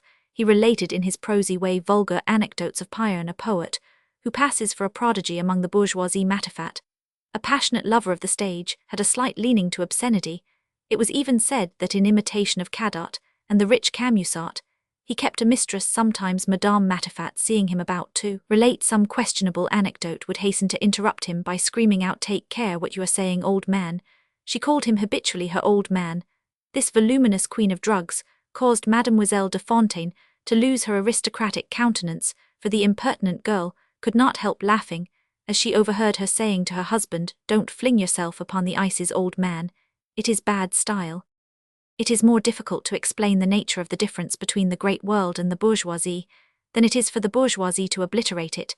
These women, embarrassed by their fine clothes and very conscious of them, displayed a naive pleasure, which proved that a ball was a rarity in their busy lives, while the 3 women, who each represented a sphere in the great world, were then exactly what they would be on the morrow. They had no appearance of having dressed purposely for the ball. They paid no heed to the splendour of their jewels, nor to the effect which they themselves produced. All had been arranged when they stood before their mirrors and put the last touches on their toilets. Their faces showed no excitement or excessive interest, and they danced with the grace and ease which unknown genius has given to certain statues of antiquity. The others, on the contrary, stamped with the mark of toil, retained their vulgar attitudes, and amused themselves too heartily. Their eyes were full of inconsiderate curiosity. Their voices ranged above the low murmur, which gives inimitable piquancy to the conversations of a ballroom. Above all, they had none of that composed impertinence which contains the germs of epigram, nor the tranquil attitude which characterizes those who are accustomed to maintain empire over themselves. Thus Madame Rabardin, Madame Jules, and Mademoiselle de Fontaine, who had expected much amusement from the ball of their perfumer, were detached from the background of the bourgeoisie about them by their soft and easy grace, by the exquisite taste of their dress, and bearing just as three leading singers at an opera stand out in relief from the starled array of their supernumeraries, they were watched with jealous, wondering eyes. Madame Rogan, Constance, and Césarine formed as it were a link, which united the three types of feminine aristocracy to the commercial figures about them. There came, as there does at all balls, a moment when the animation of the scene, the torrents of light, the gaiety, the music, the excitement of dancing, brought on a species of intoxication, which puts out of sight these gradations in the crescendo of the tutti. The ball was beginning to be noisy, and Mademoiselle de Fontaine made a movement to retire. But when she looked about for the arm of her venerable Vendine, Birotteau, his wife and daughter, made haste to prevent such a desertion of the aristocracy. "There is a perfume of good taste about this apartment, which really amazes me," remarked that impertinent young woman to the perfumer. "I congratulate you." Birotteau was so intoxicated by compliments that he did not comprehend her meaning, but his wife coloured, and was at a loss how to reply. "This is a national fete, which does you honour," said Camusat. "I have seldom seen such a ball," said Monsieur de la Billardière, to whom an official falsehood was of no consequence. Birotteau took all these compliments seriously. "What an enchanting scene, what a fine orchestra! Will you often give us a ball?" said Madame Lebas. "What a charming apartment! Is this your own taste?" said Madame Desmarets. Birotteau ventured on a fib, and allowed her to suppose that he had designed it. Césarine, who was asked of course for all the dances, understood very well Anselme's delicacy in that matter. "If I thought only of my own wishes," he had whispered as they left the dinner table, "I should beg you to grant me the favour of a quadrille, but my happiness would be too costly to our mutual self-love." Césarine, who thought all men walked ungracefully if they stood straight on their legs, was resolved to open the ball with Popinot, emboldened by his aunt, who told him to dare all, ventured to tell his love to the charming girl during the pauses of the quadrille, using however the roundabout terms of a timid lover. "My fortune depends on you, mademoiselle." "And how?" "There is but one hope that can enable me to make it." "Then hope." "Do you know what you have said to me in those two words?" murmured Popinot. "Hope for fortune," said Césarine with an arch smile. Goddessart," exclaimed Anselme, when the quadrille was over, pressing the arm of his friend. "With Herculean force succeed, or ill blow my brains out success. And I shall marry Césarine, she has told me so. See how lovely she is." "Yes, she is prettily tricked out," said Gaudissart, "and rich well fry her in oil." The good understanding between Mademoiselle Lerdois and Alexander Crottet, the promised successor to Rogan, was noticed by Madame Birotteau, who could not give up without a pang the hope of seeing her daughter the wife of a notary of Paris. Uncle Pillerault, who had exchanged bows with little Molyneux, seated himself in an armchair near the bookshelves. He looked at the card-players, listened to the conversations, and went to the doorway every now and then to watch the oscillating bouquet of flowers formed by the circling heads of the dancers. In the moulinette the expression of his face was that of a true philosopher. The men were dreadful, that is, except Du Tillet, who had acquired the manners of the great world, little La Billardière, a budding, fashionable Monsieur Desmarets, and the official personages. But among all the faces more or less comical from which the assemblage took its character, there was one that was particularly washed out like a 5-franc piece of the Republic, and whose owner's apparel rendered him a curiosity. We guess at once the little tyrant of the Cour Batave, arrayed with linen yellowed, by lying by in a cupboard, and exhibiting to the eye a shirtful of lace that had been an heirloom, fastened with a bluish cameo, set as a pin. He wore short black silk breeches, which revealed the skinny legs on which he boldly stood. César showed him triumphantly the 4 rooms constructed by the architect out of the first floors of the 2 houses. Hey, well, it is your affair, Monsieur Birotteau," said Molyneux. "My first floor thus improved will be worth more than 3,000 francs to me." Birotteau answered with a jest, but he was pricked as if with a pin at the tone in which the little old man had pronounced the words. "I shall soon have my first floor back again. The man will ruin himself." Such was the real meaning of the speech, which Molyneux delivered like the scratch of a claw. The sallow face and vindictive eye of the old man struck Du Tillet, whose attention had first been attracted by a watch-chain from which hung a pound of jingling gewgaws, and by a green coat with a collar whimsically cocked up, which gave the old man the semblance of a rattlesnake. The banker approached the usurer to find out how and why he had thus bedizened himself. "There, monsieur," said Molyneux, planting one foot in the boudoir, "I stand upon the property of Monsieur le Comte de Granville, But here he added, showing the other, I stand upon my own, I am the owner of this house. Malenux was so ready to lend himself to anyone who would listen to him, and so delighted by Du Tillet's attentive manner, that he gave a sketch of his life, related his habits and customs, told the improper conduct of the Sieur Gendron, and finally explained all his arrangements with the perfumer, without which he said the ball could not have been given. Ah, Monsieur Cesar, let you settle the lease, said Du Tillet, it is contrary to his habits. Oh, I asked it of him, I am good to my tenants. If Pierre Birotteau fails, thought Du Tillet, this little imp would make an excellent assignee. His sharpness is invaluable when he is alone. He must amuse himself by catching flies like Domitian. Du Tillet went to the cartable where Claparon was already stationed under orders. Ferdinand thought that under shelter of a game of bouillotte his counterfeit banker might escape notice. Their demeanour to each other was that of two strangers, and the most suspicious man could have detected nothing that betrayed an understanding between them. Gaudissart, who knew the career of Claparon, dared not approach him, after receiving a solemnly frigid glance from the promoted commercial traveller, which warned him that the upstart banker was not to be recognized by any former comrade. The ball, like a brilliant rocket, was extinguished by 5 o'clock in the morning. At that hour, only some 40 hackney coaches remained out of the 100 or more which had crowded the Rue Saint-Honore. Within they were dancing the Boulanger, which has since been dethroned by the Cotelin, and the English gallop. Du Tillet, Rogan Cardot Jr., the Comte de Granville and Jules Desmarets were playing at bouillotte. Du Tillet won 3,000 francs. That as began to dawn, the wax lights paled. The players joined the dancers for a last quadrille. In such houses, the final scenes of a ball never pass off without some impropriety. The dignified personages have departed. The intoxication of dancing, the heat of the atmosphere, the spirits concealed in the most innocent drinks, have mellowed the angularities of the old women who good-naturedly join in the last quadrille, and lend themselves to the excitement of the moment. The men are heated, their hair, lately curled, straggles down their faces and gives them a grotesque expression, which excites laughter. The young women grow volatile, and a few flowers drop from their garlands. The bourgeois Momus appears, followed by his revellers. Laughs ring loudly. All present surrender to the amusement of the moment, knowing that on the morrow toil will resume its sway. Matifat danced with a woman's bonnet on his head. Celestin called the figures of the interminable country dance, and some of the women beat their hands together excitedly at the words of command. How they do amuse themselves, cried the happy Birotteau. I hope they won't break anything, said Constance to her uncle. You have given the most magnificent ball I have ever seen, and I have seen many, said Du Tillet, bowing to his old master.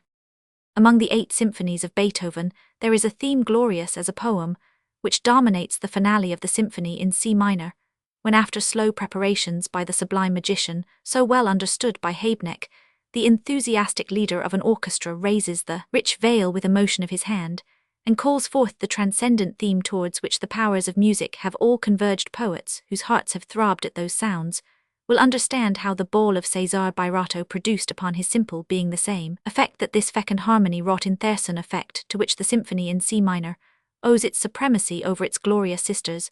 A radiant fairy springs forward, lifting high her wand. We hear the rustle of the violet silken curtains, which the angels raise. Sculptured golden doors like those of the baptistry at Florence turn on their diamond hinges. The eye is lost in splendid vistas. It sees a long perspective of rare palaces, where beings of a loftier nature glide. The incense of all prosperities sends up its smoke. The altar of all joy flames. The perfumed air circulates. Beings with divine smiles, robed in white tunics bordered with blue, flit lightly before the eyes, and show us visions of supernatural beauty, shapes of an incomparable delicacy. The loves hover in the air and waft the flames of their torches. We feel ourselves beloved. We are happy as we breathe a joy we understand not, as we bathe in the waves of a harmony that flows for all, and pours out to all the ambrosia that each desires. We are held in the grasp of our secret hopes, which are realized for an instant as we listen, when he has led us through the skies. The great magician, with a deep mysterious transition of the basses, flings us back into the marshes of cold reality, only to draw us forth once more, when thirsting for his divine melodies our souls cry out again. Again, the psychical history of that rare moment in the glorious finale of the C minor symphony is also that of the emotions excited by this fate in the souls of César and of Constance. The flute of Collinet sounded the last notes of their commercial symphony. Weary but happy, the Birotteaus fell asleep in the early morning, amid echoes of the Feduhich, for building repairs, furnishing suppers, toilets, and the library repaid to Césarine cost, not less, though César was little aware of it. than 60,000 francs. Such was the price of the fatal red ribbon fastened by the king to the buttonhole of an honest perfumer. If misfortunes were to overtake César Birotteau, this mad extravagance would be sufficient to arraign him before the criminal courts. A merchant is amenable to the laws, if in the event of bankruptcy he is shown to have been guilty of excessive expenditure. It is perhaps more dreadful to go before the lesser courts charged with folly or blundering mistakes, than before the court of assizes for an enormous fraud. In the eyes of some people, it is better to be criminal than a fool. Part Roman 2. César grappling with misfortune. 8 days after his ball, the last dying flash of a prosperity of 18 years now, about to be extinguished, César Birotteau watched the passers-by from the windows of his shop, thinking over the expansion of his affairs, and beginning to find them burdensome. Until then, all had been simple in his life. He manufactured, and sold or bought to sell again. Today the land speculation, his share in the house of a Popinot, and company the repayment of the 160,000 francs thrown upon the market, which necessitated either a traffic in promissory notes of which his wife would disapprove, or else some unheard-of success in cephalic oil. All fretted the poor man by the multiplicity of ideas which they involved. He felt he had more irons in the fire than he could lay hold of. How would Anselmi guide the helm? Birotteau treated Popinot as a professor of rhetoric treats. A pupil distrusted his methods, and regretted that he was not at his elbow. The kick he had given Popinot to make him hold his tongue at Vauquelin's explains the uneasiness which the young merchant inspired in his mind. Birotteau took care that neither his wife nor his daughter nor the clerks should suspect his anxiety, but he was in truth like a humble boatman on the Seine, whom the government has suddenly put in command of a frigate. Troubled thoughts filled his mind, never very capable of reflection. As if with a fog he stood still, as it were, and peered about to see his way. At this moment, a figure appeared in the street for which he felt a violent antipathy. It was that of his new landlord, little Molyneux. Every one has dreamed dreams filled with the events of a lifetime, in which there appears and reappears some wayward being commissioned to play the mischief and be the villain of the piece. To Birotteau's fancy, Molyneux seemed delegated by chance to fill some part in his life. His weird face had grinned diabolically at the ball, and he had looked at its magnificence with an evil eye. Catching sight of him again at this moment, César was all the more reminded of the impression the little skinflint, a word of his vocabulary, had made upon him, because Molyneux excited fresh repugnance by reappearing in the midst of his anxious reverie. "Monsieur," said the little man in his atrociously hypocritical voice, "we settled our business so hastily that you forgot to guarantee the signatures on the little private deed." Birotteau took the lease to repair the mistake. The architect came in at this moment, and bowed to the perfumer, looking about him with a diplomatic air. "Monsieur," he whispered to César presently, "you can easily understand that the first steps in a profession are difficult. You said you were satisfied with me, and it would oblige me very much if you would pay me my commission." Birotteau, who had stripped himself of ready money when he put his current cash into Rogan's hands 2 weeks earlier, called to Celestin to make out an order for 2,000 francs at 90 days' sight, and to write the form of a receipt. "I am very glad you took part of your neighbour's rental on yourself," said Molyneux, in a sly, half-sneering tone. "My porter came to tell me just now that the sheriff has affixed the seals to the Sieur Caron's apartment. He has disappeared." "I hope him not juggled out of 5,000 francs," thought Birotteau. "Caron always seemed to do a good business," said Lerdois, who just then came in to bring his bill. "A merchant is never safe from commercial reverses until he has retired from business," said little Molyneux, folding up his document with fussy precision. The architect watched the queer old man with the enjoyment all artists find in getting hold of a caricature which confirms their theories about the bourgeoisie. "When we have got our head under an umbrella, we generally think it is protected from the rain," he said. Molyneux noticed the mustachios and the little chin tuft of the artist much more than he did his face, and he despised that individual folly as much as Grindot despised him. He waited to give him a parting scratch as he went out. By dint of living so long with his cats, Molyneux had acquired in his manners, as well as in his eyes, something unmistakably feline. Just at this moment Ragan and Pillarolt came.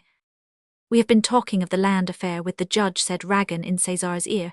"He says that in a speculation of that kind we must have a warranty from the sellers, and record the deeds and pay in cash before we are really owners and co-partners." "Ah, you are talking of the lands about the Madeleine," said Lerdois. "There is a good deal said about them. There will be some houses to build." The painter, who had come intending to have his bills settled, suddenly, thought it more to his interest not to press Birotteau. "I brought my bill because it was the end of the year," he whispered to César, "but there's no hurry." "What is the matter, César?" said Pillarolt, noticing the amazement of his nephew, who, having glanced at the bill, made no reply to either Ragan or Lerdois. "Oh, a trifle. I took notes to the amount of 5,000 francs from my neighbour, a dealer in umbrellas, and he has failed. If he has given me bad securities, I shall be caught like a fool."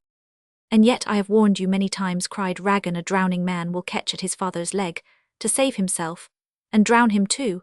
I have seen so many failures. People are not exactly scoundrels when the disaster begins, but they soon come to be out of sheer necessity." "That's true," said Pillarolt. "If I ever get into the Chamber of Deputies, and ever have any influence in the government," said Birotteau, rising on his toes, and dropping back on his heels. "What would you do?" said Lerdois, "for you've a long head." Malinux, interested in any discussion about law, lingered in the shop, and as the attention of a few persons is apt to make others attentive, Pillarolt and Ragan listened as gravely as the three strangers, though they perfectly well knew César's opinions. "I would have said the perfumer a court of irremovable judges with a magistracy to attend to the application and execution of the laws, after the examination of a case, during which the judge should fulfill the functions of agent assignee, and commissioner. The merchant should be declared insolvent with rights of reinstatement, or else bankrupt. If the former, he should be required to pay in full. He should be left in control of his own property, and that of his wife. All his belongings and his inherited property should belong to his creditors, and he should administer his affairs in their interests under supervision. He should still carry on his business, signing always so-and-so insolvent, until the whole debt is paid off. If bankrupt, he should be condemned as formerly to the pillory on the Place de la Bourse, and exposed for 2 hours, wearing a green cap. His property, and that of his wife, and all his rights of every kind, should be handed over to his creditors, and he himself banished from the kingdom." "Business would be more secure," said Lerdois. "People would think twice before launching into speculations." "The existing laws are not enforced," cried César, lashing himself up. "Out of every 100 merchants, there are more than 50 who never realize 75% of the whole value of their business, or who sell their merchandise at 25% below the invoice price, and that is the destruction of commerce." "Monsieur is very right," said Malinux. "The law leaves a great deal too much latitude. There should either be total relinquishment of everything or infamy." "Damn it," said César, "at the rate things are going now, a merchant will soon be a licensed thief. With his mere signature, he can dip into anybody's money drawer." "You have no mercy, Monsieur Birotteau," said Lerdois. "He is quite right," said old Ragan. "All insolvents are suspicious characters," said César, exasperated by his little loss, which sounded in his ears like the first cry of the veuillot in the ears of the game. At this moment the late majordomo brought in Chevet's account, followed by a clerk sent by Felix, a waiter from the Café Foy, and Colinette's clarionet, each with a bill. "Rabelais, quarter of an hour," said Ragan, smiling. "It was a fine bowl," said Lerdois. "I am busy," said César to the messengers, who all left the bills and went away. "Monsieur Grindot," said Lerdois, observing that the architect was folding up Birotteau's cheque, "will you certify my account? You need only to add it up. The prices were all agreed to by you on Monsieur Birotteau's behalf." Pillarolt looked at Lerdois and Grindot. "Prices agreed upon between the architect and contractor," he said in a low voice to his nephew. "They have robbed you." Grindot left the shop, and Malinux followed him with a mysterious air. "Monsieur," he said, "you listened to me, but you did not understand me. I wish you the protection of an umbrella." The architect was frightened. The more illegal a man's gains, the more he clings to them. The human heart is so made. Grindot had really studied the apartment lovingly. He had put all his art and all his time into it. He had given 10,000 francs worth of labor, and he felt that in so doing he had been the dupe of his vanity. The contractors, therefore, had little trouble in seducing him. The irresistible argument and threat, fully understood, of injuring him professionally by calumniating his work, were however less powerful than a remark made by Lerdois about the lands near the Madeleine. Birotteau did not expect to hold a single house upon them. He was speculating only on the value of the land. But architects and contractors are to each other very much what authors and actors are mutually dependent. Grindot, ordered by Birotteau to stipulate the costs, went for the interests of the builders against the bourgeoisie, and the result was that 3 large contractors, Lerdois, Chaffrou, and Thorine the carpenter, proclaimed him one of those good fellows It is a pleasure to work for Grindot guessed that the contractor's bills out of which he was to have a share would be paid like his commission in notes. And little Marlinux had just filled his mind with doubts as to their payment. The architect was about to become pitiless after the manner of artists who are most intolerant of men in their dealings with the middle classes. By the end of December, bills to the amount of 60,000 francs had been sent in Felix, the Café Foitanraid, and all the little creditors who ought to be paid in ready money had asked for payment 3 times. Failure to pay such trifles as these do more harm in business than a real misfortunethy foretell. It known losses are definite, but a panic defies all reckoning. Birotteau saw his coffers empty and terror seized him. Such a thing had never happened throughout his whole commercial life, like all persons who have never struggled long with poverty, and who are by nature feeble. This circumstance, so common among the greater number of the petty Parisian tradesmen, disturbed for a moment César's brain. He ordered Celestin to send round the bills of his customers, and ask for payment. Before doing so, the head clerk made him repeat the unheard of order, the clients a fine term, applied by retail shopkeepers to their customers, and used by César in spite of his wife, who however ended by saying, "Call them what you like provided they pay." His clients then were rich people through whom he had never lost money, who paid when they pleased, and among whom César often had a floating amount of 50 or 60,000 francs due to him. The second clerk went through the books and copied off the largest sums. César dreaded his wife that she might not see his depression under this simoom of misfortune. He prepared to go out. "Good morning, monsieur," said Grindot, entering with the lively manner artists put on when they speak of business and wish to pretend they know nothing about it. "I cannot get your paper cashed, and I am obliged to ask you to give me the amount in ready money. I am truly unhappy in making this request, but I don't wish to go to the usurers. I have not hawked your signature about. I know enough of business to feel sure it would injure you. It is really in your own interest that I—" "Monsieur," said Birotteau, horrified, "speak lower, if you please. You surprise me strangely." Lerdois entered. "Lerdois," said Birotteau, smiling, "would you believe—" As the poor man stopped short, he was about to ask the painter to take the note given to Grindot, ridiculing the architect with the good nature of a merchant sure of his own standing. But he saw a cloud upon Lerdois' brow, and he shuddered at his own imprudence. The innocent jest would have been the death of his suspected credit.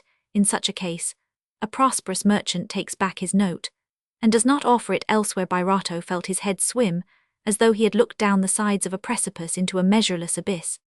"My dear Monsieur Birotteau," said Lerdois, drawing him to the back of the shop, "my account has been examined, audited, and certified. I must ask you to have the money ready for me tomorrow. I marry my daughter to little Crottet. He wants money for notaries, will not take paper. Besides, I never give promissory notes." "Send to me on the day after tomorrow," said Birotteau, proudly counting on the payment of his own bills. "And you too, monsieur," he said to the architect. "Why not pay at once?" said Grindot. "I have my workmen in the Faubourg to pay," said Birotteau, who knew not how to lie. He took his hat once more, intending to follow them out, but the mason Thorine and Chafferou stopped him as he was closing the door. "Monsieur," said Chafferou, "we are in great need of money." "Well, I have not the mines of Peru," said César, walking quickly away from them. "There is something beneath all this," he said to himself. "That cursed ball, all the world thinks I am worth millions." Yet Lerdois had a look that was not natural. "There's a snake in the grass somewhere." He walked along the Rue Saint-Honore in no special direction, and feeling much discomposed at the corner of a street, he ran against Alexander Crottet, just as a ram or a mathematician, absorbed in the solution of a problem, might have knocked against another of his kind. "Ah, monsieur," said the future notary, "one word. Has Rogan given your 400,000 francs to Monsieur Clapeyron? The business was settled in your presence. Monsieur Clapeyron gave me no receipt. My acceptances were to be negotiated. Rogan was to give him 240,000 francs. He was told that he was to pay for the property definitely. Monsieur Popinot, the judge, said the receipt. But do you ask the question?" "Why ask the question? To know if your 240,000 francs are still with Rogan. Rogan was so long connected with you that perhaps out of decent feeling he may have paid them over to Clapeyron, and you will escape. But no, what a fool I am. He has carried off Clapeyron's money as well. Happily Clapeyron had only paid over to my care 100,000 francs. I gave them to Rogan just as I would give you my purse, and I have no receipt for them. The owners of the land have not received 1 penny. They have just been talking to me. The money you thought you raised upon your property in the Faubourg du Temple had no existence for you or the borrower. Rogan has squandered it together with your 100,000 francs, which he used up long agoned your last 100,000, as well, for I just remember drawing them from the bank. The pupils of César's eyes dilated so enormously that he saw only red flames. Your 100,000 francs in his hands, my 100,000 for his practice, 100,000 from Clapper on those 300,000 francs purloined, not to speak of other thefts, which will be discovered, exclaimed the young notary. Madame Rogan is not to be counted on. Du Tillet has had a narrow escape. Rogan tormented him for a month to get into that land speculation, but happily all his funds were tied up in an affair with Nucingen. Rogan has written an atrocious letter to his wife. I have read it. He has been making free with his client's money for years. And why, for a Mistress La Belle Hollandaise, he left her 2 weeks ago. The squandering hussy hasn't a farthing left. They sold her furniture. Reche had signed promissory notes to escape arrest. She took refuge in a house in the Palais Royal, where she was assassinated last night by a captain in the army. God has quickly punished her. She has wasted Rogan's whole fortune, and much more. There are some women to whom nothing is sacred. Think of squandering the trust moneys of a notary. Madame Rogan won't have a penny, except by claiming her rights of dower. The scoundrel's whole property is encumbered to its full value. I bought the practice for 300,000 francs. I, who thought I was getting a good thing, and paid 100,000 down. I have no receipt. The creditors will think I am an accomplice if I say a word about that 100,000 francs, and when a man is starting in life, he must be careful of his reputation. There will hardly be 30% saved for the creditors at my age to get such a setback. A man 59 years of age to keep a mistress, the old villain. It is only 2 weeks since he told me not to marry Césarine. He said you would soon be without bread. The monster. Alexander might have talked on indefinitely, for Birotteau stood still petrified. Every phrase was a calamity like the blows of a bludgeon. He heard the death bells tolling in his ears just as his eyes had seen at the first word the flames of his fortune. Alexander Crottat, who thought the worthy perfumer a strong and able man, was alarmed at his paleness and rigidity. He was not aware that Rogan had carried off César's whole property. The thought of immediate suicide passed through the brain of the victim. Deeply religious as he was in such a case, suicide is only a way to escape 1,000 deaths. It seems logical to take it. Alexander Crottat gave him his arm and tried to make him walk on, but it was impossible. His legs gave way under him as if he were drunk. What is the matter? Said Crottat. Dear Monsieur César, take courage. It is not the death of a man. Besides, you will get back your 40,000 francs. The lender hadn't the money ready. You never received it. That is sufficient to set aside the agreement. My Bolmy crossed 100,000 francs in paper on the market. No money in hand. The Ragan's pillar rolled, and my wife who saw true. A rain of confused words, revealing a weight of crushing thoughts, and unutterable suffering poured from his lips, like hail lashing the flowers in the garden of the Queen of Roses. I wish they would cut off my head, he said at last. Its weight troubles me. It is good for nothing. Poor Pierre Birotteau, said Alexander. Are you in danger? Danger? Well, take courage. Make an effort. Effort? Du Tillet was your clerk. He has a good head. He will help you. Du Tillet. Come, try to walk. My God, I cannot go home as I am, said Birotteau. You who are my friend, if there are friends you in whom I took an interest, who have dined at my house, take me somewhere in a carriage for my wife's sake. Zandrot, go with me. The young notary compassionately put the inert mechanism, which bore the name of César, into a street coach, not without great difficulty. Zandrot, said the perfumer in a voice choked with tears, for the tears were now falling from his eyes, and loosening the iron band which bound his brow. Stop at my shop. Go in and speak to Celestine for me. My friend, tell him it is a matter of life or death, that on no consideration must he or anyone talk about Rogan's flight. Tell Césarine to come down to me, and beg her not to say a word to her mother. We must beware of our best friends of Pilleralt, Ragan, everybody. The change in Birotteau's voice startled Crottat, who began to understand the importance of the warning. He fulfilled the instructions of the poor man, whom Celestine and Césarine were horrified to find pale and half insensible in a corner of the carriage. Keep the secret, he said. Ah, said Zandrot to himself, he is coming to. I thought him lost. From thence they went at César's request to a judge of the commercial courts. The conference between Crottat and the magistrate lasted long, and the president of the Chamber of Notaries was summoned. César was carried about from place to place like a bale of goods. He never moved and said nothing. Towards 7 in the evening, Alexander Crottat took him home. The thought of appearing before Constance braced his nerves. The young notary had the charity to go before, and warn Madame Birotteau that her husband had had a rush of blood to the head.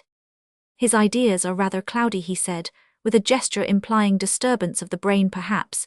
He should be bled or leeches applied. No wonder, said Constance, far from dreaming of a disaster, he did not take his precautionary medicine at the beginning of the winter, and for the last 2 months he has been working like a galley slave just as if his fortune were not made.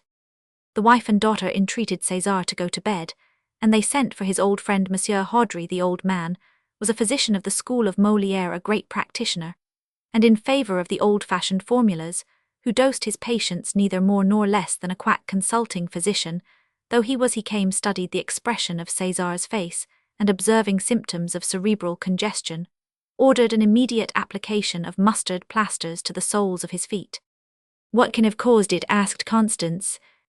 The damp weather, said the doctor, to whom Césarine had given a hint. It often becomes a physician's duty to utter deliberately some silly falsehood to save honour or life to those who are about a sickbed. The old doctor had seen much in his day, and he caught the meaning of half a word. Césarine followed him to the staircase, and asked for directions in managing the case. Quiet and silence. When the head is clear we will try tonics. Madame César passed 2 days at the bedside of her husband, who seemed to her at times delirious. He lay in her beautiful blue room, and as he looked at the curtains, the furniture, and all the costly magnificence about him, he said things that were wholly incomprehensible to her. He must be out of his mind, she whispered to Césarine as César rose up in bed and recited clauses of the commercial code in a solemn voice. If the expenditure is judged excessive, away with those curtains. At the end of 3 terrible days, during which his reason was in danger, the strong constitution of the Thuringian peasant triumphed. His head grew clear. Monsieur Hodry ordered stimulants and generous diet, and before long, after an occasional cup of coffee, César was on his feet again. Constance, wearied out, took her husband's place in bed. Poor woman, said César, looking at her as she slept. Come, Papa, take courage. You are so superior a man that you will triumph in the end. This trouble won't last. Monsieur Anselmi will help you. Césarine said these vague words in the tender tones which give courage to a stricken heart, just as the songs of a mother soothe the weary child tormented with pain as it cuts its teeth. Yes, my child, I shall struggle on, but say not a word to anyone, not to Popinot, who loves us, nor to your uncle Pillarolt. I shall first write to my brother. He is canon and vicar of the cathedral. He spends nothing, and I have no doubt he has means, if he saves only 3,000 francs a year, that would give him at the end of 20 years 100,000 francs in the provinces. The priests lay up money. Césarine hastened to bring her father a little table, with written things upon it, among them the surplus of invitations, printed on pink paper. Burn all that, cried her father. The devil alone could have prompted me to give that ball. If I fail, I shall seem to have been a swindler. Stop. He added, words are of no avail, and he wrote the following letter. My dear brother, I find myself in so severe a commercial crisis that I must ask you to send me all the money you can dispose of, even if you have to borrow some for the purpose. Ever yours, César. Your niece Césarine, who is watching me as I write while my poor wife sleeps, sends you her tender remembrances. This postscript was added at Césarine's urgent request. She then took the letter and gave it to Raigt. Father, she said, returning, here is Monsieur Lebas, who wants to speak to you. Monsieur Lebas, cried César, frightened, as though his disaster had made him a criminal judge.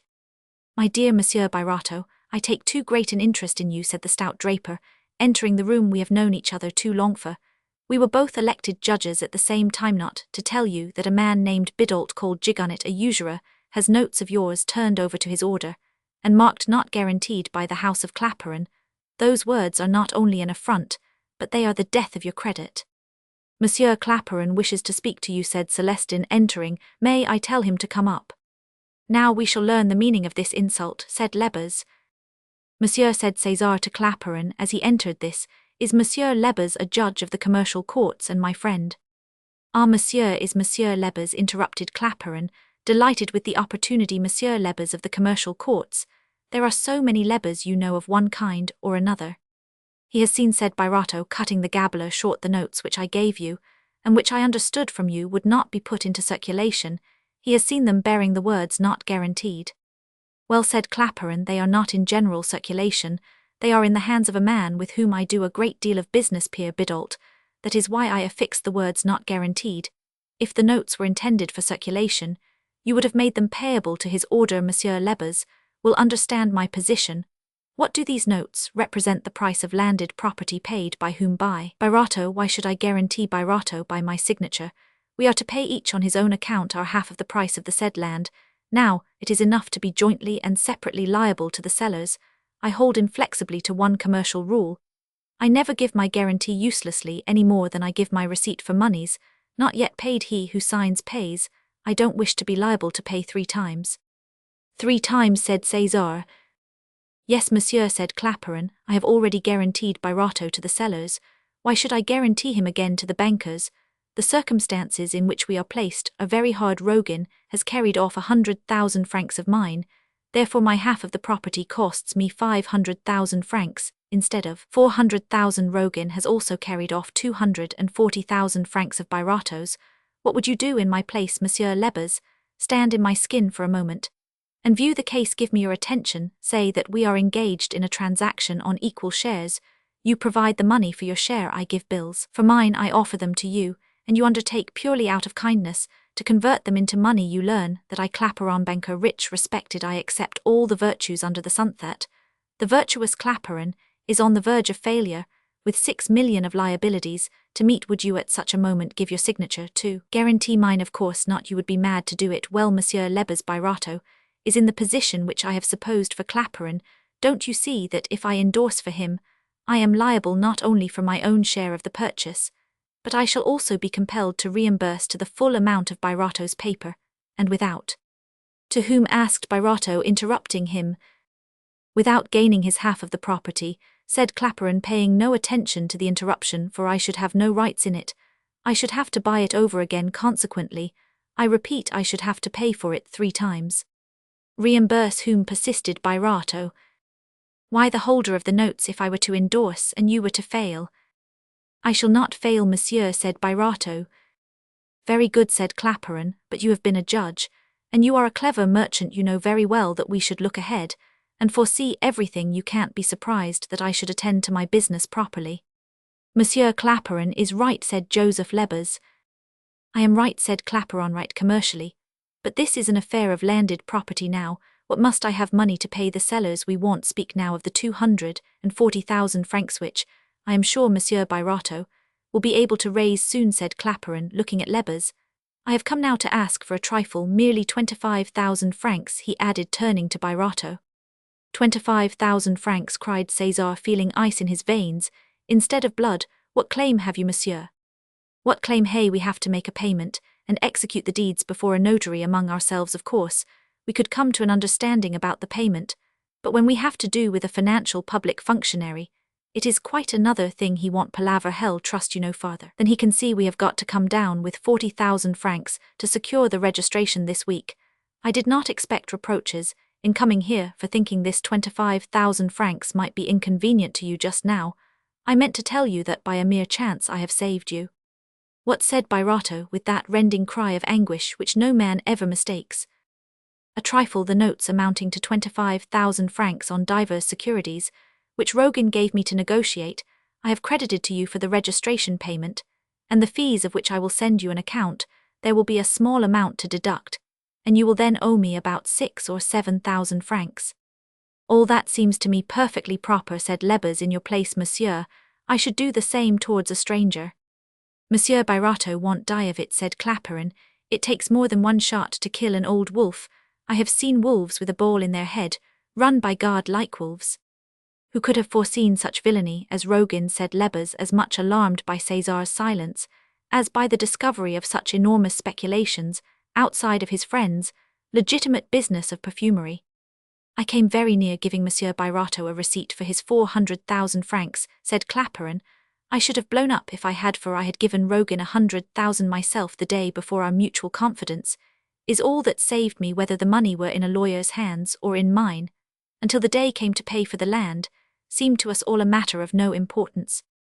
It would have been better, said Lebas, to have kept the money in the Bank of France until the time came to make the payments. Rogan was the bank to me, said César, but he is in the speculation, he added, looking at Claparon. Yes, for 1/4 by verbal agreement, Only after being such a fool as to let him run off with my money, I shan't be such a fool as to throw any more after it. If he sends me my 100,000 francs, and 200,000 more for his half of our share, I shall then see about it, but he will take good care not to send them for an affair which needs 5 years pot-bulling before you get any broth. If he has only carried off, as they say, 300,000 francs, he will want the income of all of that to live suitably in foreign countries. The villain! The devil take him, it was a woman who got him where he is, said Claparon, whereas the old man who can answer for himself, that he won't be the slave of his last fancy. None of us who think ourselves so virtuous know how we shall end a last passioné. It is the most violent of all. Look at Cardot Camusot Matafat. They all have their mistresses. If we have been gobbled up to satisfy Rogan's, isn't it our own fault?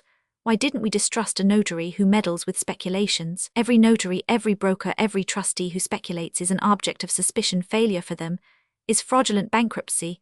They are sure to go before the criminal courts, and therefore they prefer to run out of the country. I shan't commit such a stupid blunder again. Well, we are too shaky ourselves in the matter not to let judgment go by default against the men we have dined with, who have given us fine boltsmen of the world. In short, nobody complains. We are all to blame. Very much to blame, said Birotteau. The laws about failures and insolvency should be looked into. If you have any need of me, said Lebas to César, I am at your service. Monsieur does not need anyone, said the irrepressible chatterbox, whose floodgates du Tillet had set wide open when he turned on the waterfur. Claparon was now repeating a lesson du Tillet had cleverly taught him. His course is quite clear. Rogan's assets will give 50% to the creditors. So little Crotet tells me. Besides this, Monsieur Birotteau gets back the 40,000 on his note to Rogan's client, which the lender never paid over. Then, of course, he can borrow on that property. We have 4 months ahead before we are obliged to make a payment of 200,000 francs to the sellers.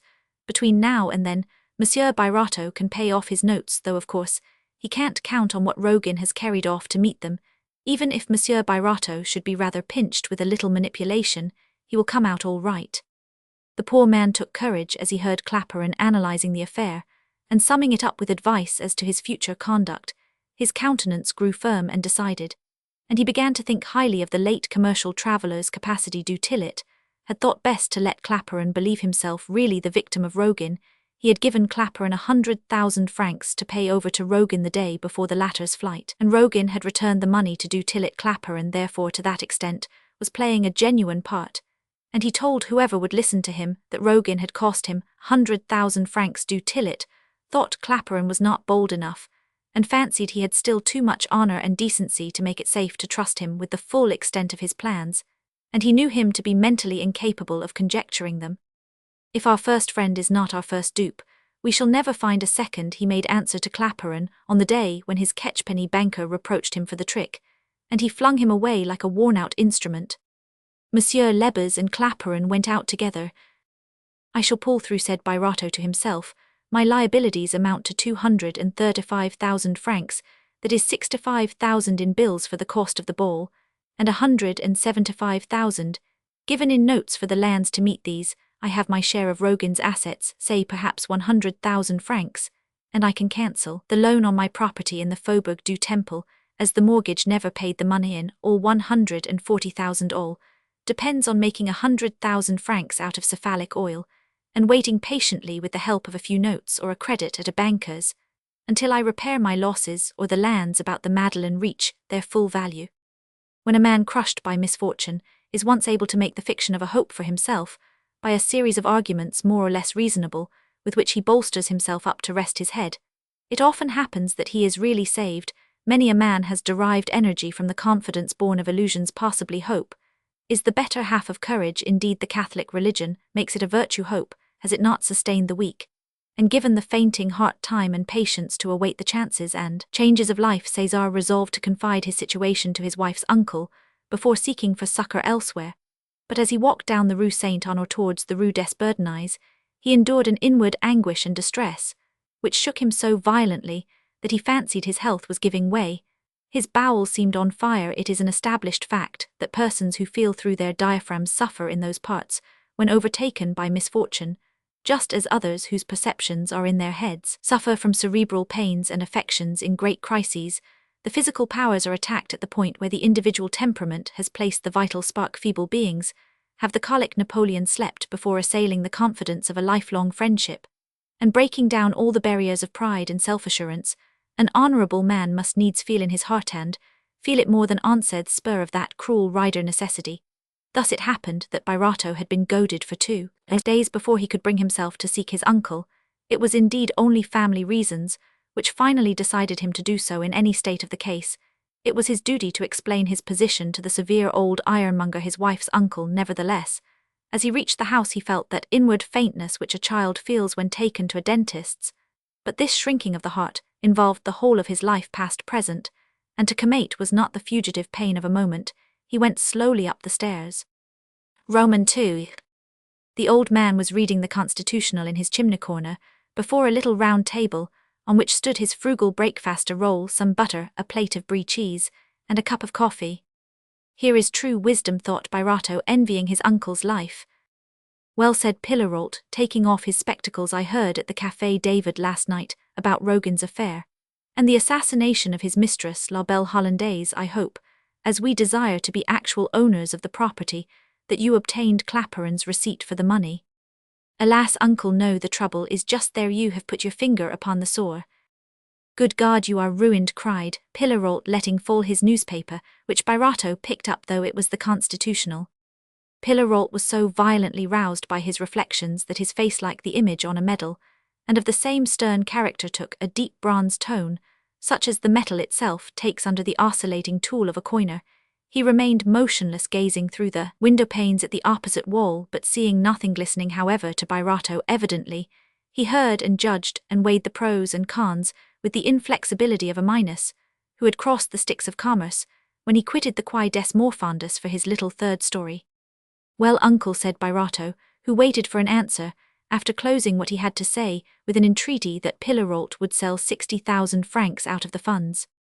Well, my poor nephew, I cannot do it. You are too heavily involved. The Ragans and I each lose our 50,000 francs. Those worthy people have by my advice sold their shares in the mines of Werchen. I feel obliged in case of loss not to return the capital, of course, but to succour them, and to succour my niece and Césarine. You may all want bread, and you shall find it with me. Want bread, uncle?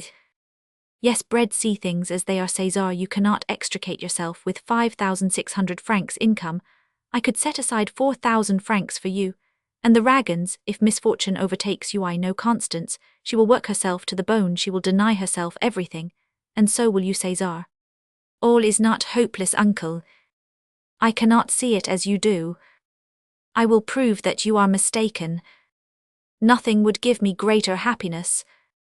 Birotteau left Pillarolt without another word. He had come to seek courage and consolation, and he received a blow less severe perhaps than the first, but instead of striking his head, it struck his heart, and his heart was the whole of life to the poor man.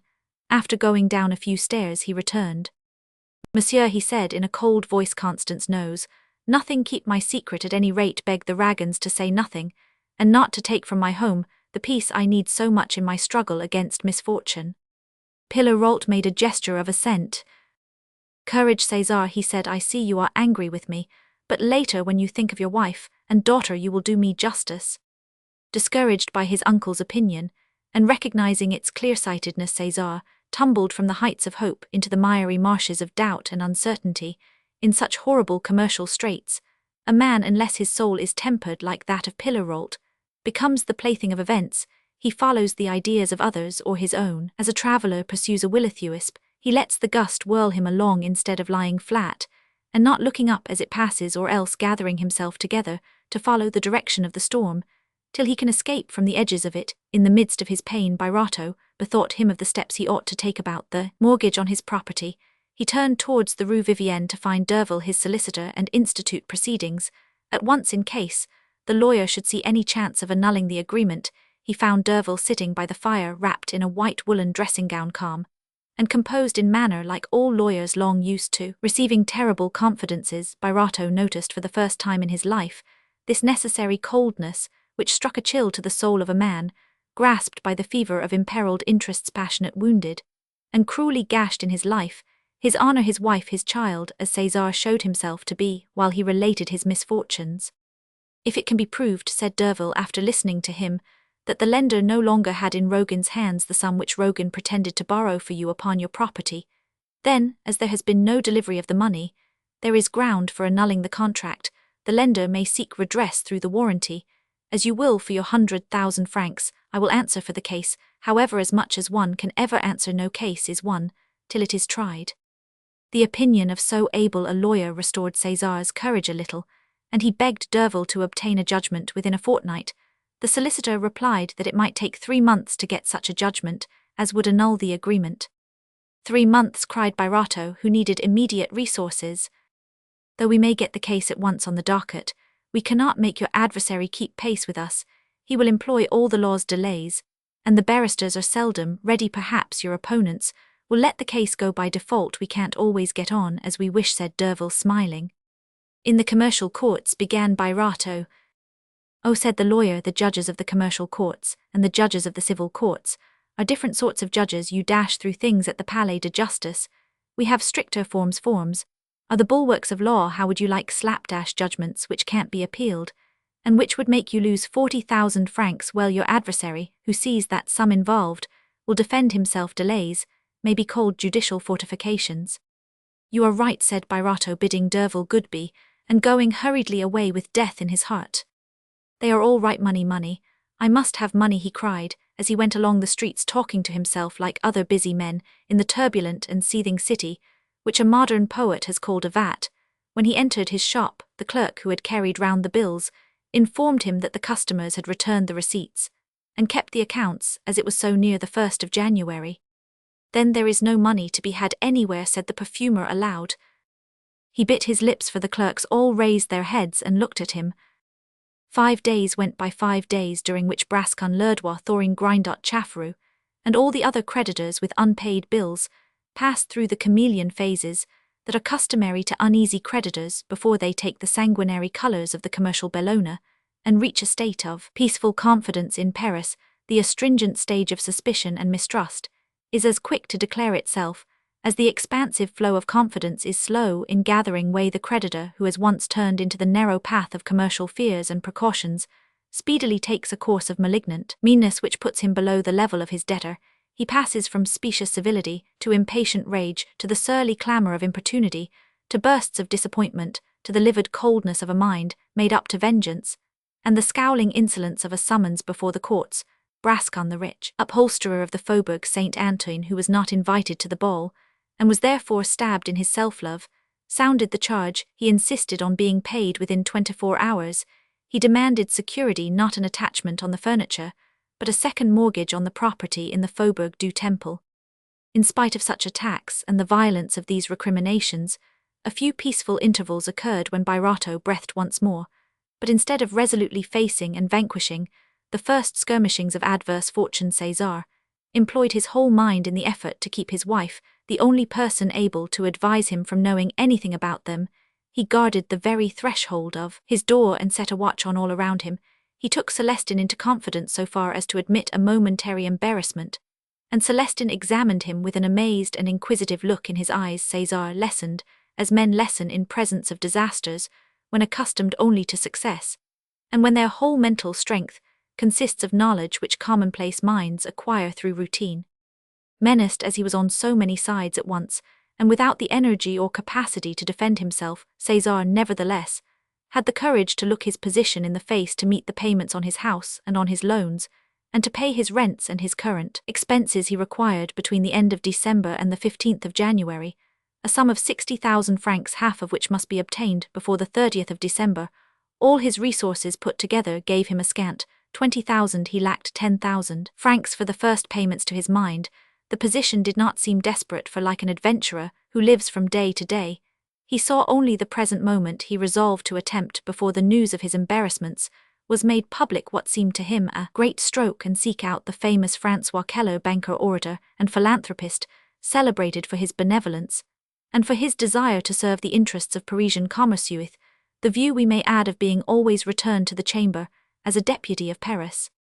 The banker was liberal, Birotteau was royalist, but the perfumer judged by his own heart, and believed that the difference in their political opinions would only be one reason the more for obtaining the credit. He intended to ask in case actual securities were required. He felt no doubt of Popinot's devotion, from whom he expected to obtain some 30,000 francs, which would enable him to await the result of his lawsuit, by satisfying the demands of the most exacting of the creditors, the demonstrative perfumer, who told his dear Constance with his head on her pillow the smallest thoughts and feelings of his whole life, looking for the lights of her contradiction, and gathering courage, as he did so, was now prevented from speaking of his situation to his head clerk, his uncle, or his wife. His thoughts were therefore doubly heavy, and yet the generous martyr preferred to suffer rather than fling the fiery brand into the soul of his wife. He meant to tell her of the danger, when it was over. The awe with which she inspired him gave him courage. He went every morning to hear Mass at St. Roch, and took God for his confidant. If I do not meet a soldier coming home from St. Roch, my request will be granted. That will be God's answer, he said to himself, after praying that God would help him. And he was overjoyed when it happened that he did not meet a soldier. Still his heart was so heavy that he needed another heart on which to lean and moan. Césarine, to whom, from the first, he confided the fatal truth, knew all his secrets. Many stolen glances passed between them, glances of despair, or smothered hope, interpellations of the eye, darted with mutual eagerness inquiries, and replies full of sympathy, rays passing from soul to soul. Birotteau compelled himself to seem gay, even jovial with his wife, if Constance asked a question, but everything was going well. Popinot, about whom César knew nothing, was succeeding. The oil was looking up the notes with clapper and would be paid. There was nothing to fear. His mock joy was terrible to witness. When his wife had fallen asleep in the sumptuous bed, Birotteau would rise to a sitting position and think over his troubles. Césarine would sometimes creep in with her bare feet in her chemise and a shawl over her white shoulders. "Papa, I hear you are crying," she would say, crying herself.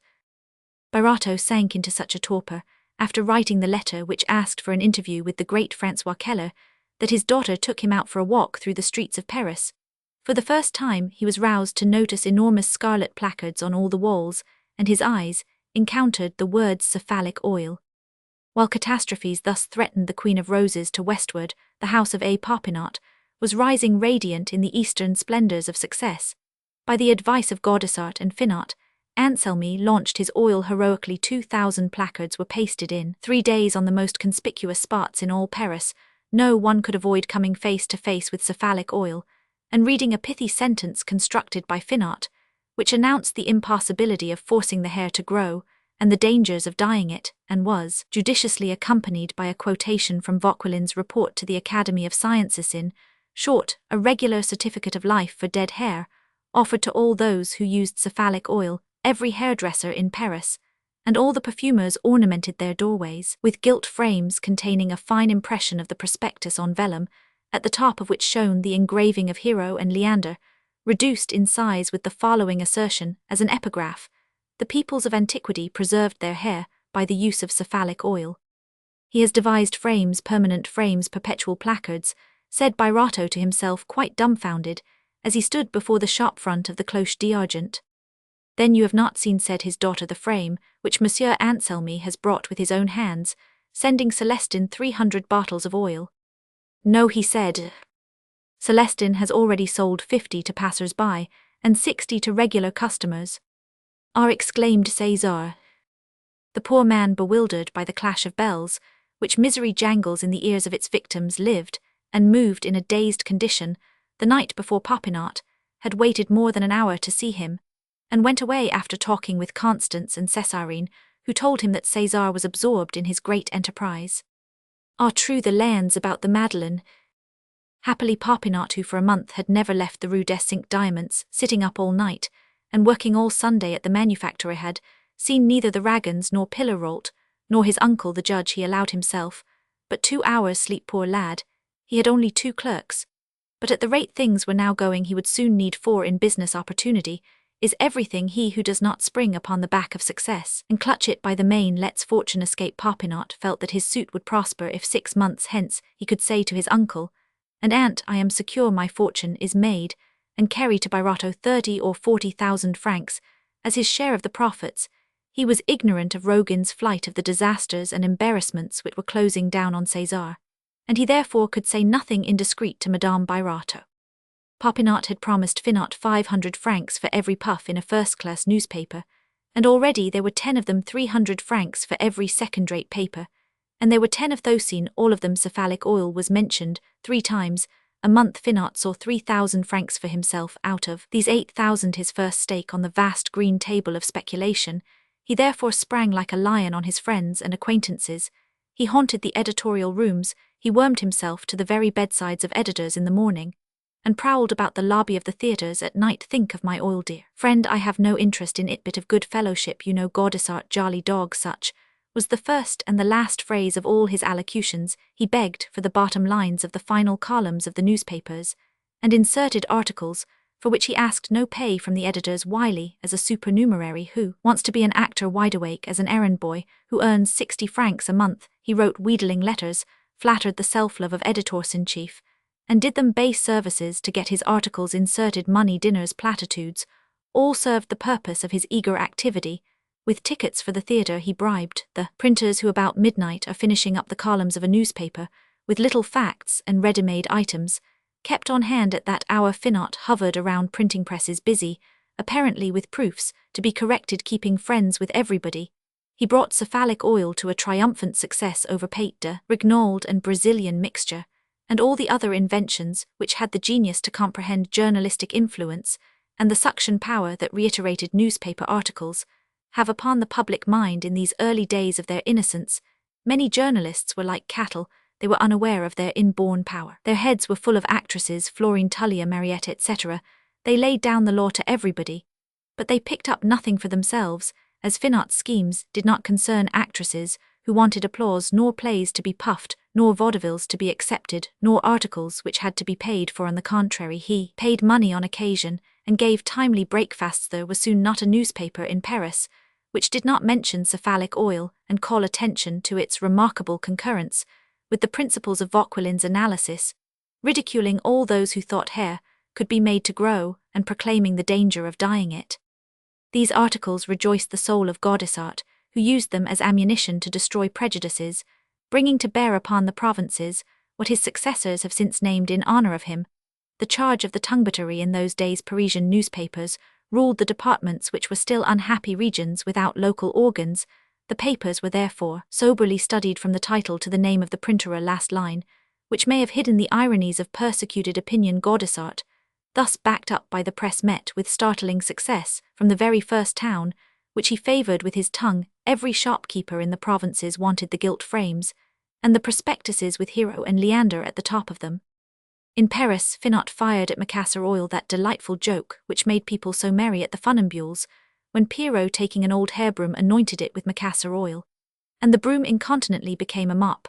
This ironical scene excited universal laughter. Finot gaily related in after days that without the 1,000 crowns he earned through cephalic oil, he should have died of misery, and despair. To him 1,000 crowns was fortune. It was in this campaign that he guessed let him have the honor of being the first to do saw the illimitable power of advertisement, of which he made so great and so judicious a use. 3 months later, he became editor-in-chief of a little journal which he finally bought, and which laid the foundation of his ultimate success, just as the tongue battery of the illustrious Gaudissart, that Murat of travellers, when brought to bear upon the provinces and the frontiers, made the house of a Popinot and company a triumphant mercantile success in the country regions.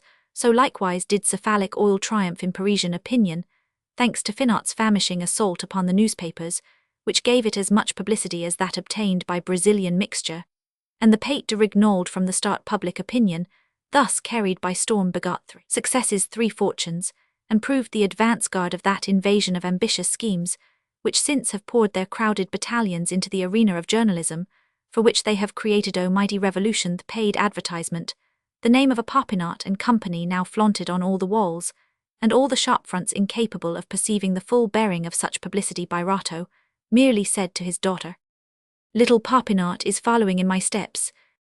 He did not understand the difference of the times, nor appreciate the power of the novel methods of execution, whose rapidity and extent took in far more promptly than ever before the whole commercial universe. Birotteau had not set foot in his manufactory since the ball. He knew nothing therefore of the energy and enterprise displayed by Popinot. Anselmy had engaged all César's workmen, and often slept himself on the premises. His fancy pictured Césarine sitting on the cases, and hovering over the shipments. Her name seemed printed on the bills, And as he worked with his coat off and his shirt sleeves rolled up, courageously nailing up the cases himself, in default of the necessary clerks, he said in his heart, "She shall be mine." The following day César went to François Keller's house in Rue du Haussay, having spent the night turning over in his mind what he ought to say or ought not to say to a leading man in banking circles.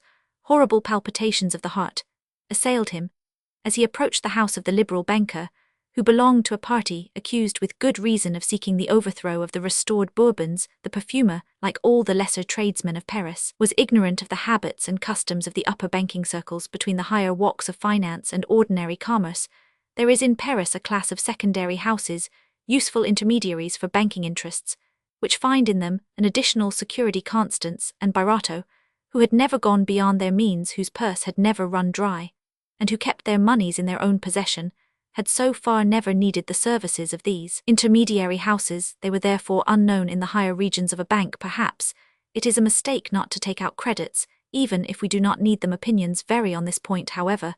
That may be. Birotteau now deeply regretted that his signature was unknown still as deputy mayor, and therefore known in politics. He thought he had only to present his name and be admitted. He was quite ignorant of the ceremonial half-regal which attended an audience with François Keller. He was shown into a salon which adjoined the study of the celebrated banker. Celebrated in various ways, Birotteau found himself among a numerous company of deputies, writers, journalists, stockbrokers, merchants of the upper grades, agents, engineers, and above all satellites or henchmen who passed from group to group and knocked in a peculiar manner at the door of the study, which they were, as it seemed, privileged to enter. What am I in the midst of all this, thought Birotteau, quite bewildered by the stir of this intellectual kiln, where the daily bread of the opposition was kneaded and baked, and the scenes of the grand tragicomedy played by the left were rehearsed on one side. He heard them discussing the question of loans to complete the network of canals proposed by the Department on Highways, and the discussion involved millions on the other. Journalists, pandering to the banker's self-love, were talking about the session of the day before, and the impromptu speech of the great man. In the course of 2 long hours, Birotteau saw the banker 3 times, as he accompanied certain persons of importance 3 steps from the door of his study. But François Keller went to the door of the antechamber, with the last, who was General Foy. There is no hope for me, thought Birotteau with a shrinking heart. When the banker returned to his study, the troop of courtiers, friends and self-seekers pressed round him like dogs pursuing a bitch. A few bold curs slipped in spite of him into the sanctum. The conferences lasted 5, 10 or 15 minutes. Some went away chapfallen, others affected satisfaction, and took on airs of importance. Time passed. Birotteau looked anxiously at the clock. No one paid the least attention to the hidden grief, which moaned silently in the gilded armchair in the chimney corner, near the door of the cabinet, where dwelt the universal pane sacradet. César remembered sadly that for a brief moment he too had been a king among his own people, as this man was a king daily, and he measured the depth of the abyss down which he had fallen. Arbiter thought how many tears were driven back during those waiting hours.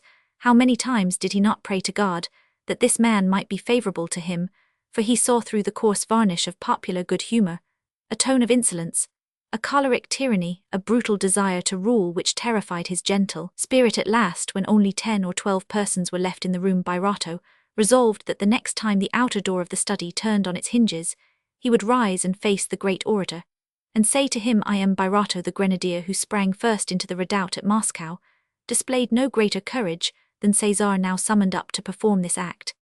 "After all, I am his mayor," he said to himself, as he rose to proclaim his name. The countenance of François Keller at once became affable.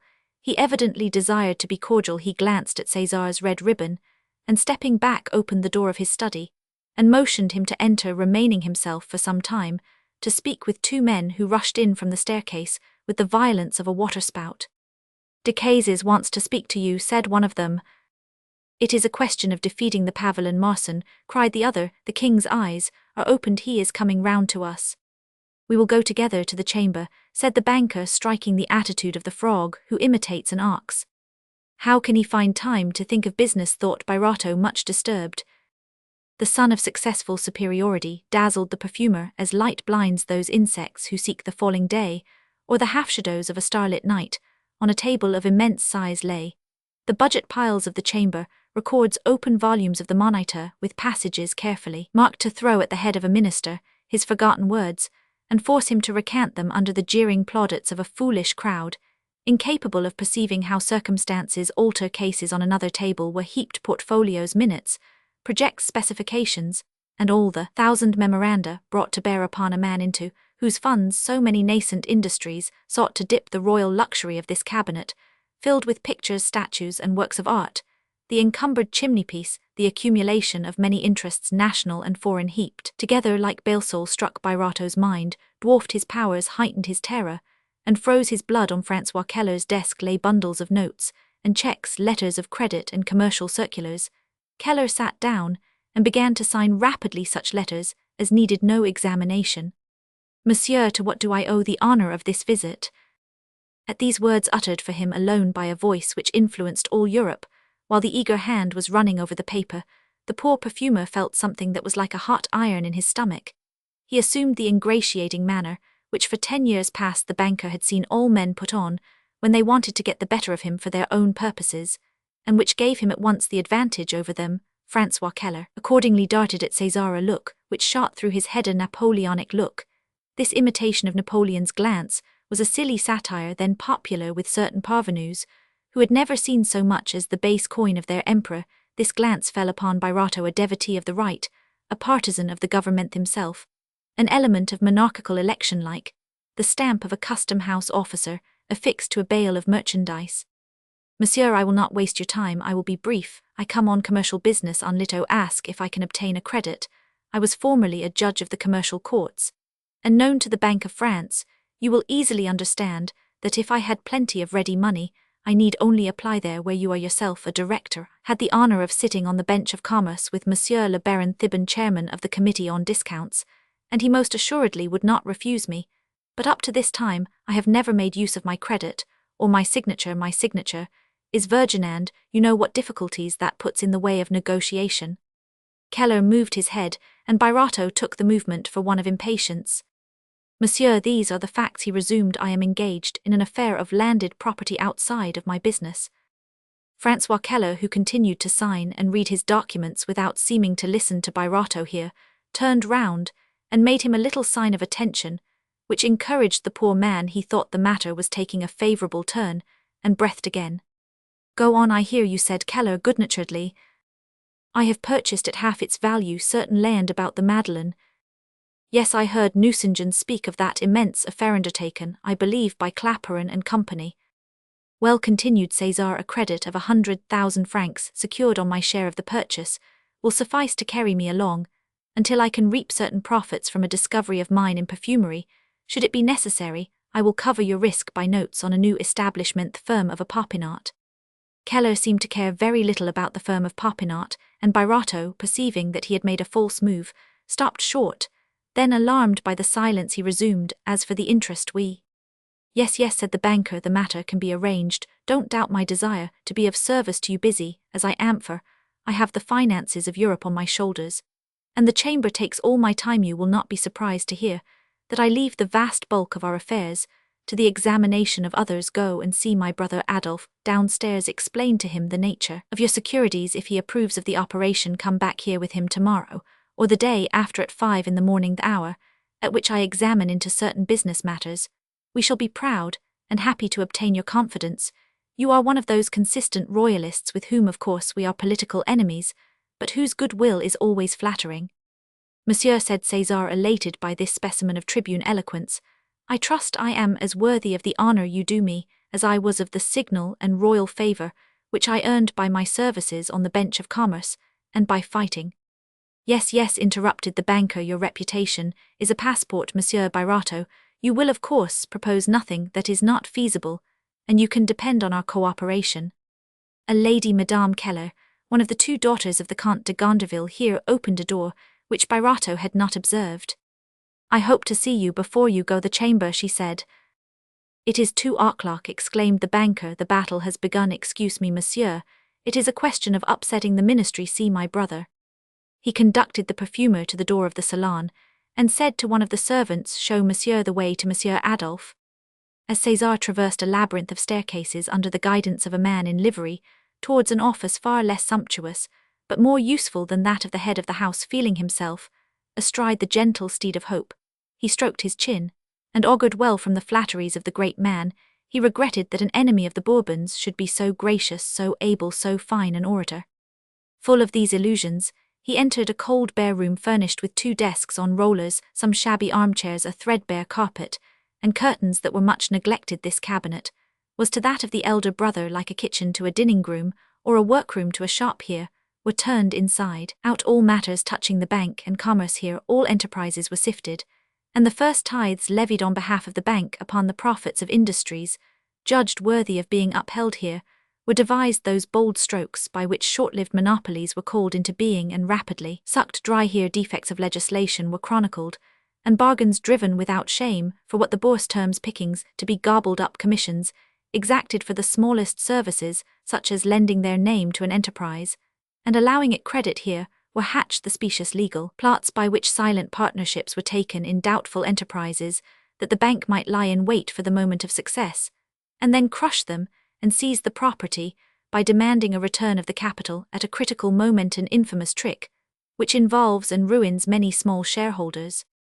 The 2 brothers had each selected his appropriate part. Upstairs, Francois, the brilliant man of the world and of politics, assumed a regal air, bestowed courtesies and promises, and made himself agreeable to all. His manners were easy and complying. He looked at business from a lofty standpoint. He intoxicated new recruits and fledgling speculators with the wine of his favor and his fervid speech as he made plain to them their own ideas. Downstairs, Adolphe, unsaid, his brother's words excused him on the ground of political preoccupation, and cleverly slipped the rake along the cloth. He played the part of the responsible partner, the careful businessman. 2 words, 2 speeches, 2 interviews were required before an understanding could be reached with this perfidious house. Often the gracious yes of the sumptuous upper floor became a dry no in Adolphe's region. This obstructive maneuver gave time for reflection, and often served to fool unskillful applicants. As César entered, the banker's brother was conversing with the famous Palmer, intimate adviser of the House of Keller, who retired on the appearance of the perfumer when Birotteau had explained his errand. Adolphe, much the cleverest of the 2 brothers, a thorough lynx with a keen eye, thin lips, and a dry skin, cast at Birotteau, lowering his head to look over his spectacles. As he did so, a look, which we must call the banker look, a cross between that of a vulture and that of an attorney, eager yet indifferent, clear yet vague, glittering though sombre. "Have the goodness to send me the deeds relating to the affair of the Madeleine," he said. "Our security in making you this credit lies there. We must examine them before we consent to make it, or discuss the terms. If the affair is sound, we shall be willing so as not to embarrass you to take a share of the profits, in place of receiving a discount." "Well thought," Birotteau as he walked away. "I see what it means, like the hunted beaver. I am to give up a part of my skin. After all, it is better to be shorn than killed." He went home smiling gaily, and his gaiety was genuine. "I am saved," he said to Césarine. "I am to have a credit with the Kellers." Roman 3. It was not until the 29th of December that Birotteau was allowed to re-enter Adolphe's cabinet. The first time he called, Adolphe had gone into the country to look at a piece of property, which the great orator thought of buying the second time. The 2 Kellers were deeply engaged for the whole day, preparing a tender for a loan proposed in the chamber, and they begged Monsieur Birotteau to return on the following Friday. These delays were killing to the poor man, but Friday came at last. Birotteau found himself in the cabinet, placed in one corner of the fireplace, facing the light from a window, with Adolphe Keller opposite to him. "They are all right, monsieur," said the banker, pointing to the deeds. "But what payments have you made on the price of the land?" 140,000 francs. "Cash? Notes? Are they paid?" "They are not yet due." "But supposing you have paid more than the present value of the property, where will be our security? It will rest solely on the respect you inspire, and the consideration in which you are held. Business is not conducted on sentiment. If you had paid 200,000 francs, supposing that there were another 100,000 paid down in advance for possession of the land, we should then have had the security of 100,000 francs to warrant us in giving you credit of 100,000. The result might be to make us owners of your share by our paying for it, instead of your doing so. Consequently, we must be satisfied that the affair is a sound one. To wait 5 years to double our capital won't do. For us it is better to employ it in other ways. There are so many chances. You are trying to circulate paper to pay your notes. When they fall due, a dangerous game, it is wiser to step back for a better leap. The affair does not suit us." This sentence struck Birotteau as if the executioner had stamped his shoulder with the mocking iron. He lost his head. Come, said Adolphe, my brother feels a great interest in you. He spoke of you to me. Let us examine into your affairs, he added, glancing at César with the look of a courtesan eager to pay her rent. Birotteau became Malinux, a being at whom he had once laughed, so loftily enticed along by the banker who enjoyed disentangling the barbins of the poor man's thought, and who knew as well how to cross-question a merchant as Popinot the judge knew how to make a criminal betray himself. César recounted all his enterprises. He put forward his double paste of sultans and carminative balm, the Rogan affair, and his lawsuit about the mortgage on which he had received no money. As he watched the smiling, attentive face of Keller and the motions of his head, Birotteau said to himself, he is listening, I interest him, I shall get my credit. Adolphe Keller was laughing at César, just as César had laughed at Malinux, carried away by the lust of speech peculiar to those who are made drunk by misfortune. César revealed his inner man. He gave his measure when he ended by offering the security of cephalic oil, and the firm of Popinot's last stake. The worthy man, led on by false hopes, allowed Adolphe Keller to sound and fathom him, and he stood revealed to the banker's eyes as a royalist jackass on the point of failure, delighted to foresee the bankruptcy of a deputy mayor of the arrondissement, an official just decorated, and a man in power. Keller now curtly told Birotteau that he could neither give him a credit nor say anything in his favor to his brother Francois. If Francois gave way to idiotic generosity and helped people of another way of thinking from his own men, who were his political enemies, he, Adolphe, would oppose with might and main any attempt to make a dupe of him, and would prevent him from holding out a hand to the adversary of Napoleon wounded at St. Roch. Birotteau, exasperated, tried to say something about the cupidity of the great banking houses, their harshness, their false philanthropy, but he was seized with so violent a pain that he could scarcely stammer a few words about the Bank of France, from which the Kellers were allowed to borrow. Yes, said Adolphe Keller, but the bank would never discount paper which a private bank refused. The Bank of France, said Birotteau, has always seemed to me to miss its vocation when it congratulates itself, as it does in presenting its reports, on never losing more than 100,000 or 200,000 francs through Parisian commerce. It should be the guardian and protector of Parisian commerce. Adolphe smiled and got up with the air and gesture of being bored. If the bank were mixed up as silent partners with people who are involved in the most knavish and hazardous market in the world, it would soon have to hand in its schedule. It has even now immense difficulty in protecting itself against forgeries and false circulations of all kinds. Where would it be if it had to take account of the business of everyone who wanted to get something out of it? Where shall I find 10,000 francs for tomorrow the 30th? Cried Birotteau as he crossed the courtyard. According to Parisian custom, notes were paid on the 30th, if the 31st was a holiday. As César reached the outer gate, his eyes bathed in tears. He scarcely saw a fine English horse, covered with sweat, which drew the handsomest cabriolet that rolled in those days along the pavements of Paris, and which was now pulled up suddenly beside him. He would gladly have been run over and crushed by it if he died by accident. The confusion of his affairs would be laid to that circumstance. He did not recognize du Tillet, who in elegant morning dress jumped lightly down, throwing the reins to his groom, and a blanket over the back of his smoking thoroughbred. What chance brings you here? Said the former clerk to his old patron.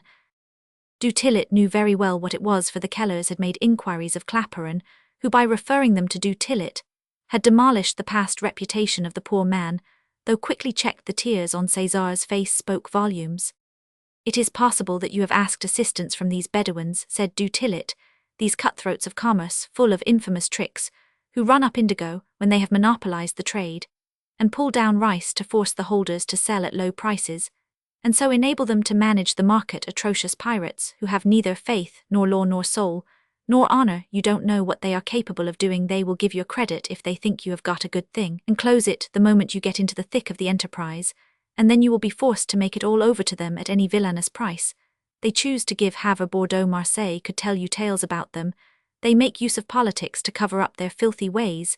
If I were you, I should get what I could out of them in any way. And without scruple let us walk on. Birotteau Joseph, lead the horse about. He is too hot, the devil, he is a capital of 1,000 crowns. So saying, he turned toward the boulevard.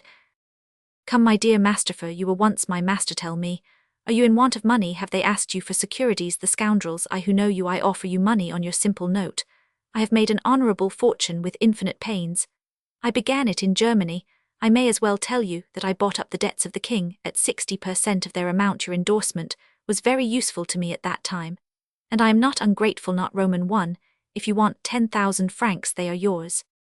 Du Tillet, cried César, can it be true you are not joking with me? Yes, I am rather pinched, but only for a moment. I know that affair of Rogan, replied Du Tillet. Hey, I am in, for 10,000 francs, which the old rogue borrowed of me just before he went off, but Madame Rogan will pay them back from her dower. I have advised the poor woman not to be so foolish as to spend her own fortune in paying debts contracted for a prostitute. Of course, it would be well if she paid everything, but she cannot favor some creditors to the detriment of others. You are not a Rogan, I know. You said Du Tillet you would blow your brains out. Rather than make me lose a sou here, we are at Rue de la Chaussade. Antin, come home with me. They entered a bedroom with which Madame Birotteau's compared like that of a chorasinger's on a fourth floor, with the apartment of a prima donna. The ceiling was of violet-coloured satin, heightened in its effect by folds of white satin. A rug of ermine lay at the bedside, and contrasted with the purple tones of a Turkish carpet. The furniture and all the accessories were novel in shape, costly, and choice in character. Birotteau paused before an exquisite clock, decorated with Cupid and Psyche, just designed for a famous banker from whom Du Tillet had obtained the sole copy ever made of it. The former master and his former clerk at last reached an elegant coquettish cabinet, more redolent of love than finance. Madame Rogan had doubtless contributed in return for the care bestowed upon her fortune, the paper knife in chiseled gold, the paperweights of carved malachite, and all the costly knickknacks of unrestrained luxury. The carpet, one of the rich products of Belgium, was as pleasant to the eye as to the foot, which felt the soft thickness of its texture. Du Tillet made the poor, amazed, bewildered perfumer sit down at a corner of the fireplace. Will you breakfast with me? He rang the bell. Enter a footman better dressed than Birotteau. Tell Monsieur Legras to come here, and then find Joseph at the door of the Messrs. Keller. Tell him to return to the stable. Leave word with Adolphe Keller that instead of going to see him, I shall expect him at the Bourse, and order breakfast served immediately. These commands amazed César. He whistles to that formidable Adolphe Keller like a dog. Du Tillet. A little tiger about a thumb high set out a table which Birotteau had not observed, so slim was it, and brought in a pate de foie gras, a bottle of claret, and a number of dainty dishes, which only appeared in Birotteau's household once in 3 months on great festive occasions. Du Tillet enjoyed the effect his hatred towards the only man who had it in his power to despise him burned so hotly that Birotteau seemed even to his own mind like a sheep defending itself against a tiger. For an instant a generous idea entered Du Tillet's heart. He asked himself if his vengeance were not sufficiently accomplished. He hesitated between this awakened mercy and his dormant hate.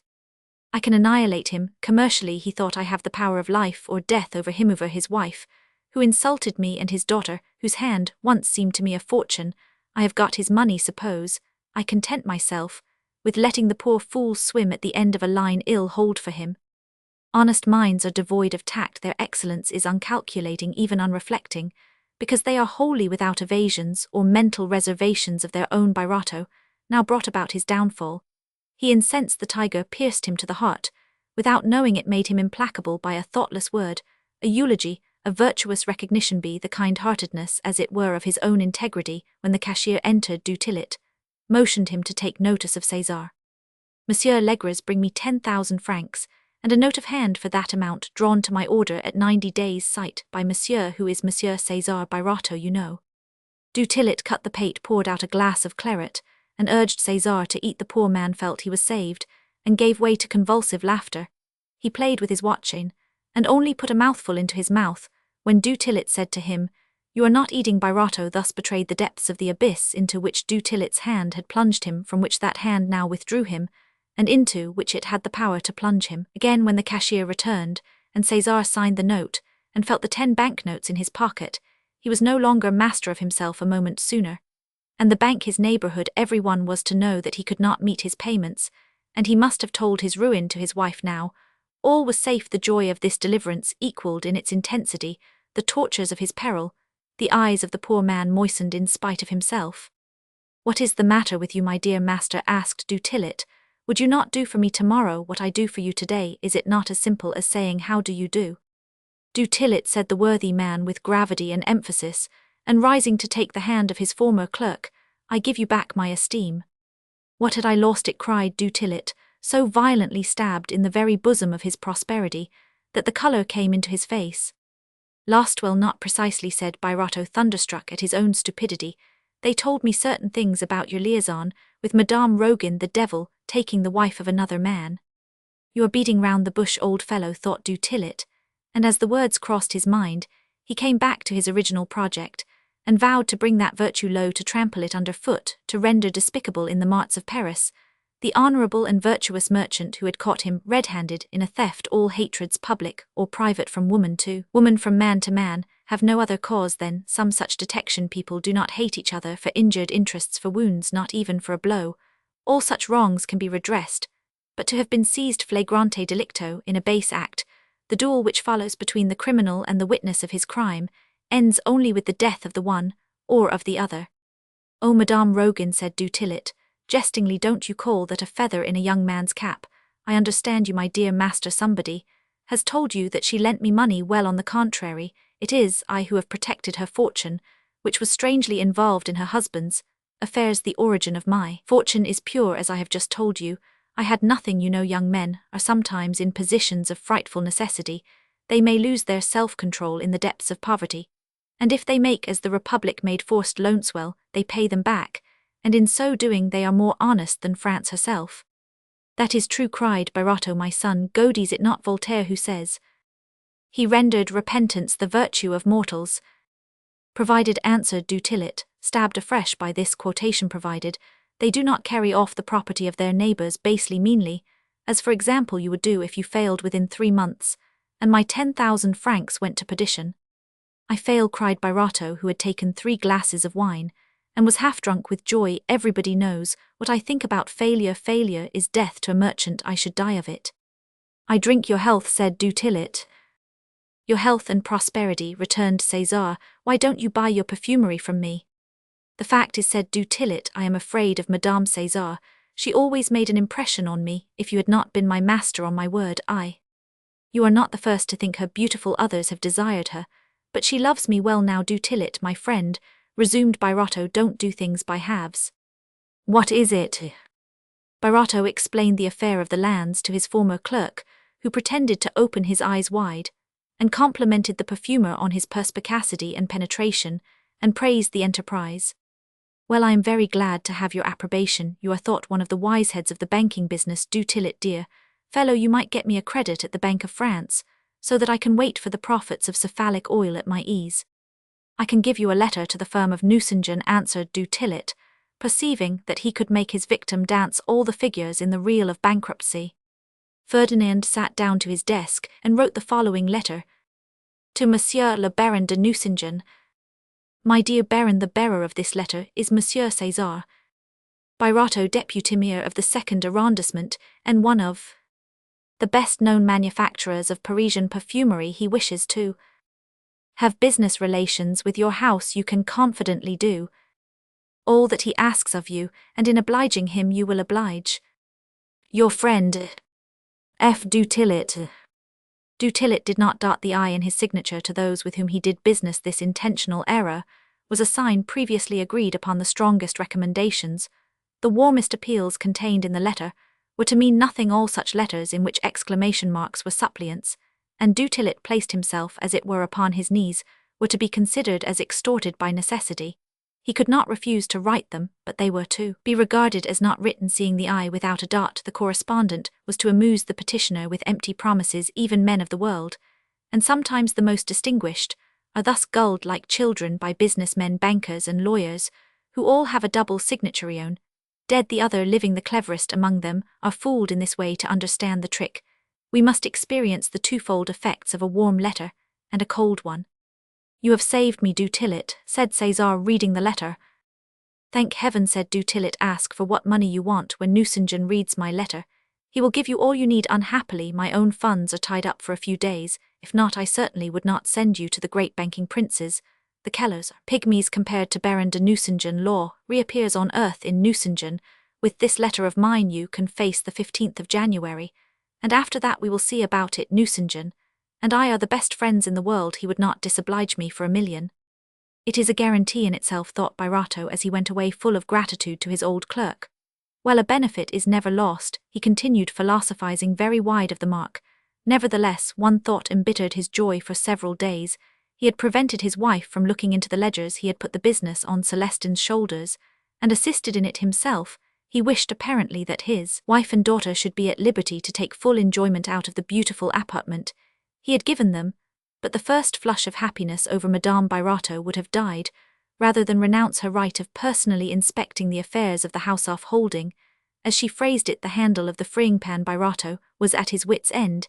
He had used all his cunning in trying to hide from his wife the symptoms of his embarrassment. Constance strongly disapproved of sending round the bills. She had scolded the clerks, and accused Celestine of wishing to ruin the establishment, thinking that it was all his doing. Celestine, by Birotteau's order, had allowed himself to be scolded in the eyes of the clerks. Madame Cesar governed her husband, for though it is possible to deceive the public, the inmates of a household are never deceived as to who exercises the real authority. Birotteau knew that he must now reveal his real situation to his wife, for the account with du Tillet needed an explanation. When he got back to the shop, he saw not without a shudder that Constance was sitting in her old place behind the counter, examining the expense account, and no doubt counting up the money in the desk.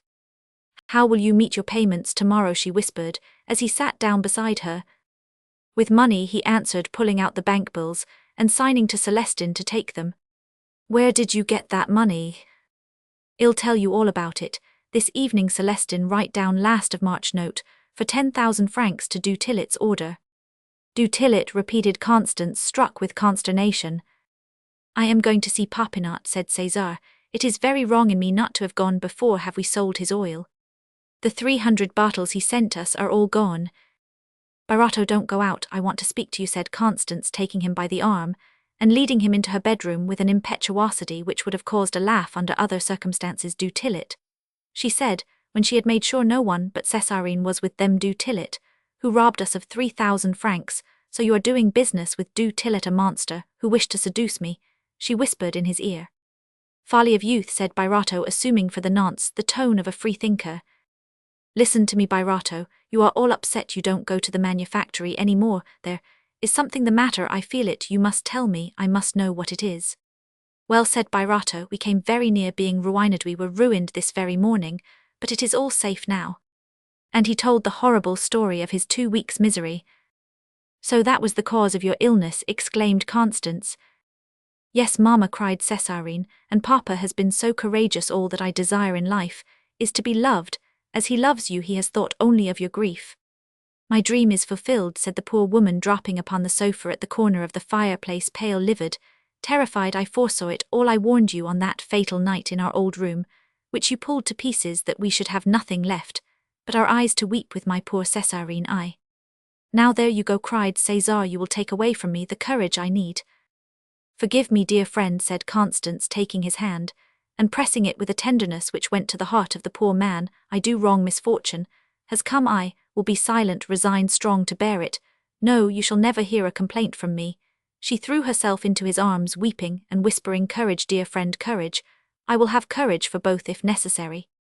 My oil wife, me oil will save us." "May God help us," said Constance. "Anselme will help my father," said Césarine. "I'll go and see him," cried César, deeply moved by the passionate accents of his wife, who after 19 years of married life was not yet fully known to him. Constance fear nothing here. Read du Tillet's letter to Monsieur de Nucingen. "We are sure to obtain a credit. Besides," he said, allowing himself a necessary lie, "there is our Uncle Pillerault. That is enough to give us courage." "If that were all," said Constance, smiling. Birotteau, relieved of a heavy weight, walked away like a man suddenly set at liberty, though he felt within him that indefinable sinking which succeeds great moral struggles, in which more of the nervous fluid, more of the will, is emitted than should be spent at one time, and by which, if we may say so, the capital of the existence is drawn upon. Birotteau had aged already. The house of a Popinot, Rue des Cinq Diamants, had undergone a great change in 2 months. The shop was repainted, the shelves revarnished and gilded, and crowded with bottles. Rejoiced the eye of those who had eyes to see the symptoms of prosperity. The floors were littered with packages and wrapping paper. The storerooms held small casks of various oils, obtained for Popinot on commission by the devoted Gaudissart, the ledgers, the accounts, and the desks were moved into the rooms above the shop. And the back shop, an old cook, did all the household work for the master and his 3 clerks. Popinot, penned up in a corner of the shop, closed in, with glass, might be seen in a serge apron and long sleeves of green linen, with a pen behind his ear, in the midst of a mass of papers, where in fact Birotteau now found him as he was overhauling his letters full of proposals and checks and orders at the words "Hey my boy" uttered by his old master Popinot, raised his head, locked up his cubbyhole, and came forward with a joyous air and the end of his nose. A little red. There was no fire in the shop, and the door was always open. "I feared you were never coming," he said respectfully. The clerks crowded round to look at the distinguished perfumer, the decorated deputy mayor, the partner of their own master, Birotteau, so pitifully small, that the Kellers felt a craving to imitate those magnates. He stroked his chin, rose on his heels with native self-complacency, and talked his usual platitudes. "Hey, my lad, we get up early, don't we?" he remarked. "No, for we don't always go to bed," said Popinot. "We must clutch success." "What did I tell you? My oil will make your fortune." "Yes, monsieur, but the means employed to sell it count for something. I have set your diamond well." "How do we stand?" said César. "How far have you got? What are the profits?" "Profits at the end of 2 months. How can you expect it, friend? Gaudissart has only been on the road for 25 days. He took a post-chaise, without saying a word to me. Oh, he is devoted. We owe a great deal to my uncle. The newspapers alone here," he whispered in Birotteau's ear, "will cost us 12,000 francs. "Newspapers!" exclaimed the deputy mayor. "Haven't you read them?" "No." "Then you know nothing," said Popinot. 20,000 francs worth of placards, gilt frames, copies of the prospectus, 100,000 bottles bought. It is all paying through the nose at this moment. We are manufacturing on a grand scale.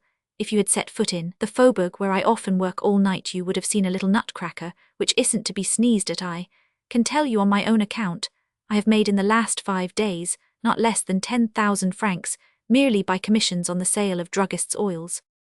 "What a capable head," said Birotteau, laying his hand on little Popinot's thick hair, and rubbing it about as if he were a baby. "I found it out. Several persons here came in." "On Sunday we dine at your Aunt Ragan's," added César, leaving Popinot to go on with his business, for he perceived that the fresh meat he had come to taste was not yet cut up. "It is amazing a clerk becomes a merchant in 24 hours, thought Birotteau, who understood the happiness and self-assurance of Anselmi as little as the dandy luxury of do till it. Anselmi put on a little stiff air when I patted him on the head, just as if he were Francois Keller himself. Birotteau never once reflected that the clerks were looking on, and that the master of the establishment had his dignity to preserve in this instance, as in the case of his speech to do till it. The worthy soul committed a folly out of pure goodness of heart, and for lack of knowing how to withhold an honest sentiment vulgarly expressed by this trifling act, César would have wounded irretrievably any other man than little Popinot. The Sunday dinner at the Ragans was destined to be the last pleasure of the 19 happy years of the Birotteau household, years of happiness that were full to overflowing. Ragan lived in the Rue du Petit Bourbon Saint-Sulpice, on the second floor of a dignified old house, in an apartment decorated with large panels where painted shepherdesses danced in panniers before whom fed the sheep of our 19th century, the sober and serious bourgeois comical demeanour, with their respectful notions about the nobility and their devotion to the sovereign, and the church were all admirably represented by Ragan himself. The furniture, the clocks, linen, dinner service, all seemed patriarchal, novel in form because of their very age. The salon, hung with old damask and draped with curtains in brocatelle, contained portraits of duchesses and other royalist tributes, also a superb Popinot sheriff of Sancerre, painted by Latour, the father of Madame Ragan, a worthy, excellent man, in a picture out of which he smiled like a parvenu in all his glory. When at home, Madame Ragan completed her natural self with a little King Charles spaniel, which presented a surprisingly harmonious effect, as it lay on the hard little sofa rococo in shape, that assuredly never played the part assigned to the sofa of Crebillon. Among their many virtues, the Ragans were noted for the possession of old wines which had come to perfect mellowness, and for certain of Madame Amphous's liqueurs, which certain persons obstinately, though it was said hopelessly bent on making love to Madame Ragan, had brought her from the West Indies. Thus their little dinners were much prized. Jeanette, the old cook, took care of the aged couple with blind devotion. She would have stolen the fruit to make their sweetmeats instead of taking her money to the savings bank. She put it judiciously into lotteries, hoping that some day she could bestow a good round sum on her master and mistress on the appointed Sundays, when they received their guests. She was, despite her years, active in the kitchen, to superintend the dishes which she served at the table, with an agility that, to use a favourite expression of the worthy Ragan, might have given points to Mademoiselle Cantat. when she played Suzanne in the Marriage de Figaro.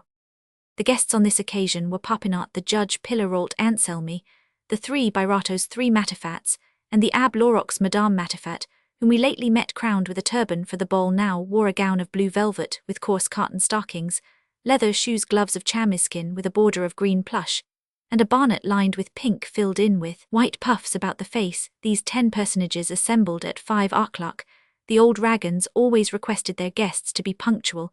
When this worthy couple were invited out, their hosts always put the dinner at the same hour, remembering that stomachs which were 6 to 5 years old could not adapt themselves to the novel hours recently adopted in the great world.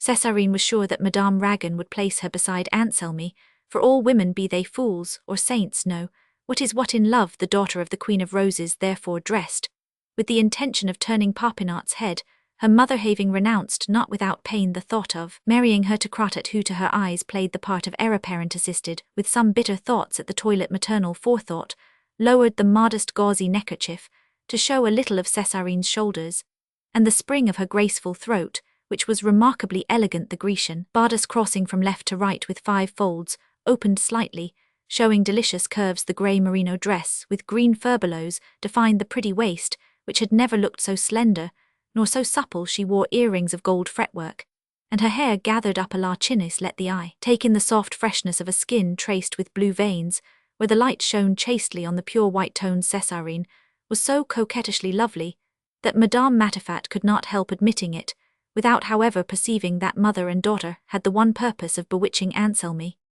Neither Birotteau, his wife Madame Matifat, nor any of the others disturbed the sweet converse, which the young people, thrilling with love, held in whispering voices within the embrasure of a window, through whose chinks the north wind blew its chilly whistle. The conversation of the elders became animated when Popinot, the judge, let fall a word about Rogan's flight, remarking that he was the second notary who had absconded a crime formerly unknown. Madame Ragan, at the word Rogan, touched her brother's foot.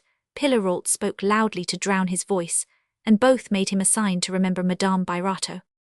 "I know all," said Constance in a low, pained voice.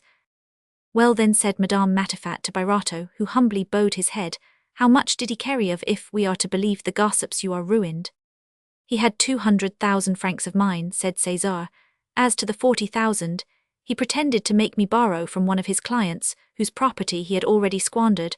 I am now bringing a suit to recover them." "The case will be decided this week," said Popinot. "I thought you would not be unwilling that I should explain your situation to Monsieur le Président. He has ordered that all Rogan's papers be submitted to the custody of the court, so as to ascertain the exact time when Rogan made away with the funds of his client, and thus verify the facts alleged by Derville, who made the argument himself to save you the expense." "Shall we win?" asked Madame Birotteau. "I don't know," answered Popinot. "Though I belong to the court in which the suit is bought, I shall abstain from giving an opinion, even if called upon." "Can there be any doubt in such a simple case?" said Pillarolt. "Such deeds make mention that payment has been made, and notaries are obliged to declare that they have seen the money passed from the lender to the borrower. Rogan would be sent to the galleys, if the law could get hold of him." "According to my ideas," said the judge, "the lender ought to have sued Rogan for the costs and the caution money, but it sometimes happens at the Cour Royale that in matters even more plain than this, the judges stand 6 against 6. "Mademoiselle, what are they saying? Has Monsieur Rogan absconded?" said Anselmi, hearing at last what was going on about him. "Monsieur said nothing of it to me, oh me who would shed my blood for him." Césarine fully understood that the whole family were included in the "for him," for if the innocent girl could mistake the accent, she could not misunderstand the glance, which wrapped her, as it were, in a rosy flame. "I know you what I told him, so he hid everything from my mother, and confided only in me." "You spoke to him of me," said Popinot. "You have read my heart. Have you read all that is there?" "Perhaps." "I am very happy," said Popinot. "If you would lighten all my fears in a year, I shall be so prosperous that your father cannot object when I speak to him of our marriage. From henceforth, I shall sleep only 5 hours a night." "Do not injure yourself," said Césarine with an inexpressible accent, and a look in which Popinot was suffered to read her thoughts. "Wife," said César as they rose from table, "I think those young people love each other." "Well, so much the better," said Constance in a grave voice. "My daughter will be the wife of a man of sense and energy. Talent is the best dower a man can offer." She left the room hastily, and went to Madame Ragon's bedchamber. César during the dinner had made various fatuous remarks, which caused the judge and Pillerot to smile, and reminded the unhappy woman of how unfitted her poor husband was to grapple with misfortune. Her heart was full of tears, and she instinctively dreaded du tillit, for every mother knows the timeo danaus et dona ferens, even if she does not know Latin. Constance wept in the arms of Madame Ragon and her daughter, though she would not tell them the cause of her distress. "I am nervous," she said. The rest of the evening was spent by the elders at the cartable, and by the young people in those little games called innocent, because they cover the innocent byplay of bourgeois love. The Matifats joined in these games. César said Constance as they drove home, "Go and see Monsieur le Baron de Nucingen on the 8th, so as to be sure of having your payments ready in advance of the 15th. If there should be any hitch, how could you scrape the money together, if you have only one day to do it?" "I will see to it, wife," said César, pressing his wife's hand, and his daughters adding, "Ah, my dear white lambs, I have given you a sad New Year's gift." The two women, unable to see him in the obscurity of the hackney coach, felt his tears falling hot upon their hands. "Be hopeful, dear friend," said Constance. "All will go well, Papa. Monsieur Anselme Papinot told me he would shed his blood for you." "For me," said César, trying to speak gaily, "and for the family as well, isn't it so?" Césarine pressed her father's hand, as if to let him know she was betrothed to Anselme. Roman 4. During the first 3 days of the year 200 visiting cards were sent to Birotteau. This rush of fictitious friendship, these empty testimonials of favour, are horrible to those who feel themselves drawn down into the vortex of misfortune. Birotteau presented himself 3 times at the hotel of the famous banker the Baron de Nucingen, but in vain. The opening of the year, with all its festivities, sufficiently explained the absences of the financier. On the last occasion Birotteau got as far as the office of the banker, where the head clerk, a German, told him that Monsieur de Nucingen had returned at 5 in the morning from a ball at the Kellers and would not be visible until 9:30. O'clock. Birotteau had the luck to interest this man in his affairs, and remained talking with him more than half an hour in the course of the afternoon.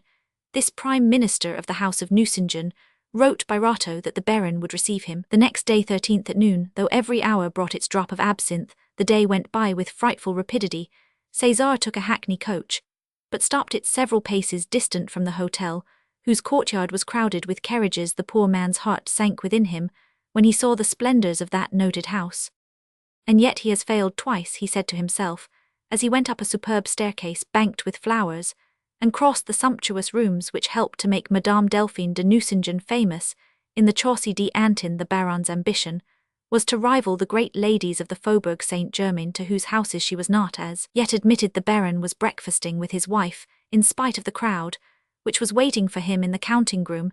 He had left word that any friend of du tillit was to be admitted. Birotteau trembled with hope, as he noticed the change which the Baron's order had wrought in the hitherto insolent manner of the footman. "Pardon me, my dear," said the Baron to his wife in a strong German accent, as he rose and nodded to Birotteau. "Monsieur is a good royalist and der intimate friend of du tillit, besides Monsieur is Debademir of der second arrondissement, and gifts Poles of Asiatique magnificence, so will you make his acquaintance mit pleasure. I should be delighted to take lessons from Madame Birotteau for Ferdinand." "She calls him Ferdinand," thought César. Spoke of the ball with great admiration, which is all the more valuable, because he usually admires nothing. Ferdinand is a harsh critic in his eyes. "Everything ought to be perfect. Shall you soon give another ball?" she inquired affably. "Madame, poor people such as we are seldom have many amusements of that kind," said the perfumer, not knowing whether she meant to ridicule him or was merely paying an empty compliment. "Monsieur Grindot superintended der restoration of your abutment, I think," said the Baron. "Ah, Grindot, that nice little architect who has just returned from Rome," said Delphine de Nucingen. "I dote on him. He makes delicious drawings in my album." No culprit enduring the torments of hell in Venetian dungeons ever suffered more from the torture of the boot than Birotteau did standing there in his ordinary clothes.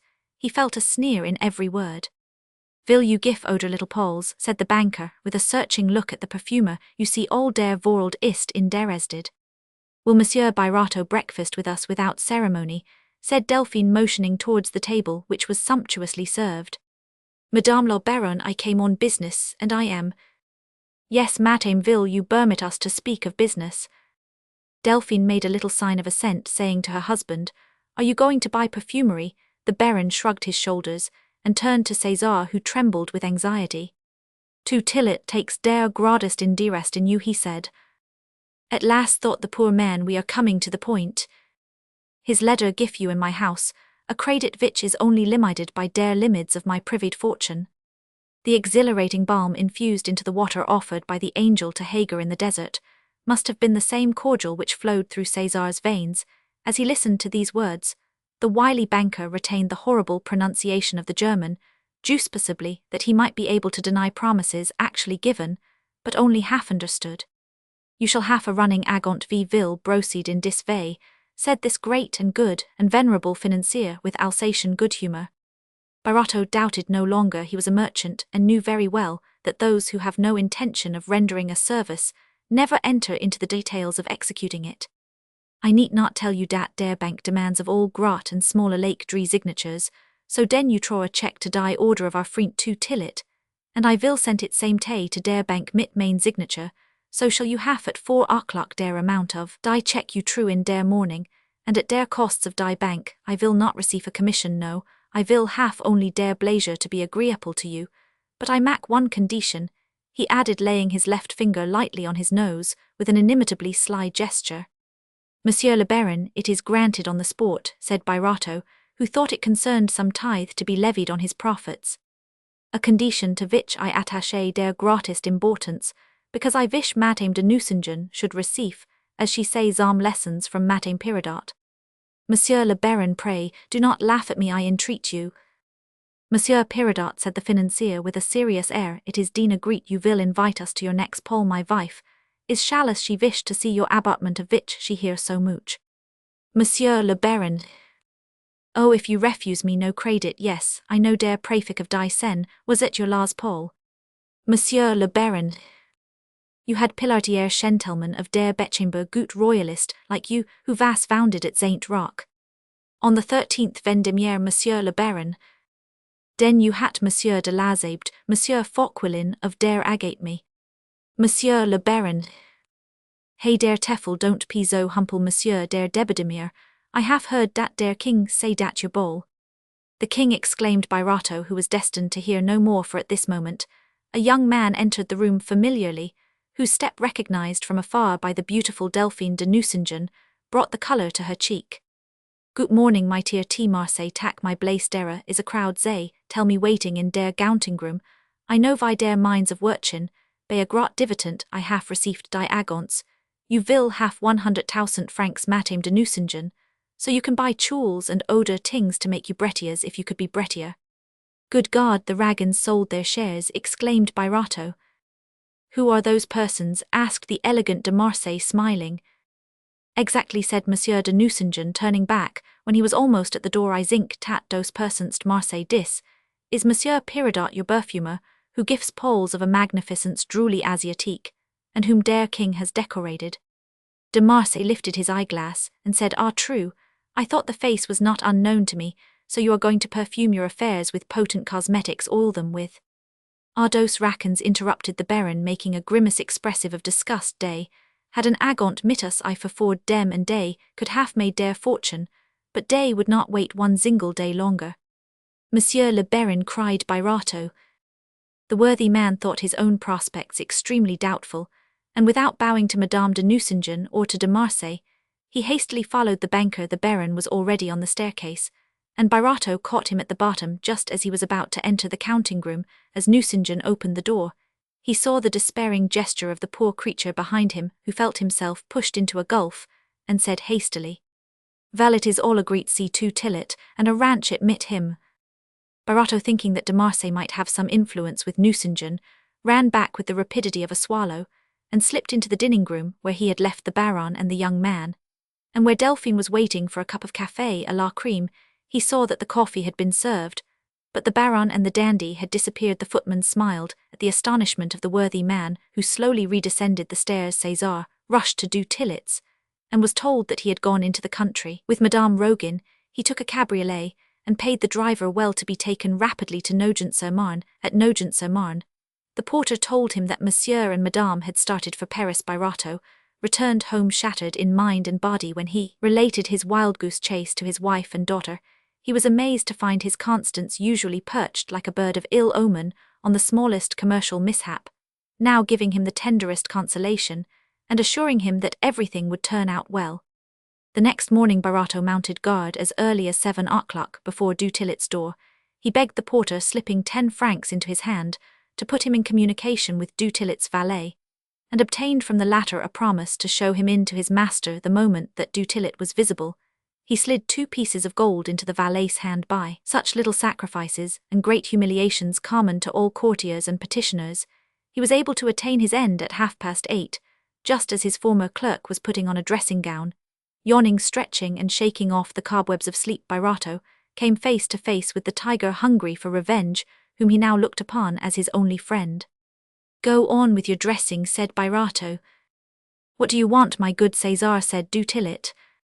César stated with painful trepidation the answer and requirements of Monsieur de Nucingen to the inattentive ears of du Tillet, who was looking for the bellows, and scolding his valet for the clumsy manner in which he had lighted the fire.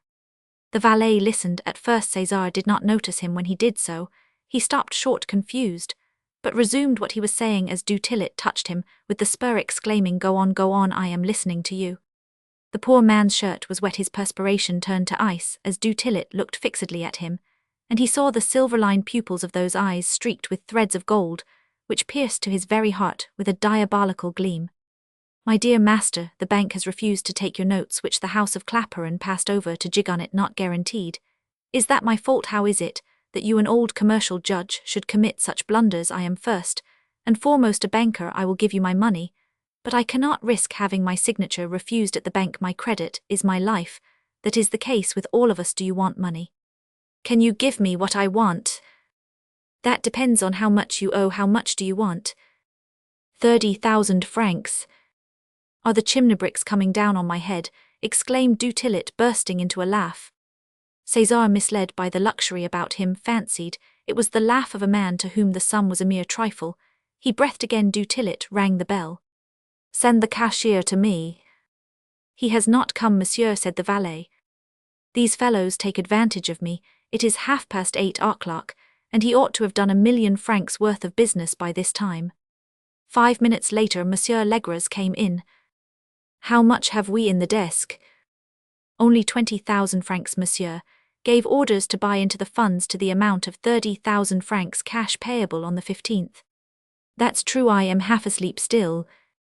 The cashier gave Birotteau a suspicious look as he left the room. "If truth were banished from this earth, she would leave her last word with a cashier," said du Tillet. "Haven't you some interest in this little Popinot who has set up for himself?" he added after a dreadful pause, in which the sweat rolled in drops from César's brow. "Yes," he answered naively. "Do you think you could discount his signature for a large amount? Bring me his acceptances for 50,000 francs, and I will get them discounted for you at a reasonable rate by old Balzac, who is very easy to deal with when he has funds to invest, and he has some now."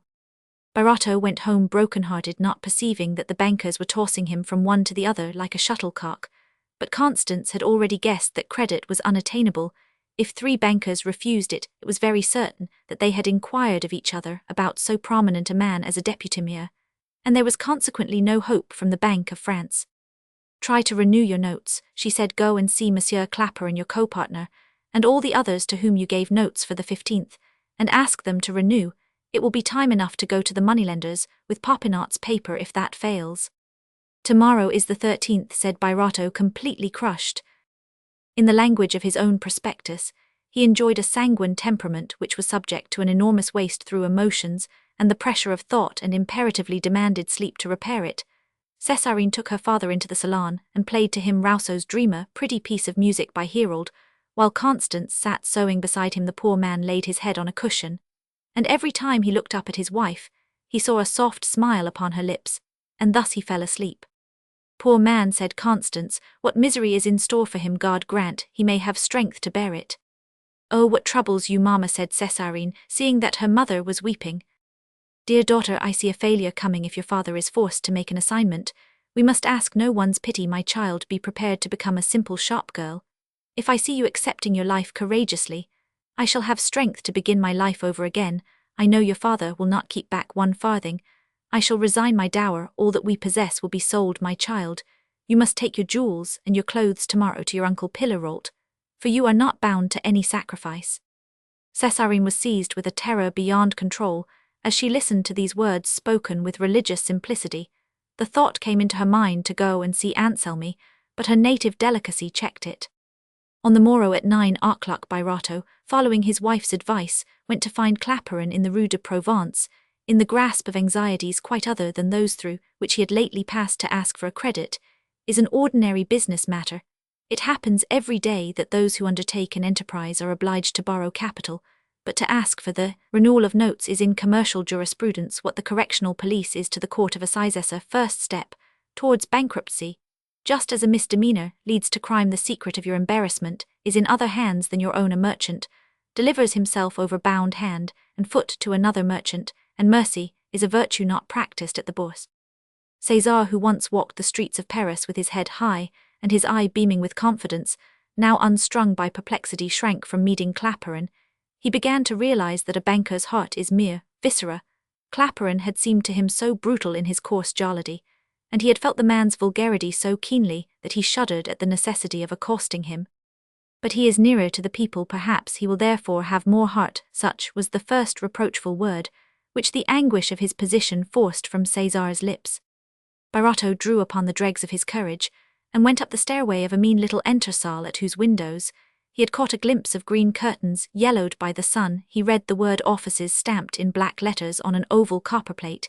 He rapped, nobody answered, and he went in the place worse than humble conveyed an idea of penury or avarice or neglect. No employ was to be seen behind the brass lattice, which topped an unpainted white wooden enclosure breasthigh, within which were tables and desks in stained black wood. These deserted places were littered with inkstands in which the ink was mouldy, and the pens as rumpled as a ragamuffin's head, and twisted like sunfish with boxes and papers, and printed matter all worthless no doubt. The floor was as dirty, defaced, and damp as that of a boarding-house.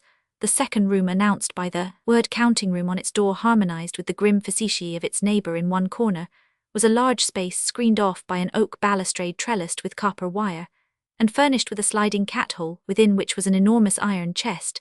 This space, apparently given over to the rioting of rats, also contained an odd-looking desk with a shabby armchair, which was ragged green and torn in the seat from which the horsehair protruded like the wig of its master in 100 libertine curls. The chief adornment of this room, which had evidently been the salon of the apartment before it was converted into a banking office, was a round table covered with a green cloth round, which stood a few old chairs of black leather with tarnished gilt nails.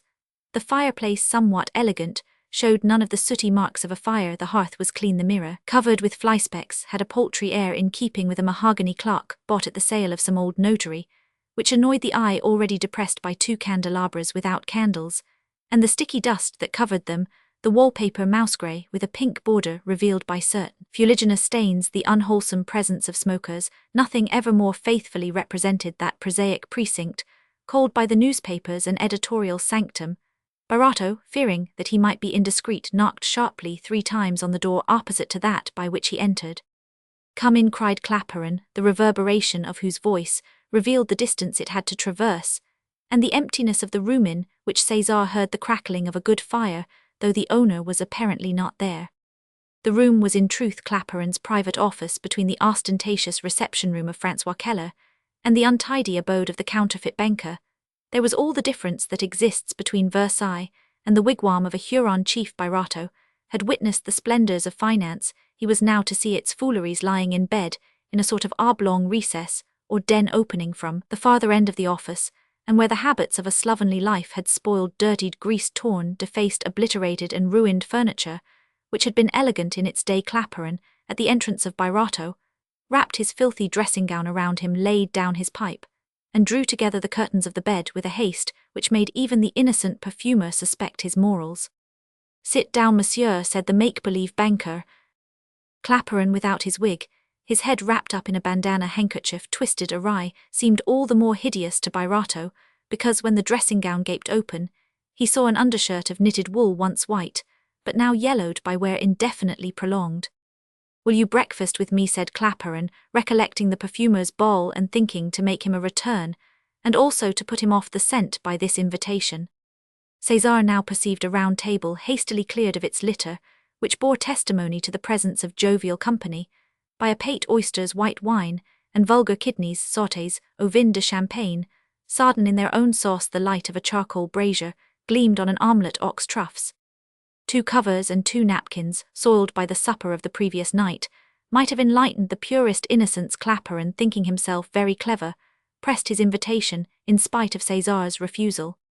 "I was to have had a guest, but that guest has disappointed me," said the crafty traveller in a voice likely to reach a person buried under coverlets. "Monsieur," said Birotteau, "I came solely on business, and I shall not detain you long."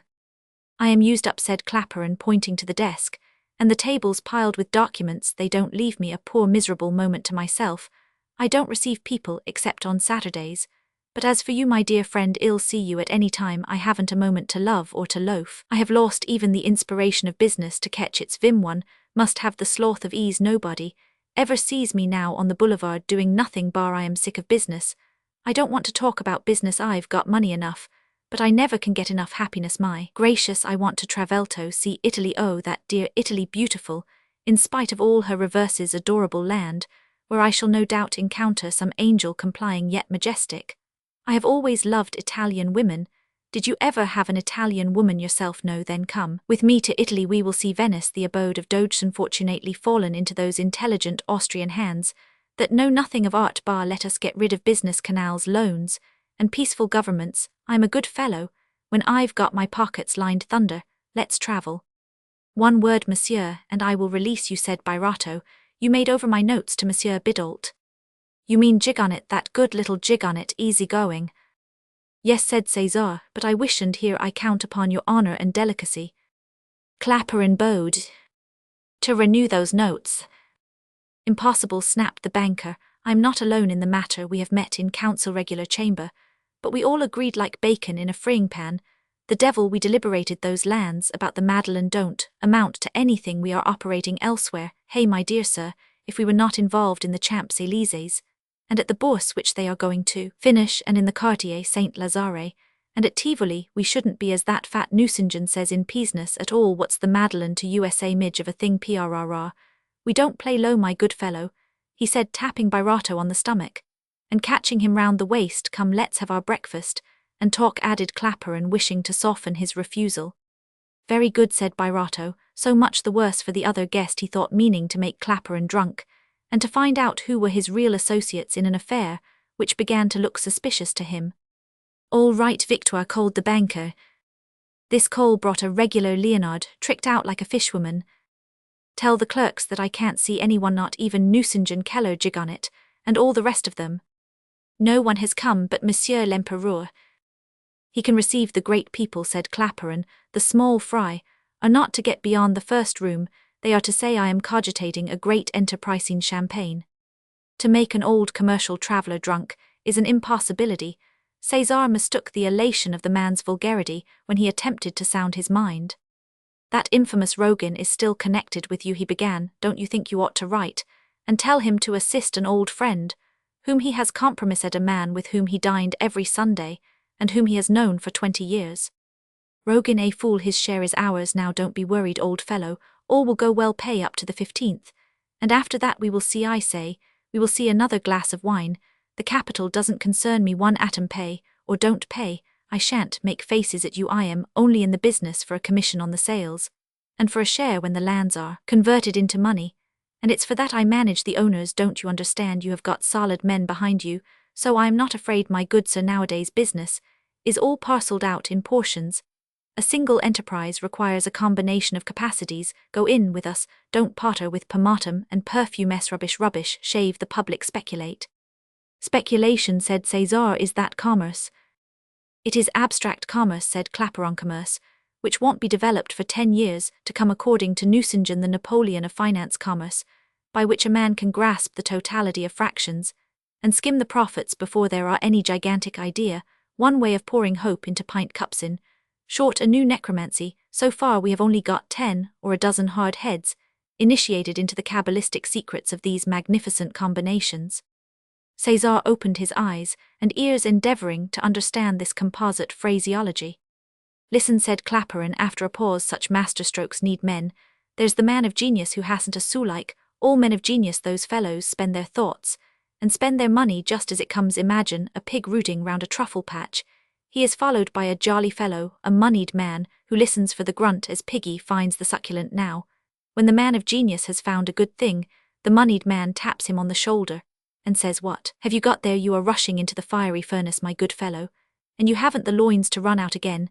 There's 1,000 francs, just let me take it in hand and manage the affair." Very good. The banker then convokes the traders. "My friends, let us go to work. Write a prospectus down with humbug on that. They get out the hunting horns and shout and clam 100,000 francs for 5 sous, or 5 sous for 100,000 francs. Gold mines, coal mines, in short, all the claptrap of commerce. We buy up men of arts and sciences.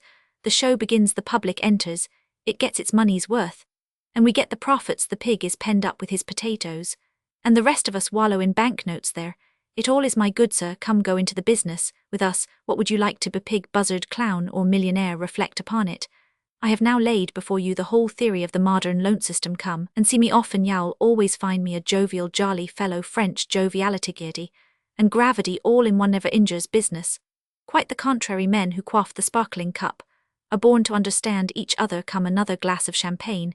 It is good, I tell you. It was sent to me from Epernay itself by a man for whom I once sold quantities at a good price. I used to be in wines.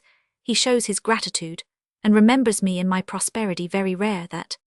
Birotteau, overcome by the frivolity and heedlessness of a man to whom the world attributed extreme depth and capacity, dared not question him any further in the midst of his own haziness of mind, produced by the champagne. He did, however, recollect a name spoken by du Tillet, and he asked Clapperin who Gobseck the banker was, and where he lived. "Have you got as far as that?" said Clapperin. "Gobseck is a banker, just as the headsman is a doctor. The first word is 50%. He belongs to the race of Harpagon Hell. Take canary birds, at all seasons fur tippets, in summer nankeens, in winter. What securities are you going to offer him if you want him to take your paper? Without security you will have to deposit your wife, your daughter, your umbrella, everything down to your hatbox, your socks. Don't you go in for ribbed socks, your shovel and tongs, and the very wood you've got in the cellar. Gobseck, in the name of virtuous folly, who told you to go to that commercial guillotine?" "Monsieur du Tillet." "Ah, the scoundrel, I recognize him. We used to be friends. If we have quarrelled, so that we don't speak to each other, you may depend upon it my aversion to him is well-founded. He let me read down to the bottom of his infamous soul, and he made me uncomfortable at that beautiful ball you gave us. I can't stand his impudent air soul, because he has got a notary's wife. I could have countesses, if I wanted them. I shan't respect him any the more for that. Ah, my respect is a Princess Hull never give birth to such as he.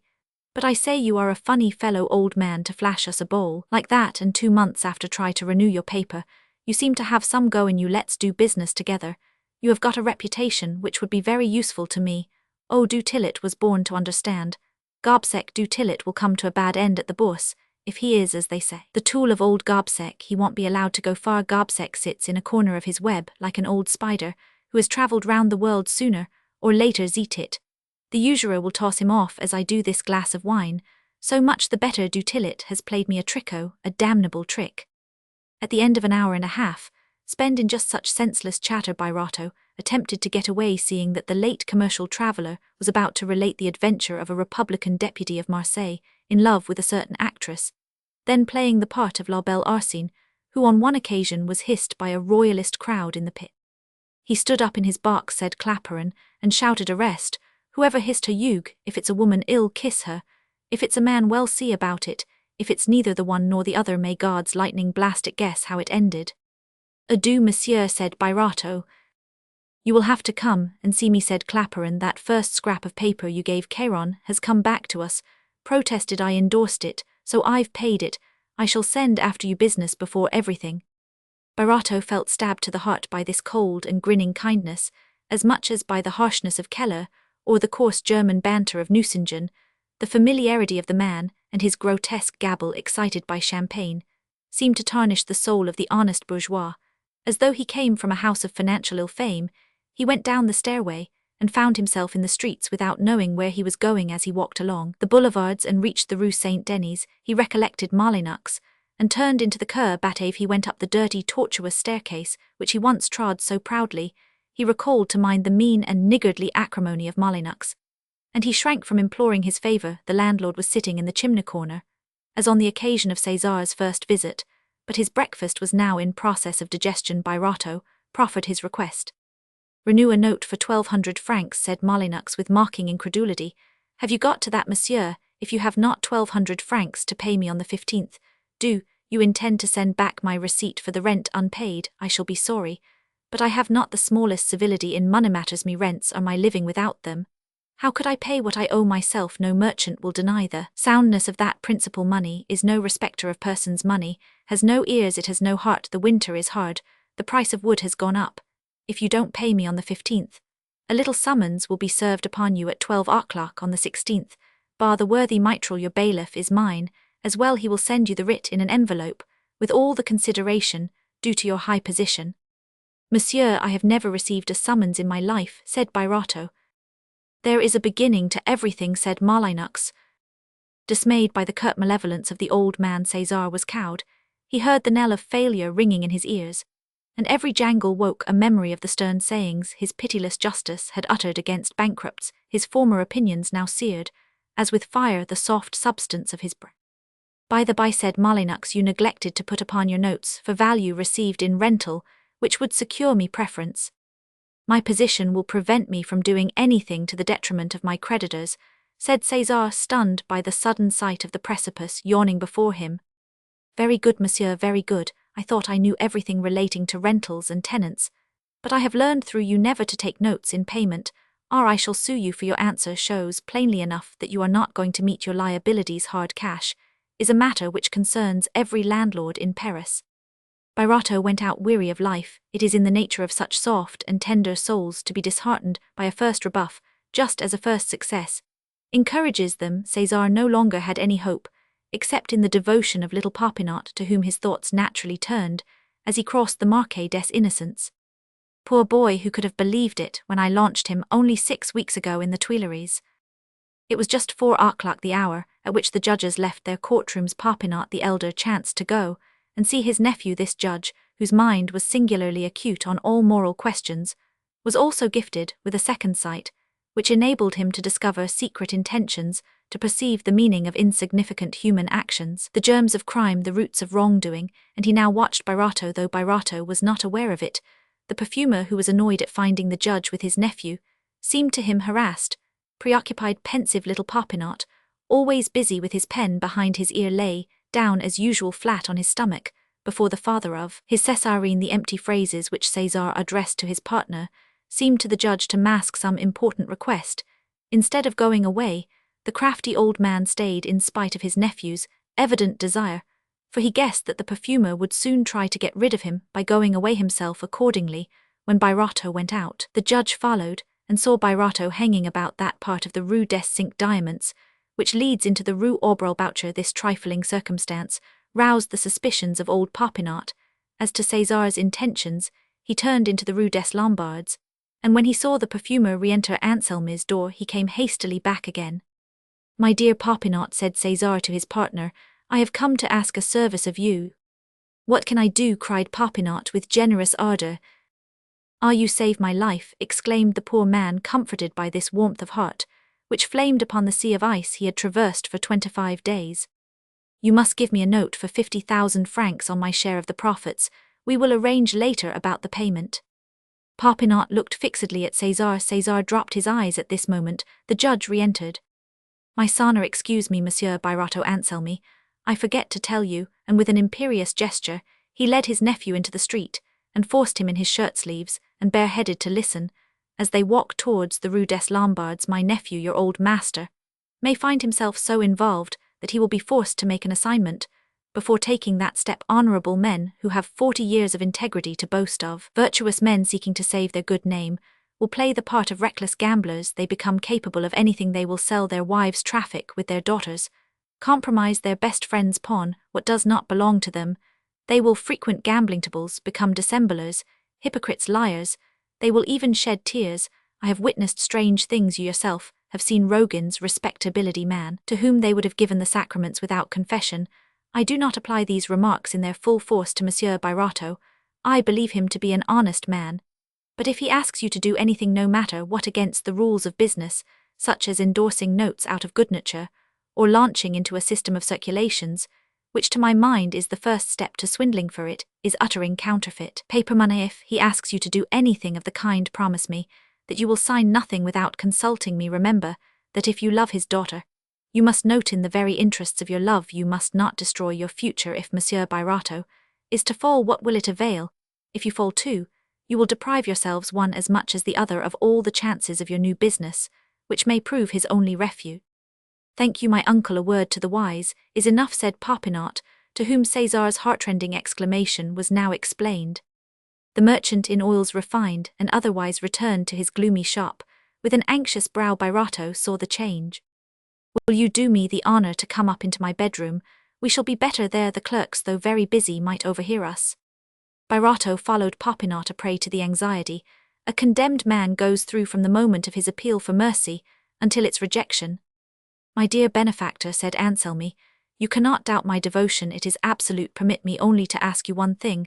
Will this sum clear you entirely? Or is it only a means of delaying some catastrophe? If it is that, what good will it do to drag me down? Also, you want notes at 90 days.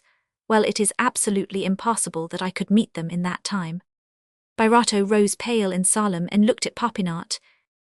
Popinot, horror-struck, cried out, I will do them for you if you wish it. Ungrateful, said his master, who spent his whole remaining strength in hurling the word at Anselmi's brow, as if it were a living mark of infamy. Birotteau walked to the door and went out. Popinot, rousing himself from the sensation which the terrible word produced upon him, rushed down the staircase and into the street. But Birotteau was out of sight. Césarine's lover heard that dreadful charge ringing in his ears, and saw the distorted face of the poor distracted César constantly before him. Popinot was to live henceforth like Hamlet with a spectre beside him. Birotteau wandered about the streets of the neighbourhood like a drunken man. At last he found himself upon the quay, and followed it till he reached Sevres, where he passed the night at an inn maddened with grief, while his terrified wife dared not send in search of him. She knew that in such circumstances an alarm imprudently given might be fatal to his credit, and the wise Constance sacrificed her own anxiety to her husband's commercial reputation. She waited silently through the night, mingling her prayers and terrors. Was César dead? Had he left Paris on the scent of some last hope? The next morning she behaved as though she knew the reasons for his absence, but at 5 o'clock in the afternoon, when César had not returned, she sent for her uncle and begged him to go at once to the morgue. During the whole of that day, the courageous creature sat behind her counter, her daughter embroidering beside her. When Pillarolt returned, César was with him on his way back. The old man had met him in the Palais Royal, hesitating before the entrance to a gambling house. This was the 14th. At dinner César could not eat. His stomach violently contracted, rejected food. The evening hours were terrible. The shaken man went through for the 100th time one of those frightful alternations of hope and despair, which, by forcing the soul to run up the scale of joyous emotion, and then, precipitating it to the last depths of agony, exhaust the vital strength of feeble beings, Derville, Birotteau's advocate, rushed into the handsome salon, where Madame César was using all her persuasion to retain her husband, who wished to sleep on the 5th floor. That I may not see, he said, these monuments of my folly. The suit is won, cried Derville. At these words César's drawn face relaxed, but his joy alarmed Derville and Pillarolt. The women left the room to go and weep by themselves in Césarine's chamber. Now I can get alone, cried Birotteau. It would be imprudent, said Derville. They have appealed. The court might reverse the judgment, but in a month it would be safe. A month? César fell into a sort of slumber, from which no one tried to rouse him, a species of catalepsy, in which the body lived and suffered, while the functions of the mind were in abeyance. This respite bestowed by chance was looked upon by Constance, Césarine, Pillarolt, and Derville as a blessing from God, and they judged rightly. César was thus enabled to bear the harrowing emotions of that night. He was sitting in a corner of the sofa, near the fire. His wife was in the other corner, watching him attentively, with a soft smile upon her lips, the smile which proves that women are nearer than men to angelic nature, in that they know how to mingle an infinite tenderness with an all-embracing compassion, a secret belonging only to angels seen in dreams, providentially strewn at long intervals through the history of human life. Césarine, sitting on a little stool at her mother's feet, touched her father's hand lightly with her hair from time to time, as she gave him a caress into which she strove to put the thoughts which in such crises the voice seems to render intrusive. Seated in his armchair like the Chancellor de l'Hôpital, on the peristyle of the Chamber of Deputies, Pillarolta philosopher, prepared for all events, and showing upon his countenance the wisdom of an Egyptian sphinx, was talking to Derville and his niece in a suppressed voice. Constance thought it best to consult the lawyer, whose discretion was beyond a doubt. With the balance sheet written in her head, she explained the whole situation in low tones. After an hour's conference held in presence of the stupefied César, Derville shook his head and looked at Pillarolt. "Madame," he said with the horrible coolness of his profession, "you must give in your schedule, and make an assignment. Even supposing that by some contrivance you could meet the payments for tomorrow, you would have to pay down at least 300,000 francs before you could borrow on those lands. Your liabilities are 500,000. To meet them you have assets that are very promising, very productive, but not convertible at present. You must fail within a given time. My opinion is that it is better to jump out of the window than to roll downstairs." "That is my advice too, dear child," said Pillarolt. Derville left, and Madame César and Pillarolt went with him to the door. "Poor father," said Césarine, who rose softly to lay a kiss on César's head. "Then Anselmi could do nothing," she added, as her mother and Pillarolt returned. "Ungrateful," cried César, struck by the name of Anselmi in the only living part of his Memorias. The note of a piano lifts the hammer which strikes its corresponding string. V. From the moment when that word ungrateful was flung at him like an anathema, little Popinot had not had an hour's sleep, nor an instant's peace of mind. The unhappy lad cursed his uncle, and finally went to see him to get the better of that experienced judicial wisdom. He poured forth the eloquence of love, hoping it might seduce a being from whose mind human speech slips like water from a duck's backer. Judge.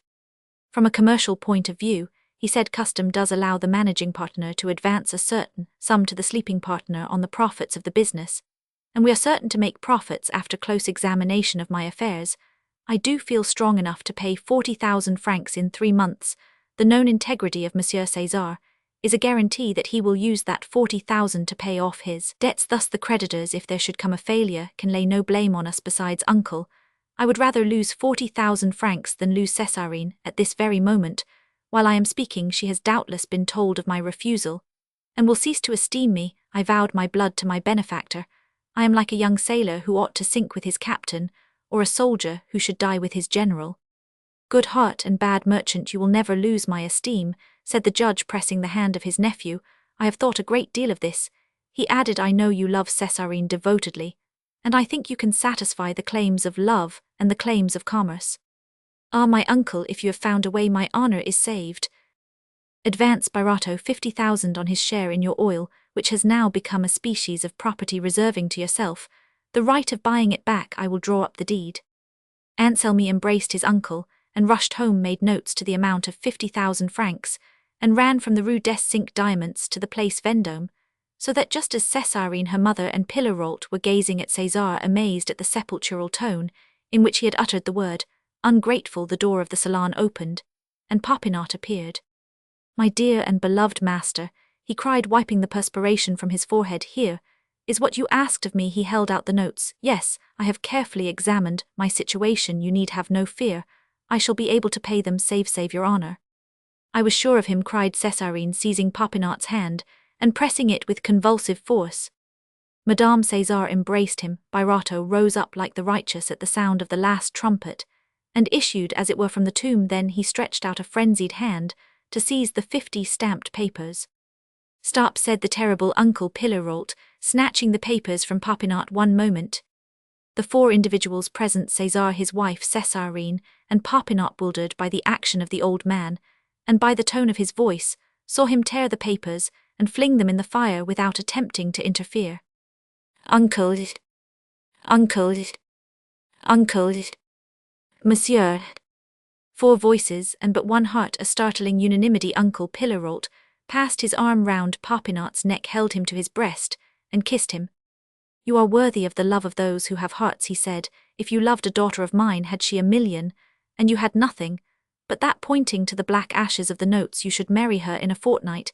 If she loved you, your master, he said, pointing to César, is beside himself. My nephew, resumed Pillarolt, gravely addressing the poor man, me nephew, away with illusions. We must do business with francs, not feelings. All this is noble, but useless. I spent 2 hours at the Bourse this afternoon. You have not 1 farthing's credit, everyone is talking of your disaster, of your attempts to renew, of your appeals to various bankers, of their refusals, of your going up 6 flights of stairs, to beg a gossiping landlord, who chatters like a magpie, to renew a note of 1,200 francs a ball given to conceal your embarrassments. They have gone so far as to say you had no property in Rogan's hands, according to your enemies.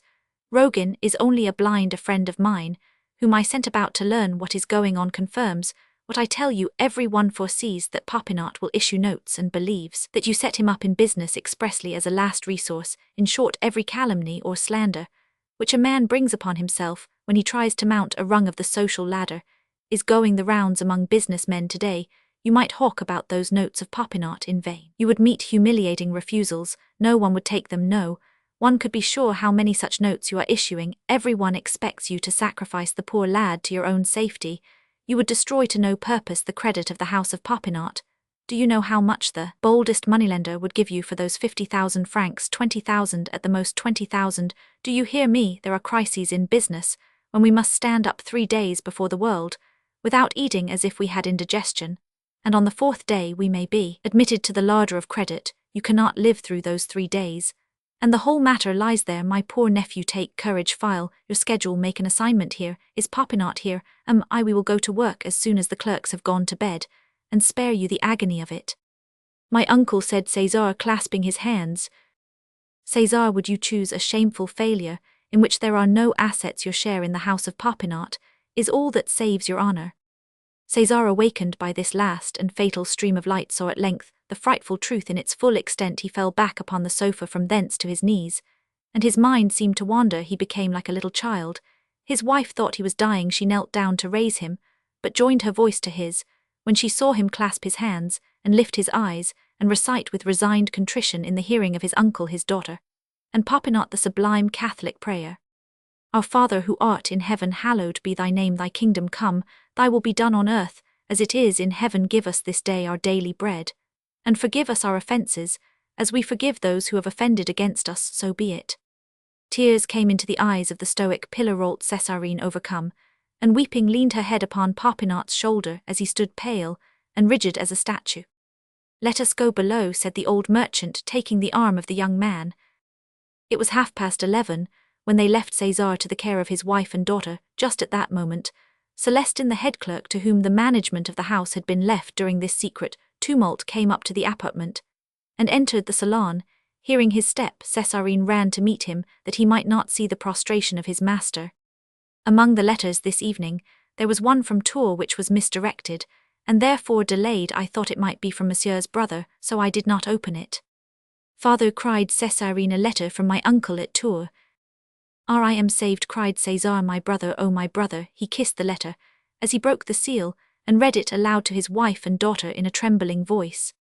Answer of Francois to César Birotteau. Tours 10th.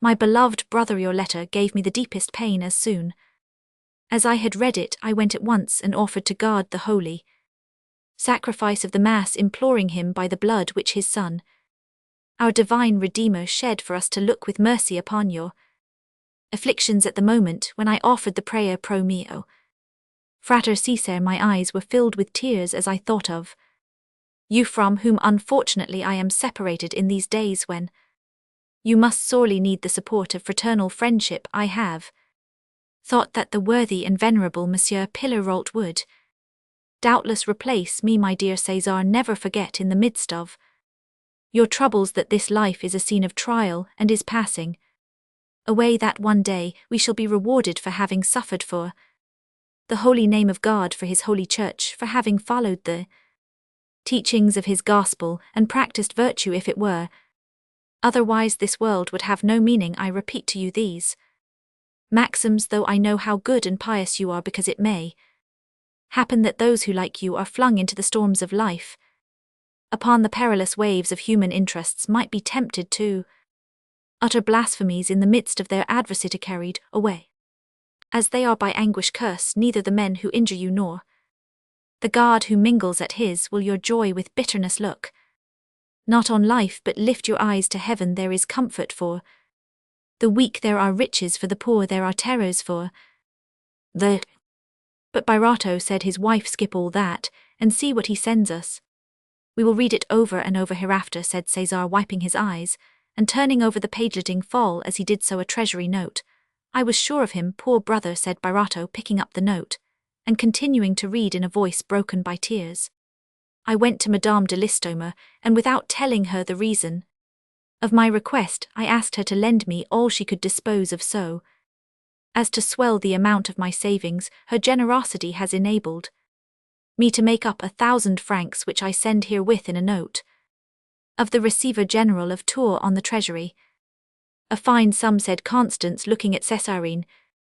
By retrenching a few superfluities in my life, I can return the 400 francs Madame de Listomere has lent me in 3 years, so do not make yourself uneasy about them, my dear César. I send you all I have in the world, hoping that this sum may help you to a happy conclusion of your financial difficulties, which doubtless are only momentary. I well know your delicacy, and I wish to forestall your objections. Do not dream of paying me any interest for this money, nor of paying it back at all in the day of prosperity which ere long will dawn for you, if God deigns to hear the prayers I offer to him daily after I received your last letter 2 years ago. I thought you so rich that I felt at liberty to spend my savings upon the poor, but now all that I have is yours. When you have overcome this little commercial difficulty, keep the sum I now send for my niece Césarine, so that when she marries she may buy some trifle to remind her of her old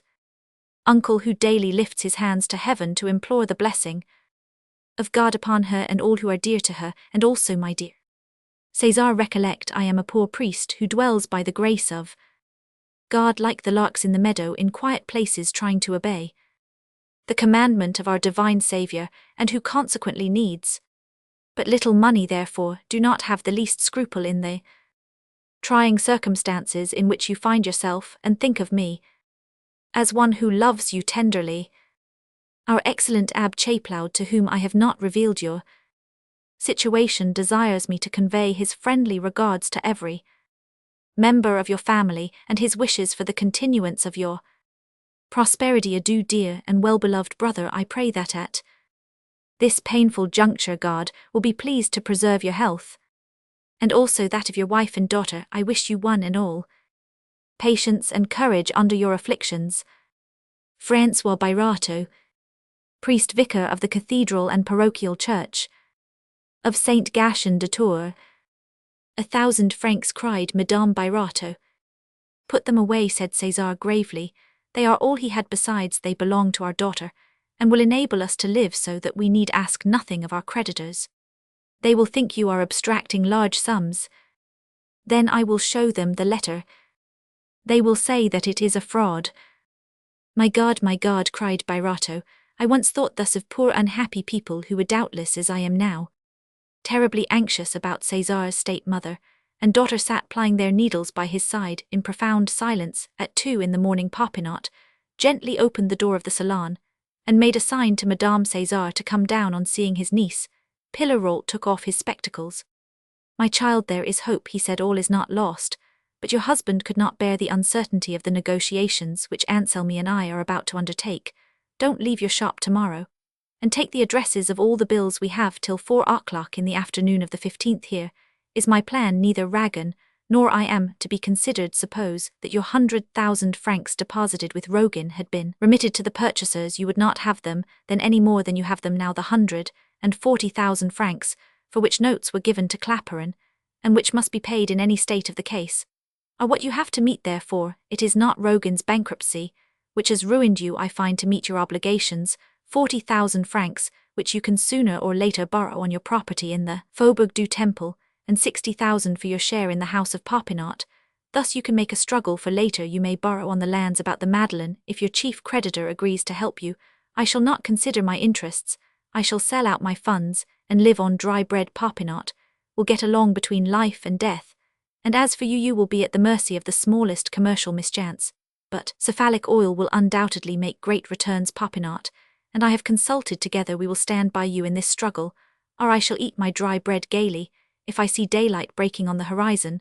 But everything depends on Gigonnet, who holds the notes, and the associates of Clapeyron. Popinot and I are going to see Gigonnet between 7 and 8 o'clock in the morning, and then we shall know what their intentions are." Constance, wholly overcome, threw herself into her uncle's arms voiceless, except through tears and sobs. Neither Popinot nor Pillerolt knew, or could know, that Bidault called Gigonnet and Clapeyron were due tillet under two shapes, and that due tillet was resolved to read in the Journal des Petits affiches this terrible article: "Judgment of the Court of Commerce, which declares the Sieur César Birotteau, merchant perfumer, living in Paris, Rue Saint-Honore, No. 397, insolvent, and appoints the preliminary examination on the 17th of January, 1819, Commissioner Monsieur Gobenheim Keller, agent Monsieur Malinux. Anselmy and Pillerolt examined César's affairs until daylight at 8 o'clock in the morning, the two brave friends, an old soldier, the other a young recruit who had never known, except by hearsay, the terrible anguish of those who commonly went up the staircase of Bidault, called Gigonnet, wended their way, without a word, to each other towards the Rue Grenetat. Both were suffering from time to time. Pillerolt passed his hand across his brow. The Rue Grenetat is a street where all the houses, crowded with trades of every kind, have a repulsive aspect. The buildings are horrible. The vile uncleanliness of manufactories is their leading feature. Old Gigonnet lived on the third floor of a house, whose window sashes, with small and very dirty panes, swung by the middle on pivots. The staircase opened directly upon the street. The porter's lodge was on the entresol, in a space which was lighted only from the staircase. All the lodgers, with the exception of Gigonnet, worked at trades workmen, were continually coming and going. The stairs were caked with a layer of mud, hard or soft, according to the state of the atmosphere, and were covered with filth. Each landing of this noisome stairway bore the names of the occupants in gilt letters on a metal plate painted red and varnished, to which were attached specimens of their craft. As a rule, the doors stood open and gave to view queer combinations of the domestic household and the manufacturing operations. Strange cries and grunts issued therefrom, with songs and whistles and hisses that recalled the hour of 4 o'clock in the Jardin des Plantes on the first floor. In an evil-smelling lair, the handsomest braces to be found in the article Paris were made on the second floor. The elegant boxes which adorn the shop windows of the boulevards and the Palais Royal at the beginning of the new year were manufactured in the midst of the vilest filth. Gigonnet eventually died worth 1,800,000 francs on a third floor of this house, from which no consideration could move him, though his niece Madame Saillard offered to give him an apartment in a hotel in the Place Royale. "Courage," said Pillerolt, as he pulled the deer's hoof hanging from the bell rope of Gigonnet's clean grey door. Gigonnet opened the door himself. César's two supporters, entering the precincts of bankruptcy, crossed the first room, which was clean and chilly, and without curtains to its windows. All three sat down in the inner room, where the moneylender lived, before a hearth full of ashes, in the midst of which the wood was successfully defending itself against the fire. Popinot's courage froze at sight of the usurer's green boxes, and the monastic austerity of the room, whose atmosphere was like that of a cellar. He looked with a wondering eye at the miserable bluish paper, sprinkled with tricolour flowers, which had been on the walls for 25 years, and then his anxious glance fell upon the chimney-piece, ornamented with a clock shaped like a lyre, and two oval vases in Sevres blue, richly mounted in copper gilt. This relic, picked up by Gigonnet after the pillage of Versailles, where the populace broke nearly everything, came from the Queen's boudoir, but these rare vases were flanked by two candelabra of abject shape made of rottern, and the barbarous contrast recalled the circumstances under which the vases had been acquired. "I know that you have not come on your own account," said Gigonnet, "but on behalf of the great Birotteau." "Well, what is it, my friends? We can tell you nothing that you do not already know, so I will be brief," said Pillerolt. "You have notes to the order of Clapeyron?" "Yes." "Will you exchange the first 50,000 of those notes against the notes of Monsieur Popinot, here presentless, the discount, of course?" Gigonnet took off the terrible green cap, which seemed to have been borne on him, pointed to his skull denuded of hair, and of the colour of fresh butter, made his usual Voltairean grimace, and said, "You wish to pay me in Herald. Have I any use for it?" "If you choose to jest, there is nothing to be done but to beat a retreat," said Pillerolt. "You speak like the wise man that you are," answered Gigonnet with a flattering smile. "Well, suppose I endorse Monsieur Popinot's notes," said Pillerolt, playing his last card. "You are gold by the ingot, Monsieur Pillerolt, but I don't want bars of gold, I want my money." Pillerolt and Popinot bowed, and went away. Going down the stairs, Popinot's knees shook under him. "Is that a man?" he said to Pillerolt. They say so, replied the other. My boy, always bear in mind this short interview. Anselmi, you have just seen the banking business unmasked without its cloak of courtesy. Unexpected events are the screw of the press. We are the grapes, the bankers are the casks that land. Speculation is no doubt a good one. Jig on it, or someone behind him, means to strangle Cesar and step into his skin. It is all over, there's no remedy, but such is the bank. Be warned, never have recourse to it. After this horrible morning, during which Madame Birotteau, for the first time, sent away those who came for their money, taking their addresses, the courageous woman, happy in the thought that she was thus sparing her husband from distress, saw Popinot and Pillarolt, for whom she waited with ever-growing anxiety, return at 11 o'clock, and read her sentence in their faces. The assignment was inevitable. He will die of grief, said the poor woman. I could almost wish he might, said Pillarolt solemnly, but he is so religious that as things are now his director, the Abbé Lorox, alone can save him. Pillarolt, Popinot and Constance waited, while a clerk was sent to bring the Abbé Lorox, before they carried up to César the schedule which Celestin had prepared, and asked him to affix his signature. The clerks were in despair, for they loved their master. At 4 o'clock, the good priest came. Constance explained the misfortune that had fallen upon them, and the Abbé went upstairs as a soldier mounts the breach. I know why you have come, cried Birotteau. My son, said the priest, your feelings of resignation to the divine will have long been known to me. It now remains to apply them. Keep your eyes upon the cross, never cease to behold it, and think upon the humiliations heaped upon the Saviour of men. Meditate upon the agonies of his passion, and you will be able to bear the mortification which God has laid upon you. My brother, the Abbé, has already prepared me, said César, showing the letter which he had reread, and now held out to his confessor. You have a good brother, said Monsieur Lorox, a virtuous and gentle wife, a tender daughter, two good friends, your uncle, and our dear Anselmetwo, indulgent creditors, the Ragans. All these kind hearts will pour balm upon your wounds daily, and will help you to bear your cross. Promise me to have the firmness of a martyr, and to face the blow without faltering. The Abbé coughed to give notice to Pillarolt, who was waiting in the salon. My resignation is unbounded, said César calmly. Dishonor has come. I must now think only of reparation. The firm voice of the poor man and his whole manner surprised Césarine, and the priest. Yet nothing could be more natural. All men can better bear a known and definite misfortune than the cruel uncertainties of a fate which from one moment to another brings excessive hope or crushing sorrow. I have dreamed a dream for 22 years today. I awake with my cudgel in my hand, said César, his mind turning back to the Turangian peasant days. Pillarolt pressed his nephew in his arms. As he heard the words, Birotteau saw that his wife Anselmi and Celestin were present. The papers, which the head clerk held in his hand, were significant. César calmly contemplated the little group, where every eye was sad but loving. Stay, he said, unfastening his cross which he held out to the Abbé Lorox. Give it back to me on the day when I can wear it without shame. Celestin, he added, write my resignation as deputy mayor. Monsieur l'Abbé will dictate the letter to you, date it the 14th, and send it at once to Monsieur de la Billardière by Regt. Celestin and the Abbé went downstairs. For a quarter of an hour silence reigned unbroken in César's study. Such strength of mind surprised the family. Celestin and the Abbé came back, and César signed his resignation when his uncle Pillarolt presented the schedule and the papers of his assignment. The poor man could not repress a horrible nervous shudder. My God, have pity upon me, he said, signing the dreadful paper and holding it out to Celestin. Monsieur, said Anselmi Popinot, over whose dejected brow a luminous light flashed suddenly. Madame, do me the honor to grant me the hand of Mademoiselle Césarine.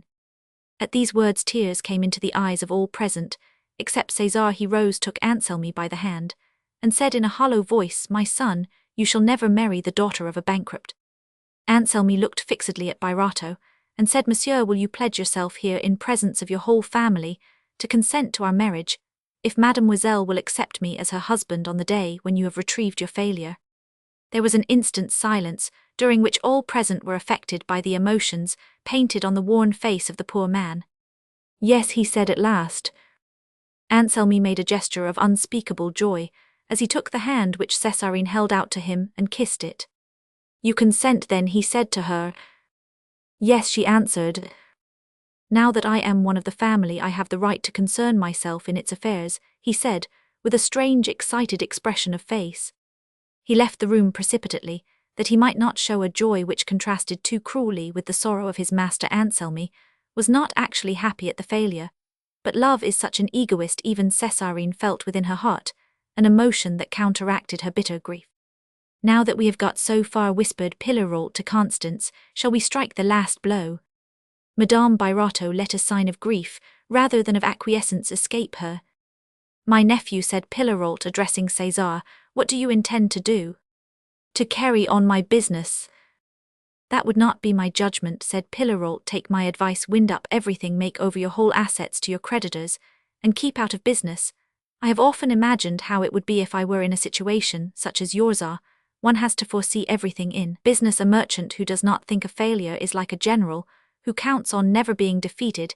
He is only half a merchant. I, in your position, would never have continued in business, what be forced to blush before the men I had injured, to bear their suspicious looks and tacit reproaches. I can conceive of the guillotine a moment, and all is over.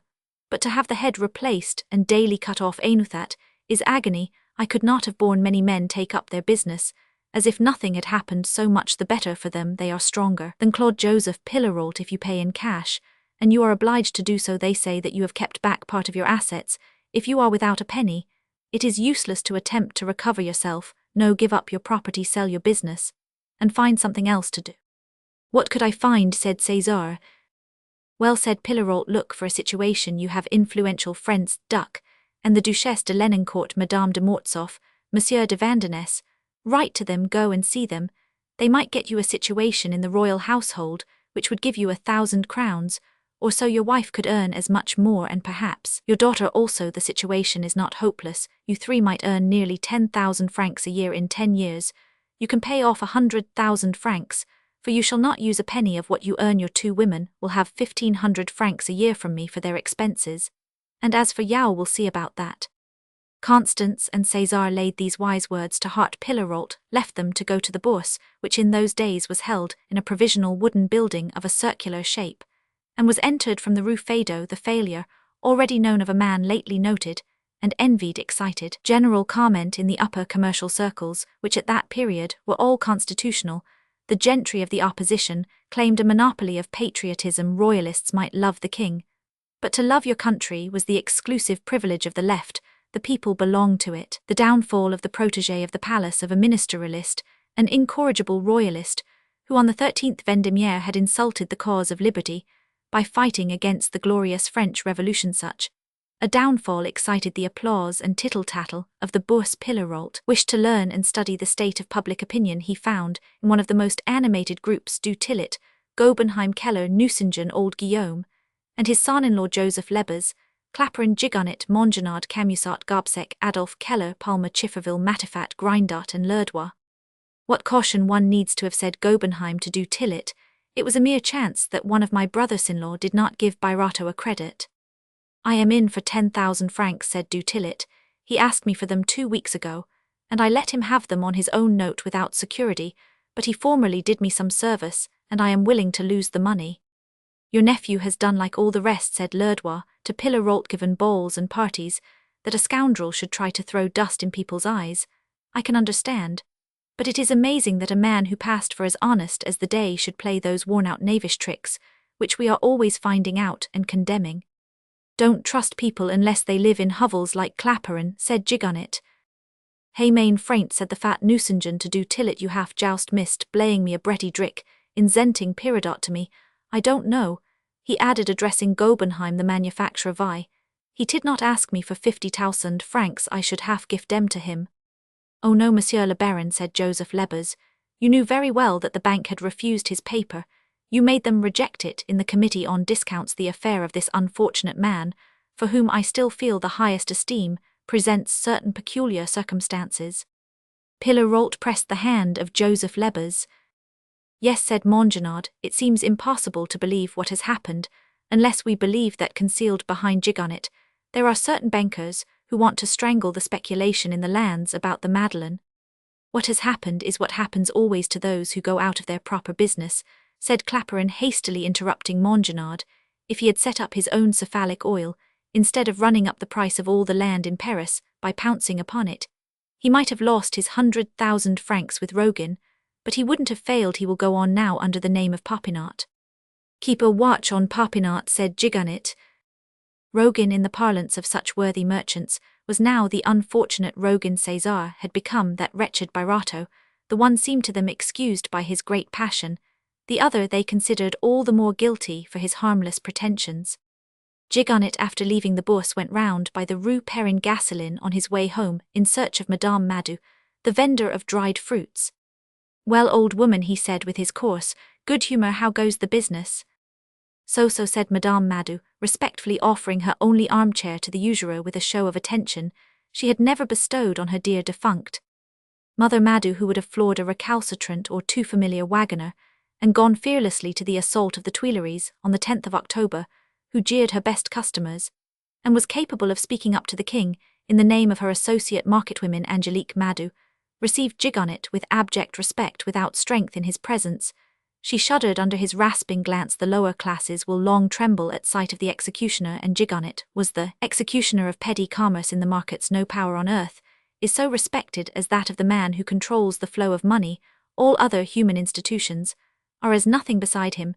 Justice herself takes the form of a commissioner, a familiar personage in the eyes of the market, but usury, seated behind its green boxes, usury, entreated with fear tugging at the heartstrings, dries up all jesting, parches the throat, lowers the proudest look, and makes the commonest market women respectful.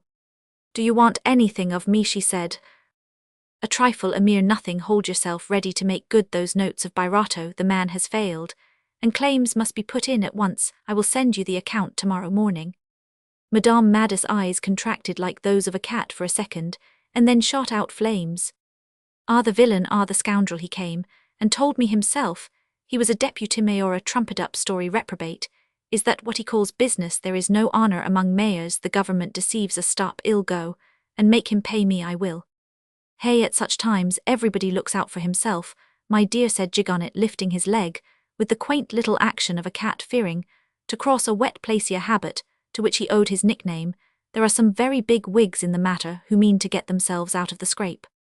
"Yes, and ill pull my nuts out of the fire too. Marie Jean, bring my clogs and my rabbit-skin cloak, and quick too, or ill warm you up with a box on the ear." "There'll be warm work down there," thought Gigonnet, rubbing his hands as he walked away. "Do till it will be satisfied. It will make a fine scandal all through the quarter. I don't know what that poor devil of a perfumer has done to him. For my part, one pity the fellow as I do a dog with a broken leg. He isn't a man, he has got no force." Madame Madou bore down like an insurrectionary wave from the Faubourg Saint-Antoine upon the shop door of the hapless Birotteau, which she opened with excessive violence, for her walk had increased her fury. "Heap of vermin, I want my money. I will have my money. You shall give me my money, or I carry off your scent bags, and that satin trumpery and the fans and everything you've got here for my 2,000 francs. Who ever heard of mayors robbing the people? If you don't pay me, I'll send you to the galleys. I'll go to the police. Justice shall be done. I won't leave this place till I've got my money." She made a gesture as if to break the glass before the shelves on which the valuables were placed. "Mother Madou takes a drop too much," whispered Celestin to his neighbour. The virago overheard Hympher in paroxysms of passion. The organs are either paralysed or trebly acutened. She forthwith applied to Celestin's ear the most vigorous blow that ever resounded in a Parisian perfumery. "Learn to respect women, my angel," she said, "and don't smirch the names of the people you rob." "Madame," said Madame Birotteau, entering from the back shop, where she happened to be with her husband, whom Pillarolt was persuading to go with him, while Cesar, to obey the law, was humbly expressing his willingness to go to prison. "Madame, for heaven's sake do not raise a mob and bring a crowd upon us." "Hey, let them come," said the woman. "I'll tell them a tale that will make you laugh the wrong side of your mouth. Yes, my nuts and my francs, picked up by the sweat of my brow, helped you to give balls there. You are dressed like the Queen of France in woolen, which you sheared off the backs of poor sheep, such as me. Good God, it would burn my shoulders, that it would, to wear stolen goods. I've got nothing but rabbit-skin to cover my carcass, but it is mine. Brigands, thieves, my money, or—" She darted at a pretty inlaid box containing toilet articles. "Put that down, madame," said Cesar, coming forward. "Nothing here is mine. Everything belongs to my creditors. I own nothing but my own person. If you wish to seize that and put me in prison, I give you my word of honour." The tears fell from his eyes. "That I will wait here till you have me arrested." The tone and gesture were so completely in keeping with his words that Madame Madou's anger subsided. "My property has been carried off by a notary. I am innocent of the disasters I cause," continued Cesar, but you shall be paid in course of time if I have to die in the effort, and work like a galley slave as a porter in the markets. Come, you are a good man, said the market-woman. Excuse my words, madame, but I may as well go and drown myself, for Gigonnet will hound me down.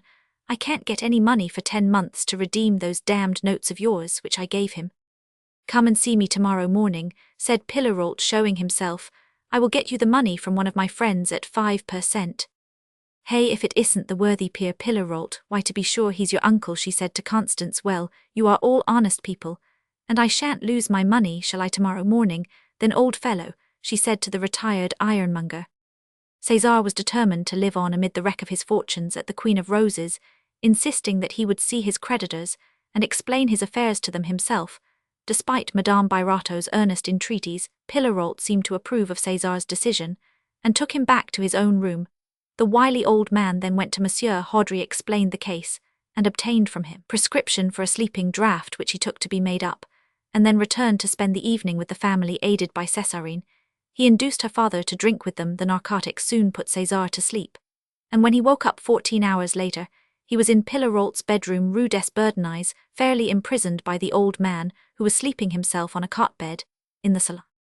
When Constance heard the coach containing Pillarolt and César roll away from the door, her courage deserted her. Our powers are often stimulated by the necessity of upholding some being feebler than ourselves.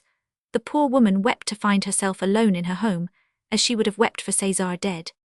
Mamma, said Césarine, sitting on her mother's knee, and caressing her with the pretty kittenish grace which women only display to perfection amongst themselves, you said that if I took up my life bravely, you would have strength to bear adversity. Don't cry, dear mother, I am ready and willing to go into some shop, and I shall never think again of what we once were. I shall be like you in your young days, and you shall never hear a complaint nor even a regret from me.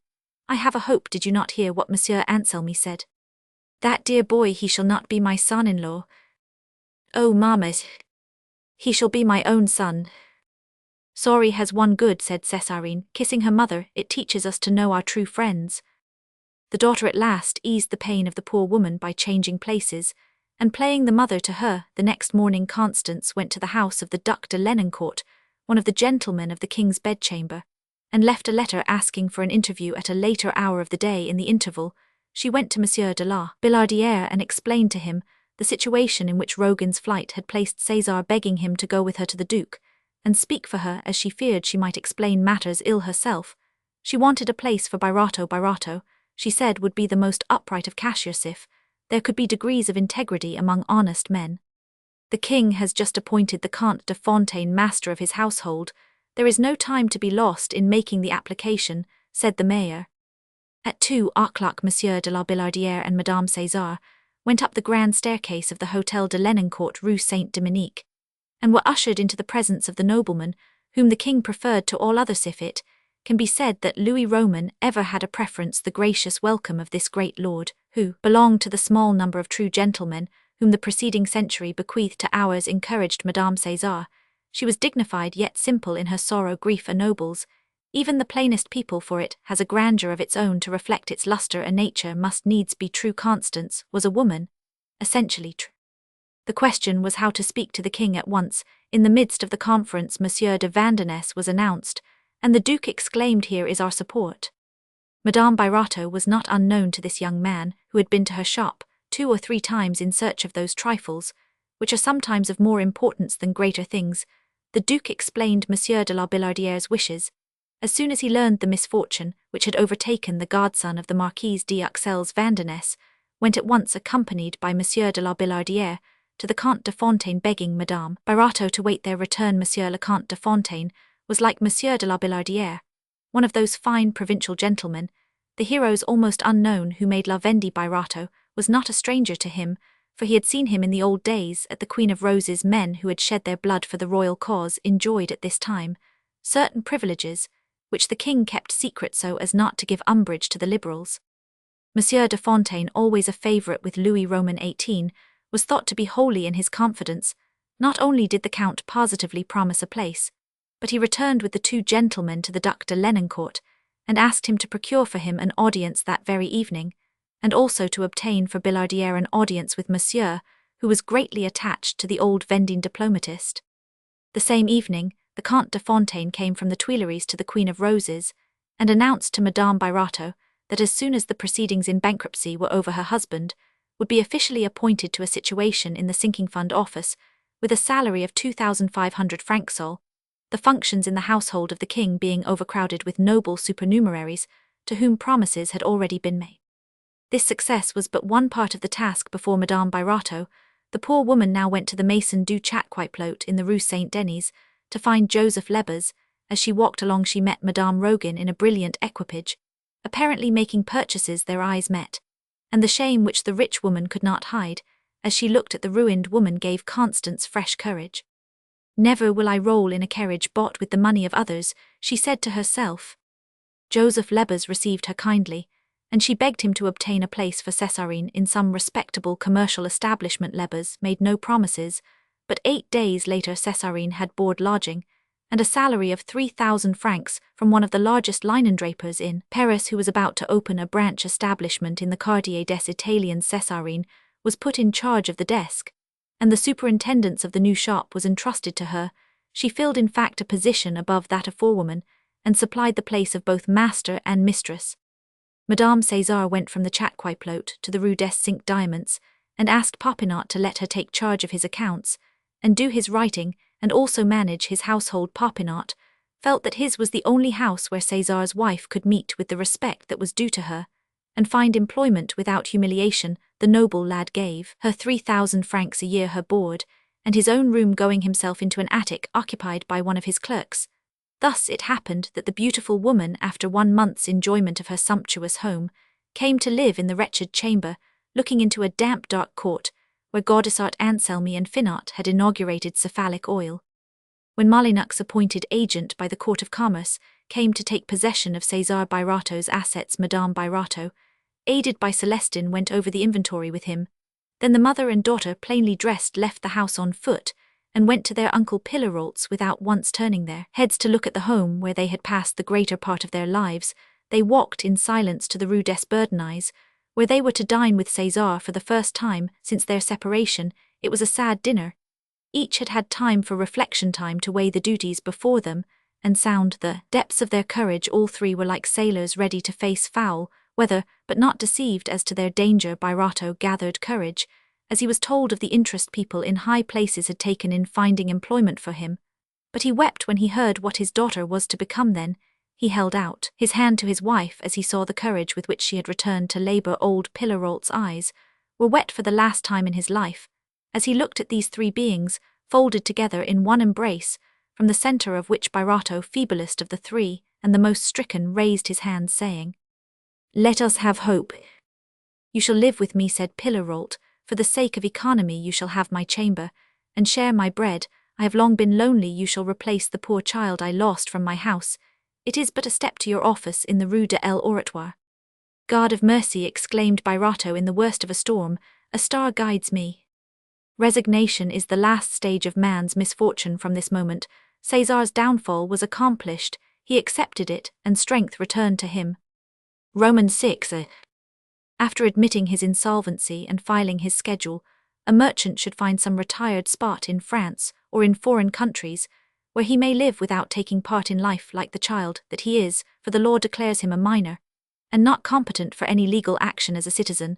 This, however, is never done. Before reappearing he obtains a safe conduct, which neither judge nor creditor ever refuses to give, for if the debtor were found without this exit, he would be put in prison. While with it, he passes safely, as with a flag of truce, through the enemy's camp, not by way of curiosity, but for the purpose of defeating the severe intention of the laws relating to bankruptcy. The effect of all laws which touch private interests is to develop enormously the knavery of men's minds. The object of a bankrupt, like that of other persons whose interests are thwarted by any law, is to make void the law in his particular case.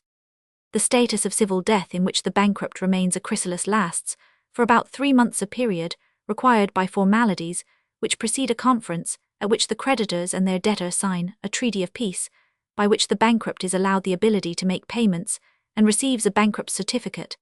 This transaction is called the concordat, a word implying perhaps that peace reigns after the storm and stress of interests violently in opposition.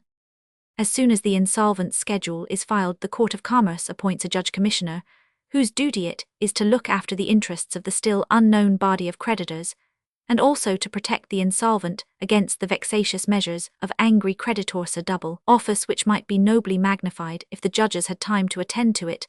The commissioner, however, delegates an agent to take possession of the property, the securities, and the merchandise, and to verify the schedule. When this is done, the court appoints a day for a meeting of the creditors, notice of which is trumpeted forth in the newspapers.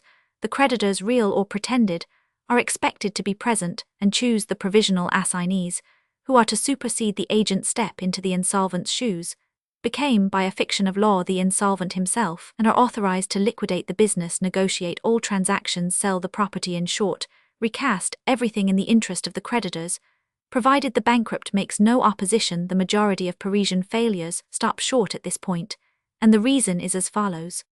The appointment of one or more permanent assignees is an act which gives opportunity for the bitterest action on the part of creditors who are thirsting for vengeance, who have been tricked, baffled, cozened, trapped, duped, robbed, and cheated.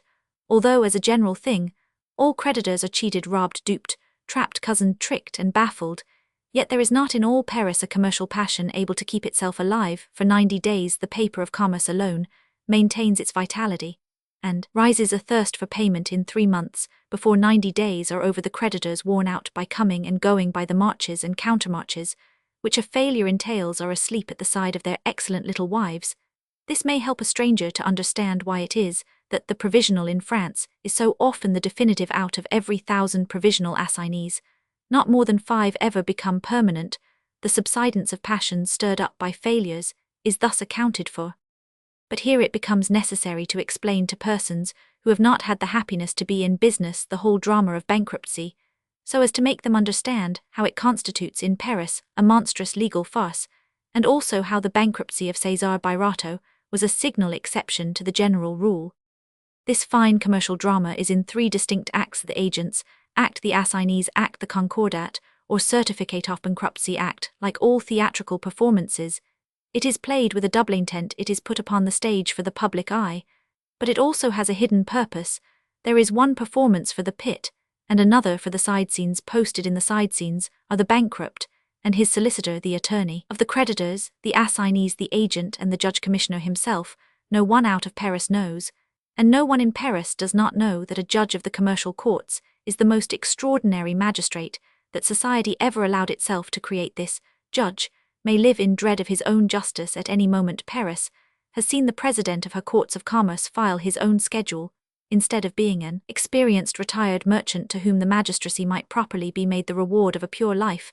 This judge is a trader bending under the weight of enormous enterprises, and at the head of some large commercial house, the sine qua non condition in the election of this functionary, whose business it is to pass judgment on the avalanche of commercial suits incessantly rolling through the courts, is that he shall have the greatest difficulty in managing his own affairs. This commercial tribunal, far from being made a useful means of transition, whereby a merchant might rise without ridicule into the ranks of the nobility, is in point of fact made up of traders who are trading, and who are liable to suffer for their judgments when they next meet with dissatisfied partisvary, much as Birotteau was now punished by du Tillet.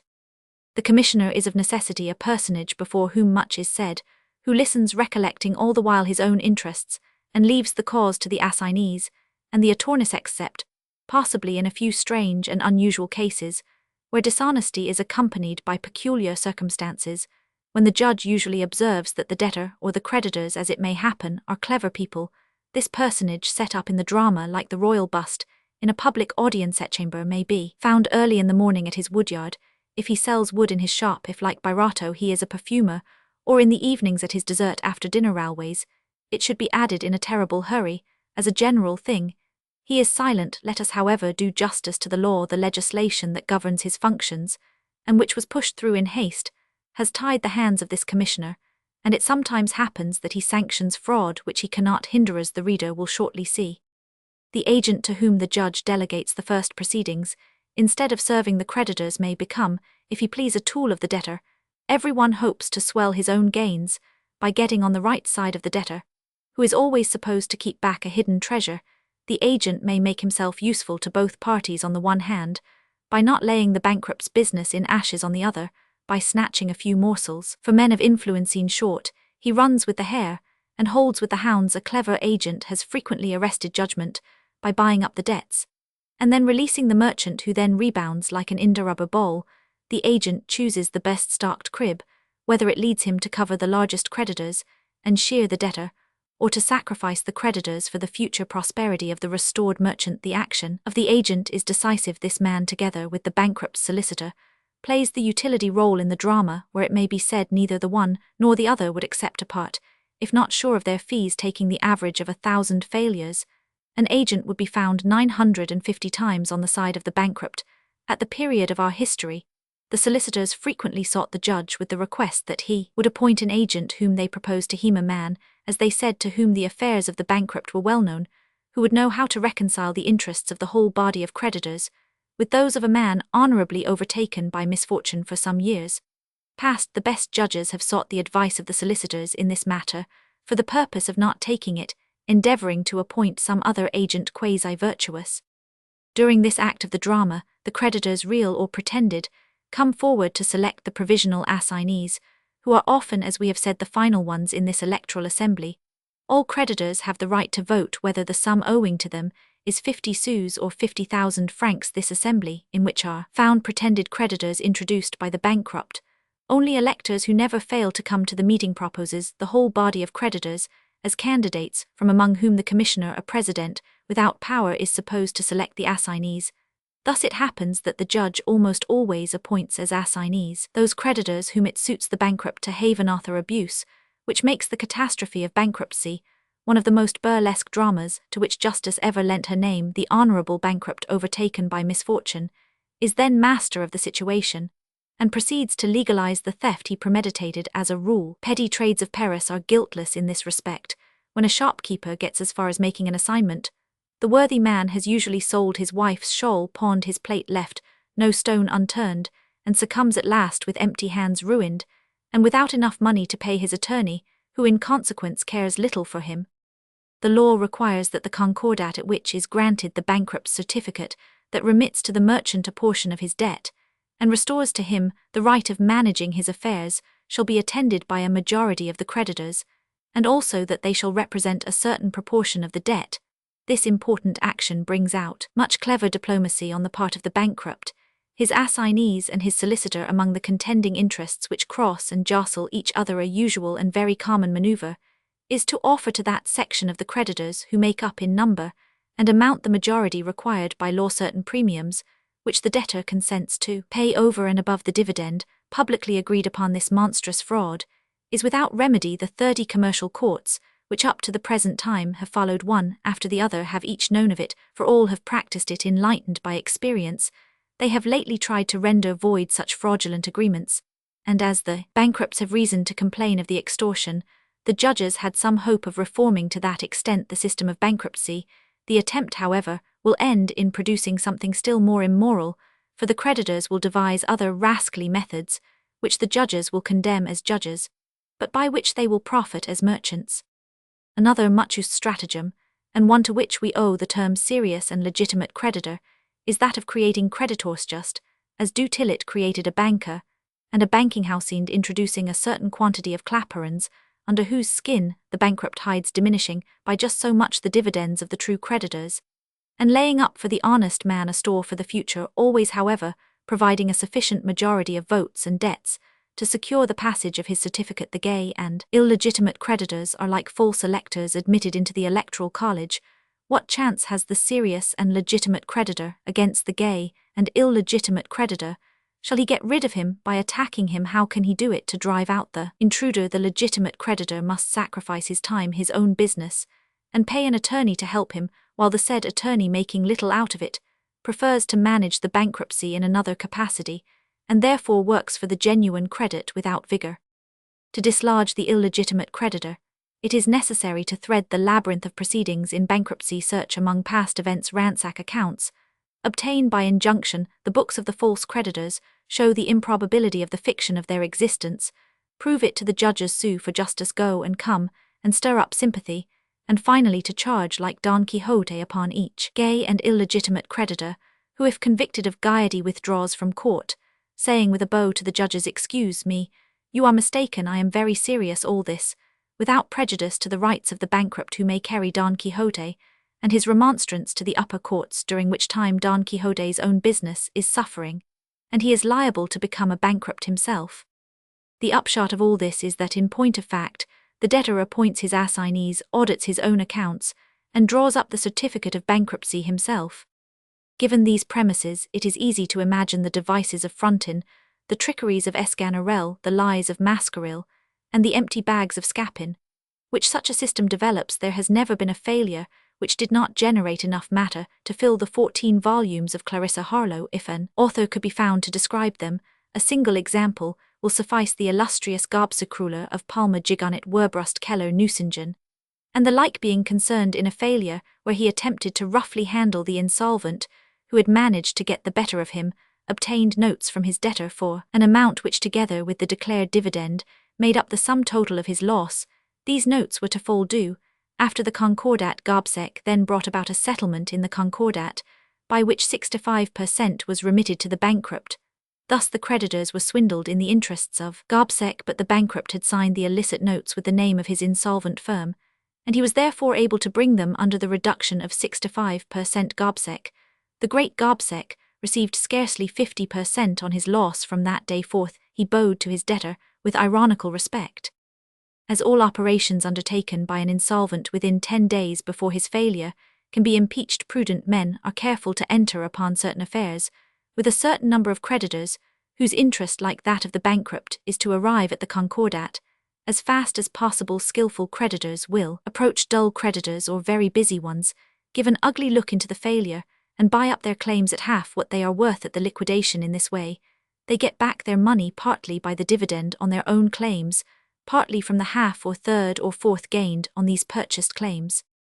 A failure is the closer, more or less hermetically tight of a house, where pillage has left a few remaining bags of silver. Lucky the man who can get in at a window, slide down a chimney, creep in through a cellar or through a hole, and seize a bag to swell his share in the general rout. The sauve qui pute of Beresiner is passed from mouth to mouth.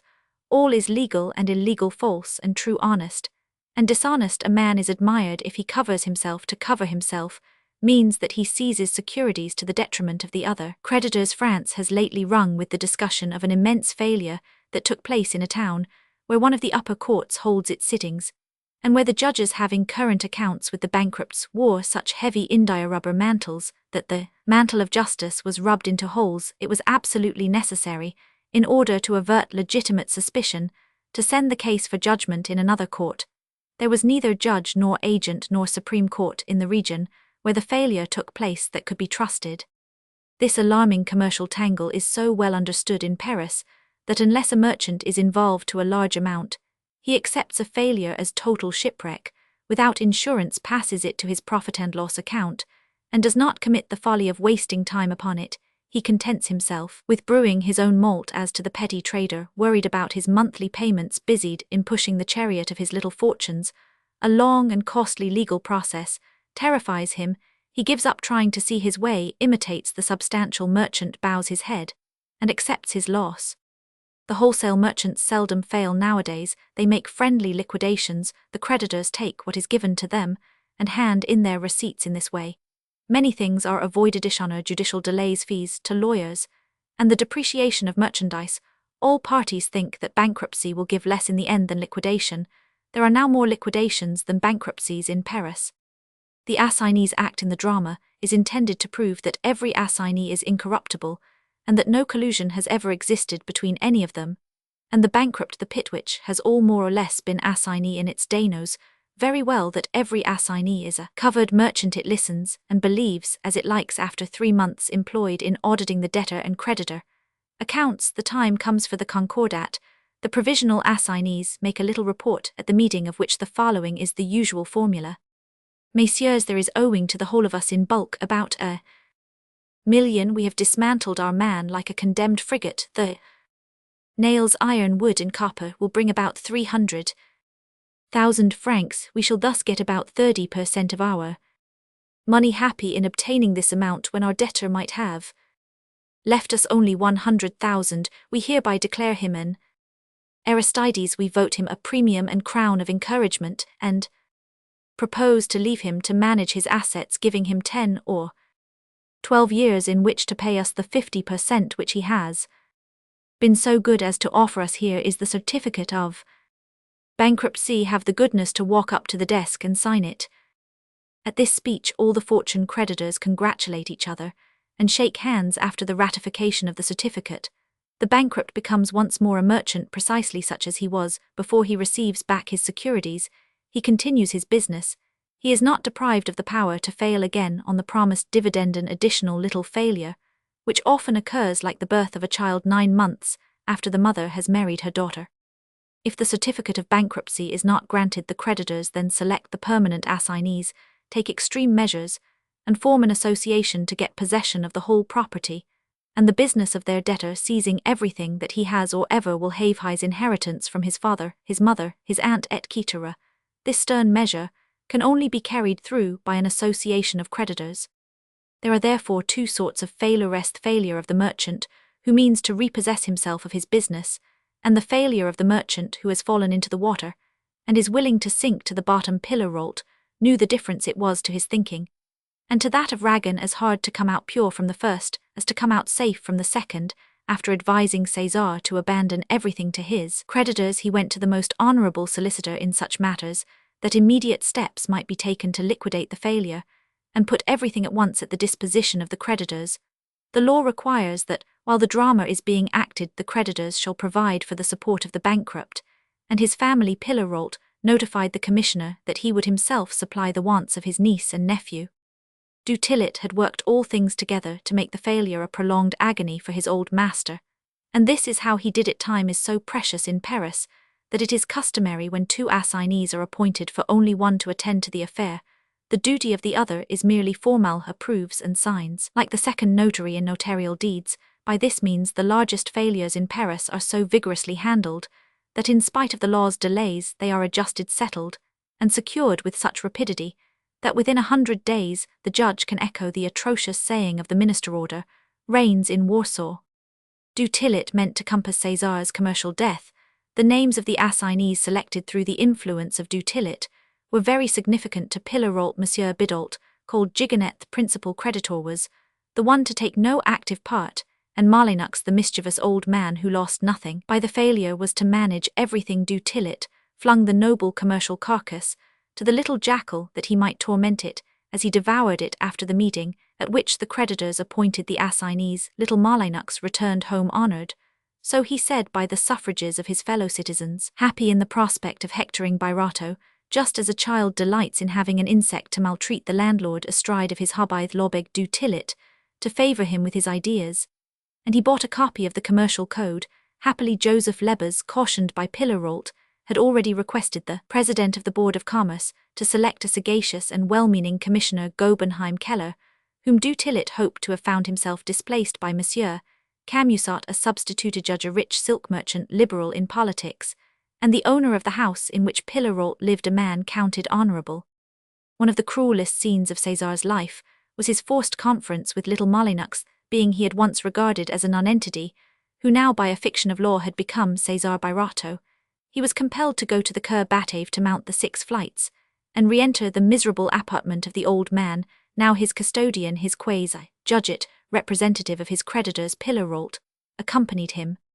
"What is the matter?" said the old man, as César gave vent to an exclamation. "Ah, uncle, you do not know the sort of man this Malinux is. I have seen him from time to time for 15 years, past at the Café David, where he plays dominoes. That is why I have come with you." Monsieur Malinux showed the utmost politeness to Pillerault, and much disdainful condescension to the bankrupt. He had thought over his part, studied the shades of his demeanour, and prepared his ideas.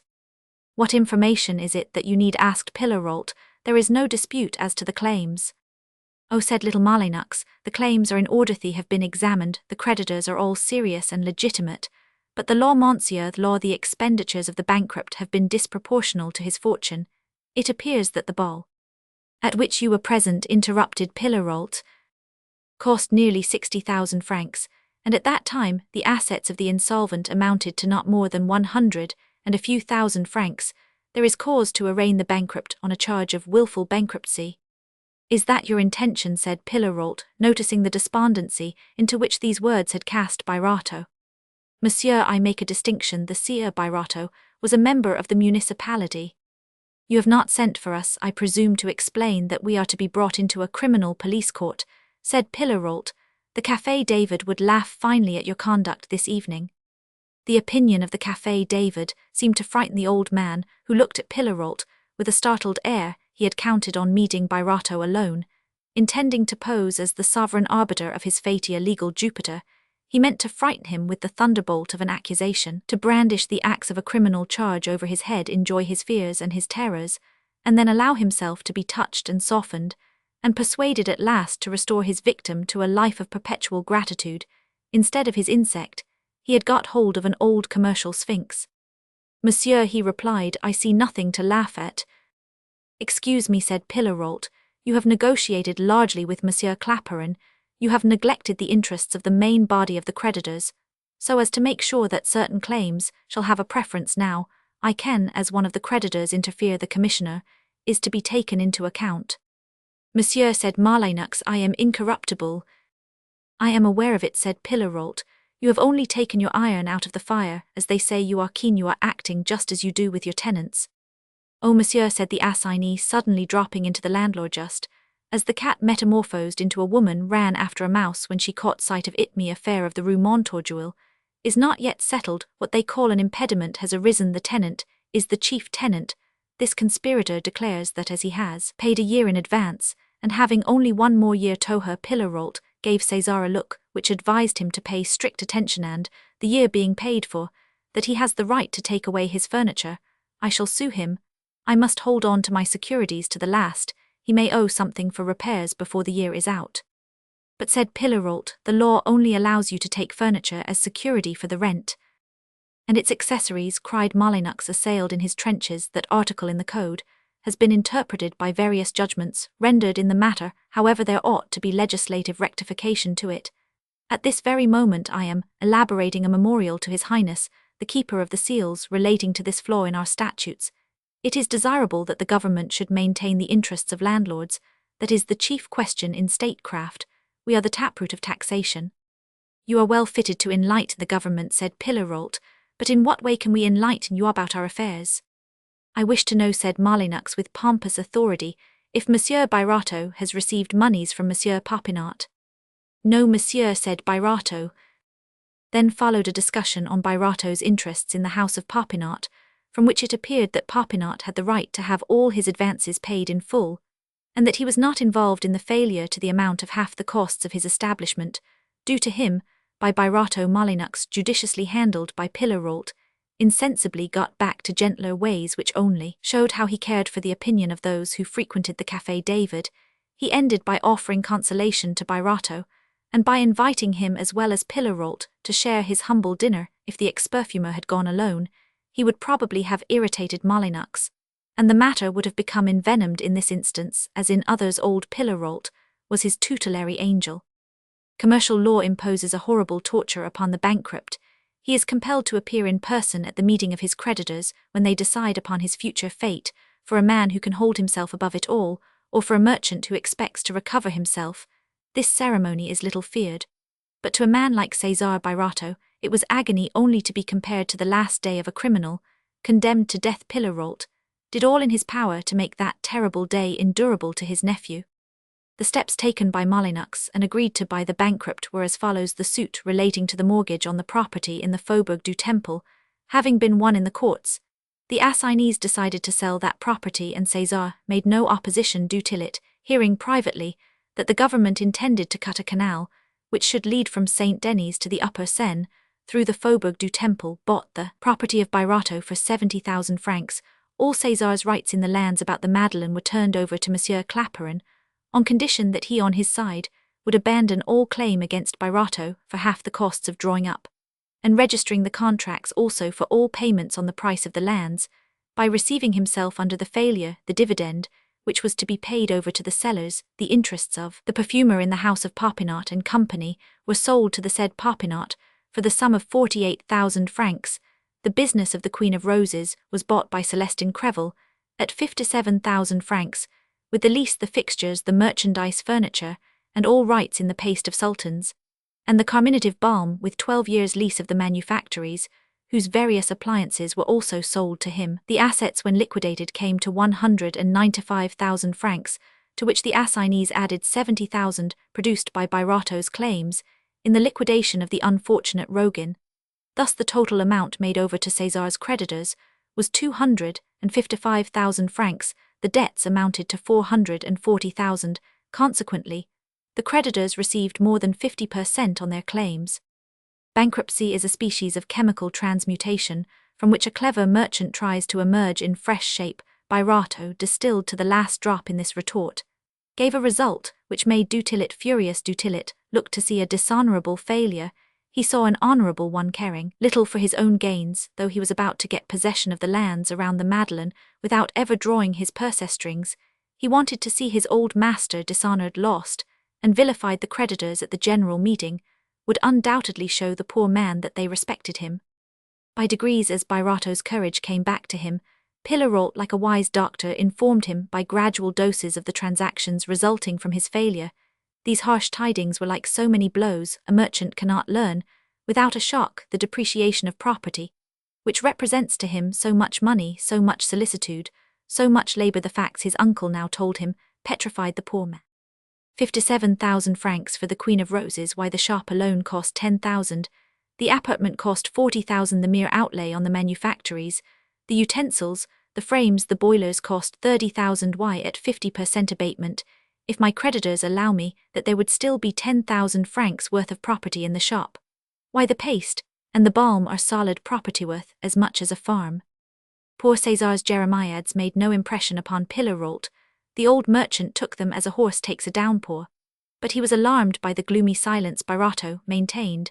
When it was a question of the meeting, those who comprehend the vanities and weaknesses which in all social spheres beset mankind will know what a martyrdom it was for this poor man to enter as a bankrupt the commercial tribunal of justice, where he once sat as judge to meet affronts, where so often he had been thanked for services rendered. Birotteau, whose inflexible opinions about bankruptcy were so well known, he who had said a man may be honest till he fails, but he comes out of a meeting of his creditors, a swindler. Pillerault watched for the right moment to familiarize César's mind with the thought of appearing before his creditors, as the law demands. The thought killed him. His mute grief and resignation made a deep impression on his uncle, who often heard him at night through the partition crying out to himself, "Never, never, I will die sooner." Pillerault, a strong man, strong through the simplicity of his life, was able to understand weakness. He resolved to spare César the anguish of appearing before his creditors, a terrible scene, which the law renders inevitable, and to which indeed he might succumb on this point. The law is precise, formal, and not to be evaded. The merchant who refused to appear would for that act alone be brought before the criminal police courts. But though the law compels the bankrupt to appear, it has no power to oblige the creditor to do so. A meeting of creditors is a ceremony of no real importance, except in special case when, for instance, a swindler is to be dispossessed, and a coalition among the creditors agreed upon when there is difference of opinion between the privileged creditors and the unsecured creditors, or when the concordat is specially dishonest, and the bankrupt is in need of a deceptive majority. But in the case of a failure when all has been given up, the meeting is a mere formality. Pillerault went to each creditor one after the other, and asked him to give his proxy to his attorney. Every creditor, except Dutilit, sincerely pitied César. After striking him down, each knew that his conduct was scrupulously honest, that his books were regular, and his business as clear as the day. All were pleased to find no gay and illegitimate creditor among them. Molyneux, first the agent, and then the provisional assignee, had found in César's house everything the poor man owned, even the engraving of Hero and Leander, which Popinot had given him, his personal trinkets, his breastpin, his gold buckles, his 2 watches, things which an honest man might have taken without thinking himself less than honest. Constance had left her modest jewel case.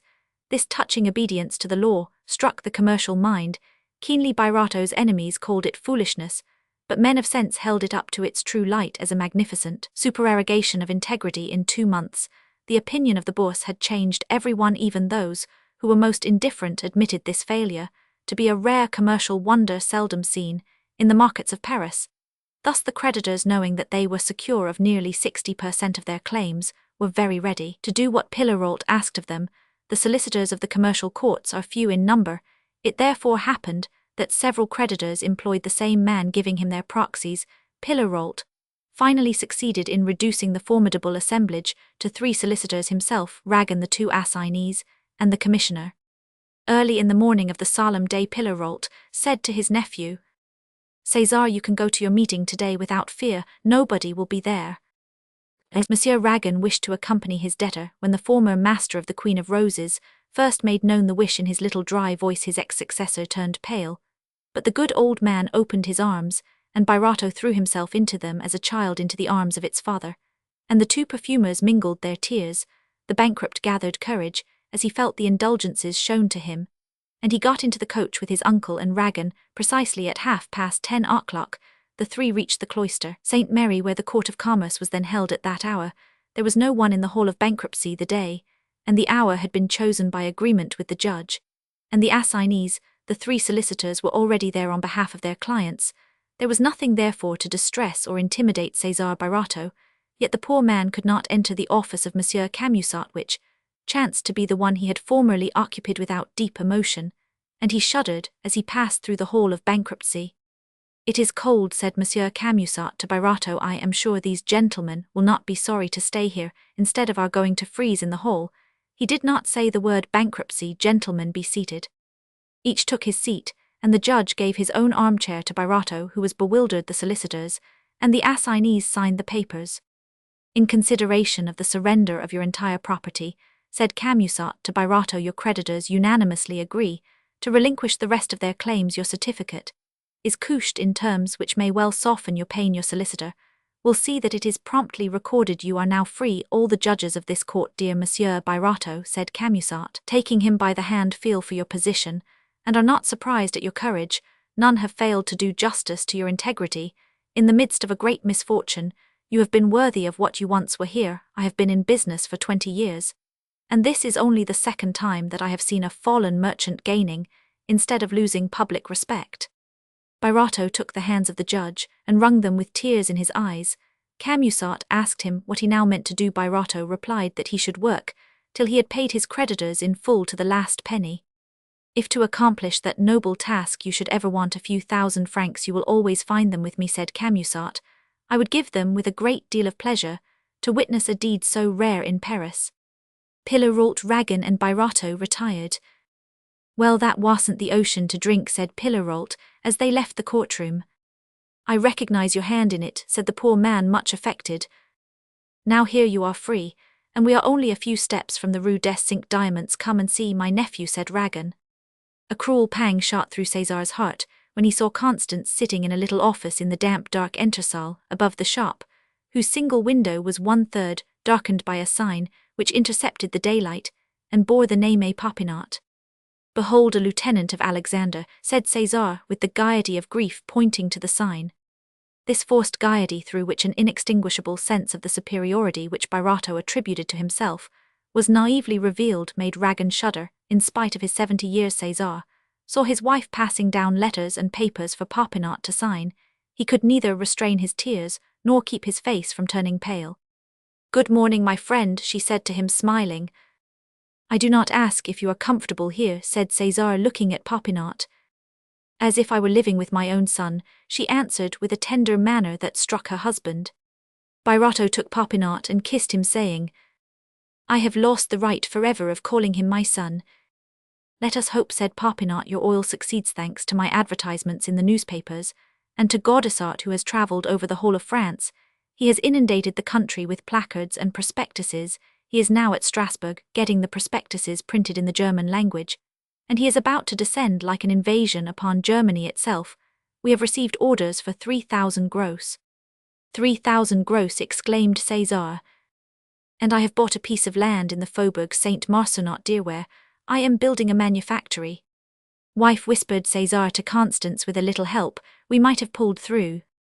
After that fatal day, César, his wife and daughter understood each other. The poor clerk resolved to attain an end, which if not impossible was at least gigantic in its enterprise, namely, the payment of his debts to their last penny, these 3 beings, father, mother, daughter, bound together by the tie of a passionate integrity, became misers, denying themselves everything. A farthing was sacred in their eyes. Out of sheer calculation, Césarine threw herself into her business with the devotion of a young girl.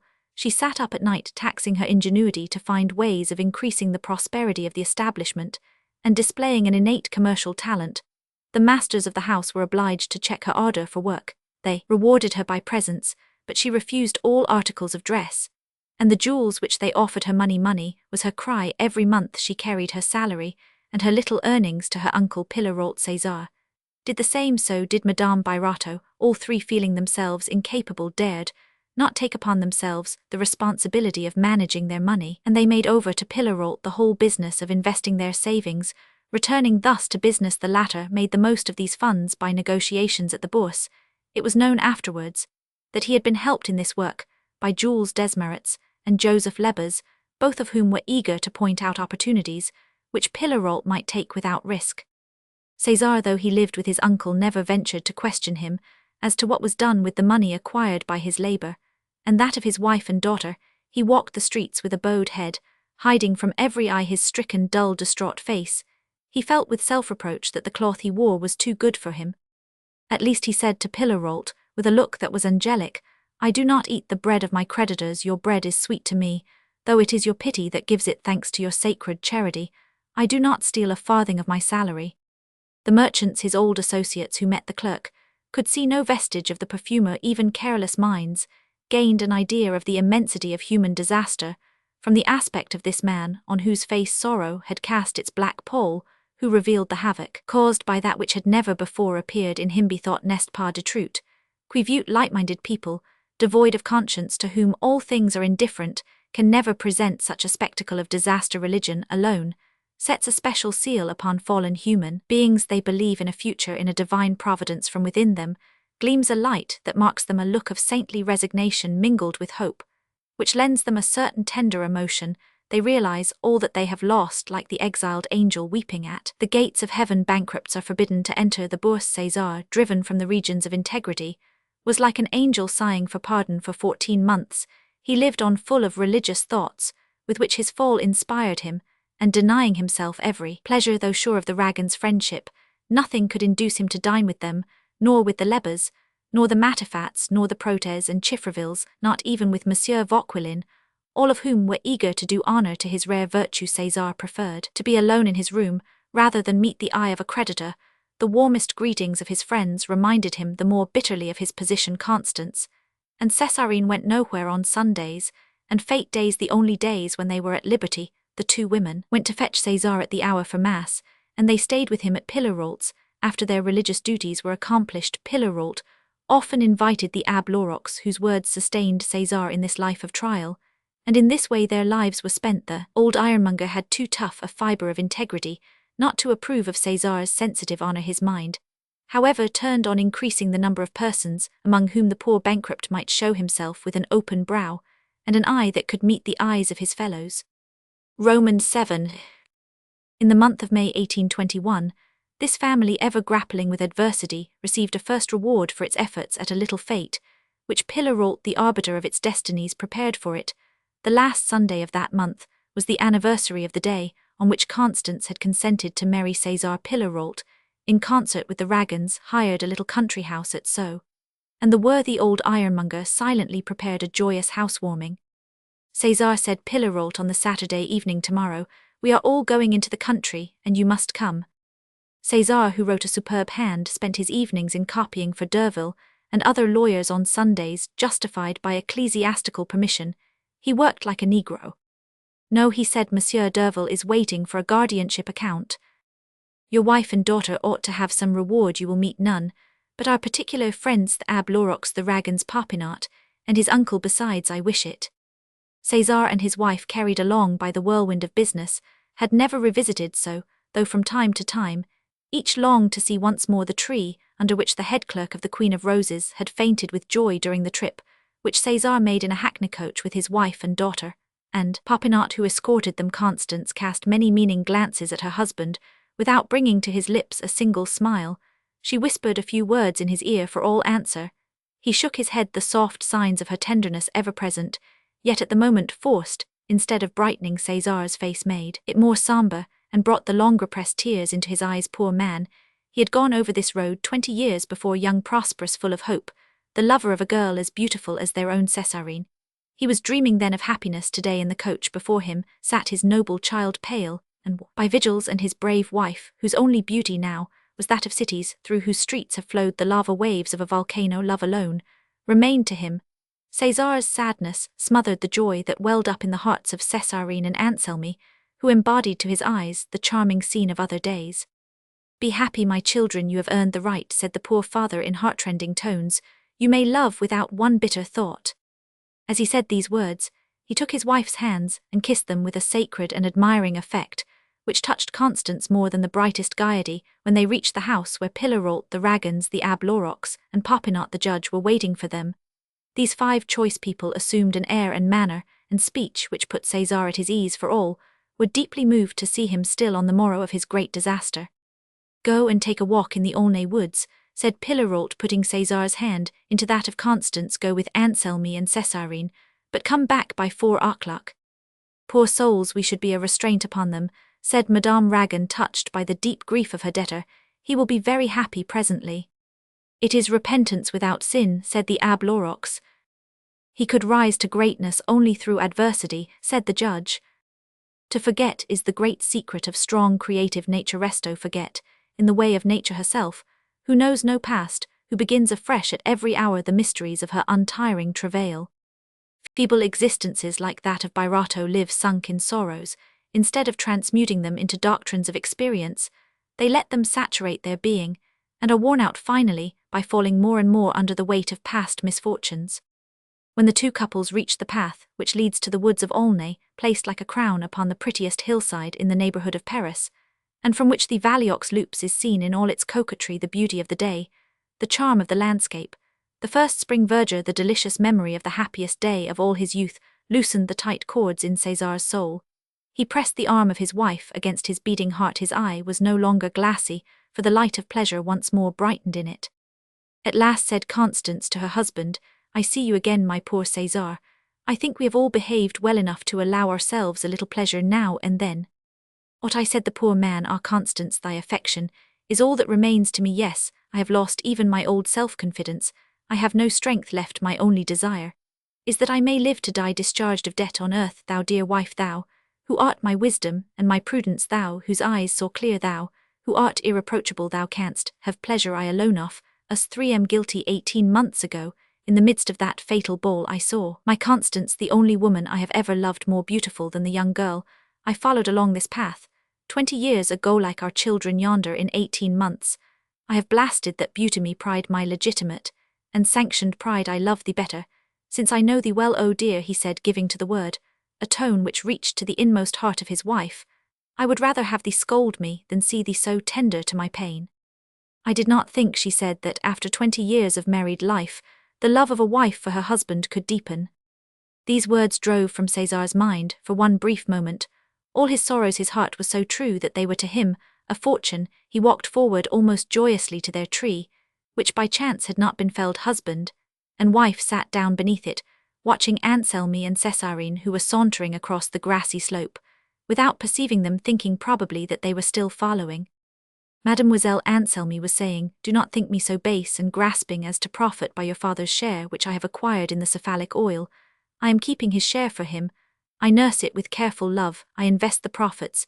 If there is any loss, I put it to my own account. We can only belong to one another on the day when your father is restored to his position, free of debt. I work for that day, with all the strength that love has given me." "Will it come soon?" she said. "Soon," said Popinot. The word was uttered in a tone so full of meaning that the chaste and pure young girl inclined her head to her dear Anselmi, who laid an eager and respectful kiss upon her brow. So noble was her gesture and action. "Papa, all is well," she said to Cesar with a little air of confidence. "Be good and sweet talk to us, put away that sad look."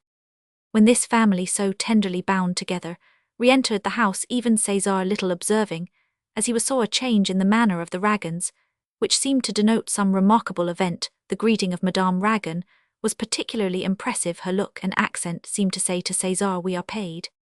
At the dessert, the notary of Sceaux appeared. Pillarolt made him sit down, and then looked at Cesar, who began to suspect a surprise, though he was far indeed from imagining the extent of it.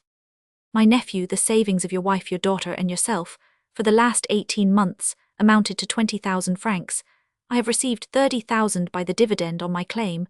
We have therefore 50,000 francs to divide among your creditors. Monsieur Ragan has received 30,000 francs for his dividend, and you have now paid him the balance of his claim in full interest, included, for which Monsieur here, the notary of Sceaux, has brought you a receipt. The rest of the money is with Crottat ready for Lerdois, Madame Madou the mason carpenter, and the other most pressing creditors.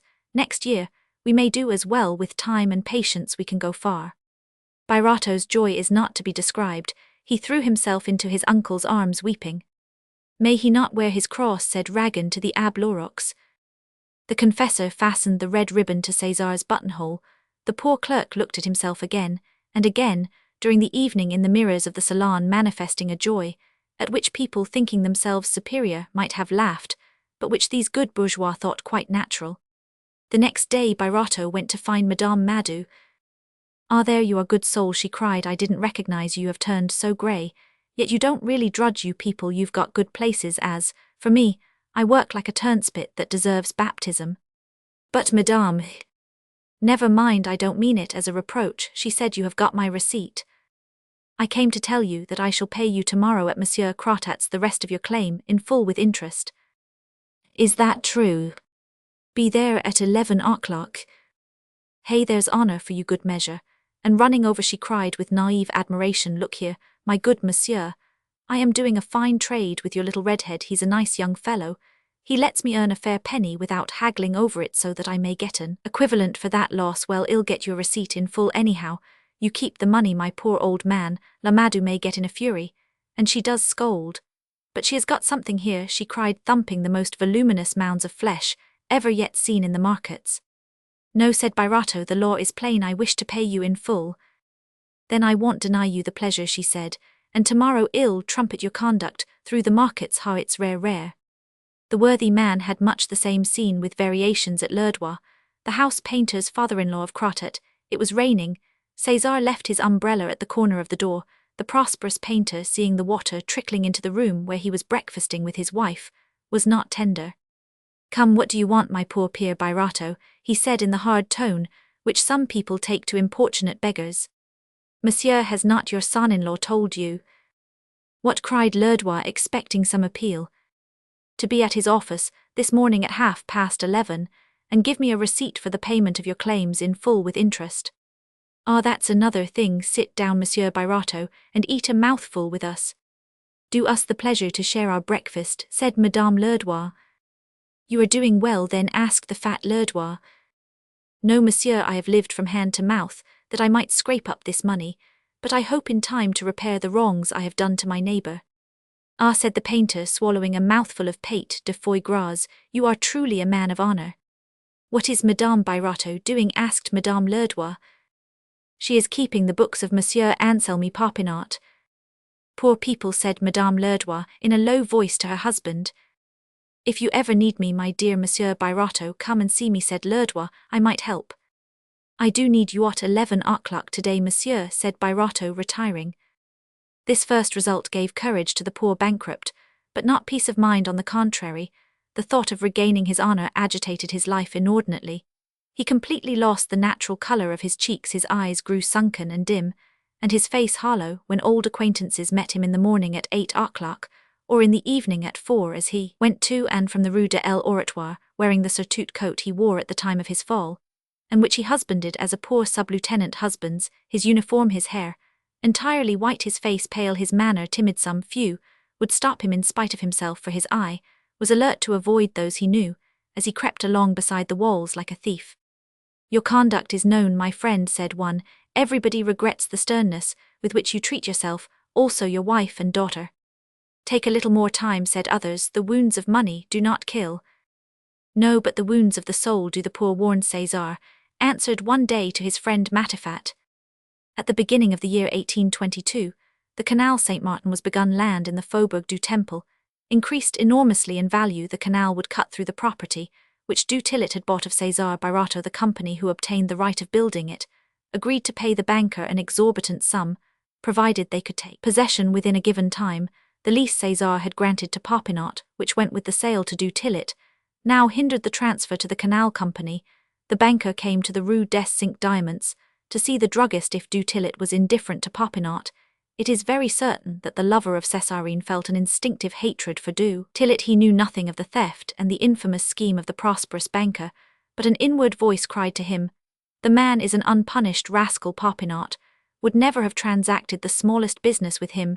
Du Tillet's very presence was odious to his feelings under the present circumstances. It was doubly so, for the banker was now enriched through the forced spoliation of his former master. The lands about the Madeleine, as well as those in the Faubourg du Temple, were beginning to rise in price, and to foreshadow the enormous value they were to reach in 1827, so that after du Tillet had explained the object of his visit, Popinot looked at him with concentrated wrath. "I shall not refuse to give up my lease, but I demand 60,000 francs for it, and I shall not take 1 farthing less." 60,000 francs, exclaimed du Tillet, making a movement to leave the shop. "I have 15 years' lease still to run. It will moreover cost me 3,000 francs a year to get other buildings, therefore 60,000 francs, or say no more about it," said Popinot, going to the back of the shop, where du Tillet followed him. The discussion grew warm. Birotteau's name was mentioned. Madame Cesar heard it, and came down and saw du Tillet. For the first time since the famous ball, the banker was unable to restrain a gesture of surprise at the change which had come over the beautiful woman. He lowered his eyes, shocked at the result of his own work. "Monsieur," said Popinot to Madame Cesar, "is going to make 300,000 francs out of your land, and he refuses us 60,000 francs indemnity for our lease." "That is 3,000 francs a year," said du Tillet. 3,000 francs, said Madame Cesar slowly in a clear, penetrating voice. Du Tillet turned pale. Popinot looked at Madame Birotteau. There was a moment of profound silence, which made the scene still more inexplicable to Anselmi. "Sign your relinquishment of the lease, which I have made Crottat draw up," said du Tillet, drawing a stamped paper from a side pocket. "I will give you a cheque on the Bank of France for 60,000 francs. Popinot looked at Madame Cesar without concealing his astonishment. He thought he was dreaming. While du Tillet was writing his cheque at a high desk, Madame Cesar disappeared and went upstairs. The druggist and the banker exchanged papers. Du Tillet bowed coldly to Popinot and went away. "At last, in a few months," thought Popinot as he watched du Tillet going towards the Rue des Lombards, where his cabriolet was waiting, "thanks to this extraordinary affair, I shall have my Césarine. My poor little wife shall not wear herself out any longer." A look from Madame Cesar was enough. What secret is there between her and that brigand? The whole thing is extraordinary. Popinot sent the cheque at once to the bank, and went up to speak to Madame Birotteau. She was not in the counting-room, and had doubtless gone to her chamber. Anselmi and Constance lived like mother-in-law and son-in-law.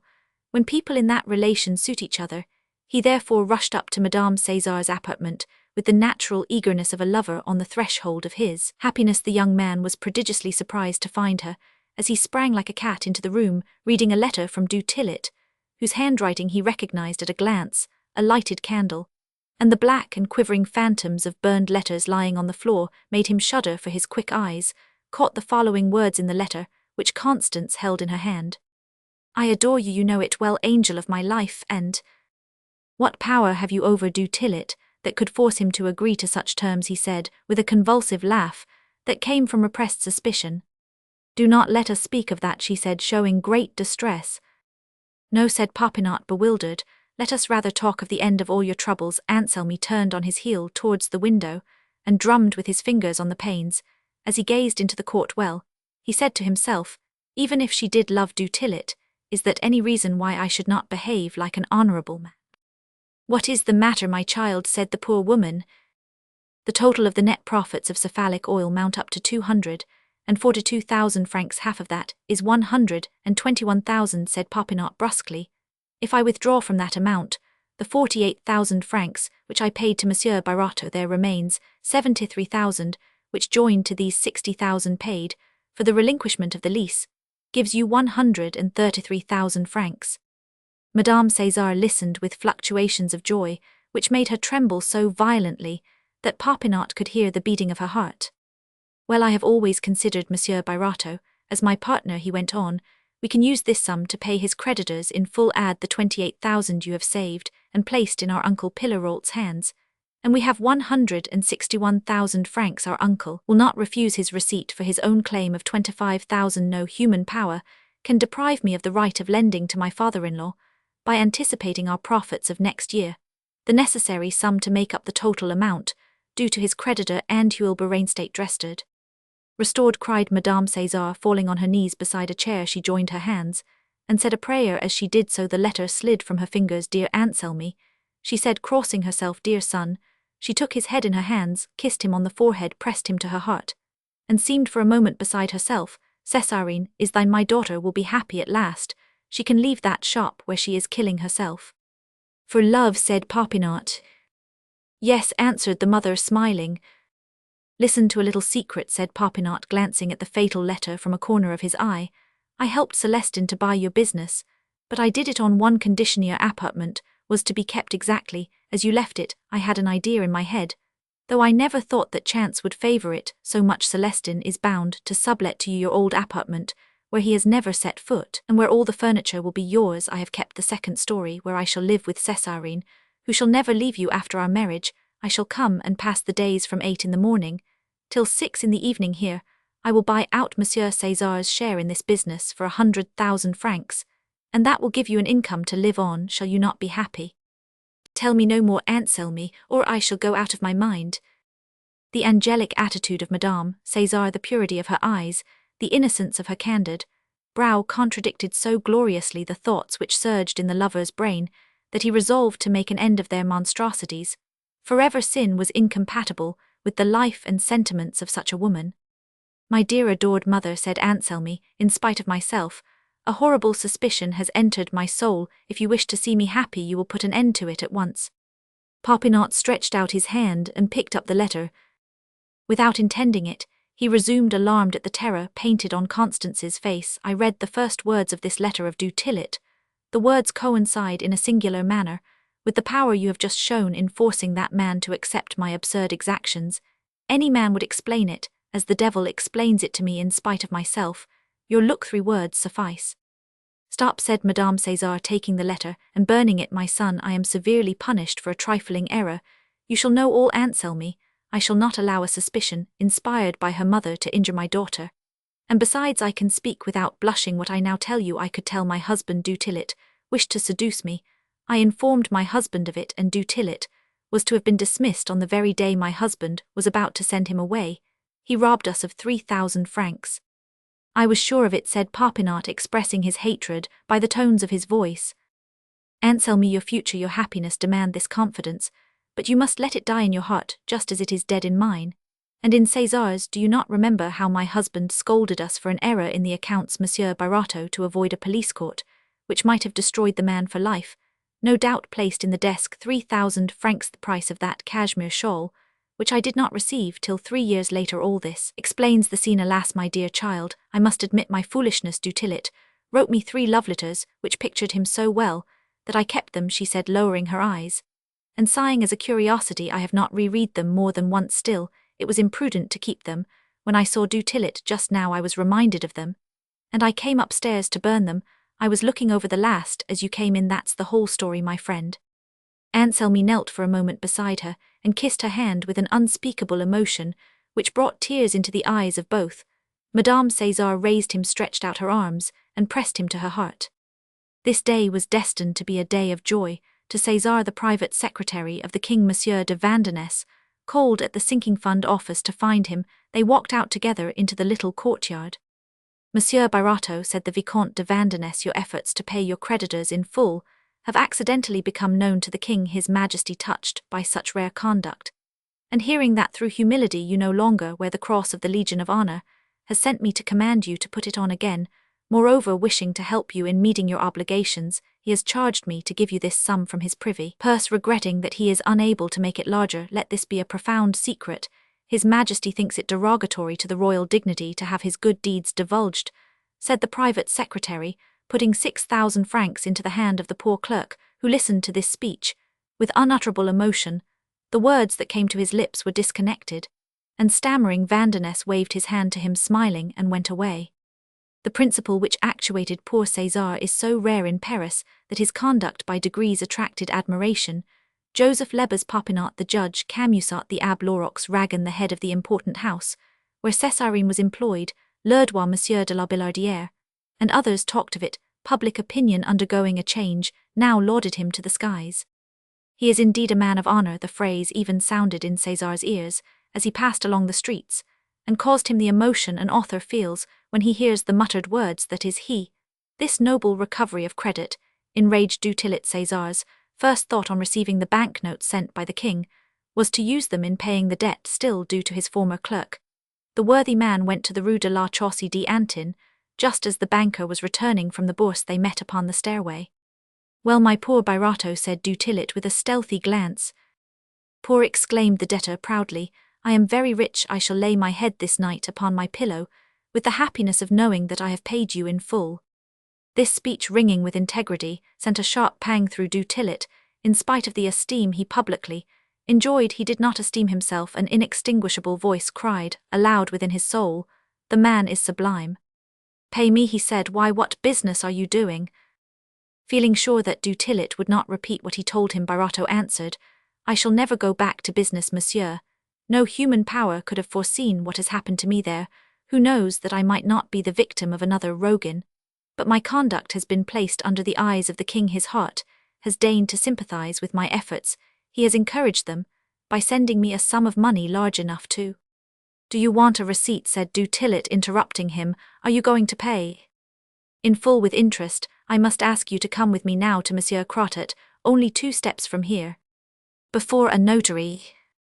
"Monsieur, I am not forbidden to aim at my complete reinstatement. To obtain it, all deeds and receipts must be legal and undeniable." "Come then," said du Tillet, going out with Birotteau. "It is only a step. But where did you take all that money from?" "I have not taken it," said Cesar. "I have earned it by the sweat of my brow." "You owe an enormous sum to Clapeyron." "Alas, yes, that is my largest debt. I think sometimes I shall die before I pay it." "You never can pay it," said du Tillet harshly. "He is right," thought Birotteau. As he went home, the poor man passed inadvertently along the Rue Saint-Honore, for he was in the habit of making a circuit to avoid seeing his shop and the windows of his former home. For the first time since his fall, he saw the house where 18 years of happiness had been effaced by the anguish of 3 months. "I hope to end my days there," he thought, and he hastened his steps, for he caught sight of the new sign. Celestin Crevel, successor to César Birotteau.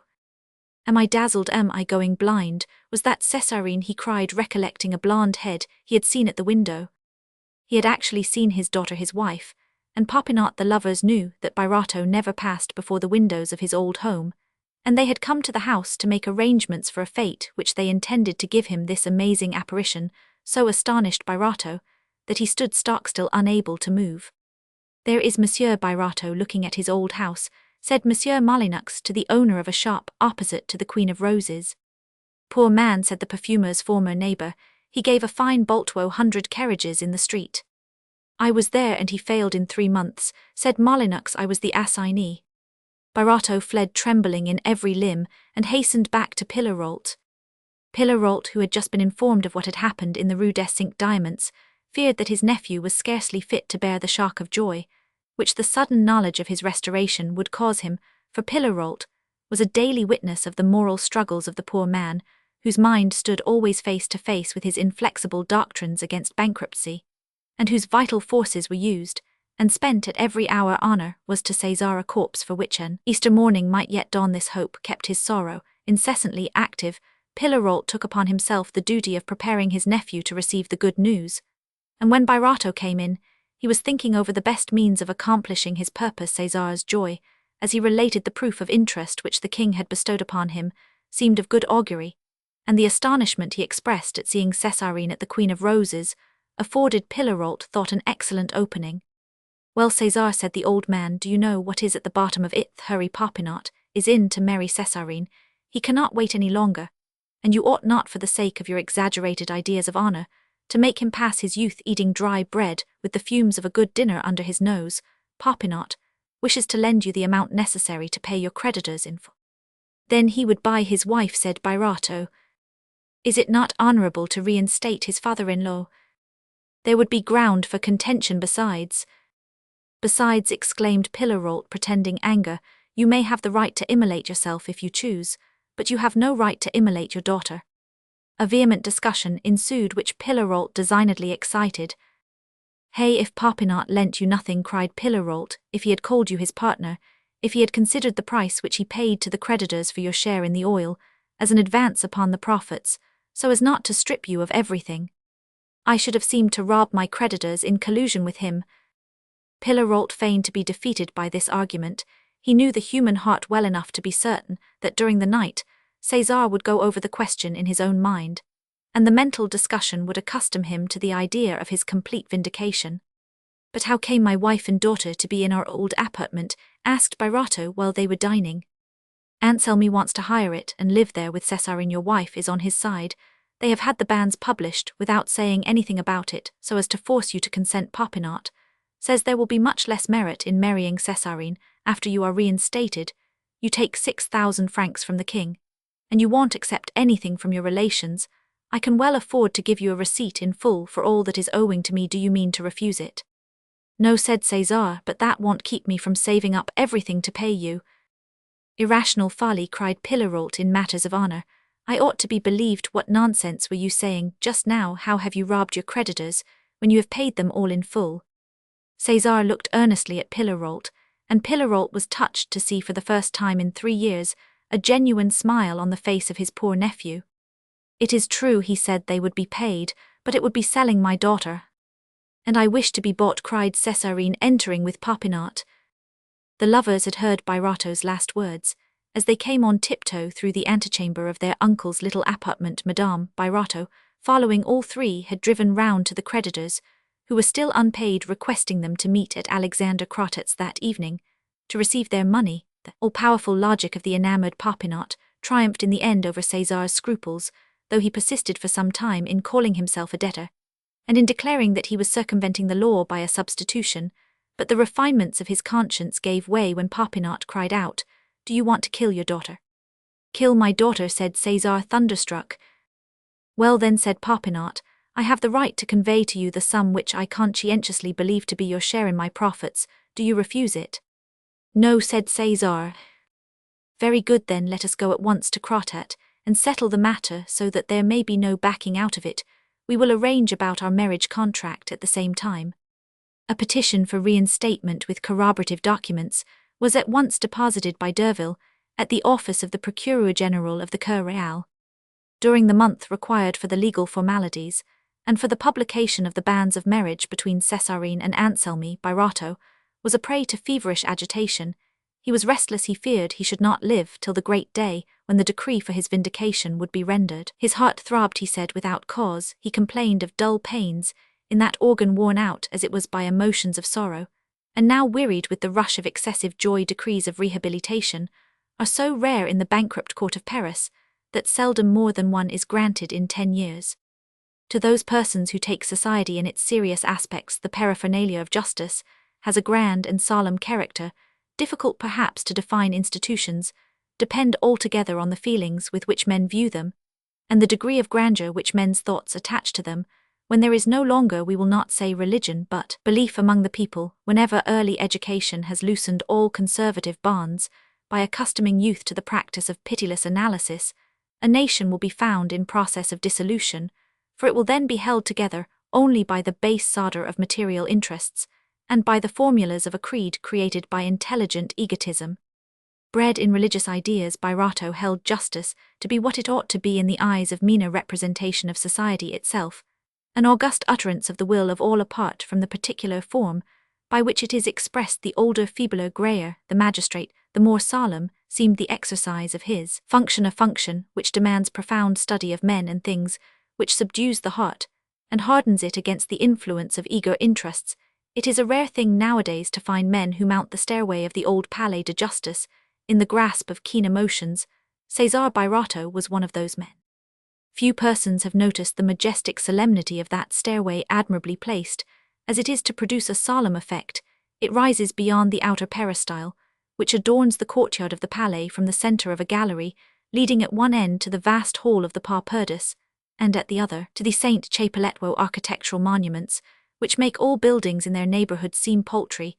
The Church of St. Louis is among the most imposing edifices in Paris, and the approach to it through this long gallery is at once sombre and romantic. The great hall of the Parperdus, on the contrary, presents at the other end of the gallery a broad space of light, it is impossible to forget that the history of France is linked to those walls. The stairway should therefore be imposing in character, and in point of act, it is neither dwarfed nor crushed by the architectural splendors. On either side of it, possibly the mind is sobered by a glimpse caught through the rich gratings of the Place du Palais Justice, where so many sentences have been executed. The staircase opens above into an enormous space or antechamber, leading to the hall where the court holds its public sittings. Imagine the emotions with which the bankrupt, susceptible by nature to the awe of such accessories, went up that stairway to the hall of judgment, surrounded by his nearest friends Lebas, president of the Court of Commerce, Camusat, his former judge Ragan, and Monsieur El Ab Lorox, his confessor. The pious priest made the splendors of human justice stand forth in strong relief by reflections, which gave them still greater solemnity in César's eyes. Pillar-wrought, the practical philosopher, fearing the danger of unexpected events on the worn mind of his nephew, had schemed to prepare him by degrees for the joys of this festal day. Just as César finished dressing, a number of his faithful friends arrived, all eager for the honor of accompanying him to the bar of the court. The presence of this retinue roused the honest man to an elation which gave him strength to meet the imposing spectacle in the halls of justice. Birotteau found more friends awaiting him in the solemn audience chamber, where about a dozen members of the council were in session. After the cases were called over, Birotteau's attorney made his demand for reinstatement in the usual terms on a sign from the presiding judge. The procureur general rose in the name of his office. This public prosecutor, the representative of public vindictiveness, asked that honor might be restored to the merchant who had never really lost. A solitary instance of such an appeal for a condemned man can only be pardoned. Men of honor alone can imagine the emotions of César Birotteau as he heard Monsieur de Granville pronounce a speech of which the following is an abridgment. Gentlemen, said that celebrated official, on the 16th of January 1820, Birotteau was declared a bankrupt by the commercial tribunal of the Seine. His failure was not caused by imprudence, nor by rash speculations, nor by any act that stained his honor. We desire to say publicly that this failure was the result of a disaster which has again and again occurred to the detriment of justice and the great injury of the city of Paris. It has been reserved for our generation, in which the bitter leaven of republican principles and manners will long be felt, to behold the notariat of Paris abandoning the glorious traditions of preceding centuries and producing in a few years as many failures as 2 centuries of the old monarchy had produced. The thirst for gold, rapidly acquired, has beset even these officers of trust, these guardians of the public wealth, these mediators between the law and the people.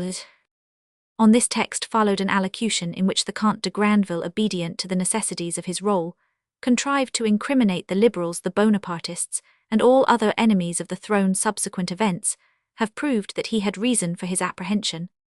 The flight of a notary of Paris, who carried off the funds which Birotteau had deposited in his hands, caused the fall of your petitioner. He resumed. The court rendered in that matter decree which showed to what extent the confidence of Rogan's clients had been betrayed. A concordat was held for the honor of your petitioner. We call attention to the fact that his proceedings were remarkable for a purity not found in any of the scandalous failures which daily degrade the commerce of Paris. The creditors of Birotteau received the whole property down to the smallest articles that the unfortunate man possessed. They received, gentlemen, his clothes, his jewels, things of purely personal use, and not only his, but those of his wife, who abandoned all her rights to swell the total of his assets. Under these circumstances, Birotteau showed himself worthy of the respect which his municipal functions had already acquired for him, for he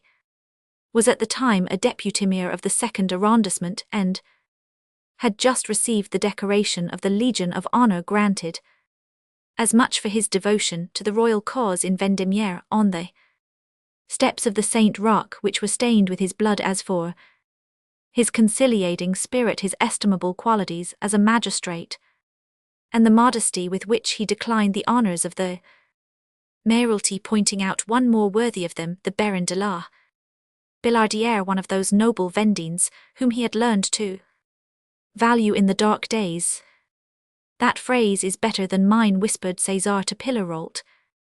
At that time the creditors who received 60% of their claims through the aforesaid relinquishment on the part of this loyal merchant, his wife and his daughter, of all that they possessed, recorded their respect for their debtor in the certificate of bankruptcy granted at the concordat which then took place, giving him at the same time a release from the remainder of their claims. This testimonial is couched in terms which are worthy of the attention of the court.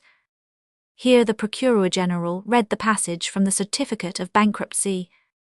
After receiving such expressions of goodwill, gentlemen, most merchants would have considered themselves released from obligation and free to return boldly into the vortex of business. Far from so doing, Birotteau, without allowing himself to be cast down, resolved within his conscience to toil for the glorious day which has at length dawned for him. Here nothing disheartened him. Our beloved sovereign granted to the man who shed his blood on the steps of St. Roch an office where he might earn his bread. The salary of that office the bankrupt laid by for his creditors, taking nothing for his own wants, for family devotion has supported him. Birotteau pressed his uncle's hand, weeping. His wife and his daughter poured their earnings into the common fund, for they too espoused the noble hope of Birotteau. Each came down from the position she had held and took an inferior one.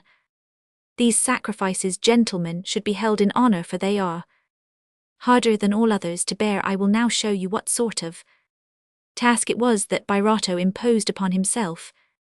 Here the Procureur General read a summing up of the schedule, giving the amounts which had remained unpaid and the names of the creditors.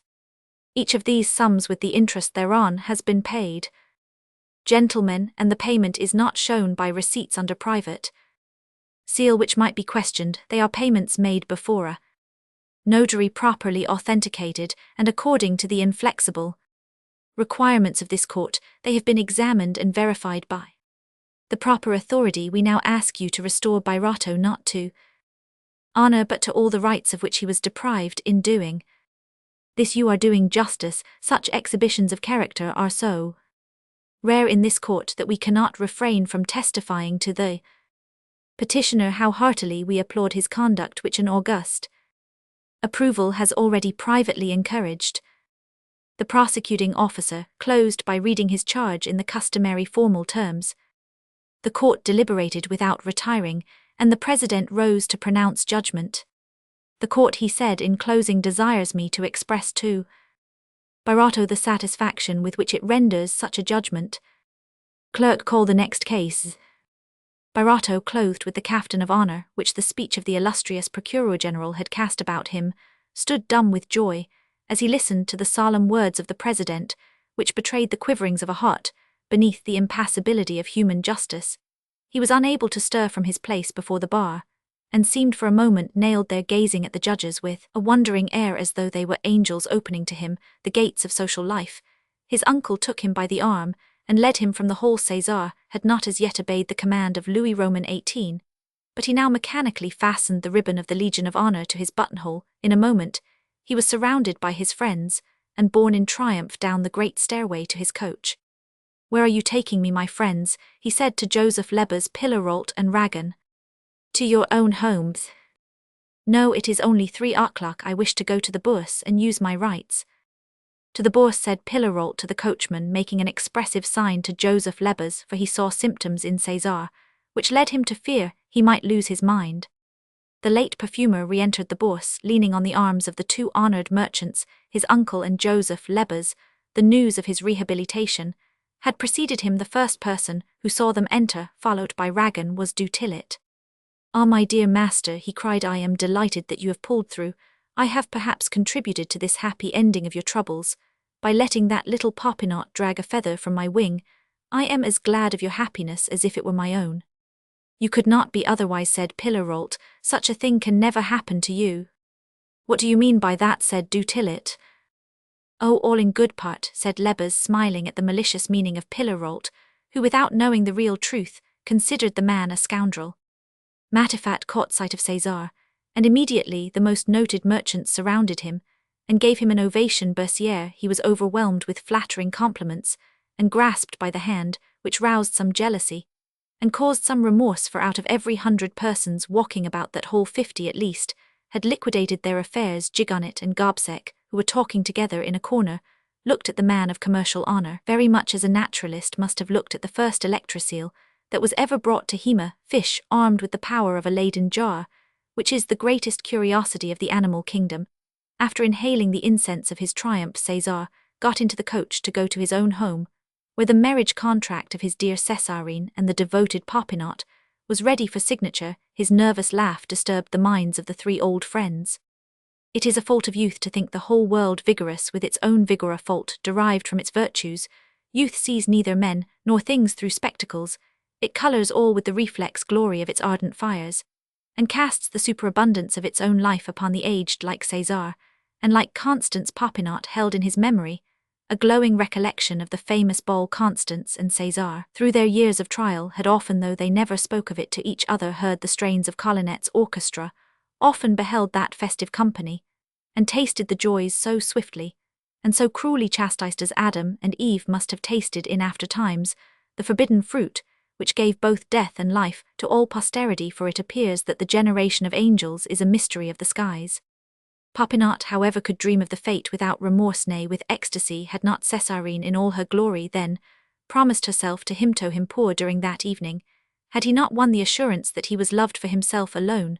So when he bought the apartment restored by Grindot from Celestine, when he stipulated that all should be kept intact, when he religiously preserved the smallest things that once belonged to César and to Constance, he was dreaming of another ball, his wedding ball. He made loving preparation for it, imitating his old master in necessary expenses, but eschewing all follies that were now past and done with. So the dinner was to be served by Chevet, the guests were to be mostly the same. The Abbé Lorox replaced the Chancellor of the Legion of Honor. The President of the Court of Commerce, Monsieur Lebas, had promised to be there. Popinot invited Monsieur Camusot, in acknowledgement of the kindness he had bestowed upon Birotteau. Monsieur de Vandenesse and Monsieur de Fontaine took the place of Roguin and his wife Césarine, and Popinot distributed their invitations with much discretion. Both dreaded the publicity of a wedding, and they escaped the jar such scenes must cause to pure and tender hearts, by giving the ball on the evening of the day appointed for signing the marriage contract. Constance found in her room the gown of cherry velvet, in which she had shone for a single night with fleeting splendour. Césarine cherished a dream of appearing before Popinot in the identical ball dress, about which time and time again he had talked to her. The apartment was made ready to present to César's eyes the same enchanting scene he had once enjoyed for a single evening. Neither Constance, nor Césarine, nor Popinot perceived the danger to César in this sudden and overwhelming surprise, and they awaited his arrival at 4 o'clock with a delight that was almost childish. Following close upon the unspeakable emotion his re-entrance at the Bourse had caused him, the hero of commercial honor was now to meet the sudden shock of felicity that awaited him in his old home. He entered the house and saw at the foot of the staircase, still new as he had left it, his wife in her velvet robe, Césarine, the Comte de Fontaine, the Vicomte de Vandenesse, the Baron de la Billardière, the illustrious Vauquelin. A light film dimmed his eyes, and his uncle Pillerault, who held his arm, felt him shudder inwardly. "It is too much," said the philosopher to the happy lover, "he can never carry all the wine you're pouring out to him." Joy was so vivid in their hearts that each attributed César's emotion and his stumbling step to the natural intoxication of his feelings, natural, but sometimes mortal, when he found himself once more in his own home, when he saw his salon, his guests, the women in their ball dresses. Suddenly the heroic measure in the finale of the great symphony rang forth in his head, and hot Beethoven's ideal music echoed, vibrated in many tones, sounding its clarions through the membranes of the weary brain of which it was indeed the grand finale. Oppressed with this inward harmony, César took the arm of his wife and whispered in a voice suffocated by a rush of blood that was still repressed, "I am not well." Constance, alarmed, led him to her bedroom. He reached it with difficulty and fell into a chair, saying, "Monsieur Haudry, Monsieur Lorox." The Abbé Lorox came, followed by the guests and the women in their ball dresses, who stopped short, a frightened group, in presence of that shining company. César pressed the hand of his confessor and laid his head upon the bosom of his kneeling wife. A vessel had broken in his heart, and the rush of blood strangled his last sigh. "Behold the death of the righteous," said the Abbé Lorox, solemnly pointing to Cesar with the divine gesture, which Rembrandt gave to Christ in his picture of the raising of Lazarus. Jesus commanded the earth to give up its prey the priest called heaven, to behold a martyr of commercial honor, worthy to receive the everlasting palm.